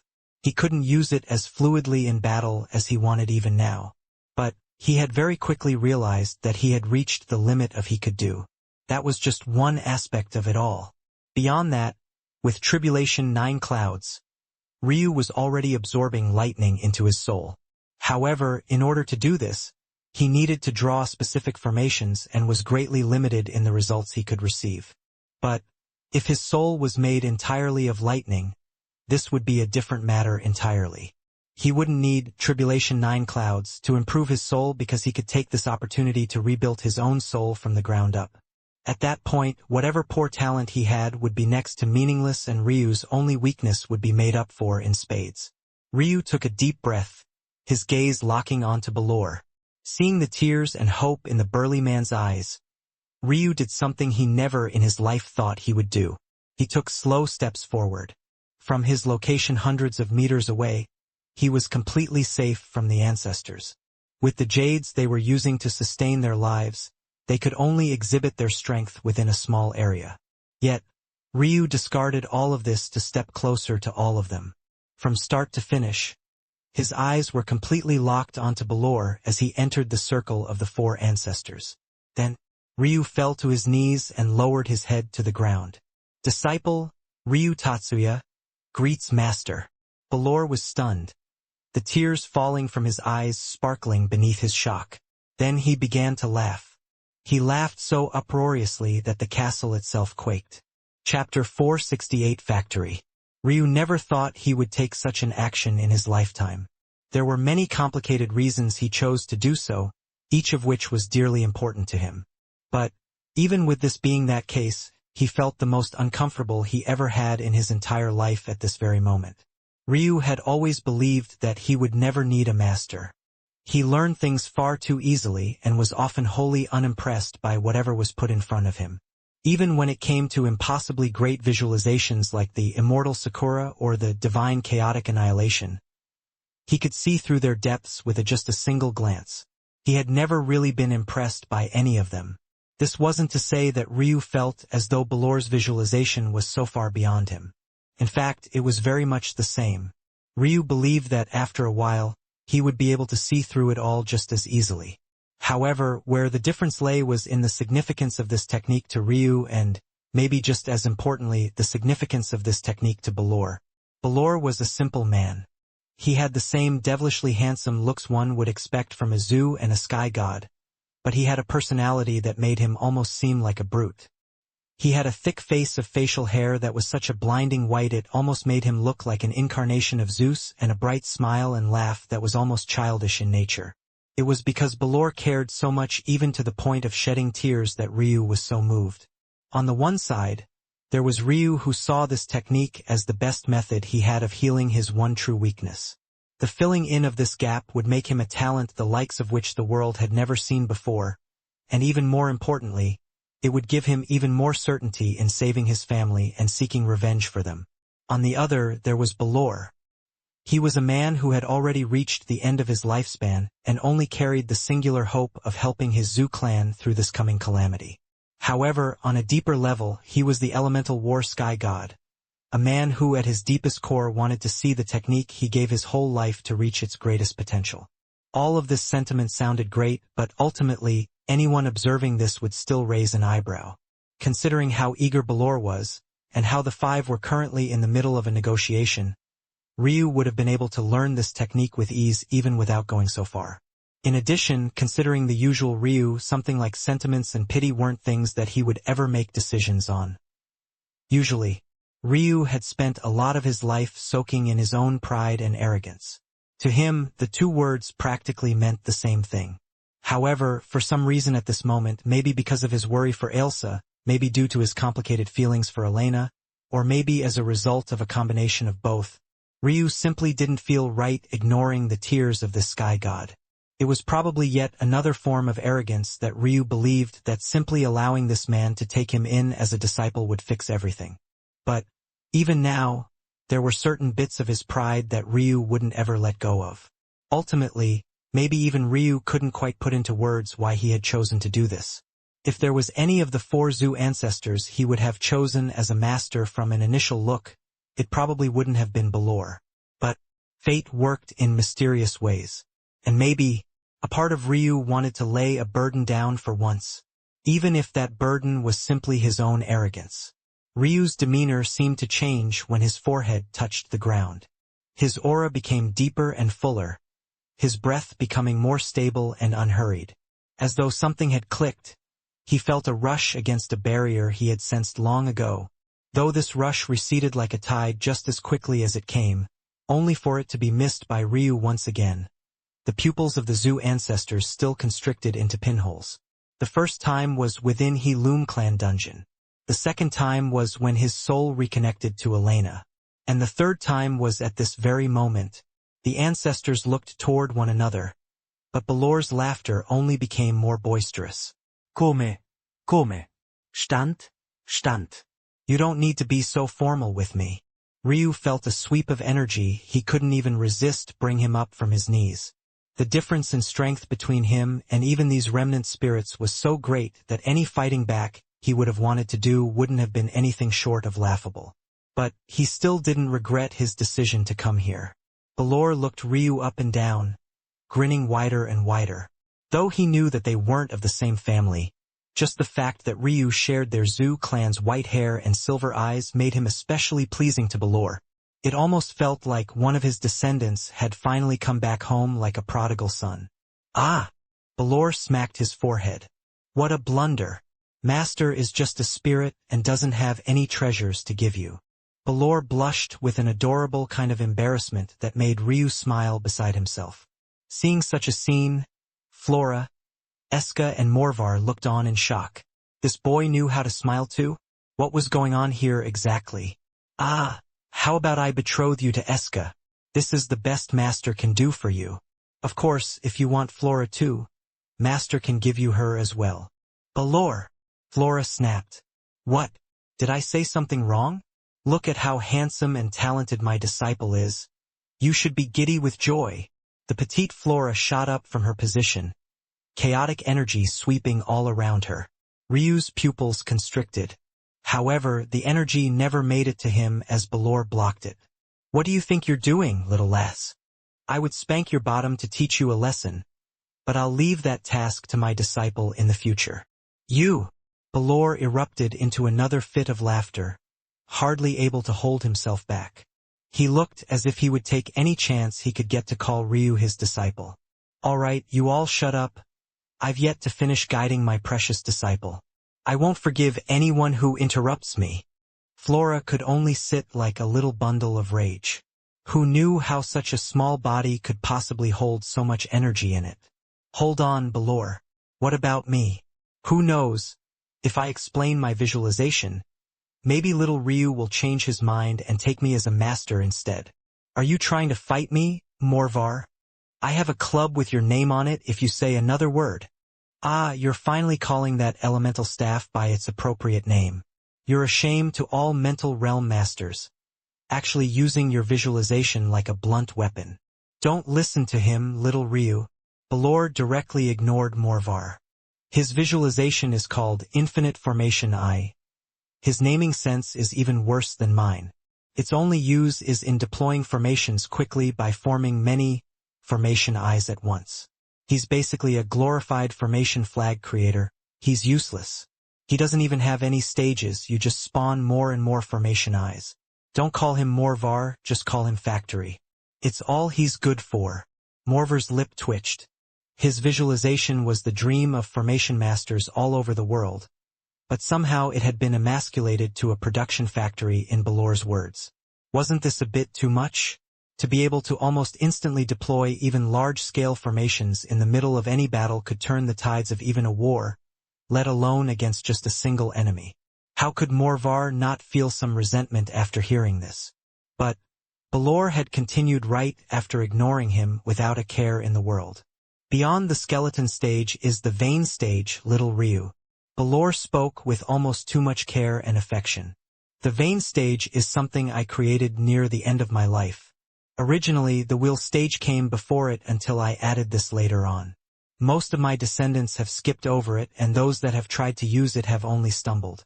But I think you can do it. The vein stage is a product of my research into the various elemental races.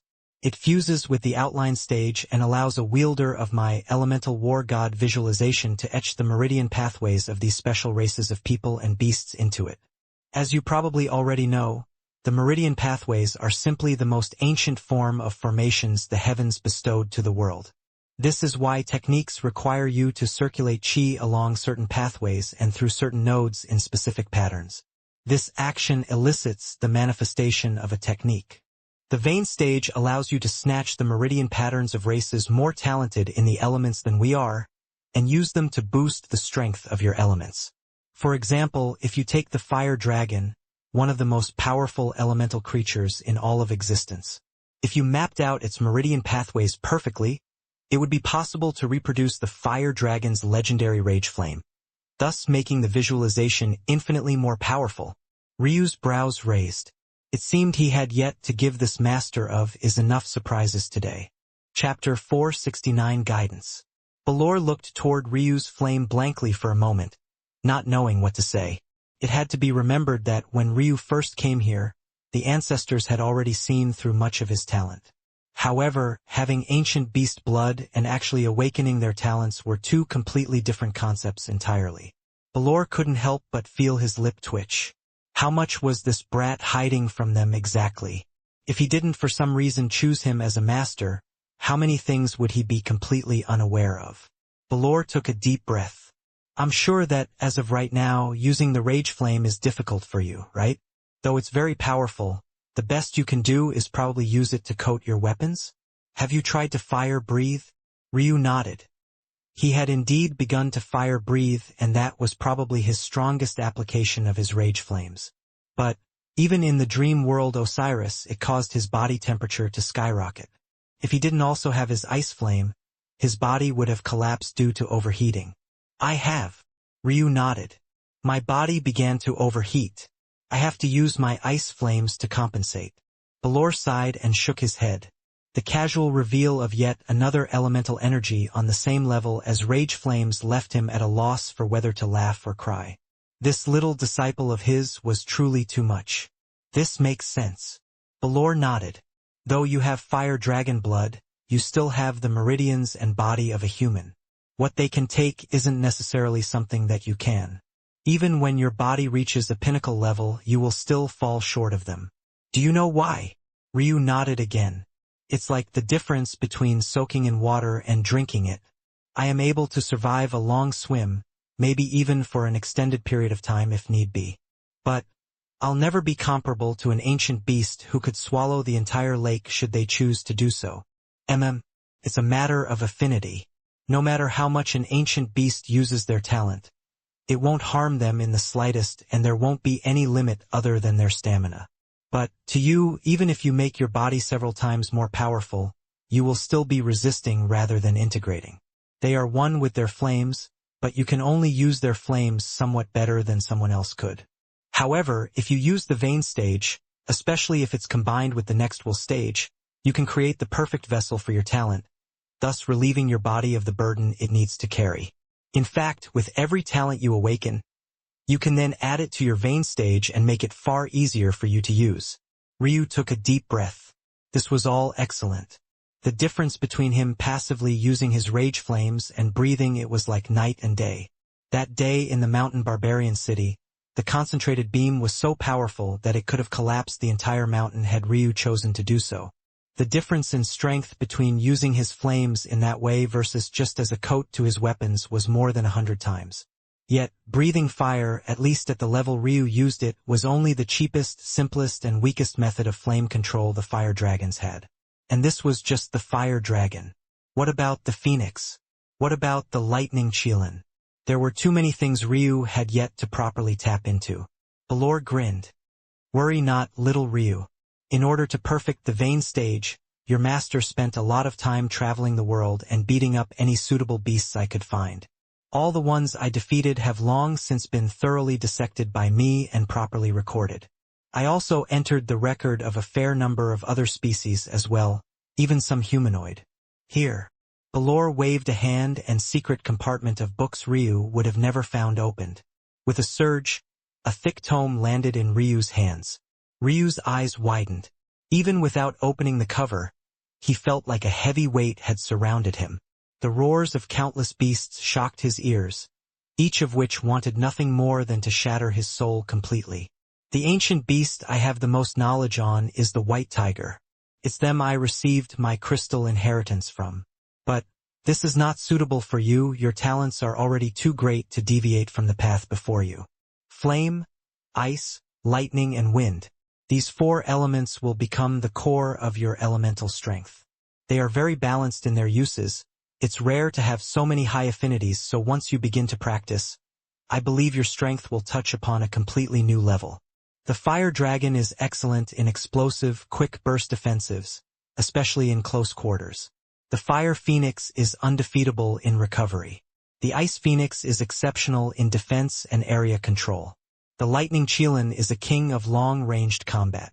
And your northern heavenly wind will make you undefeatable in movement. Balor diligently guided Ryu without a care in the world. He practically forgot that there were 3 other ancestors beside him. But as he watched Ryu soak up his knowledge so quickly, he really didn't have time to care for them. He was too busy feeling gratified. We won't mess around with your flame, ice, or lightning elements. Just focus on the beasts you share a bloodline with. There are some gaps in the knowledge I've left behind on those 4 beasts, but it's nothing that you, with their inherited memories, can't fill in. However, for your wind, you have a few potential choices even if we focus on speed. There's the spectral mink, the wind elemental fairy, and finally the ancient beast, wind dragon. Chapter 470. Follow along. The spectral mink could be considered to have 2 high-class affinities in both space and wind. They were well known for their speed, but their offensive output was enough to make anyone go numb as well. Very few who had ever seen their wind spectral scythes had ever lived to tell the tale. Ryu immediately crossed this possibility off of the list. His spatial affinity was only average, and that was just considering his overwhelming comprehension abilities and sensitivity to energy. Objectively, if these things were ignored, his spatial affinity was nearly nothing. This wasn't entirely true, considering every heavenly Pupils wielder had a modicum of spatial chi affinity due to their inner worlds. But, compared to Ryu's other talents, he saw it as nothing even if it would be enough for a lower-class genius to brag about for their entire lifetime. The wind elemental fairy was an excellent choice. However, Ryu felt a small bit of discomfort using the dissected remains of a fairy, even if it was just the research it produced to strengthen himself. The usual Ryu wouldn't have such hypocritical feelings. After all, he had a tome of human skin that he read through without a care in the world. Could be said that this wasn't a discomfort Ryu felt, but rather one Elsa felt. With their souls fused like this, he could instinctually tell. For that alone, he chose to ignore that option. Therefore, the final remaining choice was the wind dragon. Compared to the fire dragon, the wind dragon was far weaker. Though this didn't say much since the fire dragon was the strongest dragon Ryu was aware of. There were plenty of dragons the fire dragon was stronger than. However, when it came to speed, the wind dragon was unmatched amongst those of the dragon race. While the fire dragon was a Western-type dragon, the wind dragon was Eastern and had a long, snake-like willowy body. The wind dragon also had decent attack strength, but Ryu didn't care much for this. It seemed he would have to study the body of the wind dragon well. Ryu stepped out of the crystalline Jade for the first time in a long time. He felt the distinct lack of Ailsa's presence immediately. But, toward such a thing, he could only sigh. Ryu closed his eyes. It's no longer appropriate for me to continue to interfere in the Zhu clan matters. Originally, Ryu wanted to join Violet Olive to stir up trouble for the Zhu clan and find an outlet for him to train. If he ran into some trouble, then good. But he couldn't very well continue doing this now that he had one of their ancestors as his master, right? At this point, Ryu even hesitated about still having Esme as a corpse puppet. He had invested a lot into Esme up to this point, and she was also the best option for dual-wielding his twin daggers. As a former mental realm master, she was definitely the best option. Ryu sighed, thinking back to the bright smile Balor left him with, urging him to come back once he was ready to enter the soul birth realm so that he could help Ryu reform his soul. Ryu almost felt like he was looking at one of his grandfathers. Forget it. Ryu entered Osiris with a thought, finding himself appearing in the very same spot he had died. When he revived, he was given an option of either returning to the city or this place, but he obviously chose this place. Seeing that Esme was still there, kneeling on the ground where he had been lying dead a moment ago, he sighed again. Ryu went through the process of sending Esme out and was soon back in the immortal cave with her standing before him. With a wave of his hand, her soul completely dissipated. Like ash floating in the wind, her body crumbled and fluttered away. Though things were like this, Ryu didn't feel much heartache. In fact, he felt much lighter and freer. Very soon, he was sure that he'd have an opportunity to get himself many more corpse puppets, maybe some even more powerful than Esme. With that, Ryu returned to Osiris and secretly entered the city to exchange the quotas for Violet Olive. Then, he left as though he had never set foot in the city to begin with. As for if he'd ever see Violet Olive again? Who knew? Ryu walked out from his immortal cave weeks later, his expression indifferent and his eyes steady. Before him, a group of elders stood along with the youths who would be entering the Tri-Palace. Serial's eyes brightened when she saw Ryu. But, when she simultaneously saw a distinct lack of Ailsa, she blinked, feeling somewhat confused. Unfortunately, when she tried to see through Ryu this time, she felt as though she had been rebuffed by a strong wall, leaving her stunned. She couldn't wrap her mind around what could change in such a short period of time. At the moment, Ryu felt like a bottomless pit she couldn't get to the bottom of. How could she know that in the time she hadn't seen Ryu, he had gone from just 9 seals undone to over 50? In the beginning, the biggest advantage Serial had over Ryu obviously wasn't the quality of her pupils, but rather the number of seals she had undone in comparison to Ryu. But now they were back on an even playing field. And on such an even playing field, how could the first-ranked heavenly pupils lose? Ryu swept a gaze over Serial. But this time he could see through her disguise with a single look. For the first time, Serial felt as though she had been completely stripped naked as Ryu's gaze lingered along the outline of her hidden curves. From start to finish, Ryu didn't seem to notice Zulfikar's murder-filled gaze in the slightest. "Shall we go, then?" The amiable elder Ryu had now learned was Zulfikar's master, Elder Zanfer, spoke with a leisurely pace. Ryu nodded, his gaze not leaving Serial. Zanver nodded. At that moment, a massive carriage appeared in the skies, pulled by spectral horses that stood at just over 100 meters tall. Their eye sockets trembled with green flames and their hooves danced with the same eerie color. "I will follow along," Ryu replied. Before anyone could wonder what Ryu could possibly mean by that, a sonorous cry filled the skies. The call alone seemed to disperse all the wraiths that surrounded the sect. Chi! Chi!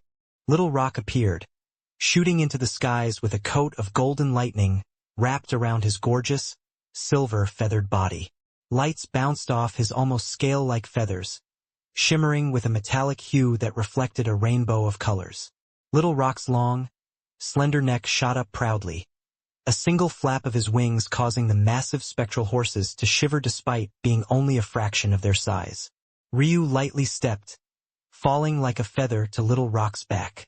"Serial, come here," he said with an irrefutable tone. Chapter 471 Dominance. Serial blushed profusely hearing Ryu's almost commanding words. Yet, she still obediently floated over and stepped onto Little Rock's back. She immediately felt as though much of her strength had been restrained, the arcs of golden lightning sapping away much of her power. But it felt more numbing than painful. The young men of the cohort immediately felt a belly full of rage. But, with a single flap of his wing, Little Rock had already vanished, appearing more than 10 kilometers away. The speed left even the elders of the Moonlight Blossom sect feeling numb. Could they even catch up to such a speed? That beast is of the sovereign grade at worst. The more they learned about Ryu, the less things seemed to make sense. There was no way that a young lightning beast of that caliber could be born in this world of Een. Just where the hell had Ryu come from? But, if he really was from another world, why wasn't he being rejected by the faith of their moon world? It didn't make any sense no matter how they thought about it. The best explanation was that his throne came from one the sects or clans of their moon world. Only then would he be able to simultaneously come from an outside world and also not be rejected. However, they simply didn't recognize such a throne. "Let's go, everyone," Xanfer said with a smile. This time, the group was being led by Xanfer, Zulfikar's master, and Balroth, Neil's master. At that moment, though, the youths were all looking toward Neil with daggers coming out of their eyes. Toward this, Neil could only chuckle with a hint of embarrassment on his face. He had gone out of his way to try to get these youths to accept Ryu long before he came. But, not only had he not even really succeeded, Ryu didn't bother to try to ingratiate himself and simply slapped all their faces. All right, there's no need to look at me like that. I already tried to warn you all that junior sister Serial liked him. But what did you all say? I'm more heartbroken than all of you. A young man named Jarwin snorted. You know that's not the problem, senior brother Neil. It was clear to them all that Ryu had only done this to assert his dominance. He saw their thin veil of hostility and didn't even bother to deal with it, choosing to snatch the woman they all wanted for himself without even lifting a finger. He just said a few words and she obediently followed afterward. How could they not feel humiliated? Fine, I get it. Ryu isn't a very social person and he takes the slightest slights to extremes. We're soon going to all have to be working together toward the same goal, and you've all seen personally his level of talent. If we want a better chance at surviving against the likes of the Nightingale Mansion, the Black Winds Kingdom, or, most importantly, those freaks of the Three Pupil Eclipse sect, we will have to come together as one. Isn't that right, Zulfikar? From start to finish, Zulfikar was the only one who hadn't begun staring daggers at Neil. In fact, his gaze had never left the sight of Ryu's retreating back. For him, Serial was only an extremely small part of it. Though she was quite pretty even in comparison to others of her cultivation level, she was still lacking in comparison to the women he had his eyes on. And she was far lacking in status.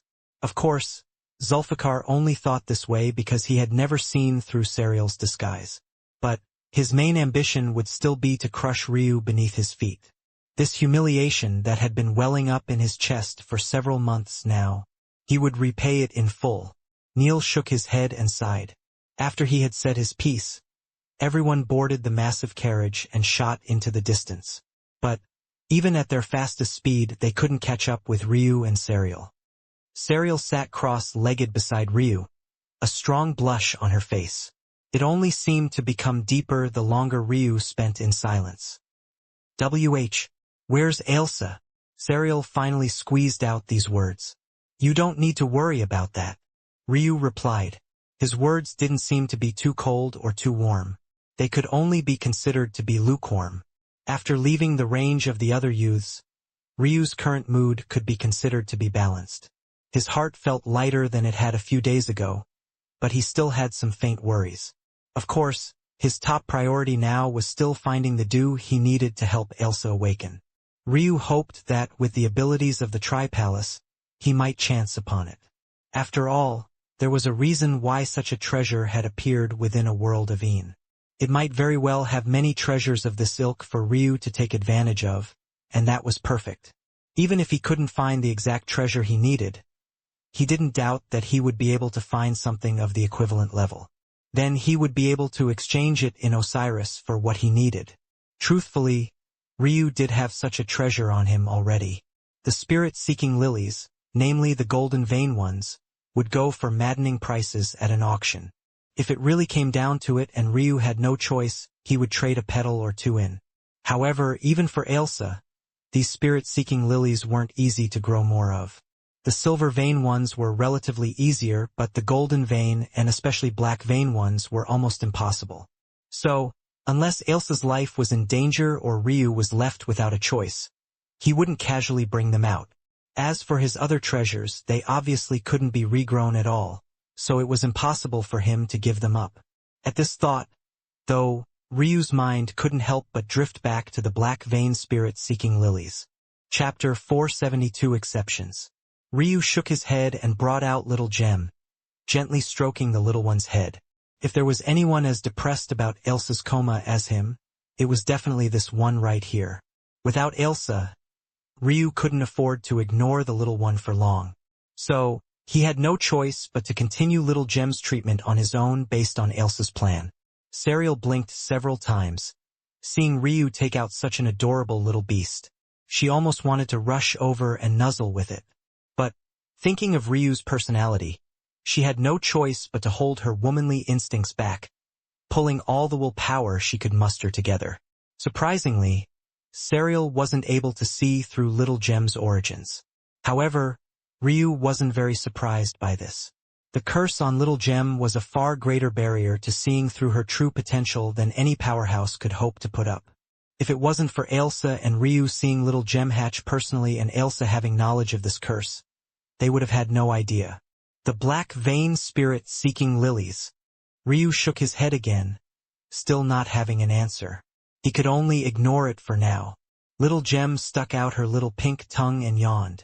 Nowadays, whenever she finished having her fill of Ryu's energy, she would hop around a bit and immediately feel too tired to do much of anything else. In the end, the little one collapsed into a deep sleep, her little paws grabbing a hold of Ryu's clothing. Ryu smiled lightly, scratching around Little Gem's gem.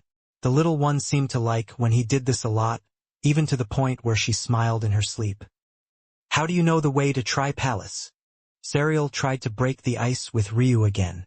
With him, it almost felt like she had to do so literally. "The key directs me," Ryu replied. "Oh!" Serial felt that she had hit another wall. She tugged at her robes a bit nervously. Though Ryu didn't seem to feel awkward in the slightest, the silence was killing Serial. Even at their speed, it would still take several days to reach the Tri-Palace. If things continued like this, she would die of a pounding heart before they ever got there. "Why did you call me to join you?" Serial tried again.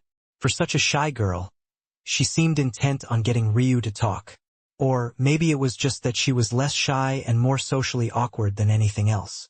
Serial believed that Ryu must be socially awkward as well. But the truth couldn't have been further from this. Ryu could socialize just fine. It was just a matter of if he really wanted to or not. Ailsa had tried to convince Ryu to make his own faction in the past, but he outright rejected. More recently, Ailsa had hoped that Ryu would make some friends after entering Osiris, hoping that the environment of more talented youths would help this along. But, once again, most had been stonewalled by Ryu. He hadn't even tried to say goodbye to the members of Violet Olive. Not that they could truly be considered friends to begin with. Ryu didn't believe himself to be a good leader, so he never wanted a faction. Even if he might still choose this path. He was certain that his family only fell so swiftly due to betrayal. There was no other explanation. The mountain that lay before him was already tall enough. He didn't want to make it any taller by having to worry about being backstabbed. "You know the answer to that already, don't you?" Ryu replied, still petting Little Gem. "You are a beautiful woman and the easiest way for me to draw a line between me and them." Serial blushed profusely. But there was Isitalia present as well. "She's also beautiful. Why me and not her?" Ryu seemed to remember that there was indeed one other woman amongst those youths. She was indeed quite a beauty, and much more seductive judging by her clothing. If you could ignore the scent of death on her, she was, indeed, a ripe fruit to pluck. However, Ryu still found Serial's question to be ridiculous. There's no comparing your true appearances. Plus, you're the only one I could guarantee would follow. Serial's blush deepened even further. But, when she looked at Ryu's side profile, she almost passed out. Only one he could guarantee would follow? Serial was certain that Isetalia would have jumped at the chance had she had the opportunity. It was like Ryu wasn't even aware of his own charms. Truthfully, Ryu had spent much of his first life ignoring women. It wasn't like Elena was the only woman to throw herself at him. Just his status as a scion alone warranted this, let alone the potential of passing on 4 ancient bloodlines to his descendants. Plus, since he was immortal, theoretically it was marginally easier for him to have children. However, Ryu's charm in this life was very much separate from his status and his use as a sperm bank. What do you like in women? In women?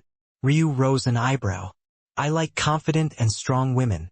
I like women who are arrogant and prideful. Serial blinked, not having expected Ryu to really answer. She really couldn't get a read on this man. Theoretically, Ryu should have abstained from answering at all. However, she soon lowered her head. Confident, arrogant, and prideful. These were all things that she was not. Are there any exceptions? Serial asked softly. Exceptions. Ryu's mind fluttered to the memory of a certain half-fairy, a guardian that had always been by his side. I guess there are, yes. Of course, Serial had no idea that Ryu wasn't talking about her at all. But her heart still fluttered wildly, completely out of her control. Ryu suddenly turned his head towards Serial, only to find that she was as red as a tomato, even down to her long, drooping ears. She looked quite adorable at the moment. You still haven't explained what a fae like you is doing in a world as small as this one, Ryu said. Chapter 473. A peak higher than the clouds. Ah! Serial was at a loss on how to reply. I had no choice but to come here. It's a world that fits perfectly with my affinities, and it's not so weak that I can't progress and not too strong that I have to worry about my life. If the powerhouses of the moon world heard this girl's words, it was hard to tell how they'd react. A woman they would see as no more than a little girl actually didn't deem them to be a very big threat. In some ways it was quite funny, but in reality it was the truth. This world had a hard cap at the Tao pedestal realm. It was impossible to improve beyond this limit. In the past, the powerhouses who reached such a level weren't even allowed to run rampant on this moon world. Instead, they would have been assimilated into the Awoken Moon sect. And they would have gladly accepted this. After all, this was the only path for them to ever hope to surpass this cap. As a result of this, the overall level of this moon world when Ryu's clan ruled it never surpassed the Path Extinction realm, and it was perfectly controlled. After millions of years of being left to their own devices, though, these old rules had long since been forgotten. It was very unlikely that these powerhouses would still remember the rules of old. This was why Ryu didn't bother to try and use his status to his benefit. Even if Ryu could use this status, though, he definitely wouldn't. Living a cushy, well-protected life wouldn't help him improve as fast as he needed to. And your clan? Ryu asked. They. Serial fell into silence. Most people would wonder how such a powerful clan could possibly run into trouble. But this was probably the last thing someone like Ryu who had been through so much would ask. He knew well exactly how such a powerful clan could fall. As such, Ryu didn't press for more answers. He assumed that whatever happened should have been a big deal. But, for Serial to have experienced it, it must have happened within the last 5,000 years. For obvious reasons, Ryu wouldn't have information on such a thing. After a moment of silence, Serial finally gathered up the will to speak again. After I finish with Tri-Palace, I will be confident enough to go off to a larger world. When that time comes, I'll step into the real cultivation world and grow to my full potential. Then, I will get my revenge. Ryu raised an eyebrow, but he didn't say anything in response. It seemed that even this shy girl had ambitions of her own. But who didn't? It would make less sense if she had none and was simply wasting her time away in such an inferior sect. However, what Serial said next left Ryu not knowing whether to laugh or cry. You can come with me. Ryu was speechless. His normal instinct would be to say yes. After all, the greater danger he was in, the better. He didn't care much for Serial, but if she could bring him a challenge to push himself to his limits, he would take it. But the issue here was that whatever enemy Serial was facing, an enemy that could threaten even the Fae, an ancient race no lesser than the ancestral beasts, was definitely not to be trifled with. Ryu would go as far as to believe that if he had the strength to help Serial with this, he would already have the power he needed to avenge his family. In such a situation, what point would there be in still challenging himself like this? What point would there be? Ryu silently thought to himself. For some reason, he looked into the skies. Having left the range of the Moonlight Blossom sect, the sky was no longer shrouded by a perpetual darkness. Instead, thick white clouds precipitating an endless fluttering snow hung above, covering much of the sun's rays. There was hardly an inch of the moon world that wasn't shrouded by snow. But, this high up, it was a beautiful sight to behold. Ryu reached out a palm, holding little Gem in one arm and allowing the other to catch the soft, fluttering snow. Serial found herself watching Ryu with her mouth partially hanging open. If it wasn't for the drizzle of drool that threatened to fall from the corner of her mouth, she would have never snapped out of it. It was just that the contrast between Ryu's fluttering white hair and gently falling snow made her heart go wild. The Fae were as close to nature as anything in existence. For Serial, Ryu's ice jade crystal body was a lethal shot. Whenever she got distracted, it took all her willpower to not pounce on Ryu. Ryu didn't seem to notice the fatal attraction he presented. He simply continued to look into the skies, mumbling the same words again and again. What point would there be? What point does there need to be? I want to stand at the top of the world with my own 2 feet. Ryu had been born atop the world. His talent was the greatest, his clan was the strongest, his wealth was endless, his blessings were infinite. But, in all of that, he still sought a thrill that his weak body refused to allow him to feel. To ascend the mountain on his own, to crush his enemies beneath his feet, to split the skies with his gaze alone and raise the earth with a thought. This was him. Whether his family was in danger or not, he would want to stand above all that there was. He wanted to sit on that mountain again with a peak higher than the clouds. But this time he didn't want it to be because he was born there. His fist clenched, crushing the snow that had accumulated on his palm. Sure, Ryu replied plainly. I'll go with you. Serial felt her vision go blurry, a jet of blood shooting out from her delicate nose. He's so cool. Chapter 474 Grimoire. Ryu turned his focus back to Elemental War God, not minding Serial's antics. He faintly felt that this klutz was quite amusing. But that didn't mean he had any intention of lowering his guard around her. Ryu hadn't begun to visualize Elemental War God just yet because he was extremely confident. He had instead spent all his time with Balor soaking up as much knowledge as he could. Now he felt like he was ready. For now, Ryu could only complete the staff stage and the outline stage. He would have to leave the skeleton stage until he was ready to break into the immortal ring realm. For an absolute genius, this would take about 900 years. Without outside influences, Ryu was confident in whittling that down to a couple hundred at most. But even that was too slow for him.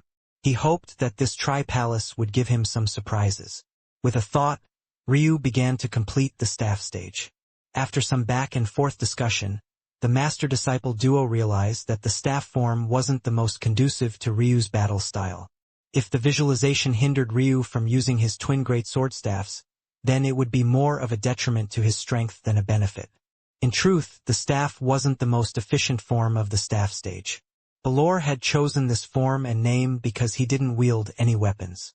As such, he used this staff stage as a replacement for any exceptionally dangerous situations where he would have no choice left. However, this wasn't the case for Ryu, who had his great sword staffs. Normally, Ryu would have to figure out everything from this point on his own, trying to modify a technique left behind by a sky god. But this was where the benefit of having a master shone through. Let alone struggling.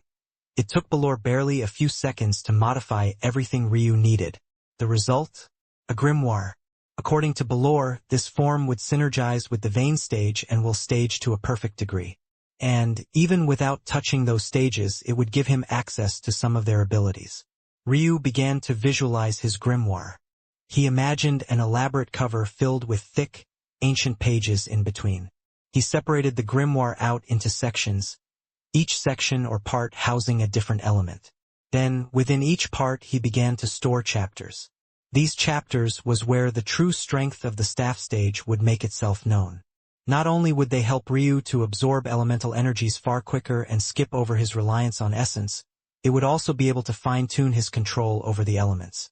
It was hardly 5 minutes later when Serial, who was still wiping her nose, blinked her pretty violet eyes, watching as a large grimoire over a meter tall began to appear before Ryu.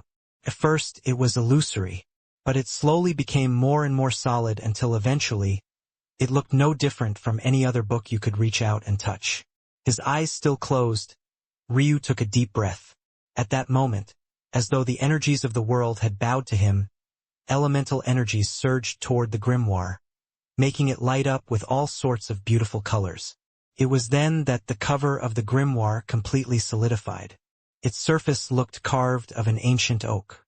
It was quite odd for a book, but the olden aura it exuded felt just right, especially when golden vines began to grow out from the wood, giving the grimoire a beautiful texture.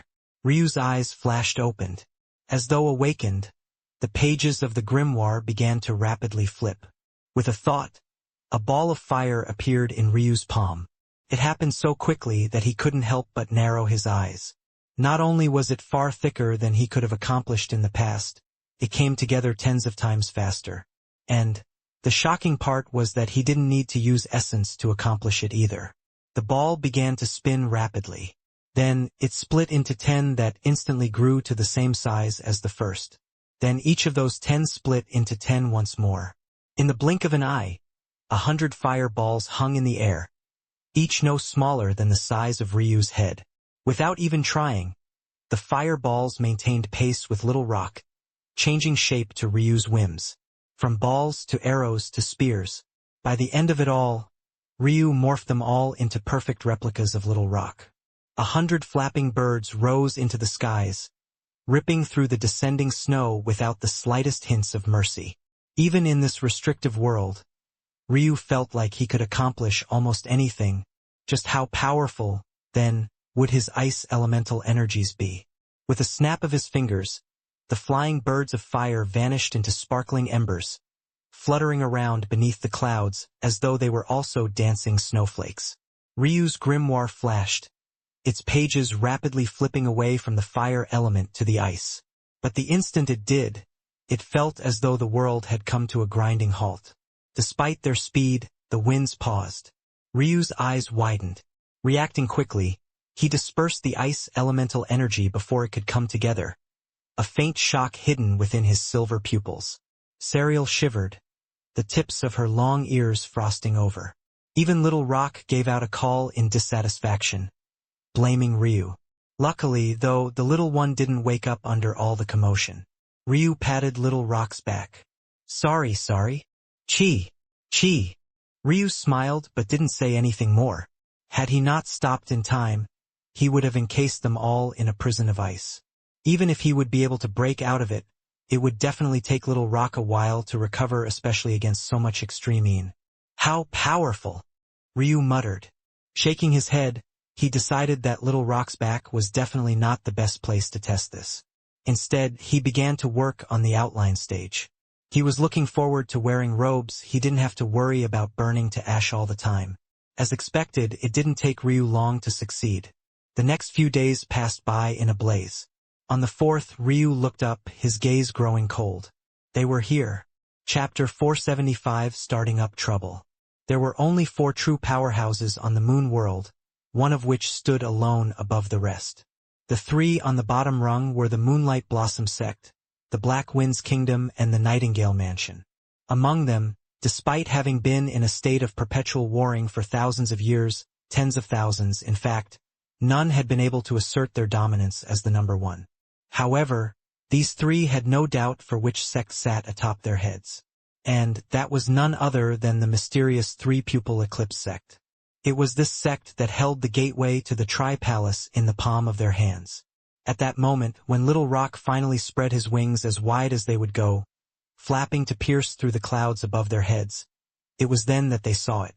The palace hung high in the skies, sitting in the position one would expect to find the moon in. They were so high up that the atmosphere thinned to almost nothingness, dulling what should have been a bright blue beneath the sun to a darkish blue-purple. In this place, even in the middle of the day, the twinkling of the stars was as clear as the darkness they sat upon. The palace itself seemed to blend into this darkness. Not only did it sit where the moon should have been, but it seemed to be as large as a moon all to itself as well. It looked to be right out of the Victorian era. Dark tiles, sharp peaks, and dull windows graced its every surface. If it wasn't so elegantly designed, one might mistake it for a dark mountain range. It was just that this mountain range happened to have gates that were hundreds of kilometers tall. Around this castle, there were already two groups waiting patiently. One group sat within a massive carriage not much unlike the Moonlight Blossom sects. However, rather than being pulled by large spectral horses, it was instead pulled along by a large bird that dwarfed Little Rock in size. The bird seemed to be covered in flickering black flames. If one didn't know better, one would think that it was a phoenix. But it only took Ryu one look to know that this impostor wasn't worth even a single feather off a majestic phoenix's back. The second group, likewise, also had a massive carriage the size of a house being pulled along by a creature. This group, though, used a large, black-furred, three-headed dog. But, as expected, this mutt had little to no relation to the ancient beast Cerberus. It seemed that the powers of the moon world were quite fond of cosplaying their beasts as their ancient counterparts, but had no way of matching up to the true blood lineage of such beasts. Ironically, though, it was on this very world that an egg of the Griffin clan would fall.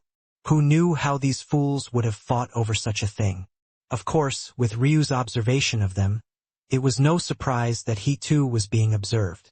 The appearance of a singular creature with two youths on its back was attention-grabbing in any setting, let alone in such a tense one.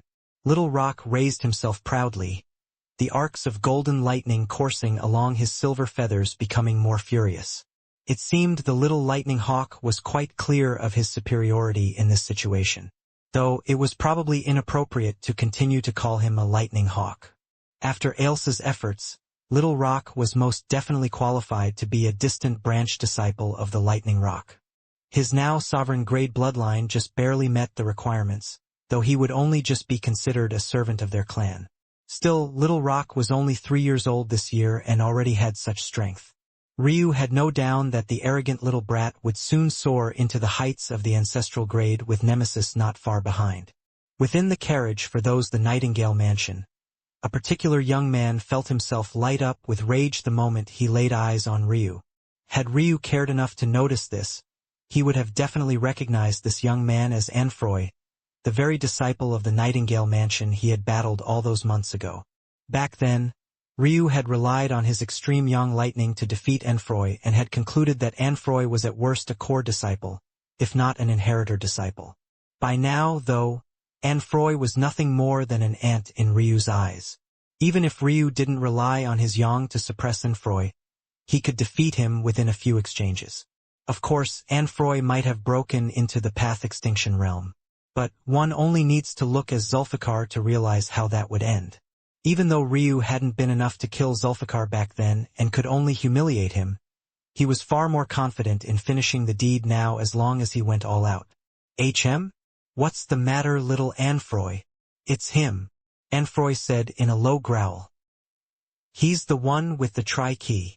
The auras of all those within the carriage shifted.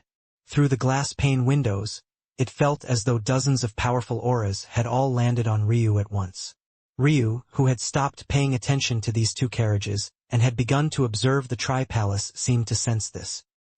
His head casually turned in the direction of the carriage, his cold silver irises sweeping over the entire movement treasure. Feeling provoked, Little Rock soared higher into the skies, looking down upon the flaming bird with a sharp gaze brimming with arrogance. Chi! Chi! The skies quaked as an oppressive bloodline pressure shook them. The flaming black bird trembled. And, in a feat of undisguised cowardice, it plummeted through the clouds below. Ryu watched from start to finish indifferently. He could only say that Little Rock was better at starting up trouble than he was. Chapter 476 Arrival. Within the Black Wind's Kingdom carriage, there was another familiar face. This was none other than the very same young man who had tried to stop Neil and Ryu on their journey back to the Moonlight Blossom sect, only to lose the troops he had come with by Zulfikar's hand. This young man was known as Jock. His standing in the Black Wind's Kingdom was no different from Zulfikar to the Moonlight Blossom sect. This was all to say that he was well aware of the power Zulfikar wielded.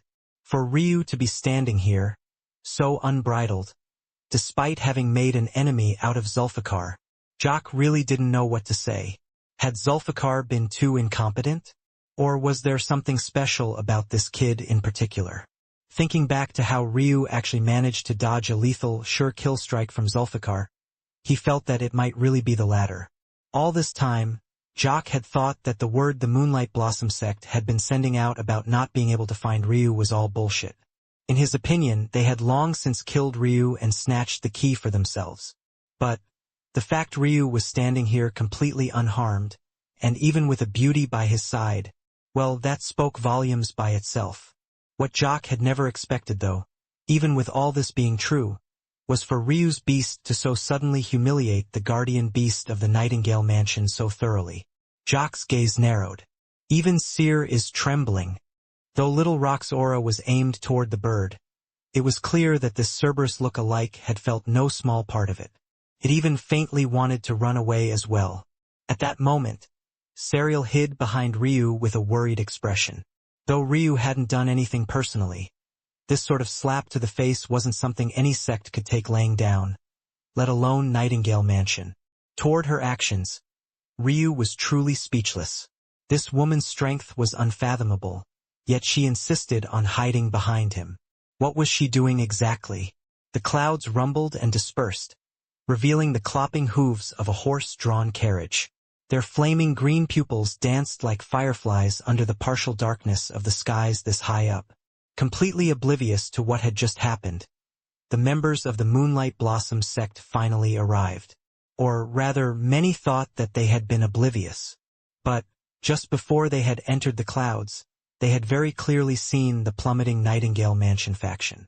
Unable to withhold his curiosity, or maybe due to the fact he was sent here to answer exactly this question, Neil shot out from the carriage, struggling to keep himself in the air before trying to land on Little Rock's back. Unfortunately, before he could, Little Rock gave an unhappy cry. Just a small gust of wind almost sent Neil tumbling to the ground below. Panic grasped his features. In the end, Neil had no choice but to summon a small flying boat, barely managing to keep himself afloat. Ryu couldn't help but smile. It seemed that as Little Rock grew older, he was getting more and more of a personality. It made sense that he easily allowed Serial on board since she was a fae and a beautiful woman. Setting aside the latter, the fae were well known as being beloved by nature, not much unlike Ryu. However, not only had Ryu not said anything about allowing Neil on, he was an ugly man. These were probably the clearest projected thoughts Ryu had ever gotten from the Little Rock, making him chuckle slightly. Do that again. Serial tugged at his sleeve. Ryu gave Serial a weird look. Do what? Laugh, Serial said with an expression that was almost too serious. Ryu was left speechless by this girl again. He could only shake his head and look toward the pitiful Neil. Are you all right? Ryu finally asked. Neil smiled bitterly. It's really hard to fly properly up here with the chi so turbulent, but I'll be fine. Apologize to your beast for me, I should have asked first. I forgot myself for a moment. The turbulence of chi was most definitely not a joke. One would think that there would be less chi the further from a world's surface you got. But the truth was that there was chi everywhere. It was just that this chi was the most organized on a world and got less so the further from worlds you got. Ryu felt a little bad seeing Neil in such a state. He always thought that Neil was almost too good of a guy. His temperament was excellent and his heart was kind. This sort of matter was all too rare in the world of cultivation. To even apologize to a beast, this was a rare matter indeed. Ryu smiled. Don't be so stingy, Little Rock. Let Neil on. Chi! Little Rock's call held no small amount of defiance. All right. I'll give you more of your favorite snack. How about it? Serial watched from the side, her eyes sparkling. She didn't know that Ryu had such a nurturing side to him. Reluctantly, Little Rock allowed Neil only his back. But he still gave the latter one good zap for good measure, leaving Neil's hair somewhat frayed. Neil chuckled bitterly again, but didn't pursue the matter. Right? Neil slapped his forehead. The Nightingale Mansion. What happened up here exactly? About that, Ryu said slowly before he suddenly looked off into the distance. At that moment, the clouds separated again, revealing a familiar carriage. But, this time, there was a distinct lack of bird. Standing atop the carriage were many powerhouses. Clearly, they were using their chi and other special methods to hold their large movement treasure up. The strain was definitely not small considering the atmosphere they were in. And, given that they were all staring daggers toward Ryu, their faces burning with humiliation, it was quite obvious that Ryu was spot on. Unfortunately for Nightingale Mansion, before they could even think of retaliation, a surge of energy caught everyone's attention. A massive complex formation of violet hues manifested, causing the appearance of one figure after another. The three-pupil eclipse sect had arrived. Chapter 477-12. 12 figures flickered into and out of existence before they solidified. For a moment, they appeared to be no different from ghosts floating in the air, their fluttering robes making it difficult to see through their true silhouettes. However, soon their images became as clear as day. 6 men and 6 women. The men all wore deep violet robes that seemed to shimmer with the depths of the universe.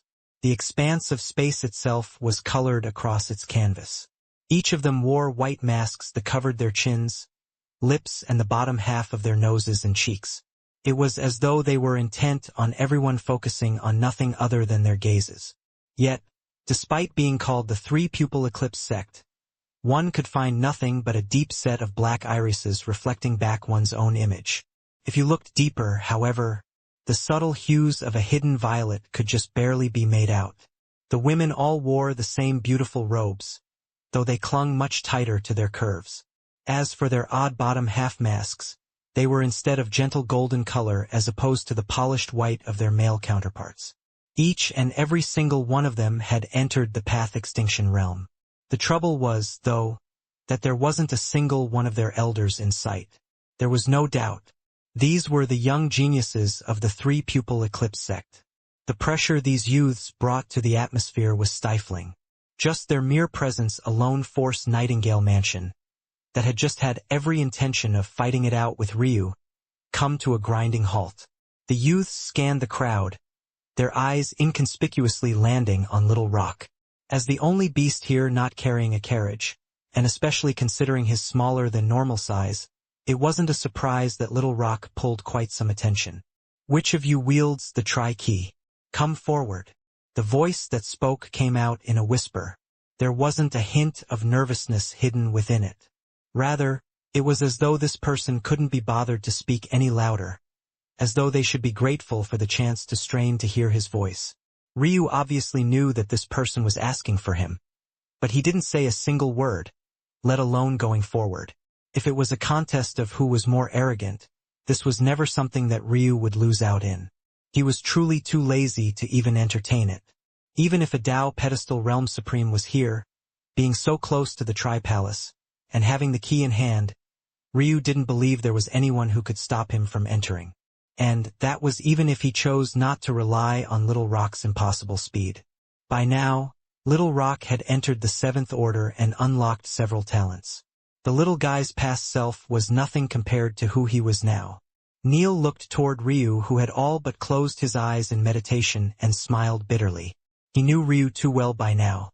The moment that young man used such a tone, it could be considered that he had already lost Ryu's cooperation entirely. Neil didn't know what Ryu's background was, but whatever it was, It seemed to be enough for him to not even care about a genius of the three-pupil eclipse sect. HM? The young man who had spoken also had his eyes half closed and had expected to see someone tripping over themselves to appear before him by the time he opened them. But, let alone seeing such a thing, not a single soul had moved. The young man was quite a bit shorter than the geniuses around him, even up to a full head shorter. Yet he didn't seem to notice this fact at all. His confidence seemed to give him a foot in height. Even the youths around him didn't seem intent on pointing this out. In fact, there was a faint hesitation in their eye whenever they looked toward this short young man. By that point it was obvious why he had been the one to speak. It seemed that he also happened to be the leader of the 12 youths that had come this time. At that moment, all those who knew of Ryu's true identity looked over toward him.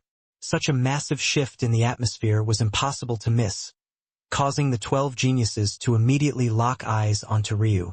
Neil wanted to shed real tears at this point.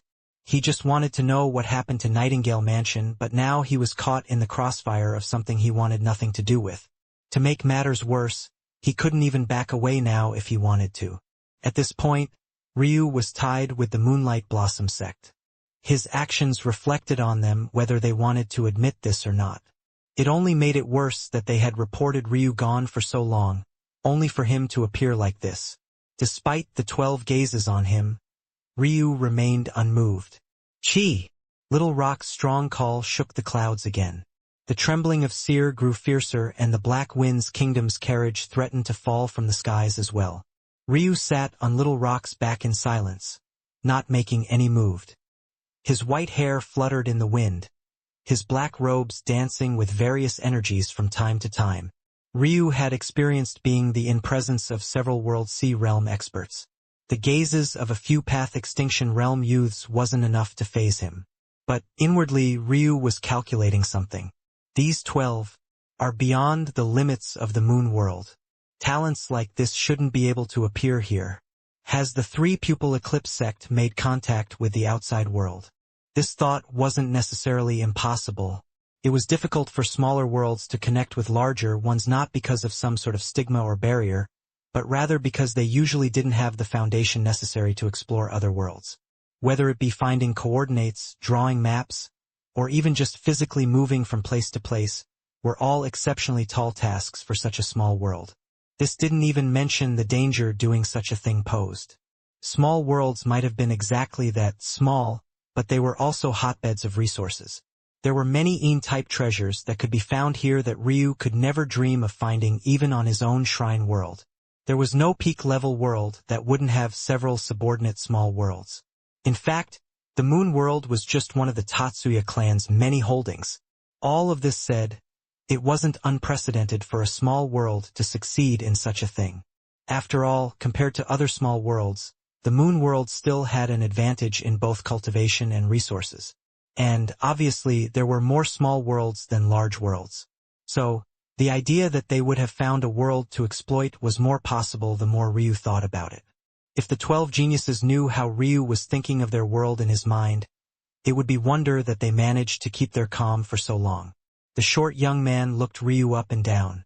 But, his expression didn't seem to have any anger or rage on it. In fact, his indifference didn't shift in the slightest, even when he noticed that Ryu was only at the lower connecting heaven realm. Serial held her hands over her mouth to do her best not to squeal, but it seemed like she might burst at any time. Luckily, it was then that the elders of the Moonlight Blossom sect came forward, seemingly in an attempt to alleviate the situation. Xanfer, Zulfikar's master, and Balroth, Neil's master, came together as one. Juniors, our Moonlight Blossom sect's temporary disciple does indeed have the key. If there's anything else you need, it can be discussed. Xanfer spoke with his usual amiable smile. His words very clearly emphasized temporary, being neither too forceful, obvious, or overbearing, while also managing to keep his dignity as an elder. This Xanfer was truly not bad at speaking. Balroth knew that he wasn't as good at speaking despite being of higher rank than Xanfer, so he simply let the latter speak. Toward Ryu, Balroth could only shake his head. Maybe a youth who could defeat a path extinction realm expert while still in the connecting heaven realm deserved to carry this sort of arrogance. But that didn't mean that his sect was prepared to withstand the brunt of the pressure such a thing came with. The fact that Ryu wasn't technically one of their own only made this decision easier. It's simple. The short young man continued to whisper. We would like your temporary disciple to hand over the key. He will still be allowed to enter along with the rest of us and will also gain appropriate compensation. In addition, hand over a matured nightshade dew and I will hand over the tri-key. If you cannot do this, I refuse. Ryu's even voice cut the conversation short. Chapter 478 Never Thought. Ryu laid out his terms very simply. He wasn't a fool. There was a difference between entering the tri-palace with a key versus entering without one. Though Ryu had, obviously, never entered personally. Considering he had targeted this palace from the very beginning, how could he come without even this basic knowledge? The three Pupil Eclipse sect definitely had a few keys with them. Ryu believed that they had 3. It wouldn't make much sense for such a sect to hand out the only key they had just like that. However, more was always better. Originally, the three Pupil Eclipse sect had sent out the key as a reward in order to balance a few things. Though they were the most powerful sect, they were intelligent. Monopolizing the palace for themselves would only lead to trouble. If wielding the strongest strength made one infallible, then there wouldn't be a history of rising and falling clans and sects. However, now was a special case. Even if it caused some backlash, for the sake of monopolizing the best rewards of the Tri-Palace, they wouldn't hesitate to offend the smaller sects. This clearly meant that they were confident enough in their own strength to weather such a storm should it come. And, better yet, the person who owned the key they were looking for didn't seem to be affiliated with any of the sects. The truth was that none of them believed that Ryu was leading the Moonlight Blossom sect by the nose like the sect seemed to be trying to say. However, that didn't matter. All that matters was that the Moonlight Blossom sect couldn't go back on their words now without exposing themselves to be liars, resulting in Ryu effectively having no backers. Wouldn't snatching the key be easy then? However, Ryu didn't budge. As for receiving the reward he asked for, was that a joke? The moon world was a small world capped at the Tao pedestal realm. The spiritual herb Ryu needed was of the higher mystical grade. Mystical grade spiritual herbs could only be used by those within the Tao pedestal and cosmic seed realm. As such, the mystical grade was already at the very upper limits of what this world could produce, and one might only appear once every several trillion upon trillions of years. The worst part of it was that Nightshade Dew was a higher mystical grade spiritual herb. Even a Tao pedestal realm existence would have to be very cautious in consuming it. And even if such a dense world, the odds of it appearing as one of the already rare mystical grade herbs in such a weak place was 1 in a million, if that. When these factors were compounded, it quickly became obvious that it was simply impossible for the three Pupil Eclipse sect to have such a treasure. In fact, even if by some miracle they did, it would be so valuable to them that they probably wouldn't be able to bear to use it. Nightshade Dew was a attribute soul-type spiritual herb. Who else other than necromancers who relied on their mental realms could possibly want to absorb such a treasure anymore?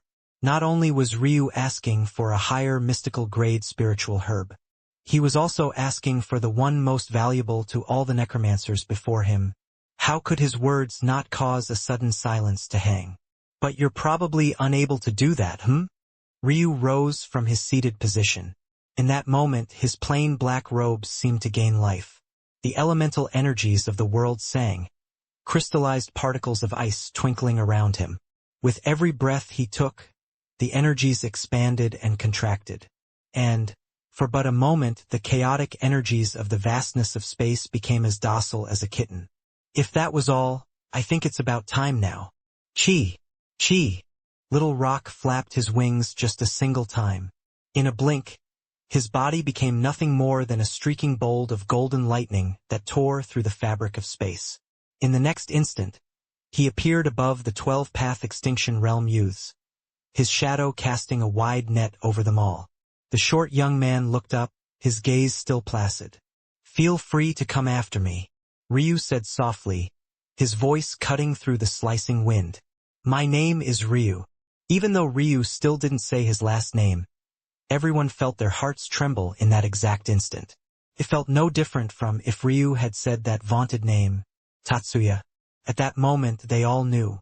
Even though he hadn't spoken it, they realized that if he had, it would have been a name that suffocated them all. Little Rock's body flickered again, but this time, the little one appeared in front of the massive looming gates of the Tri-Palace. Ryu brought out a familiar key. Its tip was shaped like a triangular prism, each of its 3 sides drowned in complex rune patterns. Ryu flicked his wrist, sending the Tri-Key shooting forward like a blazing star. In another blink, the bird and 3 figures vanished, leaving an overhanging silence. First brother. Why didn't we stop him? First brother was a term used by the 3-pupil eclipse sect to denote rank. There was no first sister, even for the strongest female. In fact, the strongest of the women was third sister. The first brother of this group of youths was the very same short young man who had spoken. As for the one who had spoken to him, he was sixth brother. Sixth brother had a right to be angered by the sudden change because the key, had they taken it from Ryu, would have gone to him. Though he was ranked 6th, he was also the one labeled with having the next best potential after first and second brother, along with third sister. Unfortunately, Ryu actually refused, and now there was obviously no key for him. How could he not be infuriated? The Tri-Key gives those that wield it a certain level of protection after entering the range of the palace. First brother replied plainly, "Let's go." Without another word, the violet magic circle shifted and blazed a trail through the opening Ryu created. Lagging behind, the carriages were stunned by the sudden change. Soon they too rushed after. Unlike the members of the 3-pupil eclipse sect, they didn't have any keys of their own. If they missed this opening, they would miss out on the largest shift of fate their moon world had experienced in the last billion years. "Go!" Xanfer said to the youths of the Moonlight Blossom sect with a partially stiff expression. No matter how amiable he was, Ryu had definitely just slapped his face as well. Within the Black Wind's Kingdom group, there was an inconspicuous youth wearing long black robes and a half-mask common of necromancers. If one paid close attention to the youths around him, despite the fact his cultivation seemed to be lacking, they held an awe and respect for him that was held deep within their hearts. This young man was none other than the throne of the Black Wind's Kingdom. But what was particularly important about his existence was that he seemed to gaze toward Ryu's back with a hint of familiarity. And how could he not? After all, even though Ryu didn't bother to acknowledge it anymore after cutting all ties with the Loom clan, technically speaking, this young man was gazing toward the back of his brother-in-law. Little Rock appeared in a swirling portal. It felt as though they were all traveling through a wormhole, deep violets and harsh blacks spinning around in their surroundings. Without a choice, Little Rock could only continue forward, arcs of golden lightning dancing across his body. Neil didn't have much of a choice but to follow Ryu. Toward such a result, he could only smile bitterly.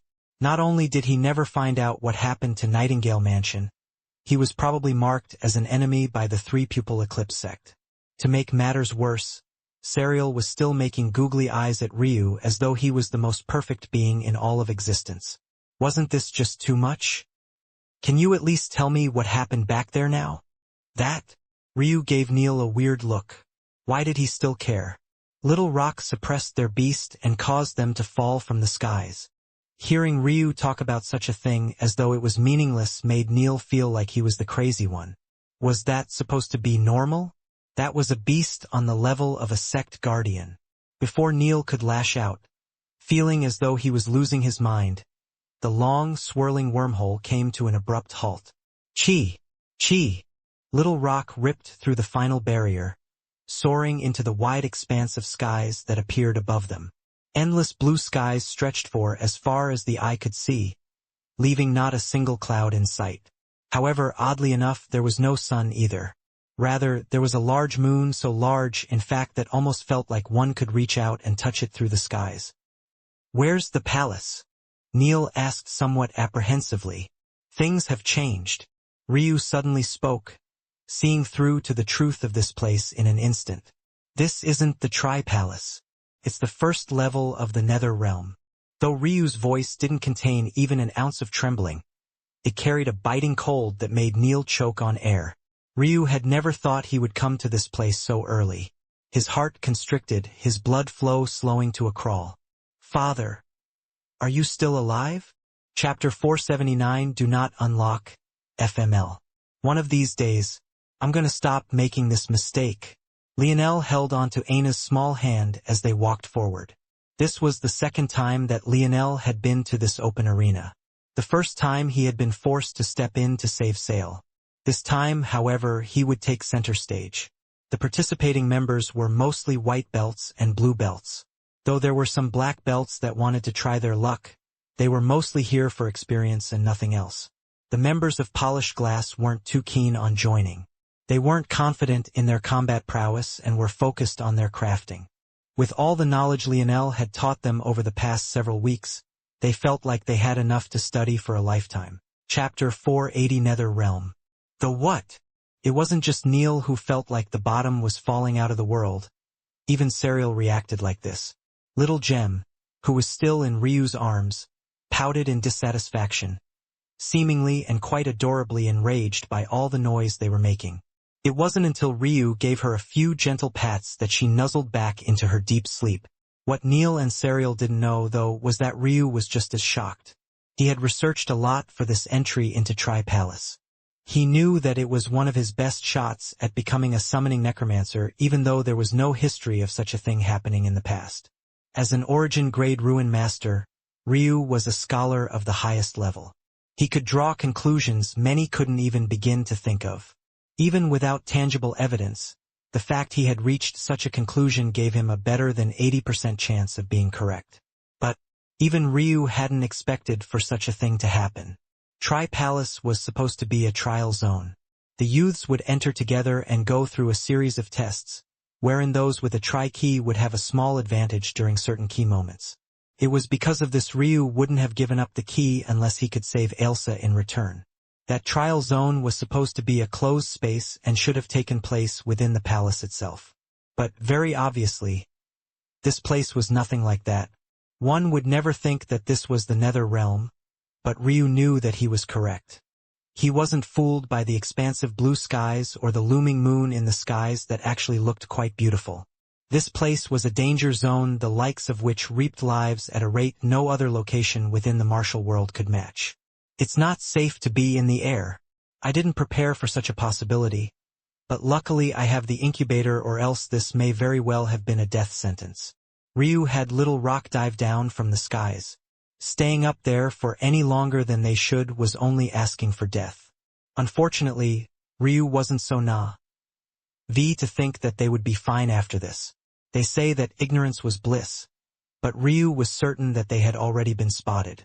The only question was how many enemies they would be facing and how soon. Serial and Neil kept looking toward Ryu for an explanation, even after they landed on the ground. But the moment their feet met the soil, their expressions changed. Looking around, they felt as though their world views were being slowly distorted. The world here looked so beautiful from afar. But when they looked at it this closely, they felt their skin crawling. A gripping fear took hold on their hearts, their chests trembling as their hearts tried to lodge itself in their throats. They originally thought that they had just landed in a forest of ancient trees, gorgeous works of nature that represented thousands of years of history. But the truth was completely unlike this. All the trees around them were rotting from the inside out. Their bark looked like a healthy brown on the outside, but a subtle rancid odor hung in the air. If one looked closely, it was possible to see black sap oozing out from between the bark. And in places where the bark had been chipped by outside influences, there was nothing but a rotting black wood within, as opposed to a beautiful brown grain one would expect. As though this wasn't bad enough, everything that looked beautiful on the outside seemed to follow this exact pattern. The soil beneath their feet was actually piles of ash layered atop of each other. Rather than earthworms, blood-sucking leeches and grotesque, flesh-eating beetles weaved in and out of it. The spiritual herbs they saw, which painted a pretty picture from the distance, were actually carnivorous demons waiting to snap at their ankles. The chirping birds that had been perched, adding to the ambience of nature, opened their beaks to reveal jagged edges and forked tongues. Even their eyes seemed to have been dug out, leaving nothing but vacant abysses of darkness. This time, when Neil and Serial looked into the skies, they didn't see a beautiful expanse of blue. Instead, they suddenly became very keen on the fact there wasn't a single cloud in sight. The air content was so dry that none could form. The large moon in the skies they felt as though they could reach out and touch suddenly made it strikingly obvious that there was no sun to speak of. So, where was all this light coming from? They focused on their surroundings, trying to find an answer, only to finally realize what was happening. Panicking, they immediately covered their bodies in a layer of chi skin. Ryu observed all of this without saying a word. These two were geniuses in their own right, and things would be easier if they figured it all out on their own. The lights in this place came from a radioactive type of chi that perpetually hung in the skies and gave what loomed above its gentle blue color. Specifically, it was a type of death chi known as nether chi. Ironically, though, this death chi was corrosive even to the dead.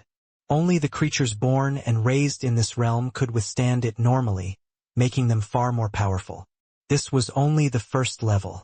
The denser nether chi became, the darker blues it would radiate, making subsequent levels become darker and darker until the world was perpetually shrouded in darkness. Go on for now.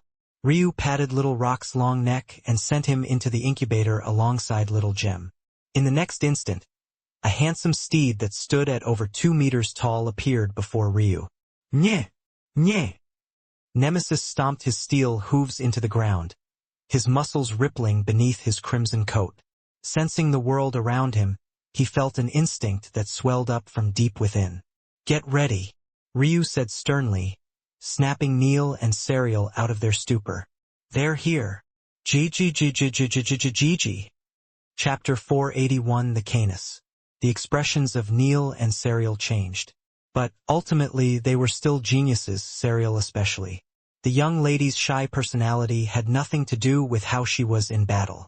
Both made the best decision in an instant. Even though they were the most powerful with their corpse puppets, they realized that they had yet to adapt to this world. They faintly understood that this odd nether chi would influence their control, so it was best to rely on their own fists. Serial brought out a long and slender sword that made Ryu raise an eyebrow. It was obviously a katana, but its blade was over 2 meters long alone. It definitely wasn't the kind of weapon one would expect the shy Serial to choose. But the katana, especially one so long, was highly reliant on the user's flexibility, dexterity, and control. It was definitely a favorite of female warriors.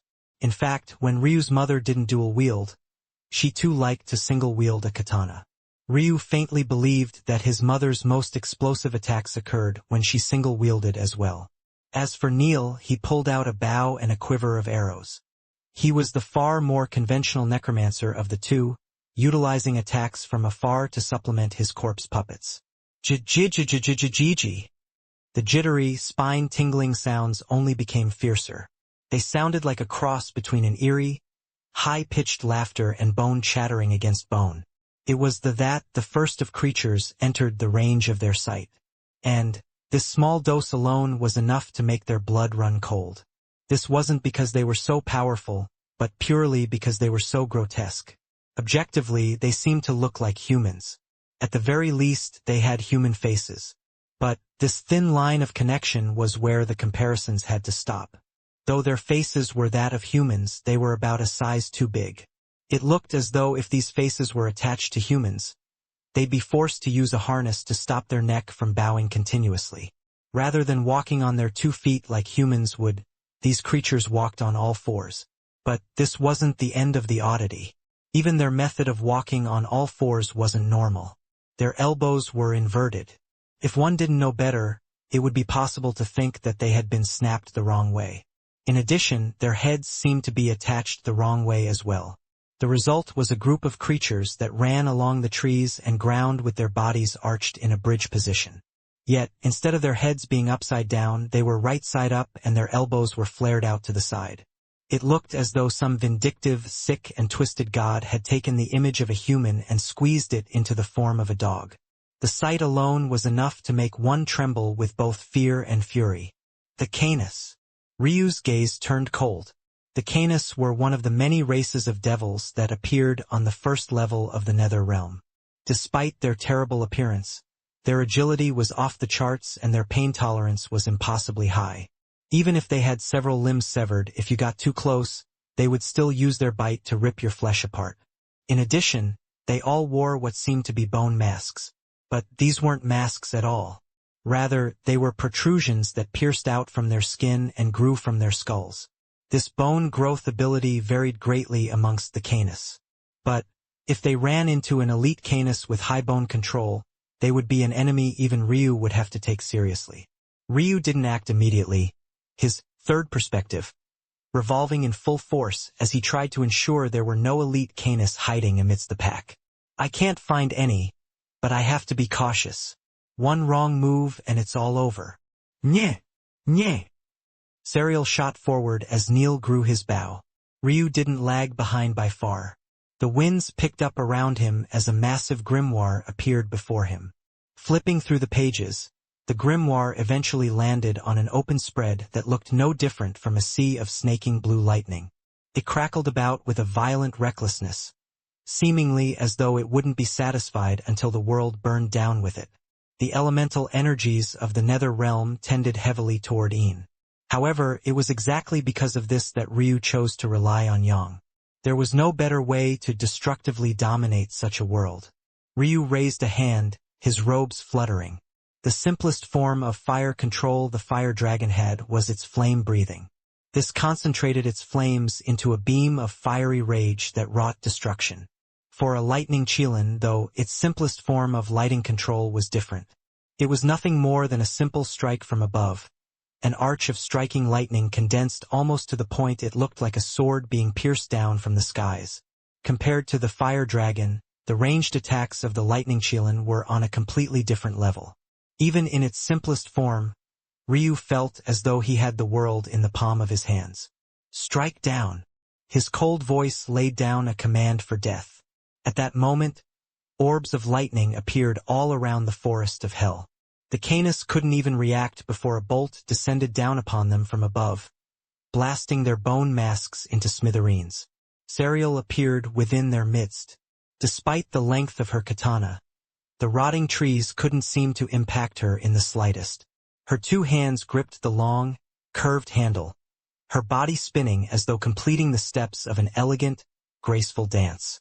Scythes of wind manifested to life, shearing apart the forest from several hundred meters as the life of one Canis after another was reaped.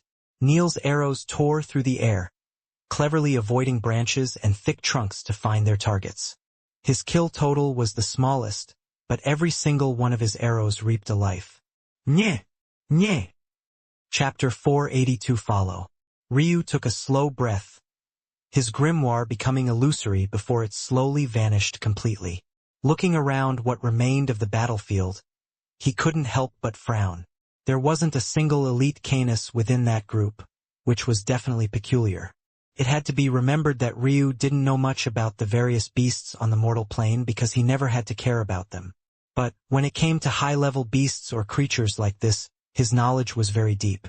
There were no shortage of ruins that had such guardian beasts. Humans had among the shortest lifespans of all creatures in existence, even if one counted those with exceptionally high cultivation. So, using such beasts and creatures as guardians was best as they would last a very long time. Having studied many death-related matters for the sake of finding the Death Shrine, the Nether Realm was also something else that Ryu knew quite a lot about. So, he knew its creatures like the back of his hand. Canis might have looked like warp humans, but they were much more like the dogs they resembled. They moved in wolf packs and had alphas of their own. For there to be a wave sent here without an elite Canis was too odd. Ryu also didn't believe that this was a ploy or probe by the elite Canis. The reason was simple. Canis were among the most unintelligent creatures of the martial world. They functioned on instinct and nothing more. In fact, a lot of creatures of the netherworld were exactly like this. But this was the humanity they gave up in exchange for their strength and life after death. Something like making step-by-step layered plans wasn't in the DNA of the Canis. Ryu, Ryu looked up from his thoughts to find Anil, who was once again panicking, and Asariel, who wanted to lean on him, as though she hadn't just displayed mind-numbing strength. Seeing that Ryu was finally paying attention to them, Neil released his barrage of questions. Is this really the Nether Realm? How do you know? No, how did we get here? No, how do we get out of here? Is this still the Tri-Palace? What the hell is going on? Nye! Nye! Nemesis snorted, stomping his silver hooves hard. His singular, spiraled silver horn shimmered, as though he was eager to run Neil through completely with it. Neil shivered. He really didn't know where Ryu kept getting these powerful creatures from. In fact, this crimson horse seemed to be breathing the nether chi in and out as though it was perfectly at home. Wait, isn't this? No, that's a black-grade beast. How the hell could a black-grade beast step into the 7th Order? I must be going crazy. Neil truly wasn't such a flustered person usually. But, for some reason, whenever he was with Ryu, he felt as though there was someone reliable before him. It was a sort of subtle trust that made him set down his identity as an inheritor disciple. He didn't know where this emotion was coming from. Honestly, sometimes he had to pause himself to wonder if he suddenly liked men now. A thought that left him at a loss for whether to laugh or cry. This is definitely the Nether Realm. Ryu replied. It's either that or it is a perfect simulation of it. But I doubt that. With Ryu's pupils, especially with his recent breakthroughs, he didn't believe that he wouldn't be able to see through such a trick. Plus, Osiris was probably the highest level of virtual world that a living being could possibly create. Yet, even with just 9 seals undone, Ryu could see through it, let alone the fact he now had 51 undone. But, Ryu shook his head.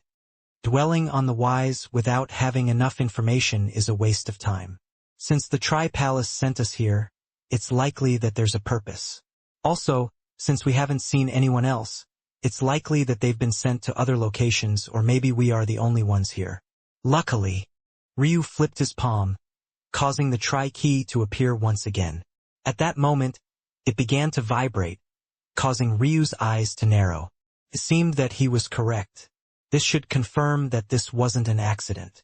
They were sent here on purpose. The question, then, was what the goal was.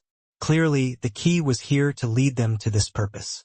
Ryu had realized something shocking during their battle, something he was certain Sariel and Neil had noticed by now as well.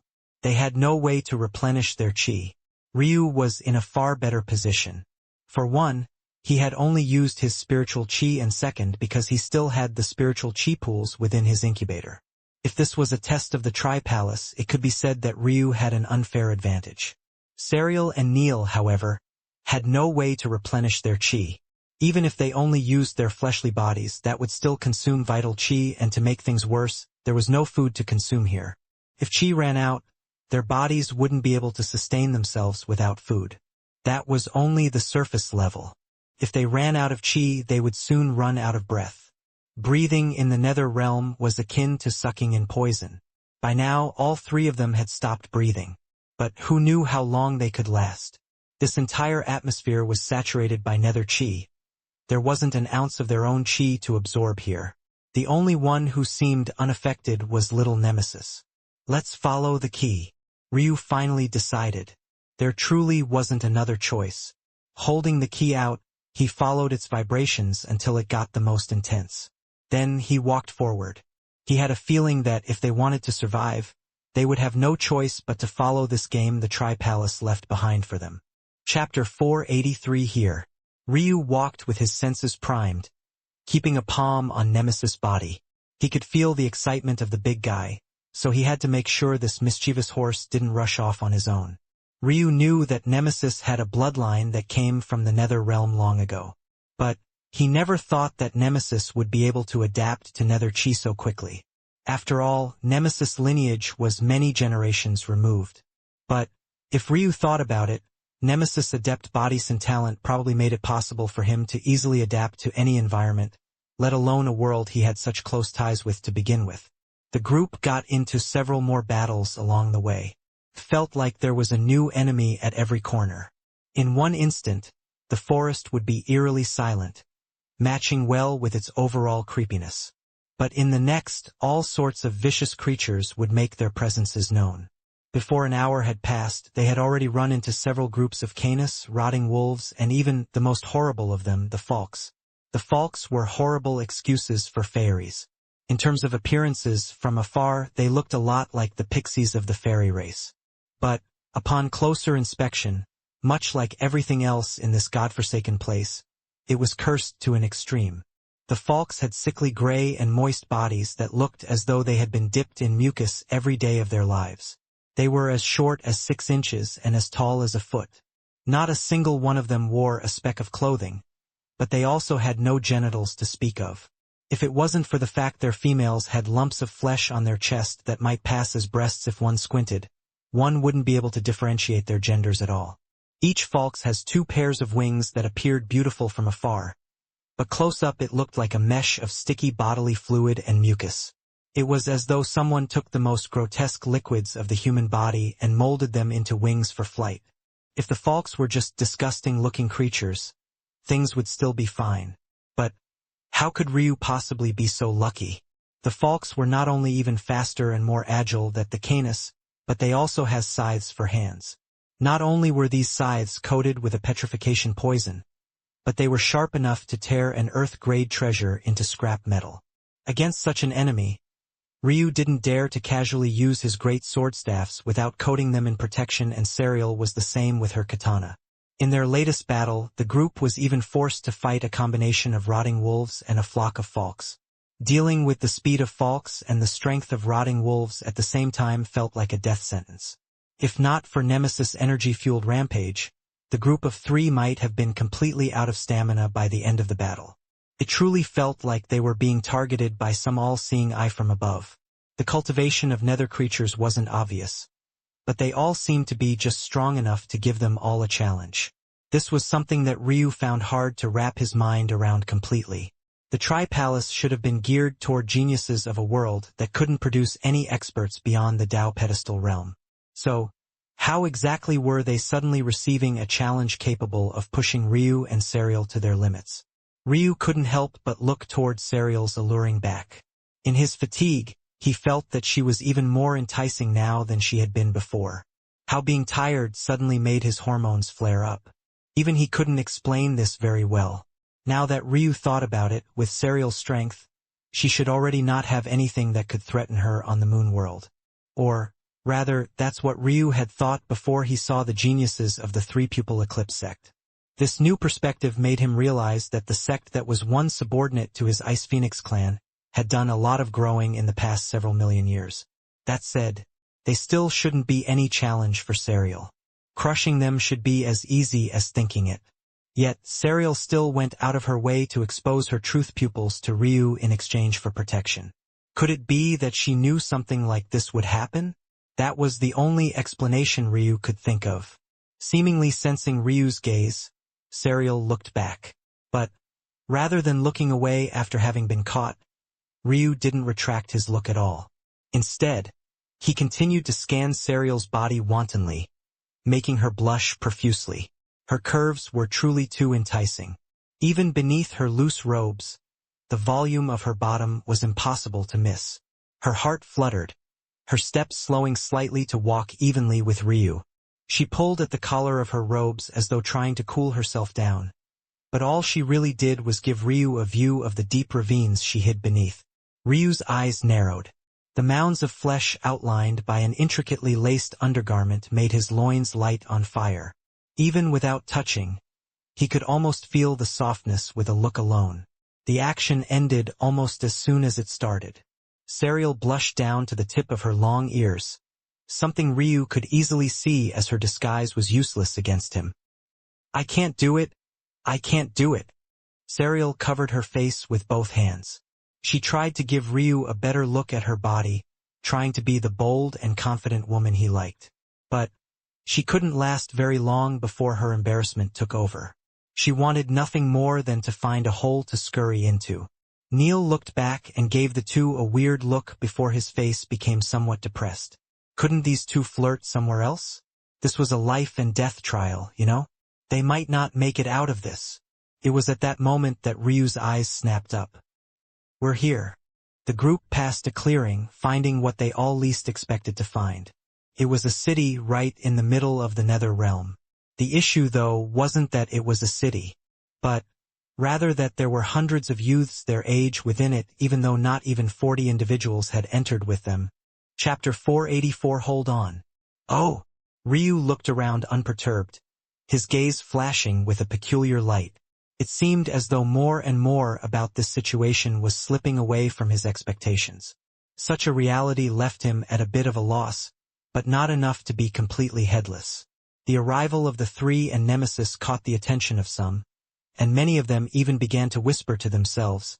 But other than curiosity, Ryu didn't see any other emotion.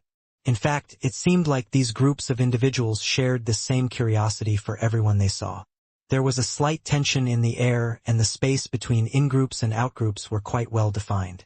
It only took a single look for Ryu to understand which of them had come from the same world and which hadn't. After a moment of thought, Ryu realized that there was only one explanation for this matter. The Tri-Palace appeared in many worlds.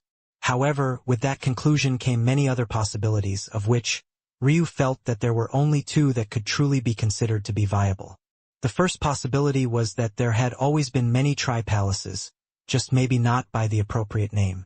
Names were an incredibly important custom of the cultivation world, but this also meant that failing to understand the correct name of something or someone could easily cause misunderstandings.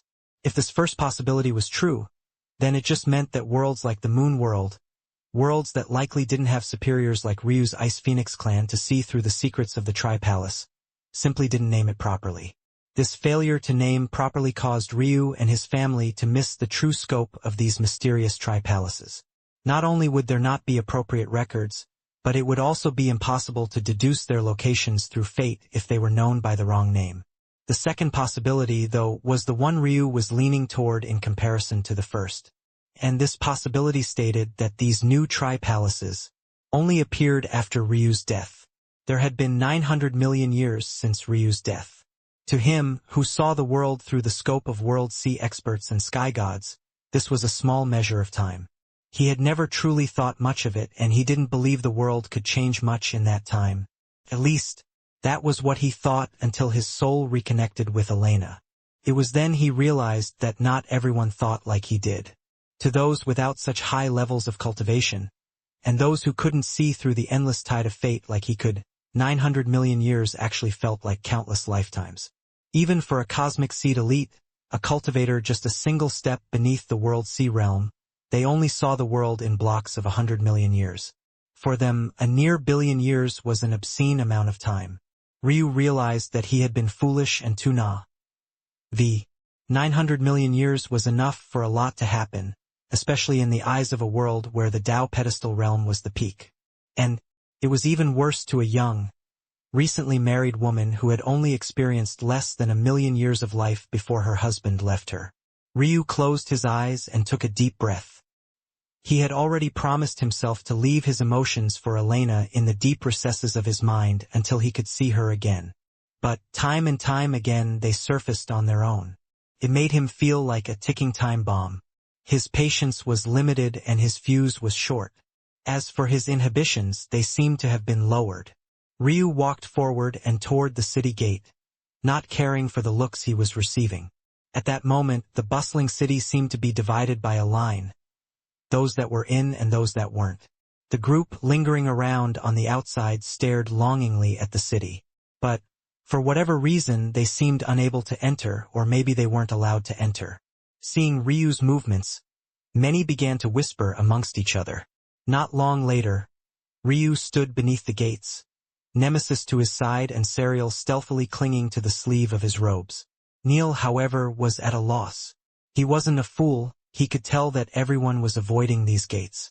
To the sides, there were two motionless statues that seemed to be of petrified knights.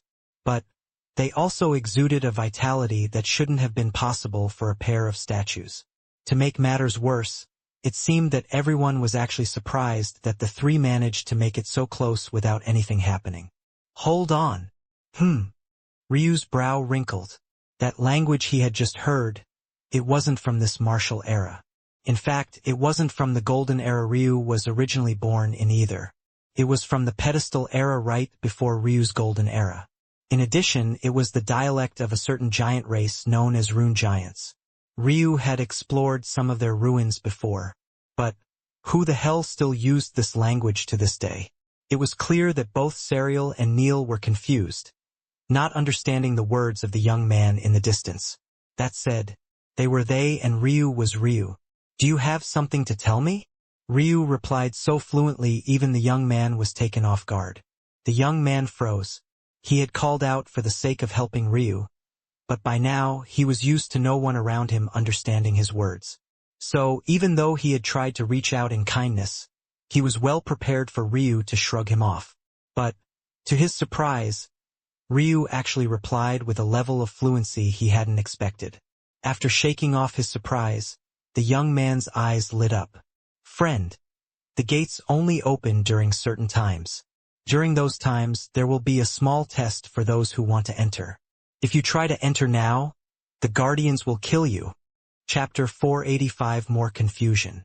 Is that so? Ryu's eyes narrowed. The situation seemed to only be becoming more and more confusing. First, they were sent to the Nether Realm rather than the usual trial grounds of the Tri-Palace. Second, there was the lack of elite Karnas. In fact, there hadn't been any elite Falks or Alpha Rotting Wolves either. Now, Ryu was listening to a young man speak a language that should be long dead. There was a chance to explain this. After all, there were so many small worlds in existence that they couldn't all be accounted for by Ryu. And, since traveling between worlds was so difficult for these small worlds, the idea that they could be trapped in their ancient customs without ever advancing was possible. The issue here, though, was that even if they were trapped in their ancient customs, never advancing, their language should still change and shift with the times. It had been trillions on trillions of years since the pedestal era. Languages could experience huge shifts in just a few hundred years, let alone such a large period of time.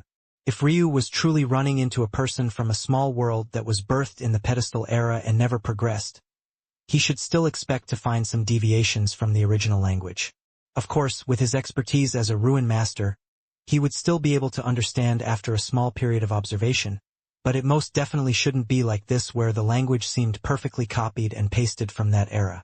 Ryu gave the young man with an apparent kind heart a deep look. He stood at 2.5 meters tall and had solid gray skin. Within this gray skin were the swirling patterns of numerous bronze runes he had been adding to his body since his infancy. His entire body seemed to exude power and strength, as expected of the Rune Giants. The Rune Giants practiced a very special fusion of mental and body realm cultivation which fused their comprehension of fundamental runes with their powerful bodies. Rather than relying on visualizations, they etched the runes onto themselves, resulting in explosive boosts in power and strength. They were one of the many races that had popped into existence before fading away with time. Ryu had truly not thought that he would meet one here. But wasn't there a Fae by his side? He had thought that they were extinct too, but here one was, still clinging to his sleeve like a little girl. And those people on the inside? Ryu probed. They are either elites with special privileges that allow them more flexibility to enter and exit, or they are normal citizens who didn't exit yet. We're only hanging around here because it's somewhat safer nearer the city than going elsewhere. Ryu nodded. Thank you for the information. The Rune Giant smiled and shook his head. But he was left speechless by Ryu's next actions. As though he had never had the conversation to begin with, Ryu's hand found a place on the gate. Bang! Before anyone could react, a sweeping wind enveloped the outer city limits, nearly taking many off of their feet. Without a resounding bang, the gates swung open, nearly flying off their hinges entirely. It was exactly at that moment that guardians of the gate stirred. For some reason, they seemed to have lagged behind, acting more sluggishly than they had in the past. They raised their halberds, dust falling from their stone bodies, as they prepared to swing down and decapitate Ryu. But before they could react, Nemesis sent a hoof toward Neil's back, sending him soaring through the open gates. As for Ryu, he took a step forward, crossing the line of the city. As though the Guardians had lost their target. Chapter 486 Odd Decision. Ryu stood at the gates to the inner city, his head angled upward. Though most of the wall was stone, the pathway before them was a metal gate with clear gaps. Through these gaps, it was possible to see a moat of what looked like violet waters.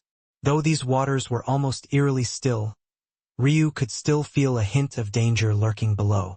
The drawbridge to the inner city was closed shut, acting as the door to the somewhat dilapidated castle they were looking at currently. On the castle walls, some seemed to have begun to gather. The commotion of Ryu blasting the outer gates open was definitely not small.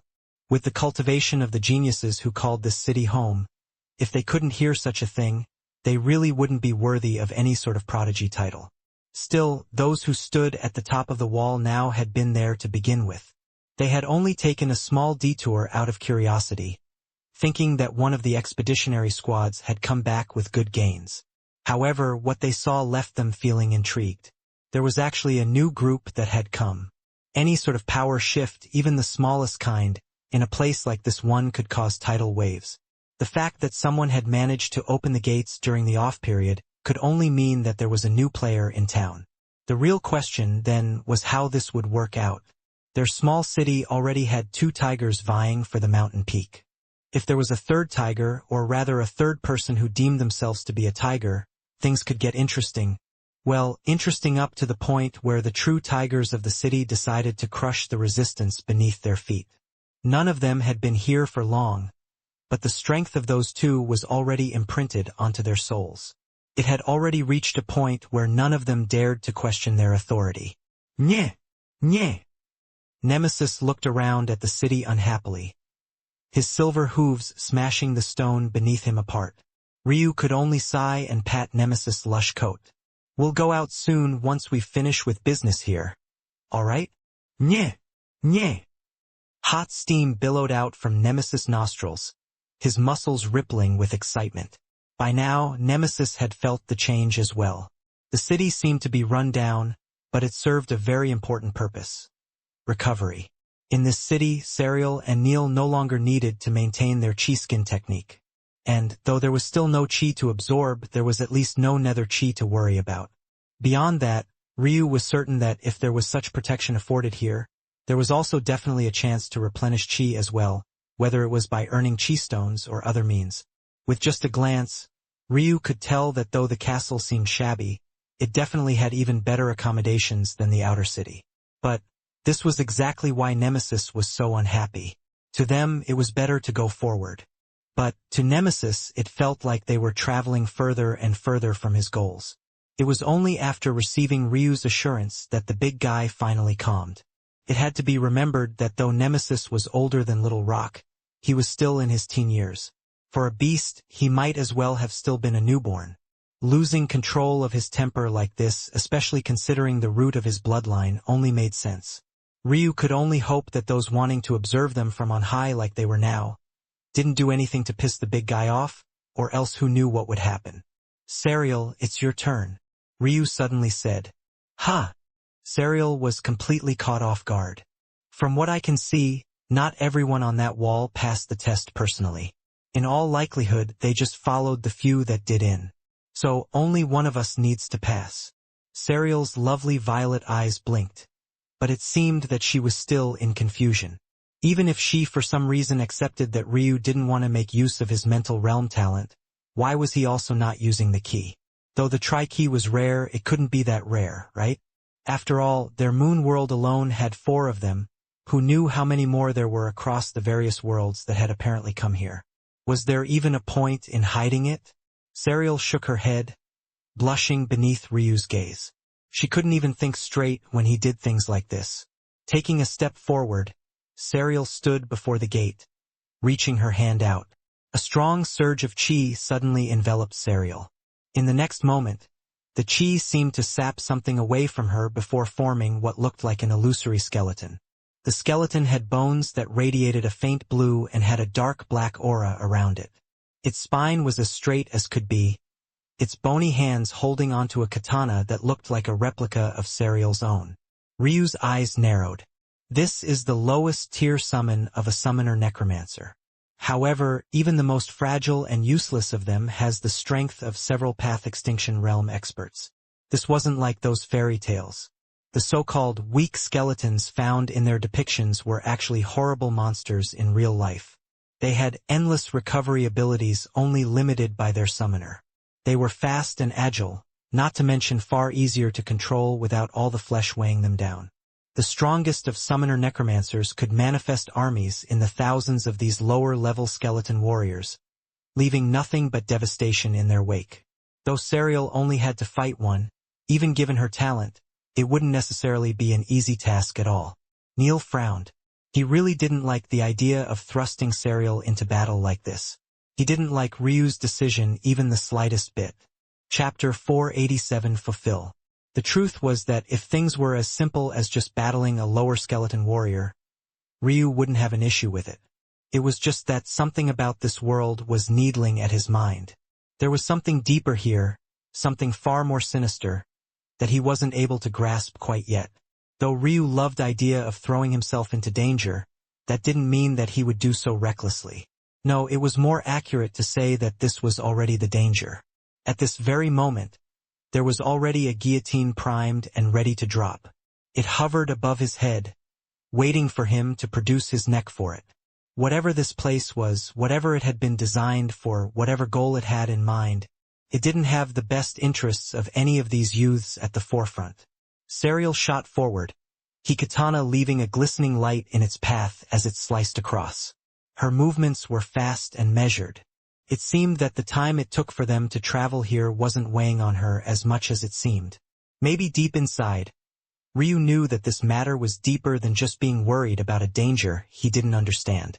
Fundamentally, he felt as though he was being led by the nose at the moment, and it was a kind of humiliating feeling that he loathed. This nether realm he had stepped into was definitely a plan that had been brewing for a long while.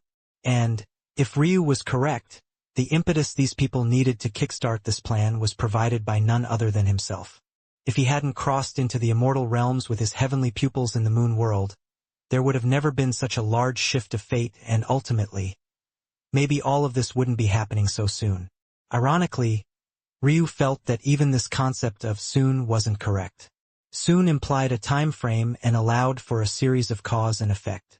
Most importantly, it allowed for the fundamental laws of karma to thrive. The issue was, Ryu couldn't see the threads of karma in this place. It was as though everything had been wiped to a blank slate. Several exchanges later, Serial finally managed to take down the lower skeleton warrior. Her breathing was slightly labored, and her cheeks along with the tips of her long ears reddened along with her fatigue. She stumbled slightly, but it was then she felt a strong arm clasp her waist. Ah! Serial looked up to find that Ryu had caught her. She panicked slightly, but she soon felt a cool chi soothe her body. Serial blushed deeply, her body involuntarily leaning toward Ryu. He smelled so good. Nemesis, carry her. We're going. Nye. Nemesis made a facial expression that looked to be like a smile as Ryu helped Serial up. Neil sighed and shook his head, following as the gates opened and the drawbridge dropped. In his eyes, it looked like Serial and Ryu were getting closer and closer. He really was a third wheel. Though, at this point, he didn't dare to remove himself from their group. This situation was simply too odd. Serial grasped Ryu's hand with both of hers as she sat on Nemesis' back, apparently scared to fall off. Well, it was either that or she didn't want to let go of Ryu. Either way, she refused to. The truth was that Ryu was only treating Serial so well because he had already promised to do so. Well, that, and wasn't it always nice to have something beautiful to look at? Plus, she was also a powerful aide.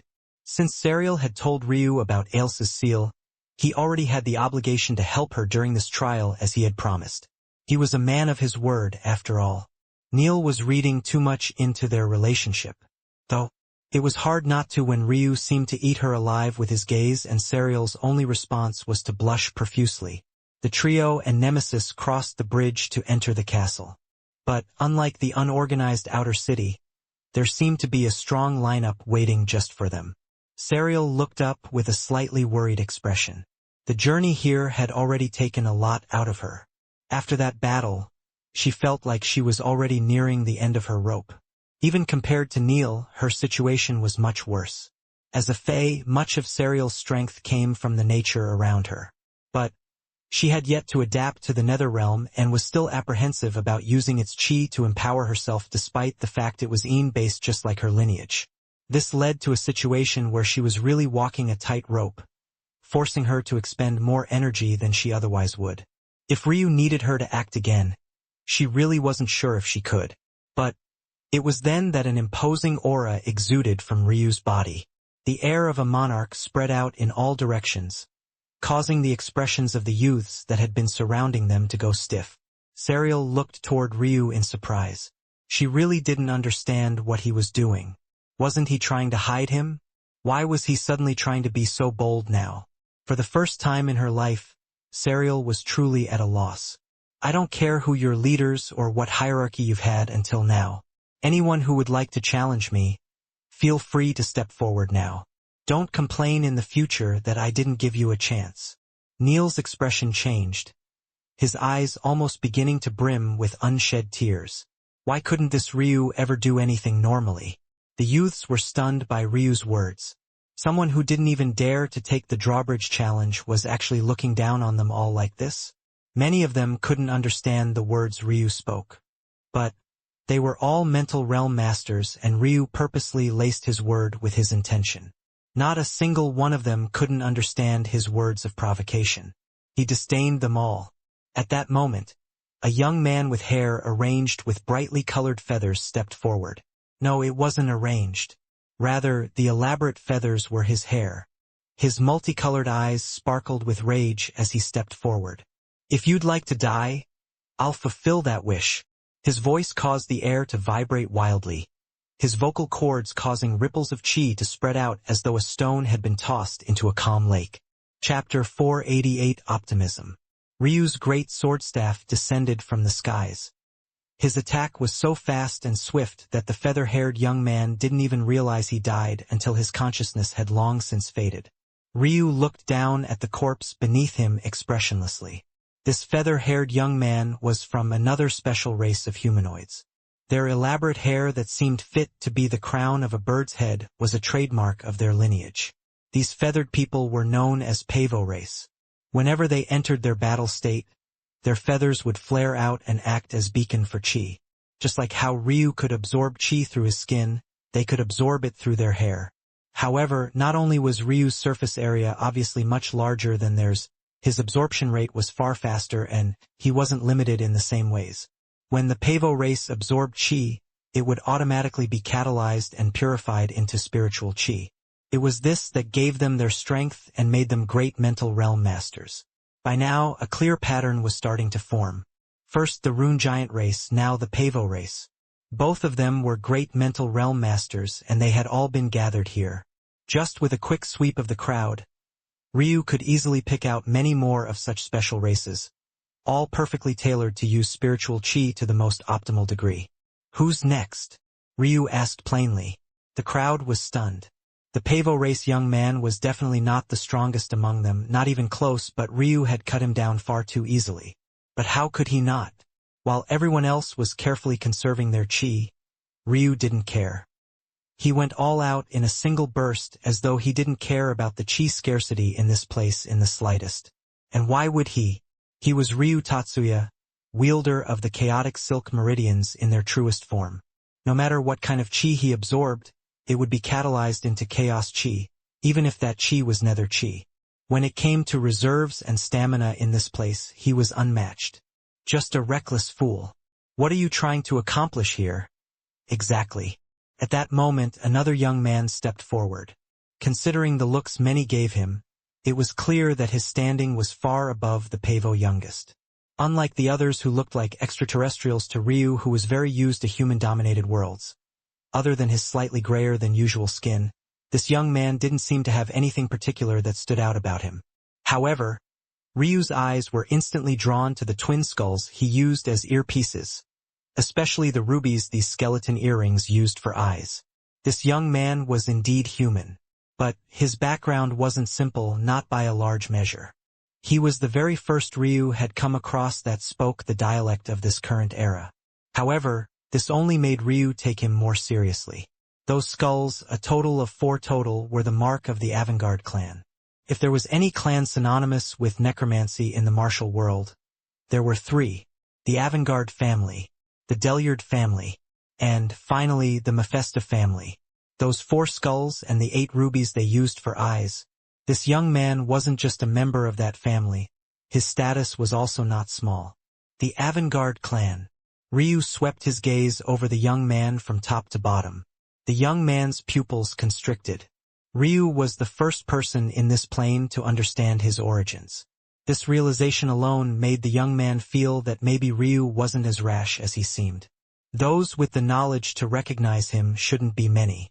900 million years ago, a man should have come to one of your 3 families for entry into the Nether Realm. Was it yours? The young man's eyes narrowed. There are many people who come to our families for this purpose. This was also long before my time. How would I know this? Because his name was Titus Tatsuya. The city suddenly trembled. Dust fell from the ceiling of the castle, the steady violet moat outside rising up in a tidal wave that almost swallowed the gate hole. The pupils of the young man constricted into pinholes, his heart trembling outside of his control. It was only at that moment the young man realized something very important. Just now, this young man had spoken the name of the Avangard clan as though it was just another simple existence. To put this matter into perspective, the Avangard clan was no weaker than the Tatsuya clan. In fact, if their alliance with the other 2 necromancy families were taken into account, they were even faintly superior. Yet, Ryu was able to instantly speak their name without feeling any sort of pressure at all. Who are you? The young man's expression became dignified, his gaze narrowing. He stood before Ryu with his chest broad and his back straight, his strength primed and ready. The others within the crowd were stunned, not because of Ryu's words, but because of the young man's actions. This was because he was none other than one of the 2 tigers that had already been acknowledged within this castle. He was Zanla's Avangard, a power that none of them dared to slight. Zanla's aura continued to grow, his momentum slowly inching forward as though to swallow Ryu whole. The greater it grew, the more clear his cultivation became. However, in the end, just like Serial, it stabilized at the half-step path extinction realm. Ryu didn't believe this was a coincidence. He could already tell that Serial could break through whenever she wanted, yet she hadn't. Now, there was Zanlis, another one who could clearly proceed whenever he so chose, yet he hadn't either. To the current Ryu, whether it was battling Serial or Zanlis, it was impossible under normal circumstances. He had to put his life on the line to battle just 2/3 stage Immortal Ring experts that shared their level of talent, but Zanlis was 6 substages above that, plus a half-step. Though Ryu had grown more powerful after dual cultivation with Ailsa, if he could leap so many stages of power so quickly, he might as well go off to seek revenge for his family right now. At this point, he was still far from this stage. However, even now, Ryu's aura suppressed Zanlis' own. For one, Zanlis didn't have a small realm. Even most geniuses of the Path Extinction realm wouldn't have one. And secondly, Zanlis would never be able to match Ryu in pure, unmitigated confidence. Ryu didn't care if Zanlis was 10 times more powerful. It wouldn't matter, especially in this world. Ryu was certain that he could outlast Zanlis, and that was all that mattered. Zanlis frowned. He didn't want to battle Ryu. Everyone knew how bad a decision it was to battle in this place. But why did this person not understand a concept so simple? Are you going to answer my question, or not? Ryu asked coldly. As for Zanlis asking him who he was, he didn't care to answer. As far as Ryu was concerned, responding to his question with another was nothing short of Zanlis looking down on him. When Ryu was already sensitive, talking about matters related to his father, his fuse was even shorter than it was normally. Zanlis' gaze narrowed. There was such a case 900 million years ago. And, Ryu pressed, I do not know. He never returned. After so long, there's only one explanation. Kacha. The stone beneath Ryu's feet shattered. If it wasn't for him and Nemesis stepping into the air, they would have fallen at least a meter down into the crater. But, just this simple act seemed to throw the entire city into another uproar. What was flying, exactly? In its simplest form, it was a communication with the energies of the world in exchange for buoyancy. It could even be considered to be the infancy stages of controlling atmospheric qi, but not as true or exaggerated as what an immortal ring expert was able to accomplish. Why else would it have been so difficult for Neil to fly outside of the moon world's atmosphere? With how volatile the qi became, controlling it to have this effect became many times more difficult. Because of this, for those here, flying in the nether realm was absolutely impossible. In fact, this was the case for most of the creatures as well unless they had wings and could accomplish it physically as opposed to relying on energy. This simple act by Ryu had more of an impact than any strength he could display.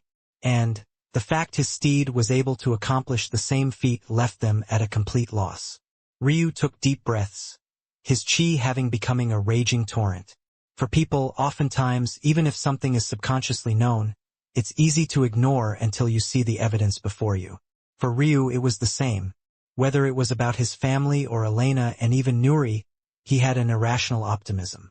But could his father really survive 900 million years in the nether realm? Even the most optimistic version of Ryu said no. Ryu looked up into the sky. From this day forth, this city is mine and those of you here will be under my command. Those who violate this single rule will die without recourse. Chapter 489. Long enough. Ryu's words were like a heavy stone being dropped into an otherwise calm lake. But when he rose up into the skies and reached a hand out, ripping a hole in the formation that protected the city, everyone froze, their eyes lighting with fear. To even see this level of formation with one's eyes took a level of skill they couldn't fathom. But to then also proceed to rip a hole into it, and so casually at that, they couldn't wrap their minds around just what was happening. However, what was clear at that moment was that Ryu held their lives in the palm of his hands. Without this city, facing this world head-on would be asking for death. At that moment, even Zanlis froze, his face alight with hesitation. He too didn't dare to take things to this level. Ryu descended from the skies, trudging into the castle. His aura seemed to scream that he wanted to be left alone. A heavy darkness hanging around him. The air crackled and popped around, his emotions being hardly kept in check as he disappeared from the view of most. The youths who remained gazed toward one another, apprehension gripping their hearts. But what they were maybe more worried about than this was how their second tiger would react to all of this. Compared to Zanlis, he was much less cool-headed. He was the kind of man who would die for the sake of his pride. If he came here and started to rampage without a word, what would they do if Ryu just destroyed the city formation entirely? Even if that guy could survive until maybe finding another city, what would they do exactly? How many of them would survive such a thing?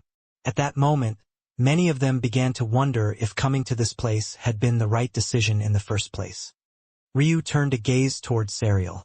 At the moment, the look in his eyes was frighteningly cold. Even to the point it seemed his silver eyes had gained a blue glow to them that radiated a frigid air. Seemingly sensing that this wasn't a place he should be present, Neil took a few awkward steps back, exiting from the castle's keep. The keep was a place that was relatively off-limits for most who entered this city, since they hadn't decided on a top dog yet. Neither Zanlis nor the other supposed tiger had called it home. But Ryu obviously didn't care about this. He had cut a straight line toward the stone building, slamming the doors shut without the input of anyone else. Neil found himself outside the keep, coughing somewhat awkwardly. Following Ryu was really going to be the death of him one day. He had thought that Ryu was getting better, even beginning to warm up to people and surprisingly smile? It was quite a shocking change, indeed. But it felt as though just a single conversation had brought him all the way back to step one. Neil could only hope that maybe Serial could help drag him back. But once again, Neil was definitely overestimating the relationship between the two of them. The reason Ryu wanted to speak to Serial alone had nothing to do with wanting to seek comfort from her. Standing within the bottom floor of the keep, Ryu faced Serial.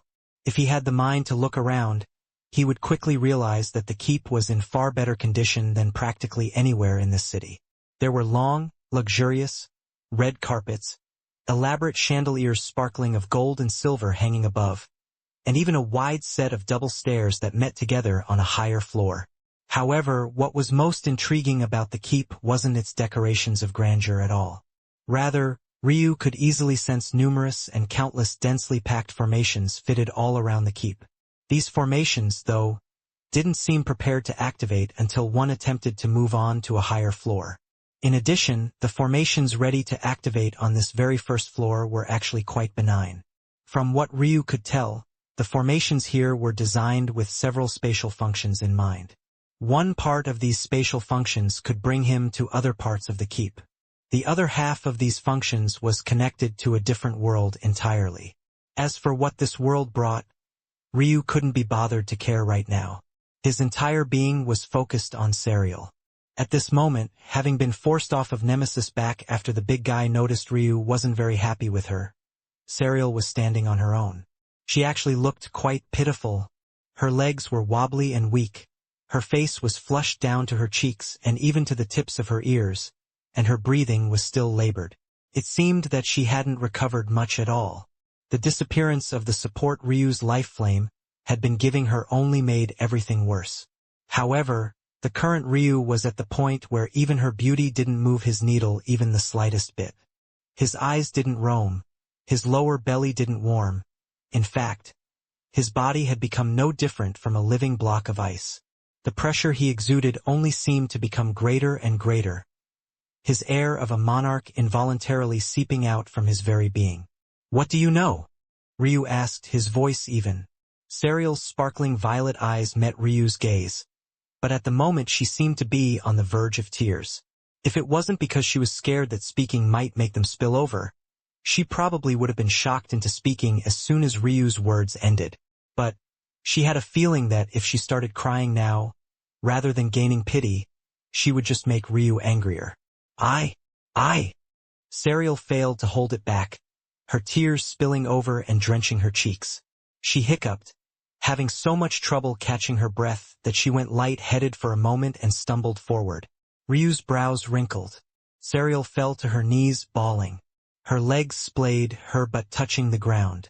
She tried her best to cover her face with her hands, but her dainty palm and slender fingers weren't doing a very good job of it at all, especially when her trembling ears made it obvious what was happening behind it. I lost my parents too." The words were simple, and probably only spoken as the last exasperated cry of a girl at the end of her rope. Yet they seemed to pierce through Ryu's heart like a javelin. He stood frozen, his arms crossed over his chest, his white hair waving about under his turbid aura. This was the world of cultivation. Those who were murdered before their time, reaped while they still had their own dreams, aspirations. Their own families were simply too many to count. Even in a single breath that Ryu took, how many more had died? How many lives had he taken personally that were just like this? Ryu moved about the world as though his goals were the only ones that mattered, as though the world revolved around him, as though he was the only one who knew what suffering was. Just a small change in his psyche caused by information he should have likely already guessed, practically caused him to lash out in the most violent of ways. Just because he wasn't crying, screaming, shouting, waving his limbs about and stamping his foot, didn't mean that he wasn't throwing a tantrum. Serial's words seemed to make Ryu realize that he was doing exactly that. Quite pathetic, Ryu thought to himself. He looked toward Serial's crying figure, the radiant blue in his eyes slowly fading. He had been wallowing in self-pity for a long time, over 1,000 years in fact. Ever since his 7th birthday, had he ever done anything but pity himself? Ironically, Ryu felt that the version of himself with his memories still sealed, that small blind boy without any power or strength, and without anyone but an old imperial doula to love him, was the strongest he had ever been. That boy still knew how to smile, he still knew how to laugh and have fun. The world seemed to hate him. He knew this and couldn't do anything to change it. Yet he still faced the world with a straight back and a sarcastic smile. It was quite funny. When Ryu awoke that fateful day after Granny Miriam's death, he washed himself clean of everything that was that small boy. The only reason he even participated in the coronation games was for the sake of laying the seeds he needed to destroy the Tor Kingdom. Back then, he had always thought it was a step forward. But now, he felt as though he had done an about-face that day and had been walking in the wrong direction all this time. Ryu took a step forward and took a single knee before Serial. Reaching a hand toward her, He peeled her hands back and cleared her delicate face of her hair, helping her wipe her tears. I'm sorry. Ryu said lightly. This immaturity of his, he felt that he had carried it for long enough. Chapter 490 was not. Serial froze, not expecting Ryu's gentle touch. She looked up, finding a pair of silver eyes staring back at her which were decidedly less cold, though they couldn't be said to be warm. When coming from Ryu, Serial felt as though the sun's rays might as well have been bouncing from her delicate features. At that moment, her eyes began to water again, throwing Ryu off guard. Why was she still crying? Maybe he didn't apologize sincerely enough? Ryu inwardly shook his head. He was probably overvaluing his apology. Just because he said sorry didn't mean that Serial could suddenly turn off all the emotions he had forcibly turned on. The truth was that Serial had truly been caught in a whirlwind that may or may not have been her fault. Everything Ryu had learned to this point pointed toward the fact that she knew and understood more than she was letting on. After all, why else would someone as powerful as Serial believe she needed help in a place as seemingly simple as the Tri-Palace? From what Ryu knew, the Tri-Palace's greatest challenge would just be the people you entered with. Though the trials might push one to their limits, the greatest worry was being stabbed in the back. Beyond that, Ryu still found the fact Serial hadn't broken into Path Extinction Realm to be odd, especially after meeting Xanless. There was clearly something very deliberate about her actions, yet she had kept it to herself this entire time. Still, Ryu felt that maybe he had gone overboard. Though he would still press for answers, there wasn't any reason to become enraged unless Serial refused to answer. Ryu opened his mouth to try and see if he could say something more sincere. But before he could, his pupils constricted. Serial was too fast. Ryu couldn't even react before her lips closed over his. He truly couldn't fathom how a woman who seemed to be at the end of her rope could gather up so much strength all for the sake of sexually assaulting him. Serial's momentum knocked Ryu over and onto his back. Her two hands clasped onto the side of Ryu's head, as though not wanting him to run away. Her body lay on top of him, her bottom placed quite conspicuously. Even though she didn't seem to be doing it on purpose, Ryu could feel her two soft cheeks pushing against his lower half. At the same time, an unpracticed, confused and embarrassed tongue seemed to want to enter his mouth. Ryu felt as though his veins were running with lava. In one instant he was stunned, and in the next he was nearly at full mast. The amount of pure Serial was exuding almost made him lose his mind completely. For a moment, his irises became a striking crimson, his pupils elongating into reptilian slits. A hand of his, as though having a mind of its own, firmly grabbed out and took a handful of Serial's ass. A low gasp left her lips, but her violet eyes flickered with an unconcealed excitement, especially when she felt an undeniable strength flip her from her top position. The world spun and Serial suddenly found herself on the bottom. But, before she could even get excited at the thought of what Ryu might do to her, all of Ryu's actions came to a stop. Serial slowly opened her eyes, peeking through to see what was wrong. But what she found were eyes so ruby in color that they looked like gems she could reach out and pluck. These same eyes flickered to a sheen of blue sapphire, then back to ruby, seemingly unable to decide which oppressive yang type it wanted to be. As fascinating as the sight was, though, Ryu closed them, hiding the changes from Serial's view. When he opened his eyes once again, his silver irises were back, a calm reconvening within him. Even a certain prodding Serial felt on her lower half slowly, but surely receded. Ryu shook his head and smiled somewhat bitterly. Don't do that again, all right? Though he was doing his best to be gentler with Serial, his words were actually quite firm. Serial could tell that he meant them. At this moment, Ryu was drawing a very clear line. But Serial's gaze dimmed. All her excitement seemed to be washed away. Seeing Serial act in this way, Ryu silently breathed a sigh of relief. If she was like Elena and kept pressing, Ryu really didn't know what he would do. For the first time in a while, when Ryu thought of Elena, he smiled. It was a carefree smile, the kind that was full and accepting. Ryu's reason for drawing this line here was very simple. He was in a stage in his life where he had only just realized how much he truly needed to mature. Just because he had realized it, doesn't mean that he had magically flipped a switch now. Taking on the responsibility of another woman was most definitely not at the forefront of his mind. If Ryu felt fine using Serial's body so that he could clear his mind, he would do that and feel no guilt about it. But that was if and only if he could come to the conclusion that Serial was not worth his trust. However, in the case that Serial was worth it, even though using her in such a way would be able to help his mind and body perform better for the coming trial, he would never do it. At this moment, Ryu still didn't know whether Serial was trustworthy or not. Something about her existence seemed off to him, but he also hadn't quite decided for certain yet. Ryu's sort of backwards thinking would probably drive Serial mad. But the foundation of it all was that Ryu wasn't in the headspace to accept another woman. Especially when one of his was in a coma, a second probably hated him, and a third's life and death was completely unknown to him. Ryu rose up, helping Serial to stand. "Don't give me that look. I'm not that amazing anyway." Serial's dim eyes suddenly blinked in shock as she looked toward Ryu, as though she was seeing a completely different person. Did she hear okay? Ryu just made a joke? A self-deprecating one at that? Was this the same Ryu she knew? Did something take over his body? Serial involuntarily put her palm to Ryu's forehead, checking him seriously. It must have been a high fever.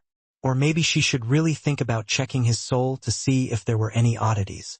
Ryu's eyes shifted up to look at the odd placements of Serial's hand. Considering their difference in height, she had to stand to the very tips of her toes just to do this. It was best that Ryu kept looking up too, because if he looked down, he would see that deep ravine again, and he wasn't sure if he could stop himself a second time. It definitely didn't help, though, that her chest was barely grazing against his own right now. "Are you, Ryu?" Serial asked, her delicate features curling into a frown. Ryu shook his head and pulled Serial's hand away. "Will you answer my question now?" Serial pouted slightly. "You said you liked confident women, but you rejected me when I was being confident." Ryu felt a headache coming on. He had only casually told this girl that now it was coming back to bite him. Ryu's love of confident, arrogant women was just the tip of the iceberg. He wanted that confidence and arrogance to feed into a drive to be the absolute best as well. But he had a feeling that just explaining these matters to Serial wouldn't make her feel any better. He had half a mind to just go back to being as cold as possible. At least then, he wouldn't have to deal with this at all. Or maybe it would just be easier to vent all this pent-up lust he hadn't gotten to before Ailsa fell into a coma. Seeing Ryu's rapidly changing expression, Serial suddenly giggled. "You aren't so scary anymore." It was then that Ryu was certain. He had definitely made a mistake being so soft with this lady. "I don't know much about this place. I only know that it will be dangerous. Before I was forced to leave my family, we received an invitation of sorts. We didn't end up being able to accept, but I always remembered it because of how odd it all was." Ryu's brow furrowed. "An invitation? From who?" "I'm really not sure. My family once had the letter, but after everything happened, I couldn't manage to keep track of it. But I remember that the invitation made my elders especially serious, as though they were all facing a common enemy.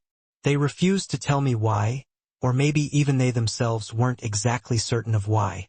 "Then how did you know that these matters would be related to the Tri-Palace?" "Because my truth pupils told me that Tri-Palace wasn't its name." Chapter 491 Me? Ryu's eyes narrowed when he heard Serial's words. Tri-Palace wasn't its name? How ironic. Just this past day he was certain that it was, even to the point of looking down on other small worlds for not being aware of this. Yet, it turned out that his own Ice Phoenix clan also made this mistake. Beyond this, the matter of the invitation truly caught Ryu off guard. This invitation, Ryu was fairly certain of how those who received it were chosen. However, this didn't matter much to him. What did matter, though, was exactly who was sending it.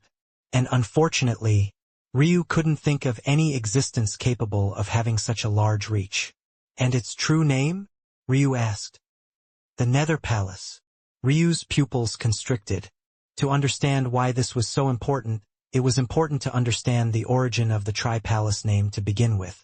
After grasping that the Tri-Palace was an existence that seemed to balance the three planes, the real plane, the nether plane, and the ethereal plane. The moniker of Tri-Palace was chosen.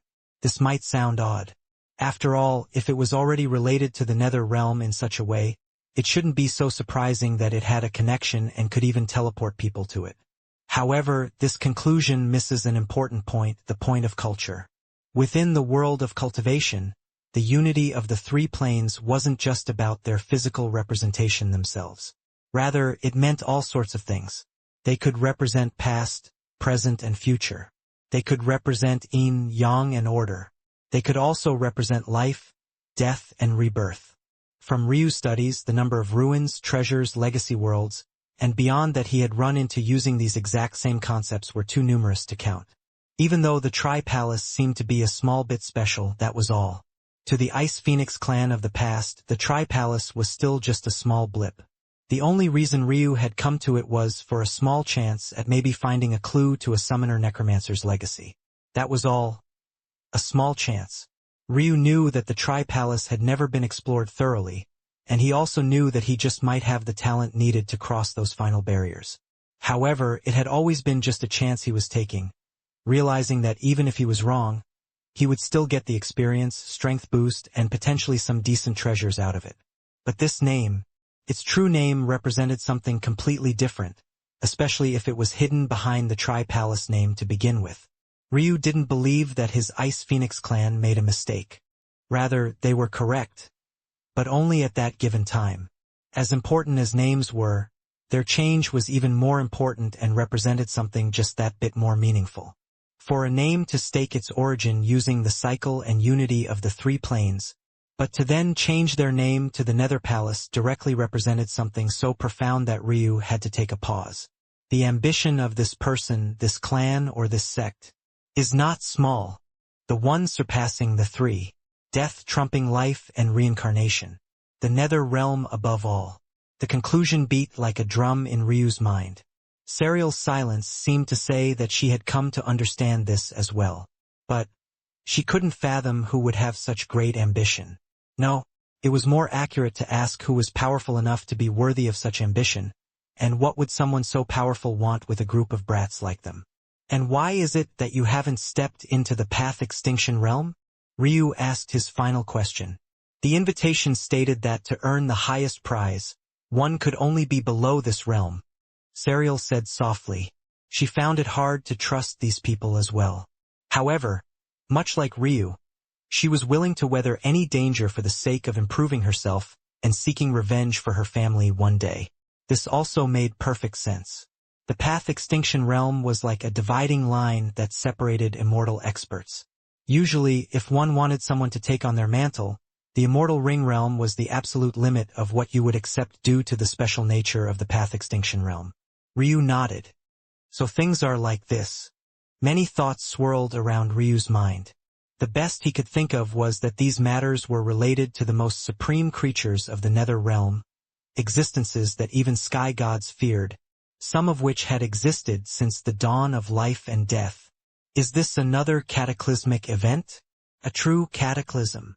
As a historian, Ryu was well aware of the pattern of eras. Each era ended with a plane-changing and molding event to usher in the new. The transition between the Golden Era and the Martial Era was the first era where such a cataclysmic event did not occur. Though the destruction of the Tatsuya clan was world-changing to them and Ryu, other than shocking the planes, there wasn't much of another shift at all. So what if this was the real event? The event that was meant to bring the Golden Era to an end? Somehow, though, Ryu still felt like he was missing something. Nemesis. Nye! Nye! Ryu leapt upward, landing on Nemesis back to Serial's confusion. They were within the keep, why was he doing this? It was already odd enough to allow a beast into such a place to begin with. Stay here and rest, Ryu said. You need to recover as quickly as possible. I don't think that this city will fall so easily. I could sense an odd atmosphere in the crowd from earlier. I wouldn't be surprised if they have another powerhouse coming. But I don't believe it will be much of a problem for you to deal with as long as you recover first. Oh, and also let Neil in. There's no need for him to die out there. He'll probably be their first target. But where are you going? Me? I'm going to conquer this keep. After saying these words, Ryu suddenly vanished. Chapter 492 Red Plain. There were many reasons why Ryu had not chosen to take on the challenges of the city gates himself and instead chose to circumvent them. Many of these reasons were kept to himself, but of them, maybe the most important was his stamina. After watching Serial's battle especially, Ryu could tell that the purpose of the gate trials was less about testing for talent, and more about testing one's limits. If not for this and being pushed right to the bitter end, how could it be that Serial would have been so tapped out? With her talent, and especially her prowess, this was impossible. To Ryu, these trials were nothing more than pokes and prods, as though someone from on high was watching them for entertainment. Toward such things, Ryu had no patience. If he was going to put himself on the line, it would be for something meaningful. And this keep was exactly one of them. The moment Ryu scanned the hidden formations in this place, he knew that this was the true center of the city, and only by controlling it could he call the city his. Ryu knew that it would be impossible to skip the entanglement of the Mastermind's games. However, he could most definitely skip through the ones he found useless to himself while keeping his cards close to his vest. All the while, he would keep his gaze peeled for a method to leave this place. Deep inside, though, he knew that the scope of this operation was still far beyond his understanding. Namely, he still didn't quite understand how it was people of such vastly different dialects from seemingly epochs of time apart could possibly be gathered in just a single place. Ryu appeared on Nemesis' back, an endless plain of red land before them. The ground beneath Nemesis' hooves moved about like a cross between wet sand and loose clay. It made one feel as though it was impossible to display their true strength without much of it dissipating into the ground they stood upon. With a single thought, Ryu's grimoire appeared above his head. The instant he saw such a situation, he made an instantaneous decision. A strong ease surged all around, whipping winds of ice blue surging through Ryu's fluttering white hair. In the blink of an eye, an expanse that covered several hundred meters was suddenly created. It was at that exactly moment that the ground began to splinter. Skeleton hands radiating out a dense black fog tried to rise from the ground, only to find their movement drastically slowed by Ryu's ice flames. Why was it that invitations were sent to certain families? Why was it that the Nether Palace just so happened to appear in a territory of the Ice Phoenix clan? Each and every one of the races Ryu had identified were all overwhelming soul talents. Each had unique bloodlines, talents and bodies that were conducive to spiritual chi cultivation and activated their mental realms to an extreme most couldn't hope to match. However, Ryu seemed to be wholly lacking in this department. And in some ways, this was very true. Still, Ryu was absolutely certain that if his Ice Phoenix clan hadn't been destroyed, or even if there was a small portion of them surviving much like Serial's own Fey race, this invitation would have definitely been sent to them. What were the Ice Phoenixes known for? They were expressly known for their defense and their sealing capabilities. Of all the elements, ice was among the very best in this aspect. And, amongst all beasts, the phoenixes were among the most powerful. In aspect of the mental realm, seals were simply the opposite side of the coin to formations. It requires a manipulation of spiritual chi beyond understanding to reach the level of proficiency an Ice Phoenix did in this regard. In fact, the truth of the matter was that every phoenix, whether fire, ice or dark, had this sort of strength within them. It could be said that while the Lightning Qilin and the Fire Dragon tended toward more and more powerful aspects of bodily strength, even being a large portion of the reason for Ryu's body realm cultivation standards, the Ice and Fire Phoenix evolved in other ways. The talents that Ryu had yet to awaken with his Phoenix bloodlines, at the very least a large portion of them, were directly related to the mental realm.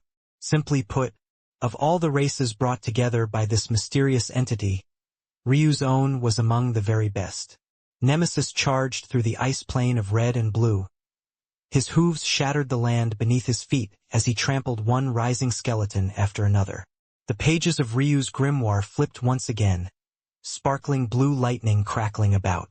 As though a raining purgatory had appeared around Ryu, arcs of blue crashed down around him, charring the rising skeletons to ash as Nemesis galloped by them.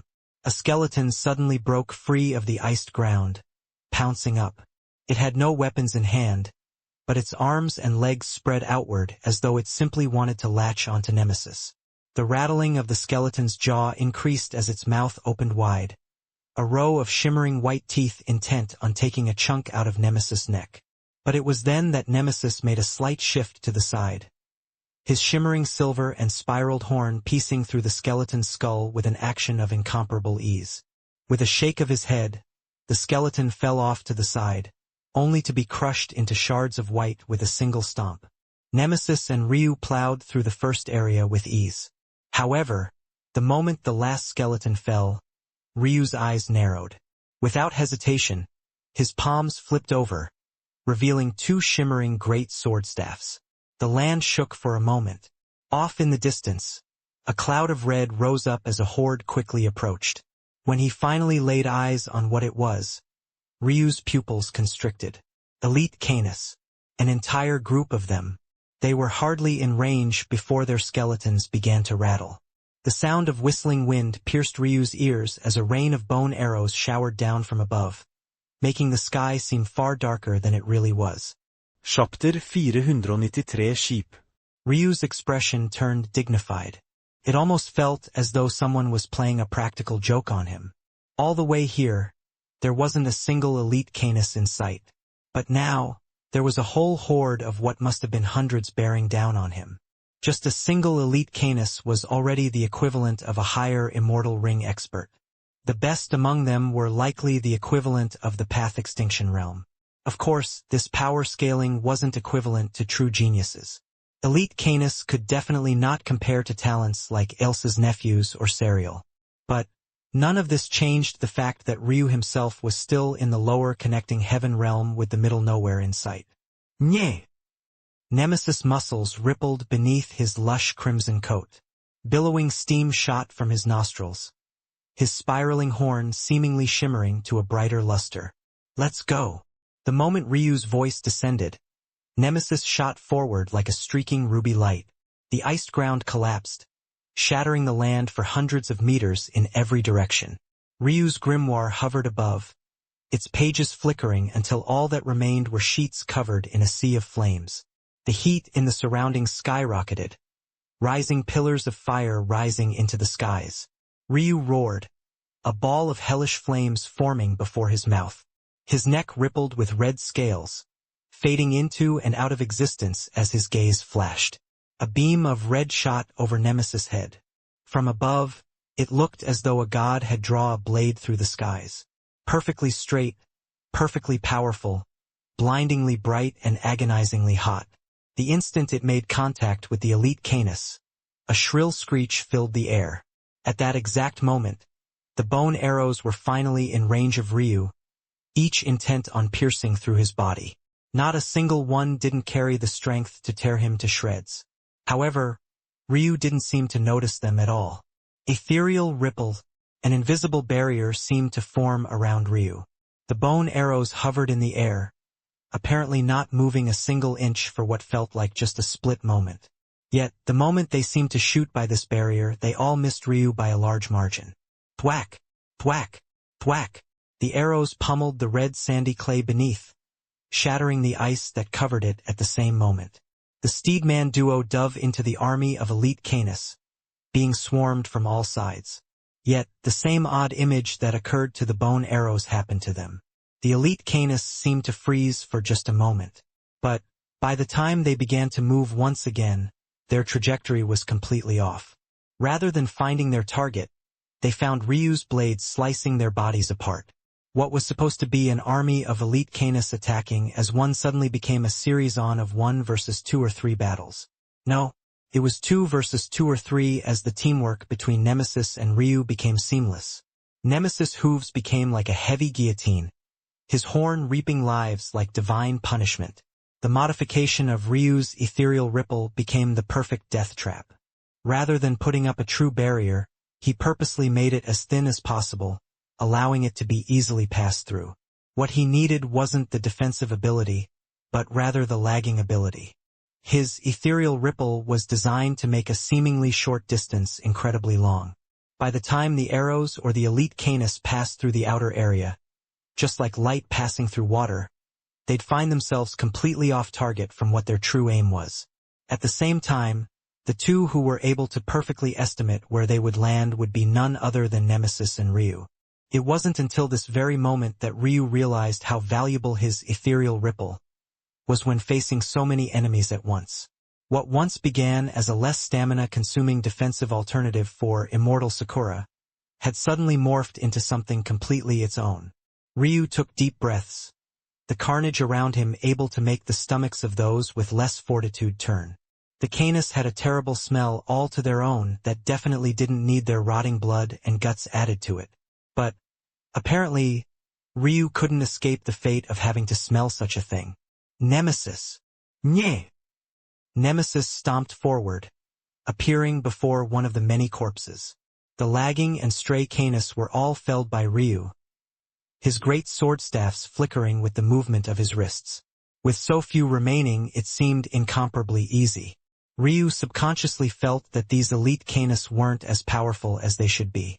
But, from his knowledge, they were also in a state of starving, so this was likely a large part of the reason why. In addition, when it came to these sorts of battles, who could surpass Ryu when he made use of his heavenly pupils? With another flick of his wrist, Ryu sliced another elite Canis in half, watching as Nemesis swallowed a ball of light. How is it? Nye! Nemesis, already 2 foot long horn, doubled in size before shooting from his forehead and into the distance. It drilled through the skull of an elite Canis that was at least 20 meters away, not even giving it the chance to react. What do you think? Is there a difference if you absorb 1 versus 2? Ryu had yet to truly test the limits of Nemesis' talent steal ability. Luckily, Canis, despite having human forms, were still classified as beasts in that they had spiritual roots. Since all elite Canis had a high-level bone control talent and bone arrow talent, it was perfect for Nemesis, who already had a steel bone talent. However, it had been a long while since Ryu used Nemesis' ability, mostly because he hadn't been dealing with a lot of beasts recently. But the Nether Realm was the perfect playground for Nemesis and had countless creatures that Nemesis could make use of. The original reason Ryu wanted to become a summoning necromancer was for the sake of helping Nemesis leap over the hurdle of his sin talent. But if they were already in the Nether Realm to begin with, they could skip the middleman, no? Chapter 494. Both? Not all talents were created equal, even if they went by the same title. The steel bone talent Nemesis had now, for example, came from a beast who couldn't make nearly as much use from it. Many creatures born with this talent were only capable of having a small portion of their bodies boosted by this talent. Nemesis, however, was able to coat every inch of his bones in steel because of this talent's synergy with his adept body. However, there was a limit to what adept body could do. Ultimately, this technique was meant for controlling the size of one's body and maintaining its level. This made it quite easy to handle changes to the bone, but if Nemesis wanted to fire longer or more powerful projectiles, it would no longer be related to the adept body. In those cases, it would be more related to bone growth or bone arrow speed, but neither of these things could be controlled by Nemesis' original talent. In that case, Ryu had to figure something else out. It was thanks to this thought that he considered what would happen if Nemesis absorbed more of the same talent. Would it make no difference? Or would it make the talent stronger? Or maybe it was that the more powerful absorbed talent would trump the weaker one, thus erasing it from existence.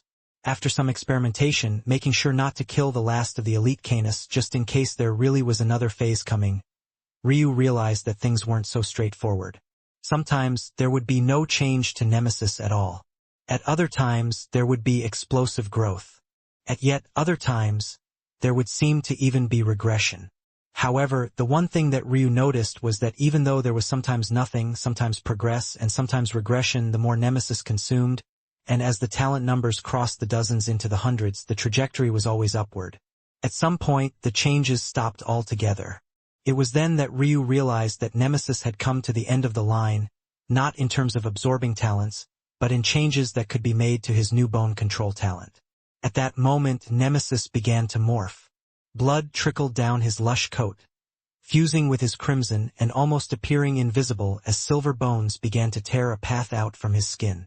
The bones began to form plates of sheet armor, covering Nemesis' body, legs, and even head. From afar, it looked as though Ryu had covered his partner from head to toe in a heavy cavalry armor. But closer up, it looked far more beautiful than just this. Nemesis' crimson mane waved about in the wind, his body alternating in silver armor and his lush red coat. His head was covered in a protective covering of metal, almost making him look like a Canis in this regard, but far more powerful. Now, with a single thought, Nemesis could lengthen his horn to dozens of meters. And, with another, he could send it spiraling outside like a javelin thrown by a giant, shearing apart the wind and shattering the skies beneath his might. Nemesis' eyes glowed an eerie crimson beneath his face of metal, his body rippling with power and strength. At that moment, Ryu finally killed the last of the Canis, making that matter seem like nothing more than a joke. As expected, the moment he did, the ground began to rumble again.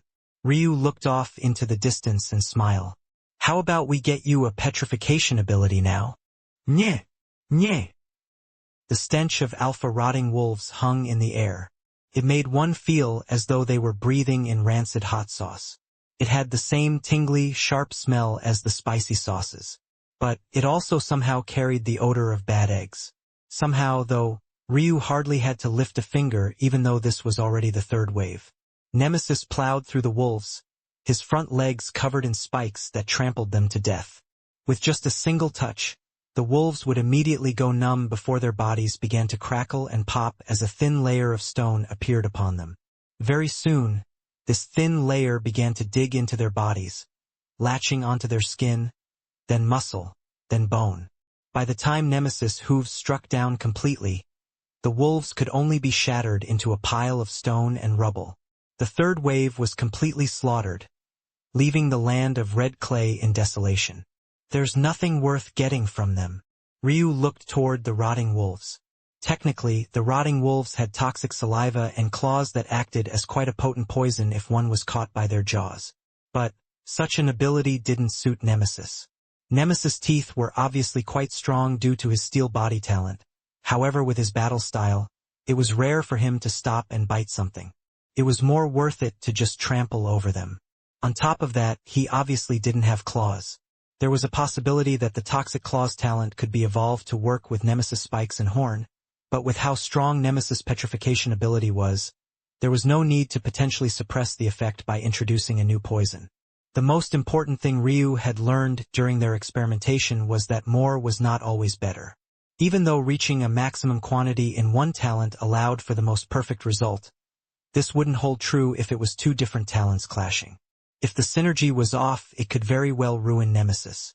I think we should lean into your petrification ability. There's a special spirit-type creature that would be perfect, though I'm not sure if it would be possible to gain their talent. If you could gain those flames, though. Nyeh! Nyeh! Nemesis stomped his hooves in excitement, loving the feeling of growing more powerful every day. At that moment, the world suddenly quaked again. Ryu's gaze narrowed, but he soon realized that it wasn't an enemy. A pillar of light descended before the pair, splitting into three. A choice? A reward? Both? Chapter 495 Demon Clans. When the three pillars of light became clear to Ryu, his eyes narrowed. Much like every other branch of necromancy, summoning necromancers were separated out into numerous branches. As the most powerful of necromancers, one could easily expect that even though these branches might not be as infinitely variant as the other two main branches, they each had an overwhelming power of their own. However, unlike other branches, rather than being separated by the way their corpses were prepared and the corpses they chose, summoning necromancers were separated by the branch of netherworld creatures that they formed contracts with. From Ryu's limited understanding, weaker summoner necromancers would form contracts with individual creatures. Though they would always be considered weaker than their other branch counterparts, it was widely accepted that it was far more difficult to build up your repertoire along this path. Those who formed contracts with individual creatures had two methods. The first was to use a random summon. This would pull out a netherworld creature to you on whatever other plane you might be on. The strength of this creature would be dependent on your pool of chi, the quality of your death chi, and your talent and skill. But, even if strength could be guaranteed to a small extent, the rest was a completely random draw. It could be very possible to summon an extraordinarily large creature when you were in a small space. Or, it could be possible to summon a spirit when you really needed physical damage. The possible follies were endless. However, if one was willing to be patient, it was possible to randomly summon these creatures for as long as your stamina could last. Then you could ignore the ones you didn't want, sending them back. And you could battle and defeat the ones you did want, thus assigning them contracts so that you could summon them with purpose in the future. This, though, came with its own set of problems. For one, finding creatures with good potential was nearly impossible. They were too rare and the pool of lackluster creatures was far greater.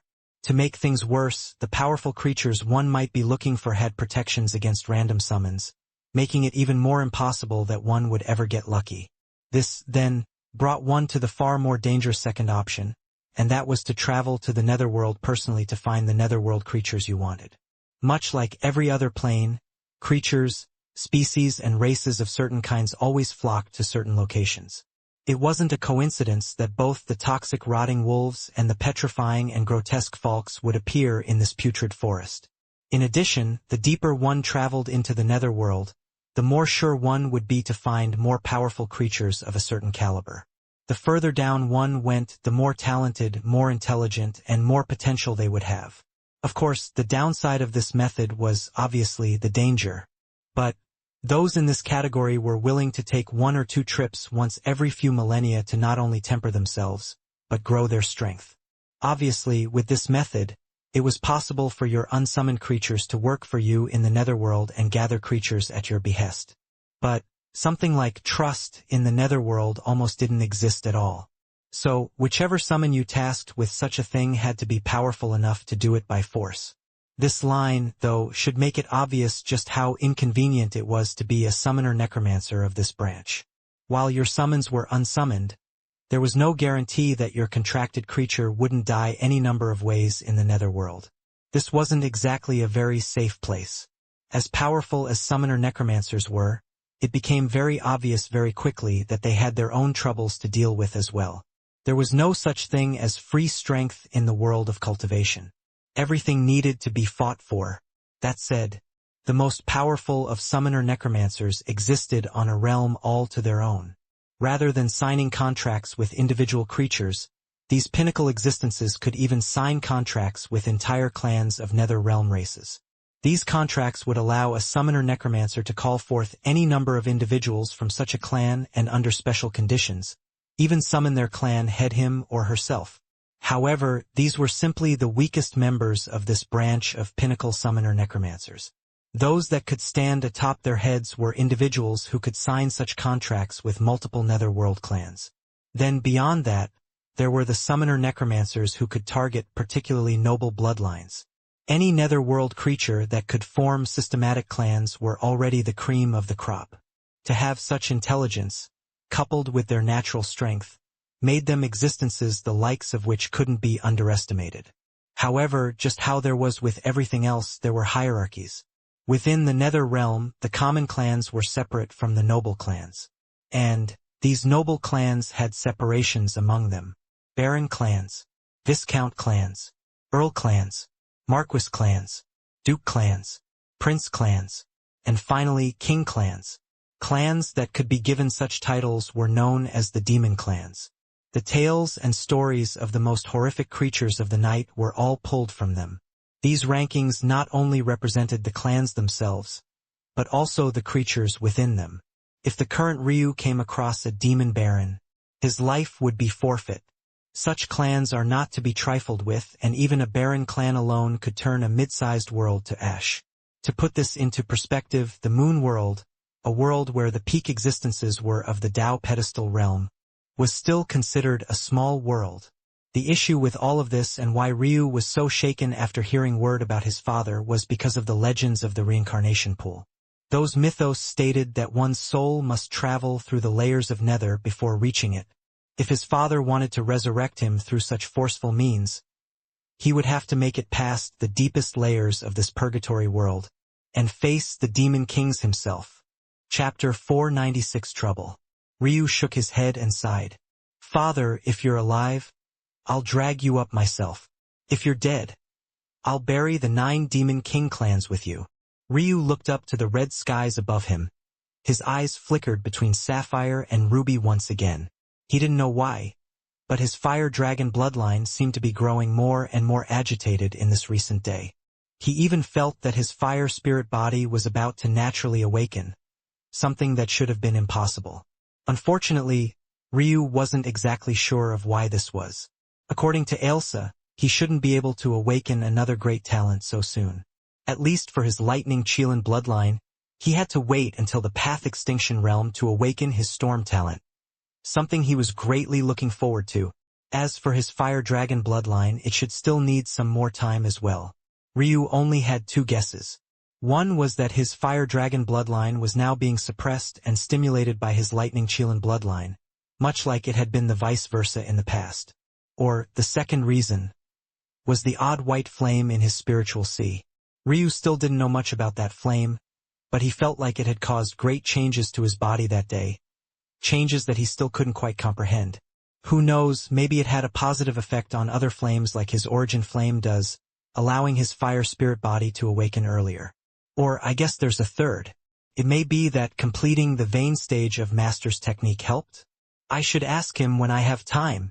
Ryu shook his head, taking his time to calm his emotions. He found all of this quite ironic. He had gone so far mostly for the sake of Nemesis and helping the big guy grow. Until now, Nemesis definitely didn't disappoint Ryu. In fact, not only did he look powerful and domineering with his new steel plate bones, but he was powerful. Nemesis was already able to match up to 8th Order beasts thanks to his adept body talent. Just the simple act of concentrating the strength of a 7th Order beast into such a compact body had an astronomical effect. But now, the big guy was even more of a problem. The irony of it all, though, was that there were 9 Demon King clans, and one of them was the very Wrath Knight that Nemesis descended from. On one hand, Ryu's fingers were already itching to slaughter these Demon Kings down to their last man. But, on the other, he was relying on their descendants to bolster his strength in the future. Wrath Knights.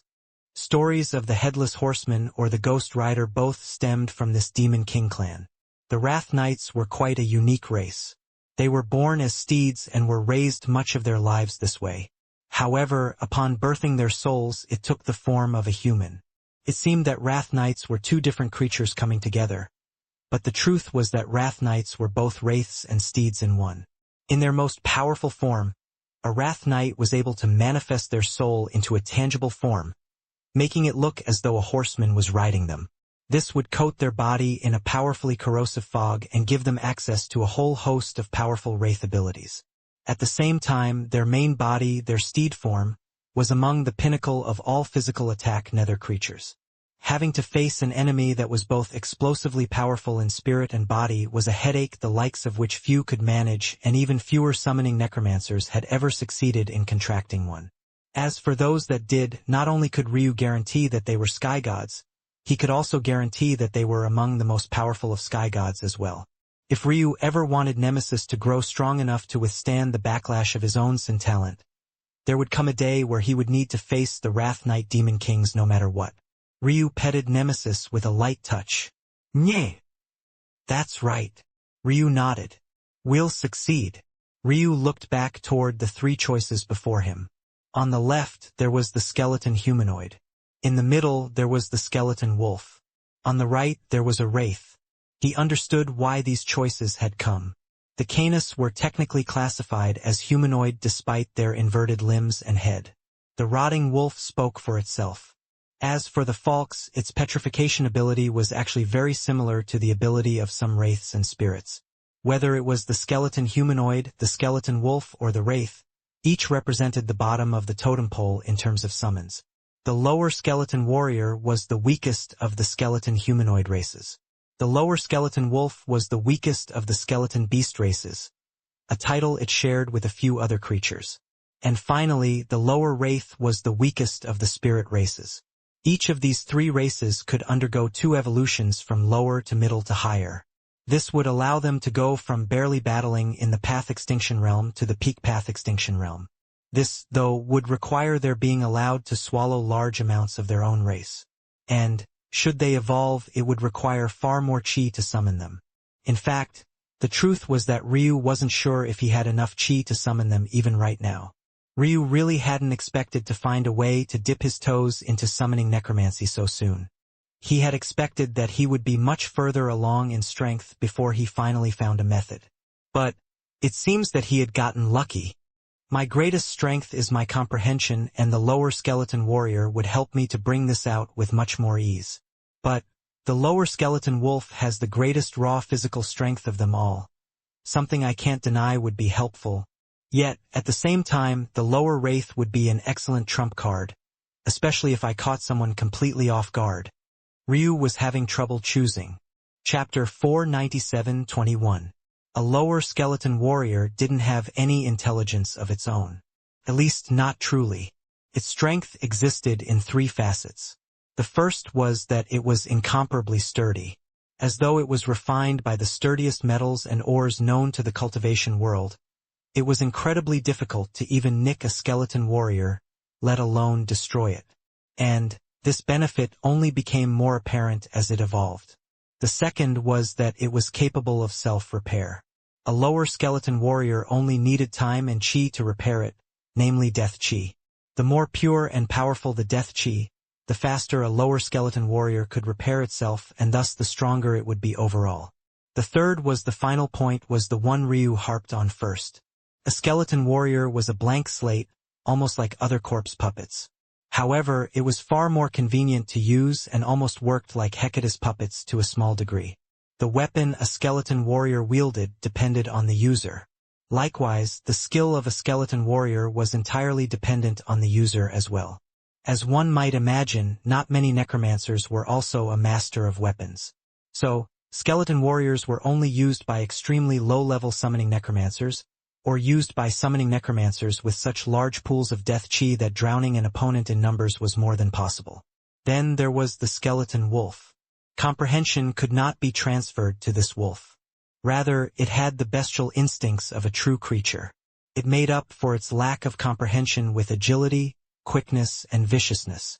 Beyond this, the skeleton wolf had the same sturdy body and regenerative abilities a skeleton warrior had. In fact, its body was a bit tougher and its recovery a bit quicker in comparison. Finally, there was the wraith. It obviously didn't have a sturdy body or vicious physical attacks like its counterparts, nor did it have the ability to share comprehension with its owner. However, wraiths were far more flexible and had countless potential paths. It could be said that a wraith had a myriad of possibilities attached to it. A wraith could be used as a soul double, saving a soul from an unexpected attack almost like a substitution technique. A wraith could be used to add soul offensive components to one's attacks, forcing one to have to defend themselves both physically and spiritually. A wraith could be used like a domain to turn any area into one of excessive een. A wraith could even be perpetually stored within one's spiritual sea, and as long as one had solid een characteristics, it would constantly nurture one's soul. The list was far longer than this, and if every possibility was listed out, Ryu would lose track of the number of tomes it would fill. Still, though a wraith had endless flexibility and possibilities available, it was also a summon difficult to control the stronger it became. Wraiths were wrathful souls that might not have life in them anymore, but what they did have was a large amount of animosity. And, with that animosity came an instinct to fulfill what they had failed to do in life. Due to this, those who controlled wraiths had to be either extraordinarily cautious or even more powerful. In the end, Ryu still reached out for the skeleton warrior. The moment he did, a legacy on how to summon them was imprinted onto his mind, and the seal almost became an inseparable part of himself. Ryu frowned. He didn't like the feeling of something being imprinted directly into his mind like this. It had happened with such ease that he instead felt a welling up of disgust within him. It was almost as though this person could have access to his mind whenever he wanted. Shaking his head, Ryu didn't ignore this feeling. Instead, rather than stepping out of this world immediately, he directly entered the crystalline Jade, heading for the library. "Master!" Ryu called out as he entered the library, only to find Balor still gloating to the gloomy faces of his fellow ancestors. "Ah, my precious disciple. Come. It's been too long since you've come to see me." "Long? It's been less than 2 weeks.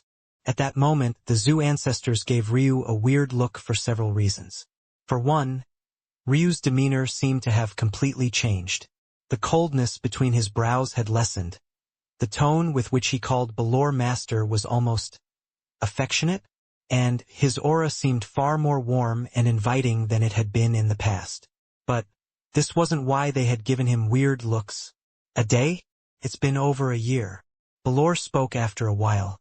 I may be growing senile, but I'm not completely out of it yet. Hearing these words, Ryu froze. He felt his heart skipping several beats before starting up again so wildly that it almost flew from his chest. A year? How was that possible? He had left the sect, traveled with Serial for a few days, then entered this place, traveled for several more days before he finally came here. Though it made sense for sky gods to be uncaring about a year's passage of time, even to the point of still being on about the same topic even these 12 months later. However, for Ryu, who was still barely 20 years old in this life, this year of time was 5% of his life. This was too much. What was going on? How could a year have passed? Why could his master feel it but now him? No, it wasn't just his master, the other ancestors didn't refute it at all. Clearly they agreed, and clearly they had their own way of telling time accurately in this place. Ryu immediately turned his eyes to his own body. What he saw left him frozen. He wasn't 20 years old anymore, he was 21. He had aged by a year, and he wasn't even aware of it until now. Chapter 498. Pause off. Seeing Ryu's reaction, Balor frowned. To him, Ryu was his torchbearer. The only thing that made him short of being his son was coming from his own loins. But even then, he might as well have. To the current Balor, Ryu's safety was more important than anything else, and might only fall slightly short of his duty to the Zoo clan. In an instant, he understood that Ryu was in some sort of danger. What happened? Tell me every detail. So that was what Ryu did. Though his heart had seized for a moment, he was ultimately Ryu Tatsuya. He understood from the very beginning that he had stepped into a matter far beyond his scope of understanding. The fact that something like this happened was more inevitable than anything else. In fact, if it hadn't happened, Ryu would be even more worried about something even worse coming later. After a while, Ryu finished speaking. His method of summarizing things was almost too precise. In fact, he managed to pick out every relevant detail far better than anyone else could. But this was only to be expected from the owner of the Origin Flame. Then this means there are 3 points of contention. Balor spoke. The wormhole, the soul integration. But what is the third? Ryu asked. Don't tell me my disciple has been blinded by beauty? Ryu's brows furrowed. Her truth pupils shouldn't work on me. My pupils should have surpassed hers. Don't underestimate the value of experience, my disciple. Raw strength isn't what decides everything. And I can very clearly tell that there are some parts of the story you've either consciously or subconsciously left out. Your eyes are very clear when you're telling a series of events in order, but there's a shift in them as you think of how to seamlessly skip something. And it's too obvious that all of these instances revolve around the existence of that girl. Ultimately, you have only lived 20 years, little Ryu. She, however, must have lived at least 5,000 by now. Her skill with her heavenly pupils will most definitely be beyond yours. You have relied too much on the raw strength of your heavenly pupils and not enough of its efficient application. The only reason I did not say anything before was both because you are young and because you have many other things to worry about. However, it seems it might be more important for you to have this lesson earlier. Ryu opened his mouth to speak, but ultimately didn't say anything. In fact, he was more surprised that he was just about to defend Serial. What the hell was wrong with him? He had known both Serial and Balor for a short time, but if he had to choose who he truly trusted versus who he didn't, the answer was obvious. As for why he trusted Balor so much, there was just too little a soul without a body could hide. Even if he was a sky god, his every action and motive was too pure. Suddenly, Ryu understood. Serial had been the reason for such a large character shift in him. Even though to him it felt like that only occurred a day or two ago at most, it had already taken an irreplaceable place in his history. He simply couldn't tell the story of his life without mentioning his interaction with Serial that day at least once. How many events like that could possibly occur in life? Ryu wasn't even certain if Ailsa had one such memory with him, though he had shared many great moments with her, and his feelings for her were far deeper than anything he could have for Serial. This thought still hit him like a sledgehammer. Of course, there were still great differences. If Balor was asking him to doubt Ailsa or Elena, he most definitely couldn't do it. He didn't believe either of them would consciously hurt him. However, for Serial, he still could. And the scariest part was that had he not chosen to come to speak with Balor, he might still be unaware of the subtle influence on his psyche she had already had. Don't get me wrong, Balor began to explain. I am not saying it is definitely her. There doesn't seem to be a motive or purpose behind this since you are still standing here perfectly fine. The only explanation I can think of is that she wanted to use this time to ensure that you had fallen deeply into her suggestion. But whether this is true or not, I have no way of knowing. Objectively, it makes more sense for it to be the wormhole or the soul imprint you just received. Come here, I'll take a look at the imprint. Ryu nodded. He wasn't angry. In fact, he was thankful. The world was truly a scary place. It was good that he had finally begun to truly open himself up again. But the world of cultivation wasn't always a place where a smile and kindness was the best approach to have. In many situations, Ryu's coldness was the best mask, especially if he wanted to live to the day he could save his family. Balor inwardly nodded. At least it didn't seem that Ryu had fallen too deeply for this girl.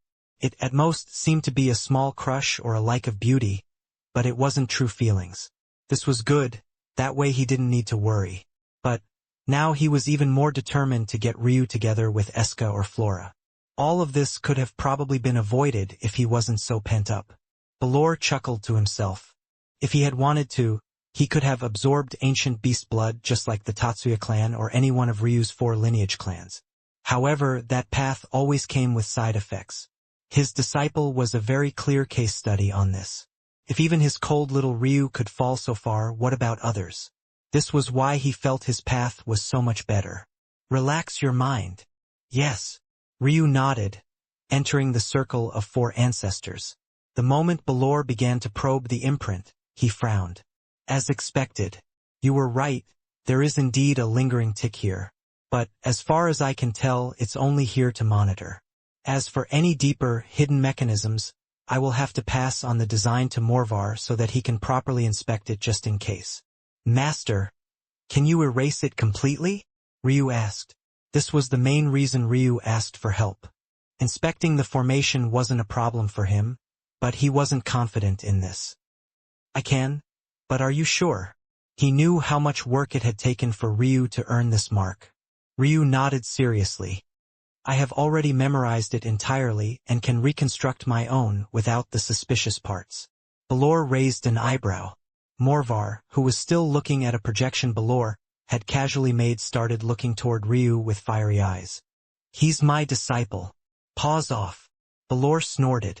Though Ryu had spoken of these things casually, even the lowest level summoning formation of the summoner necromancers was of the heaven grade.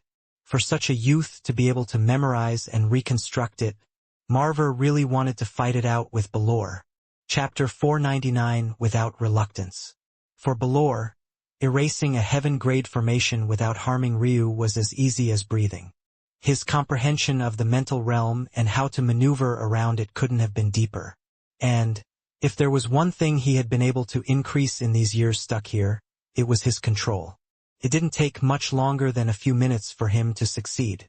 However, the process that came afterward was much more involved. Ryu needed to redraw the formation.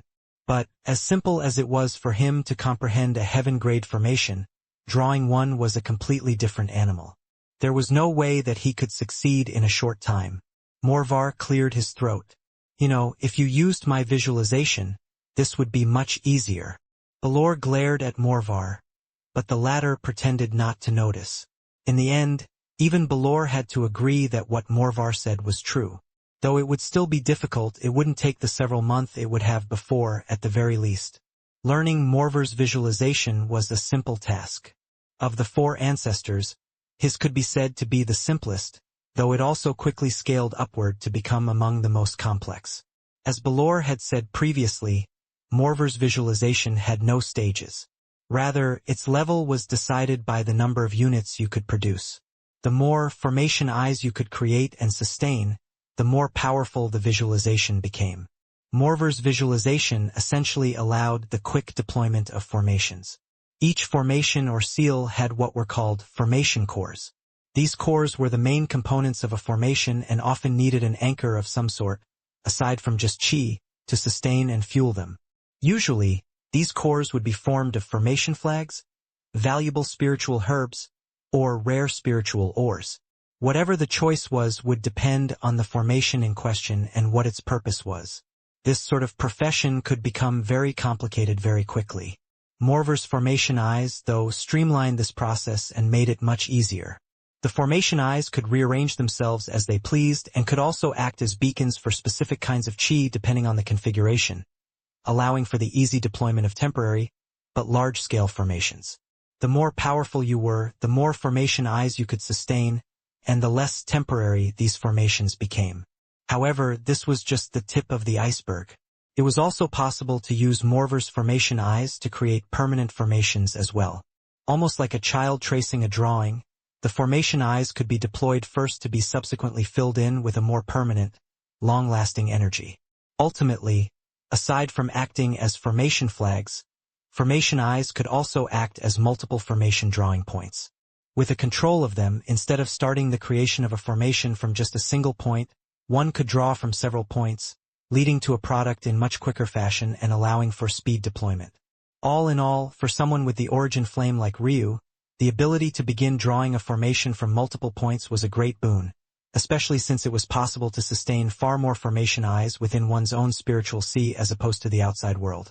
This essentially meant that drawing formations within his own body was far easier and quicker than it would be if Ryu wanted to draw them in the real world. This was good news as well because according to Morvar, in order to create heaven-grade formations, one needed to form at least 100 formation eyes. This was 1 for common grade, 5 for black grade, 10 for earth grade, and then there was a sudden massive leap upward.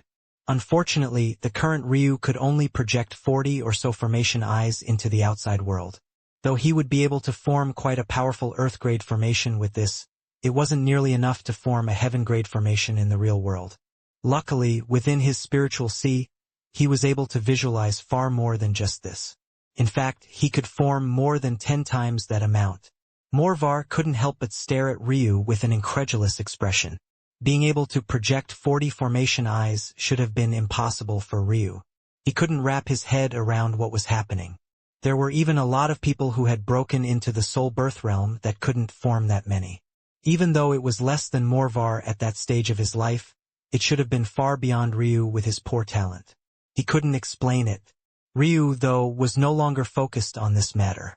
He was already deploying his formation eyes within his spiritual sea. It took Ryu no more than an hour to finish the outline of the formation. He felt that even right now he could summon a skeleton warrior using it. However, he needed it permanently etched.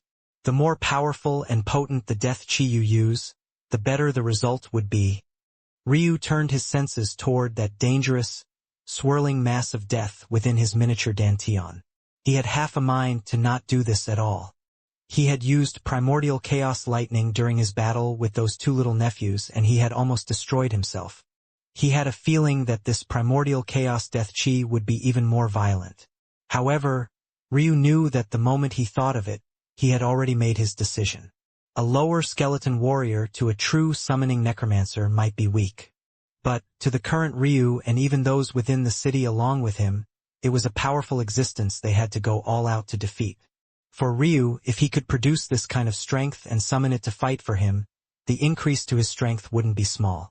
The issue was that the stamina that would be needed to succeed was far too high. Even drawing an outline of the formation would have taken him months, had it not been for Morvar's visualization. How much effort would he need to fill it with chi and activate it, then? His only chance was if the death chi he used was so potent and so pure that the threshold he had to meet fell dramatically. Only then would it be possible to use these skeleton warriors in battle before he entered the soul birth realm. Despite the odd happenings around his soul recently, Ryu knew that he was greatly lacking in the mental realm. There were definitely geniuses who could summon skeleton warriors even without entering the soul birth realm, but he was aware that he wasn't one of them. To match them in the trials he was sure were coming, he would definitely need to take some risks. However, what Ryu could have never expected was that the moment he grit his teeth and began, was for absolutely nothing to happen. As though the gentlest, kindest energy in the world, the moment the primordial chaos death chi entered Ryu's spiritual sea, it followed his orders like an obedient puppy. A struggle Ryu had planned to face for weeks if necessary became as easy as just thinking it. What? At that moment, the Zoo ancestors felt a hint of fear while looking toward Ryu. In soul form, hiding matters from others was exceptionally difficult. Even Ryu could see through Balor, let alone the vice versa. So, how could Ryu hide the appearance of this sinister energy from them? Yet, what shocked them was the fact that this energy was actually so obedient. The Zoo ancestors couldn't even fathom why this was. Flora, though, looked toward Ryu with an expression that said she might start drooling any moment now. There was something in that energy that was greatly attractive to her. She wanted to take a bite. Just when she was about to lose herself, Balor crystal staff appeared and bonked her on the head. That's my disciple, not a meal, woman. Watch it. Flora held both her dainty little hands to her forehead, clearly displeased. But she still couldn't take her eyes off of Ryu. If you want, you have my blessing. But if you devour him like all the other men before, don't blame me for being impolite. Balor said, my disciple does indeed need someone to vent with. His mind is still too cloudy. Flora glared at Balor. Flora.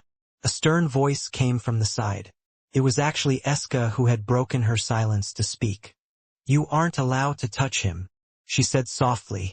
Balor's eyes opened wide before he burst into a fit of laughter. Yes, yes. Fight over my disciple. He's great, I know. Eska didn't reply to these words, simply silently watching Ryu. She hadn't meant her words in that way, but she was too lazy to correct Balor. At that moment, Ryu opened his eyes, not even a few minutes later. His silver irises were clouded with a black fog for a moment before they clear up to their original brightness again. Ryu rose and bowed to Balor. Thank you, master. Balor waved a hand, heartily laughing. Feel free to come back whenever. We will continue to study the formation to see if there's anything we can find. Try to be more mindful of how much time is passing. Yes. Morvar almost pouted. Where's my thank you? I helped too. But he had hardly finished his thought when Ryu had already disappeared. It was then that Balor's expression became a tinge more serious. Though I was joking before, it might be more serious this time. Are you willing, Eska? Balor looked toward his fellow ancestor. Eska had always been a beauty above mortal reproach, a dignified, untouchable goddess. Still, she nodded without much reluctance. I have no experience in such matters, but if he only needs a woman to clear his mind, I can be that. She spoke as though she was directing someone other than herself to do such a thing. It isn't much of a sacrifice. Given his character, this will only help our Zoo clan. Chapter 500 Orobona. Ryu opened his eyes in the world of red once again. The moment he did, he found a key floating before him. To his surprise, though, this key was identical to the tri-key that was already in his possession. Ryu was suddenly intrigued. He had thought that the tri-key would be ubiquitous. With even the moon world having 4 of them, he assumed that others would have similar luck. Could it be that he was wrong about this? As he thought, Ryu kept a portion of his senses focused on his body. Though he had seemingly tossed it to the back of his mind now, the matter of him losing a year of his life was something Ryu would never forget. Time was too precious to him. Every year he lost was like a knife twisting at his heart. Ryu reached out from Nemesis' back, grasping onto the key. The moment he did, he vanished from the world, appearing in the keep once more. The sound of battle caught his attention almost immediately. The clashes were so great that even the keep quaked, threatening to collapse upon its very foundations. With narrowed eyes, Ryu nudged Nemesis' side, the sound of metal clashing against marble resounding as the crimson steed charged out of the doorway. Serial's katana moved with a striking swiftness, blades of bluish-black whipping about and forming the outline of blooming flowers in the air. "Girl, get out of my way." A robust young man with a rippling exposed torso and bald head countered Serial's strikes one after another. But he was quickly becoming frustrated. All the rage he had come storming in with seemed to deflate time and time again. He had come here ready to tip everything he saw apart, especially after he heard that some bastard had dared to claim his city. He didn't care what reasons this person had, he would tear them apart. But before he could even reach the keep, he found himself being blocked by a woman no weaker than himself. Even though she also seemed to be tired, it had still been enough to stall him for so long. How could he not be pissed off?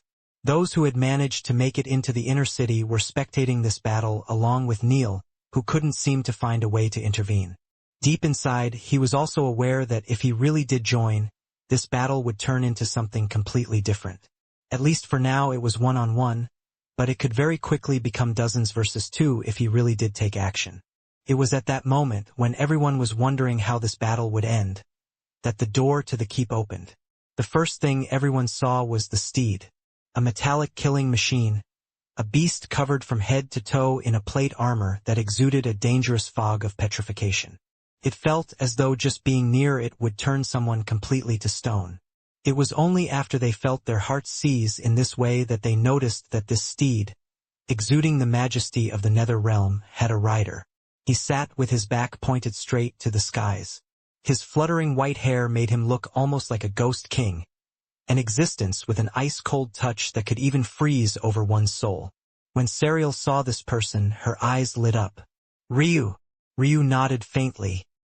He had truly taken his master's words seriously, and he began to observe Serial with a more precise eye. However, he could only sigh inwardly when he saw her bright smile. He realized that it had suddenly become difficult for him to do so. He didn't see her as a romantic partner or a wife, but he most definitely saw her as a friend at the very least. This made things difficult. Was she really potentially untrustworthy? It was a silly question to ask, especially since he hadn't trusted her from the very beginning. However, rather than being a subconscious questioning kept for the recesses of his mind, it was now bubbling forth and mixing with the budding goodwill he had toward her. Ryu's gaze shifted from Serial. Things were better this way. He couldn't afford to make a mistake that could cost him either his life or his freedom. There were too many people counting on him. When Ryu's eyes locked onto the bald young man, his demeanor became decidedly colder. As though the temperature had dropped, an eerie frost spread through the surroundings. The battle between Serial and the young man had come to a grinding halt the moment Ryu appeared. It was clear and obvious to everyone that the main act had begun. But Ryu himself didn't see it this way. This was a mere opening gesture, a show of strength, a display of power the likes of which couldn't be refuted. He could see it all quite well. Zanlis of the Avantgarde family thought that he had hidden himself quite well amongst the crowd. But, compared to spiritual sense, Ryu's third perspective was on a completely different level. There was nothing that could hide from him. However, he wasn't angry. Zanlis was clearly a cautious man. Whether it was due to the circumstances he had been thrust into this time, or if it was just his normal disposition, it didn't matter to Ryu. Clearly, Zanlis didn't want to take the risk to battle Ryu earlier, clearly knowing that this hot-headed brute before the latter now would most definitely make a move. Why would he take a risk himself if there was someone else to do it for him? It was quite smart, objectively, but Ryu quite frankly didn't care to be tested. You have two choices. Ryu spoke coldly. The first is to lower your weapon and scram. The second is to continue to fight and die. There is no third option. Make your choice now. That bald youth raged almost immediately, the spear in his hand rattling beneath his trembling chi. I'm going to enjoy killing you.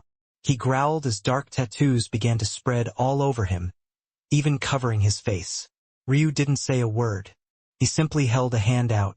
He immediately understood the dialect of this young man.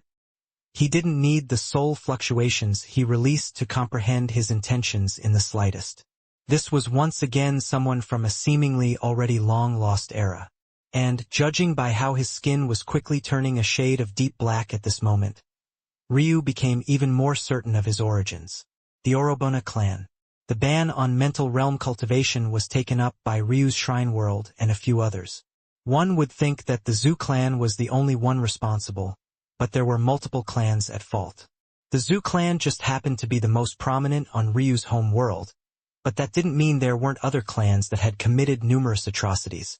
The Orobona clan, in a lot of ways, was far worse. Maybe the worst. They were a clan that found their expertise in the torturing of souls. They would purge the purity of souls over hundreds to even thousands of years in more frequent cases, while some of their more powerful members might spend millions to even billions of years on the same task. This would turn the pure white of a soul into a deep black even harsher than ink. These souls would be drowning in animosity, rage and fury, becoming the purest incarnation of wraiths in all of existence. The Orobona clan would then use these fallen souls to practice their odd body realm cultivation. This cultivation practice, when activated, would turn their skin to the very same ink black.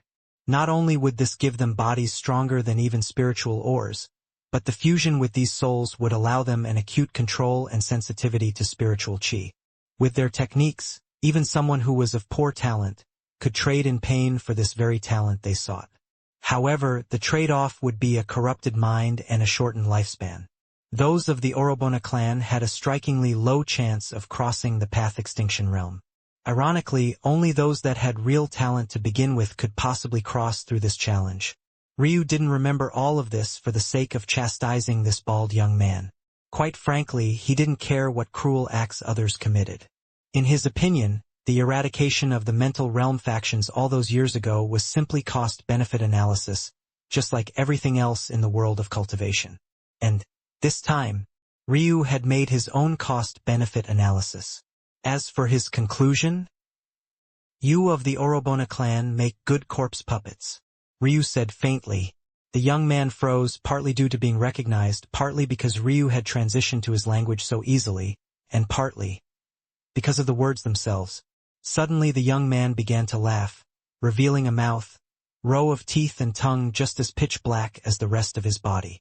Soon, even the white of his eyes had turned a deep black, leaving nothing but crimson irises floating in their darkness.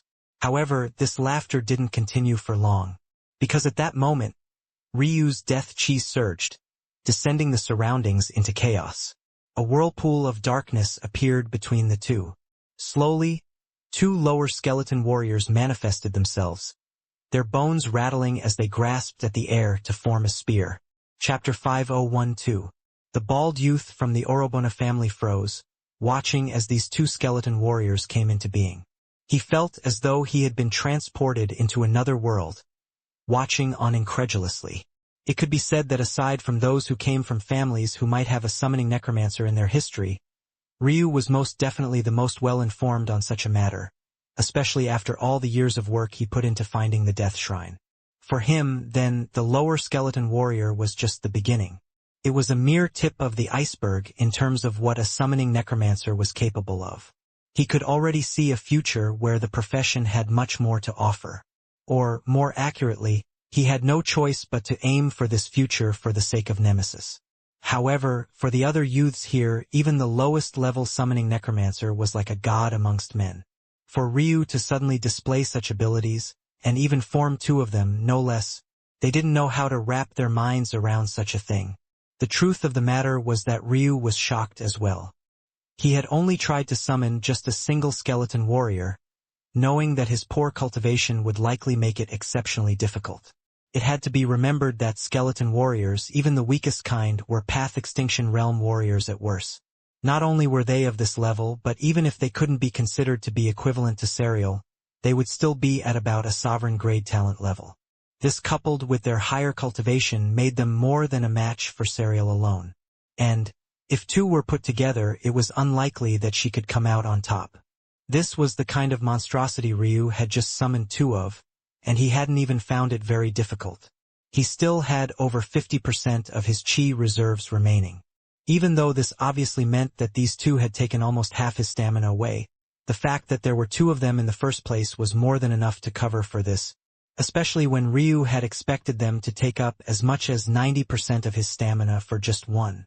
But what happened next was even more shocking than maybe the fact two were summoned to begin with. The skeleton warriors, rather than facing off against the bald youth, did an about-face and turned toward Ryu. At first, Ryu thought that things had indeed been too good to be true. Could it be that his own skeleton warriors would turn against him? Though this was rare considering the low intelligence of skeleton warriors, it was still a slim possibility. The more intelligent a summon was, the more likely they would be to turn against the one who summoned them mid-battle. Still, Ryu's luck would have to be exceptionally poor for such a thing to happen to him, especially during his first summon, but that was when the two skeleton warriors dropped to a knee and crossed their spears across their chests. Ryu's gaze narrowed. It was one thing if he had commanded the skeleton warriors to do such a thing, something the observers at this moment likely believed. But he knew well himself that he most definitely hadn't done such a thing. These lower skeleton warriors had bowed of their own volition. Standing once again to their feet, the two skeleton warriors pointed their spears toward the bald youth. In that moment, nether chi surged at their beck and call. In a blink, their bodies were enveloped by winding thick black plumes of fog, their momentum still rising. The bald youth felt as though the weight of the world had suddenly descended onto his shoulders. He couldn't fathom what kind of comprehension of the spear Ryu had to have to cause his skeleton warriors to force such a reaction. The truth was that Ryu was still trying to keep some of his cards in hidden. So, rather than using his great swordstaff comprehension, he was relying on his collapsed spear comprehension. However, he hadn't expected for the results to be so exaggerated. It seems that I've still managed to reveal too much. Let's end this. Hearing Ryu's command, the two skeleton warriors shot forward. They carried a nimbleness one weighed down by flesh couldn't possibly match. The bald youth regained his composure. He had been through too much to get to this place for him to fold so easily. Worst come to worst, he would simply run. And funnily enough, that was exactly what he chose to do. Without hesitation, he turned tail, blazing a trail for himself toward the city gates. Ryu's eyes narrowed. Let's go, Nemesis. Nye! With a kick, Nemesis shot into the skies. With a single gallop, he crossed hundreds of meters, his hooves seemingly forming stairs of their own. Ryu's grimoire appeared before him, a cold indifference in his eyes as it flipped to the pages surging with ice elemental energy. Spears of ice began to manifest in the air, their numbers growing explosively in an instant. For a moment, it felt as though the entire city had been plunged into an icy hell. Even some of the weaker youths felt their skin freeze over, the cold becoming far too much for them to handle. The concentration of Een was so high that Ryu practically blotted out the skies with these spears. By the time the bald youth felt a shadow pass over his head, and he looked to find thousands of ice spears aimed toward his back, his only reaction could be to shiver, his pupils constricting. It was exactly then that Ryu lowered his finger, causing them all to descend at once. The bald youth roared, his spear jetting outward and shattering as many as stood in his way.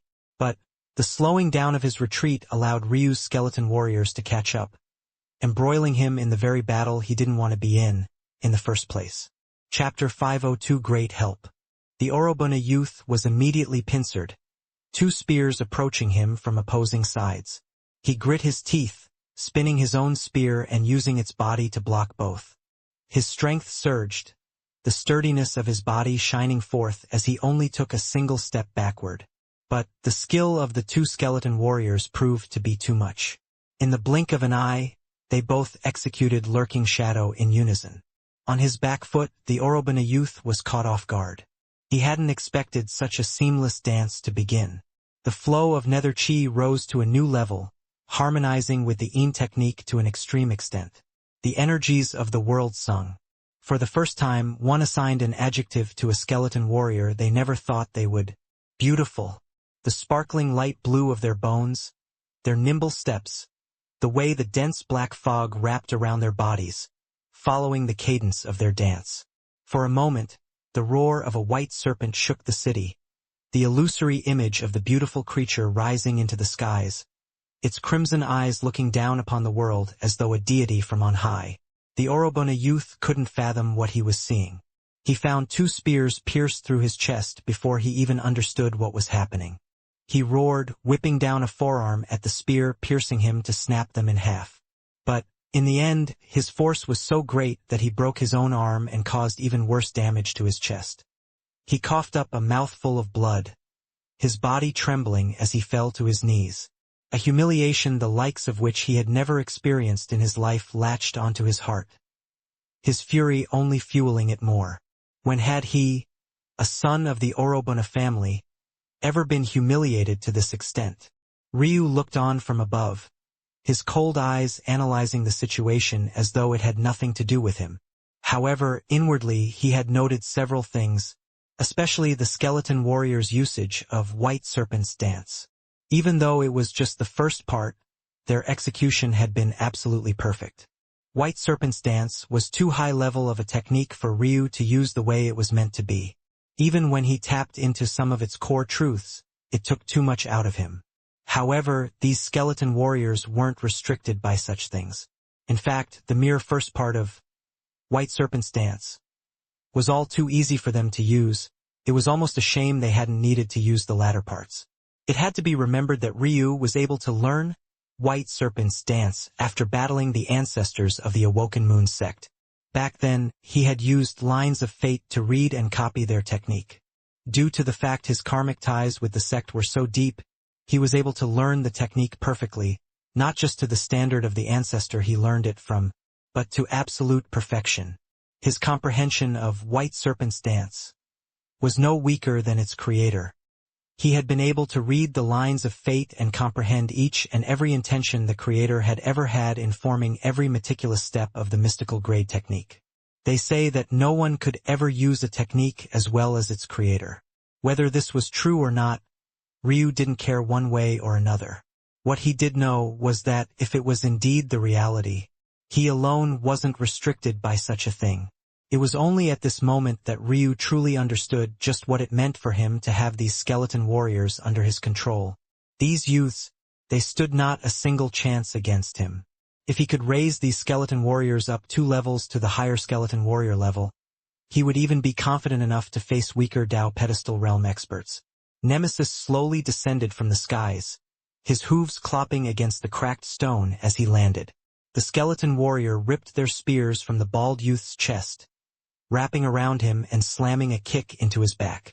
The youth sputtered with blood as his forehead banged against the ground. At this moment, he couldn't have been more pitiful. Wait! Wait! At that moment, Zanlis ran out from the crowd. Ryu turned his head in that direction, seemingly not surprised. If the bald youth died, Zanlis would likely suffer the most. He had probably had intention of interfering when things went left, but he hadn't expected Ryu to defeat him so easily. By the time he wanted to act, the bald youth was already on his knees. Just a moment! Zanlis appeared on the battlefield, but found his way blocked by Serial, who was giving him a glare. But, considering her demeanor, the glare looked more adorable than anything else. Zanlis had half a mind to tease her, but remembering how Ryu had treated her, especially back to when he had wrapped his arm around her waist, he immediately decided against it. Something like teasing the woman of a man he was hopefully trying to appease was like asking for death. He had no intention of doing any of that. In the end, Zanlis no longer tried to get by Serial and simply stood where he was. Clearing his throat, he tried to explain. Ryu, right? He had heard Serial call out Ryu's name. You've proven your dominance and do indeed have the right to take control of this city. But you've only recently made it here, and I don't think you're quite aware of the situation. It will take more than the strength of just one for us to survive. Just recently, Gomen came back from his expedition with news of the location of another city. In the time we've been here, we've noticed that there are a cycle of trials to clear and certain milestones we have to hit. If we fail to do so, there are consequences to face, of which even the weakest is losing protection of the city for a few hours. As for the worst, we haven't experienced them yet, but it's more likely that we will if we have less strength under our banner. Since we've all chosen the same city, I think it would be smarter if we had each other's backs. Gomen is an asshole, but his strength is undeniable. He will be of great. Ryu reached out a hand, causing a swirl of spatial chi to surround and swallow Gomen up. When he was finished, he looked back toward Zanlis, who had frozen. Yes, he will be of great help as a corpse puppet. Anyone who defies my orders can also be of great help as well.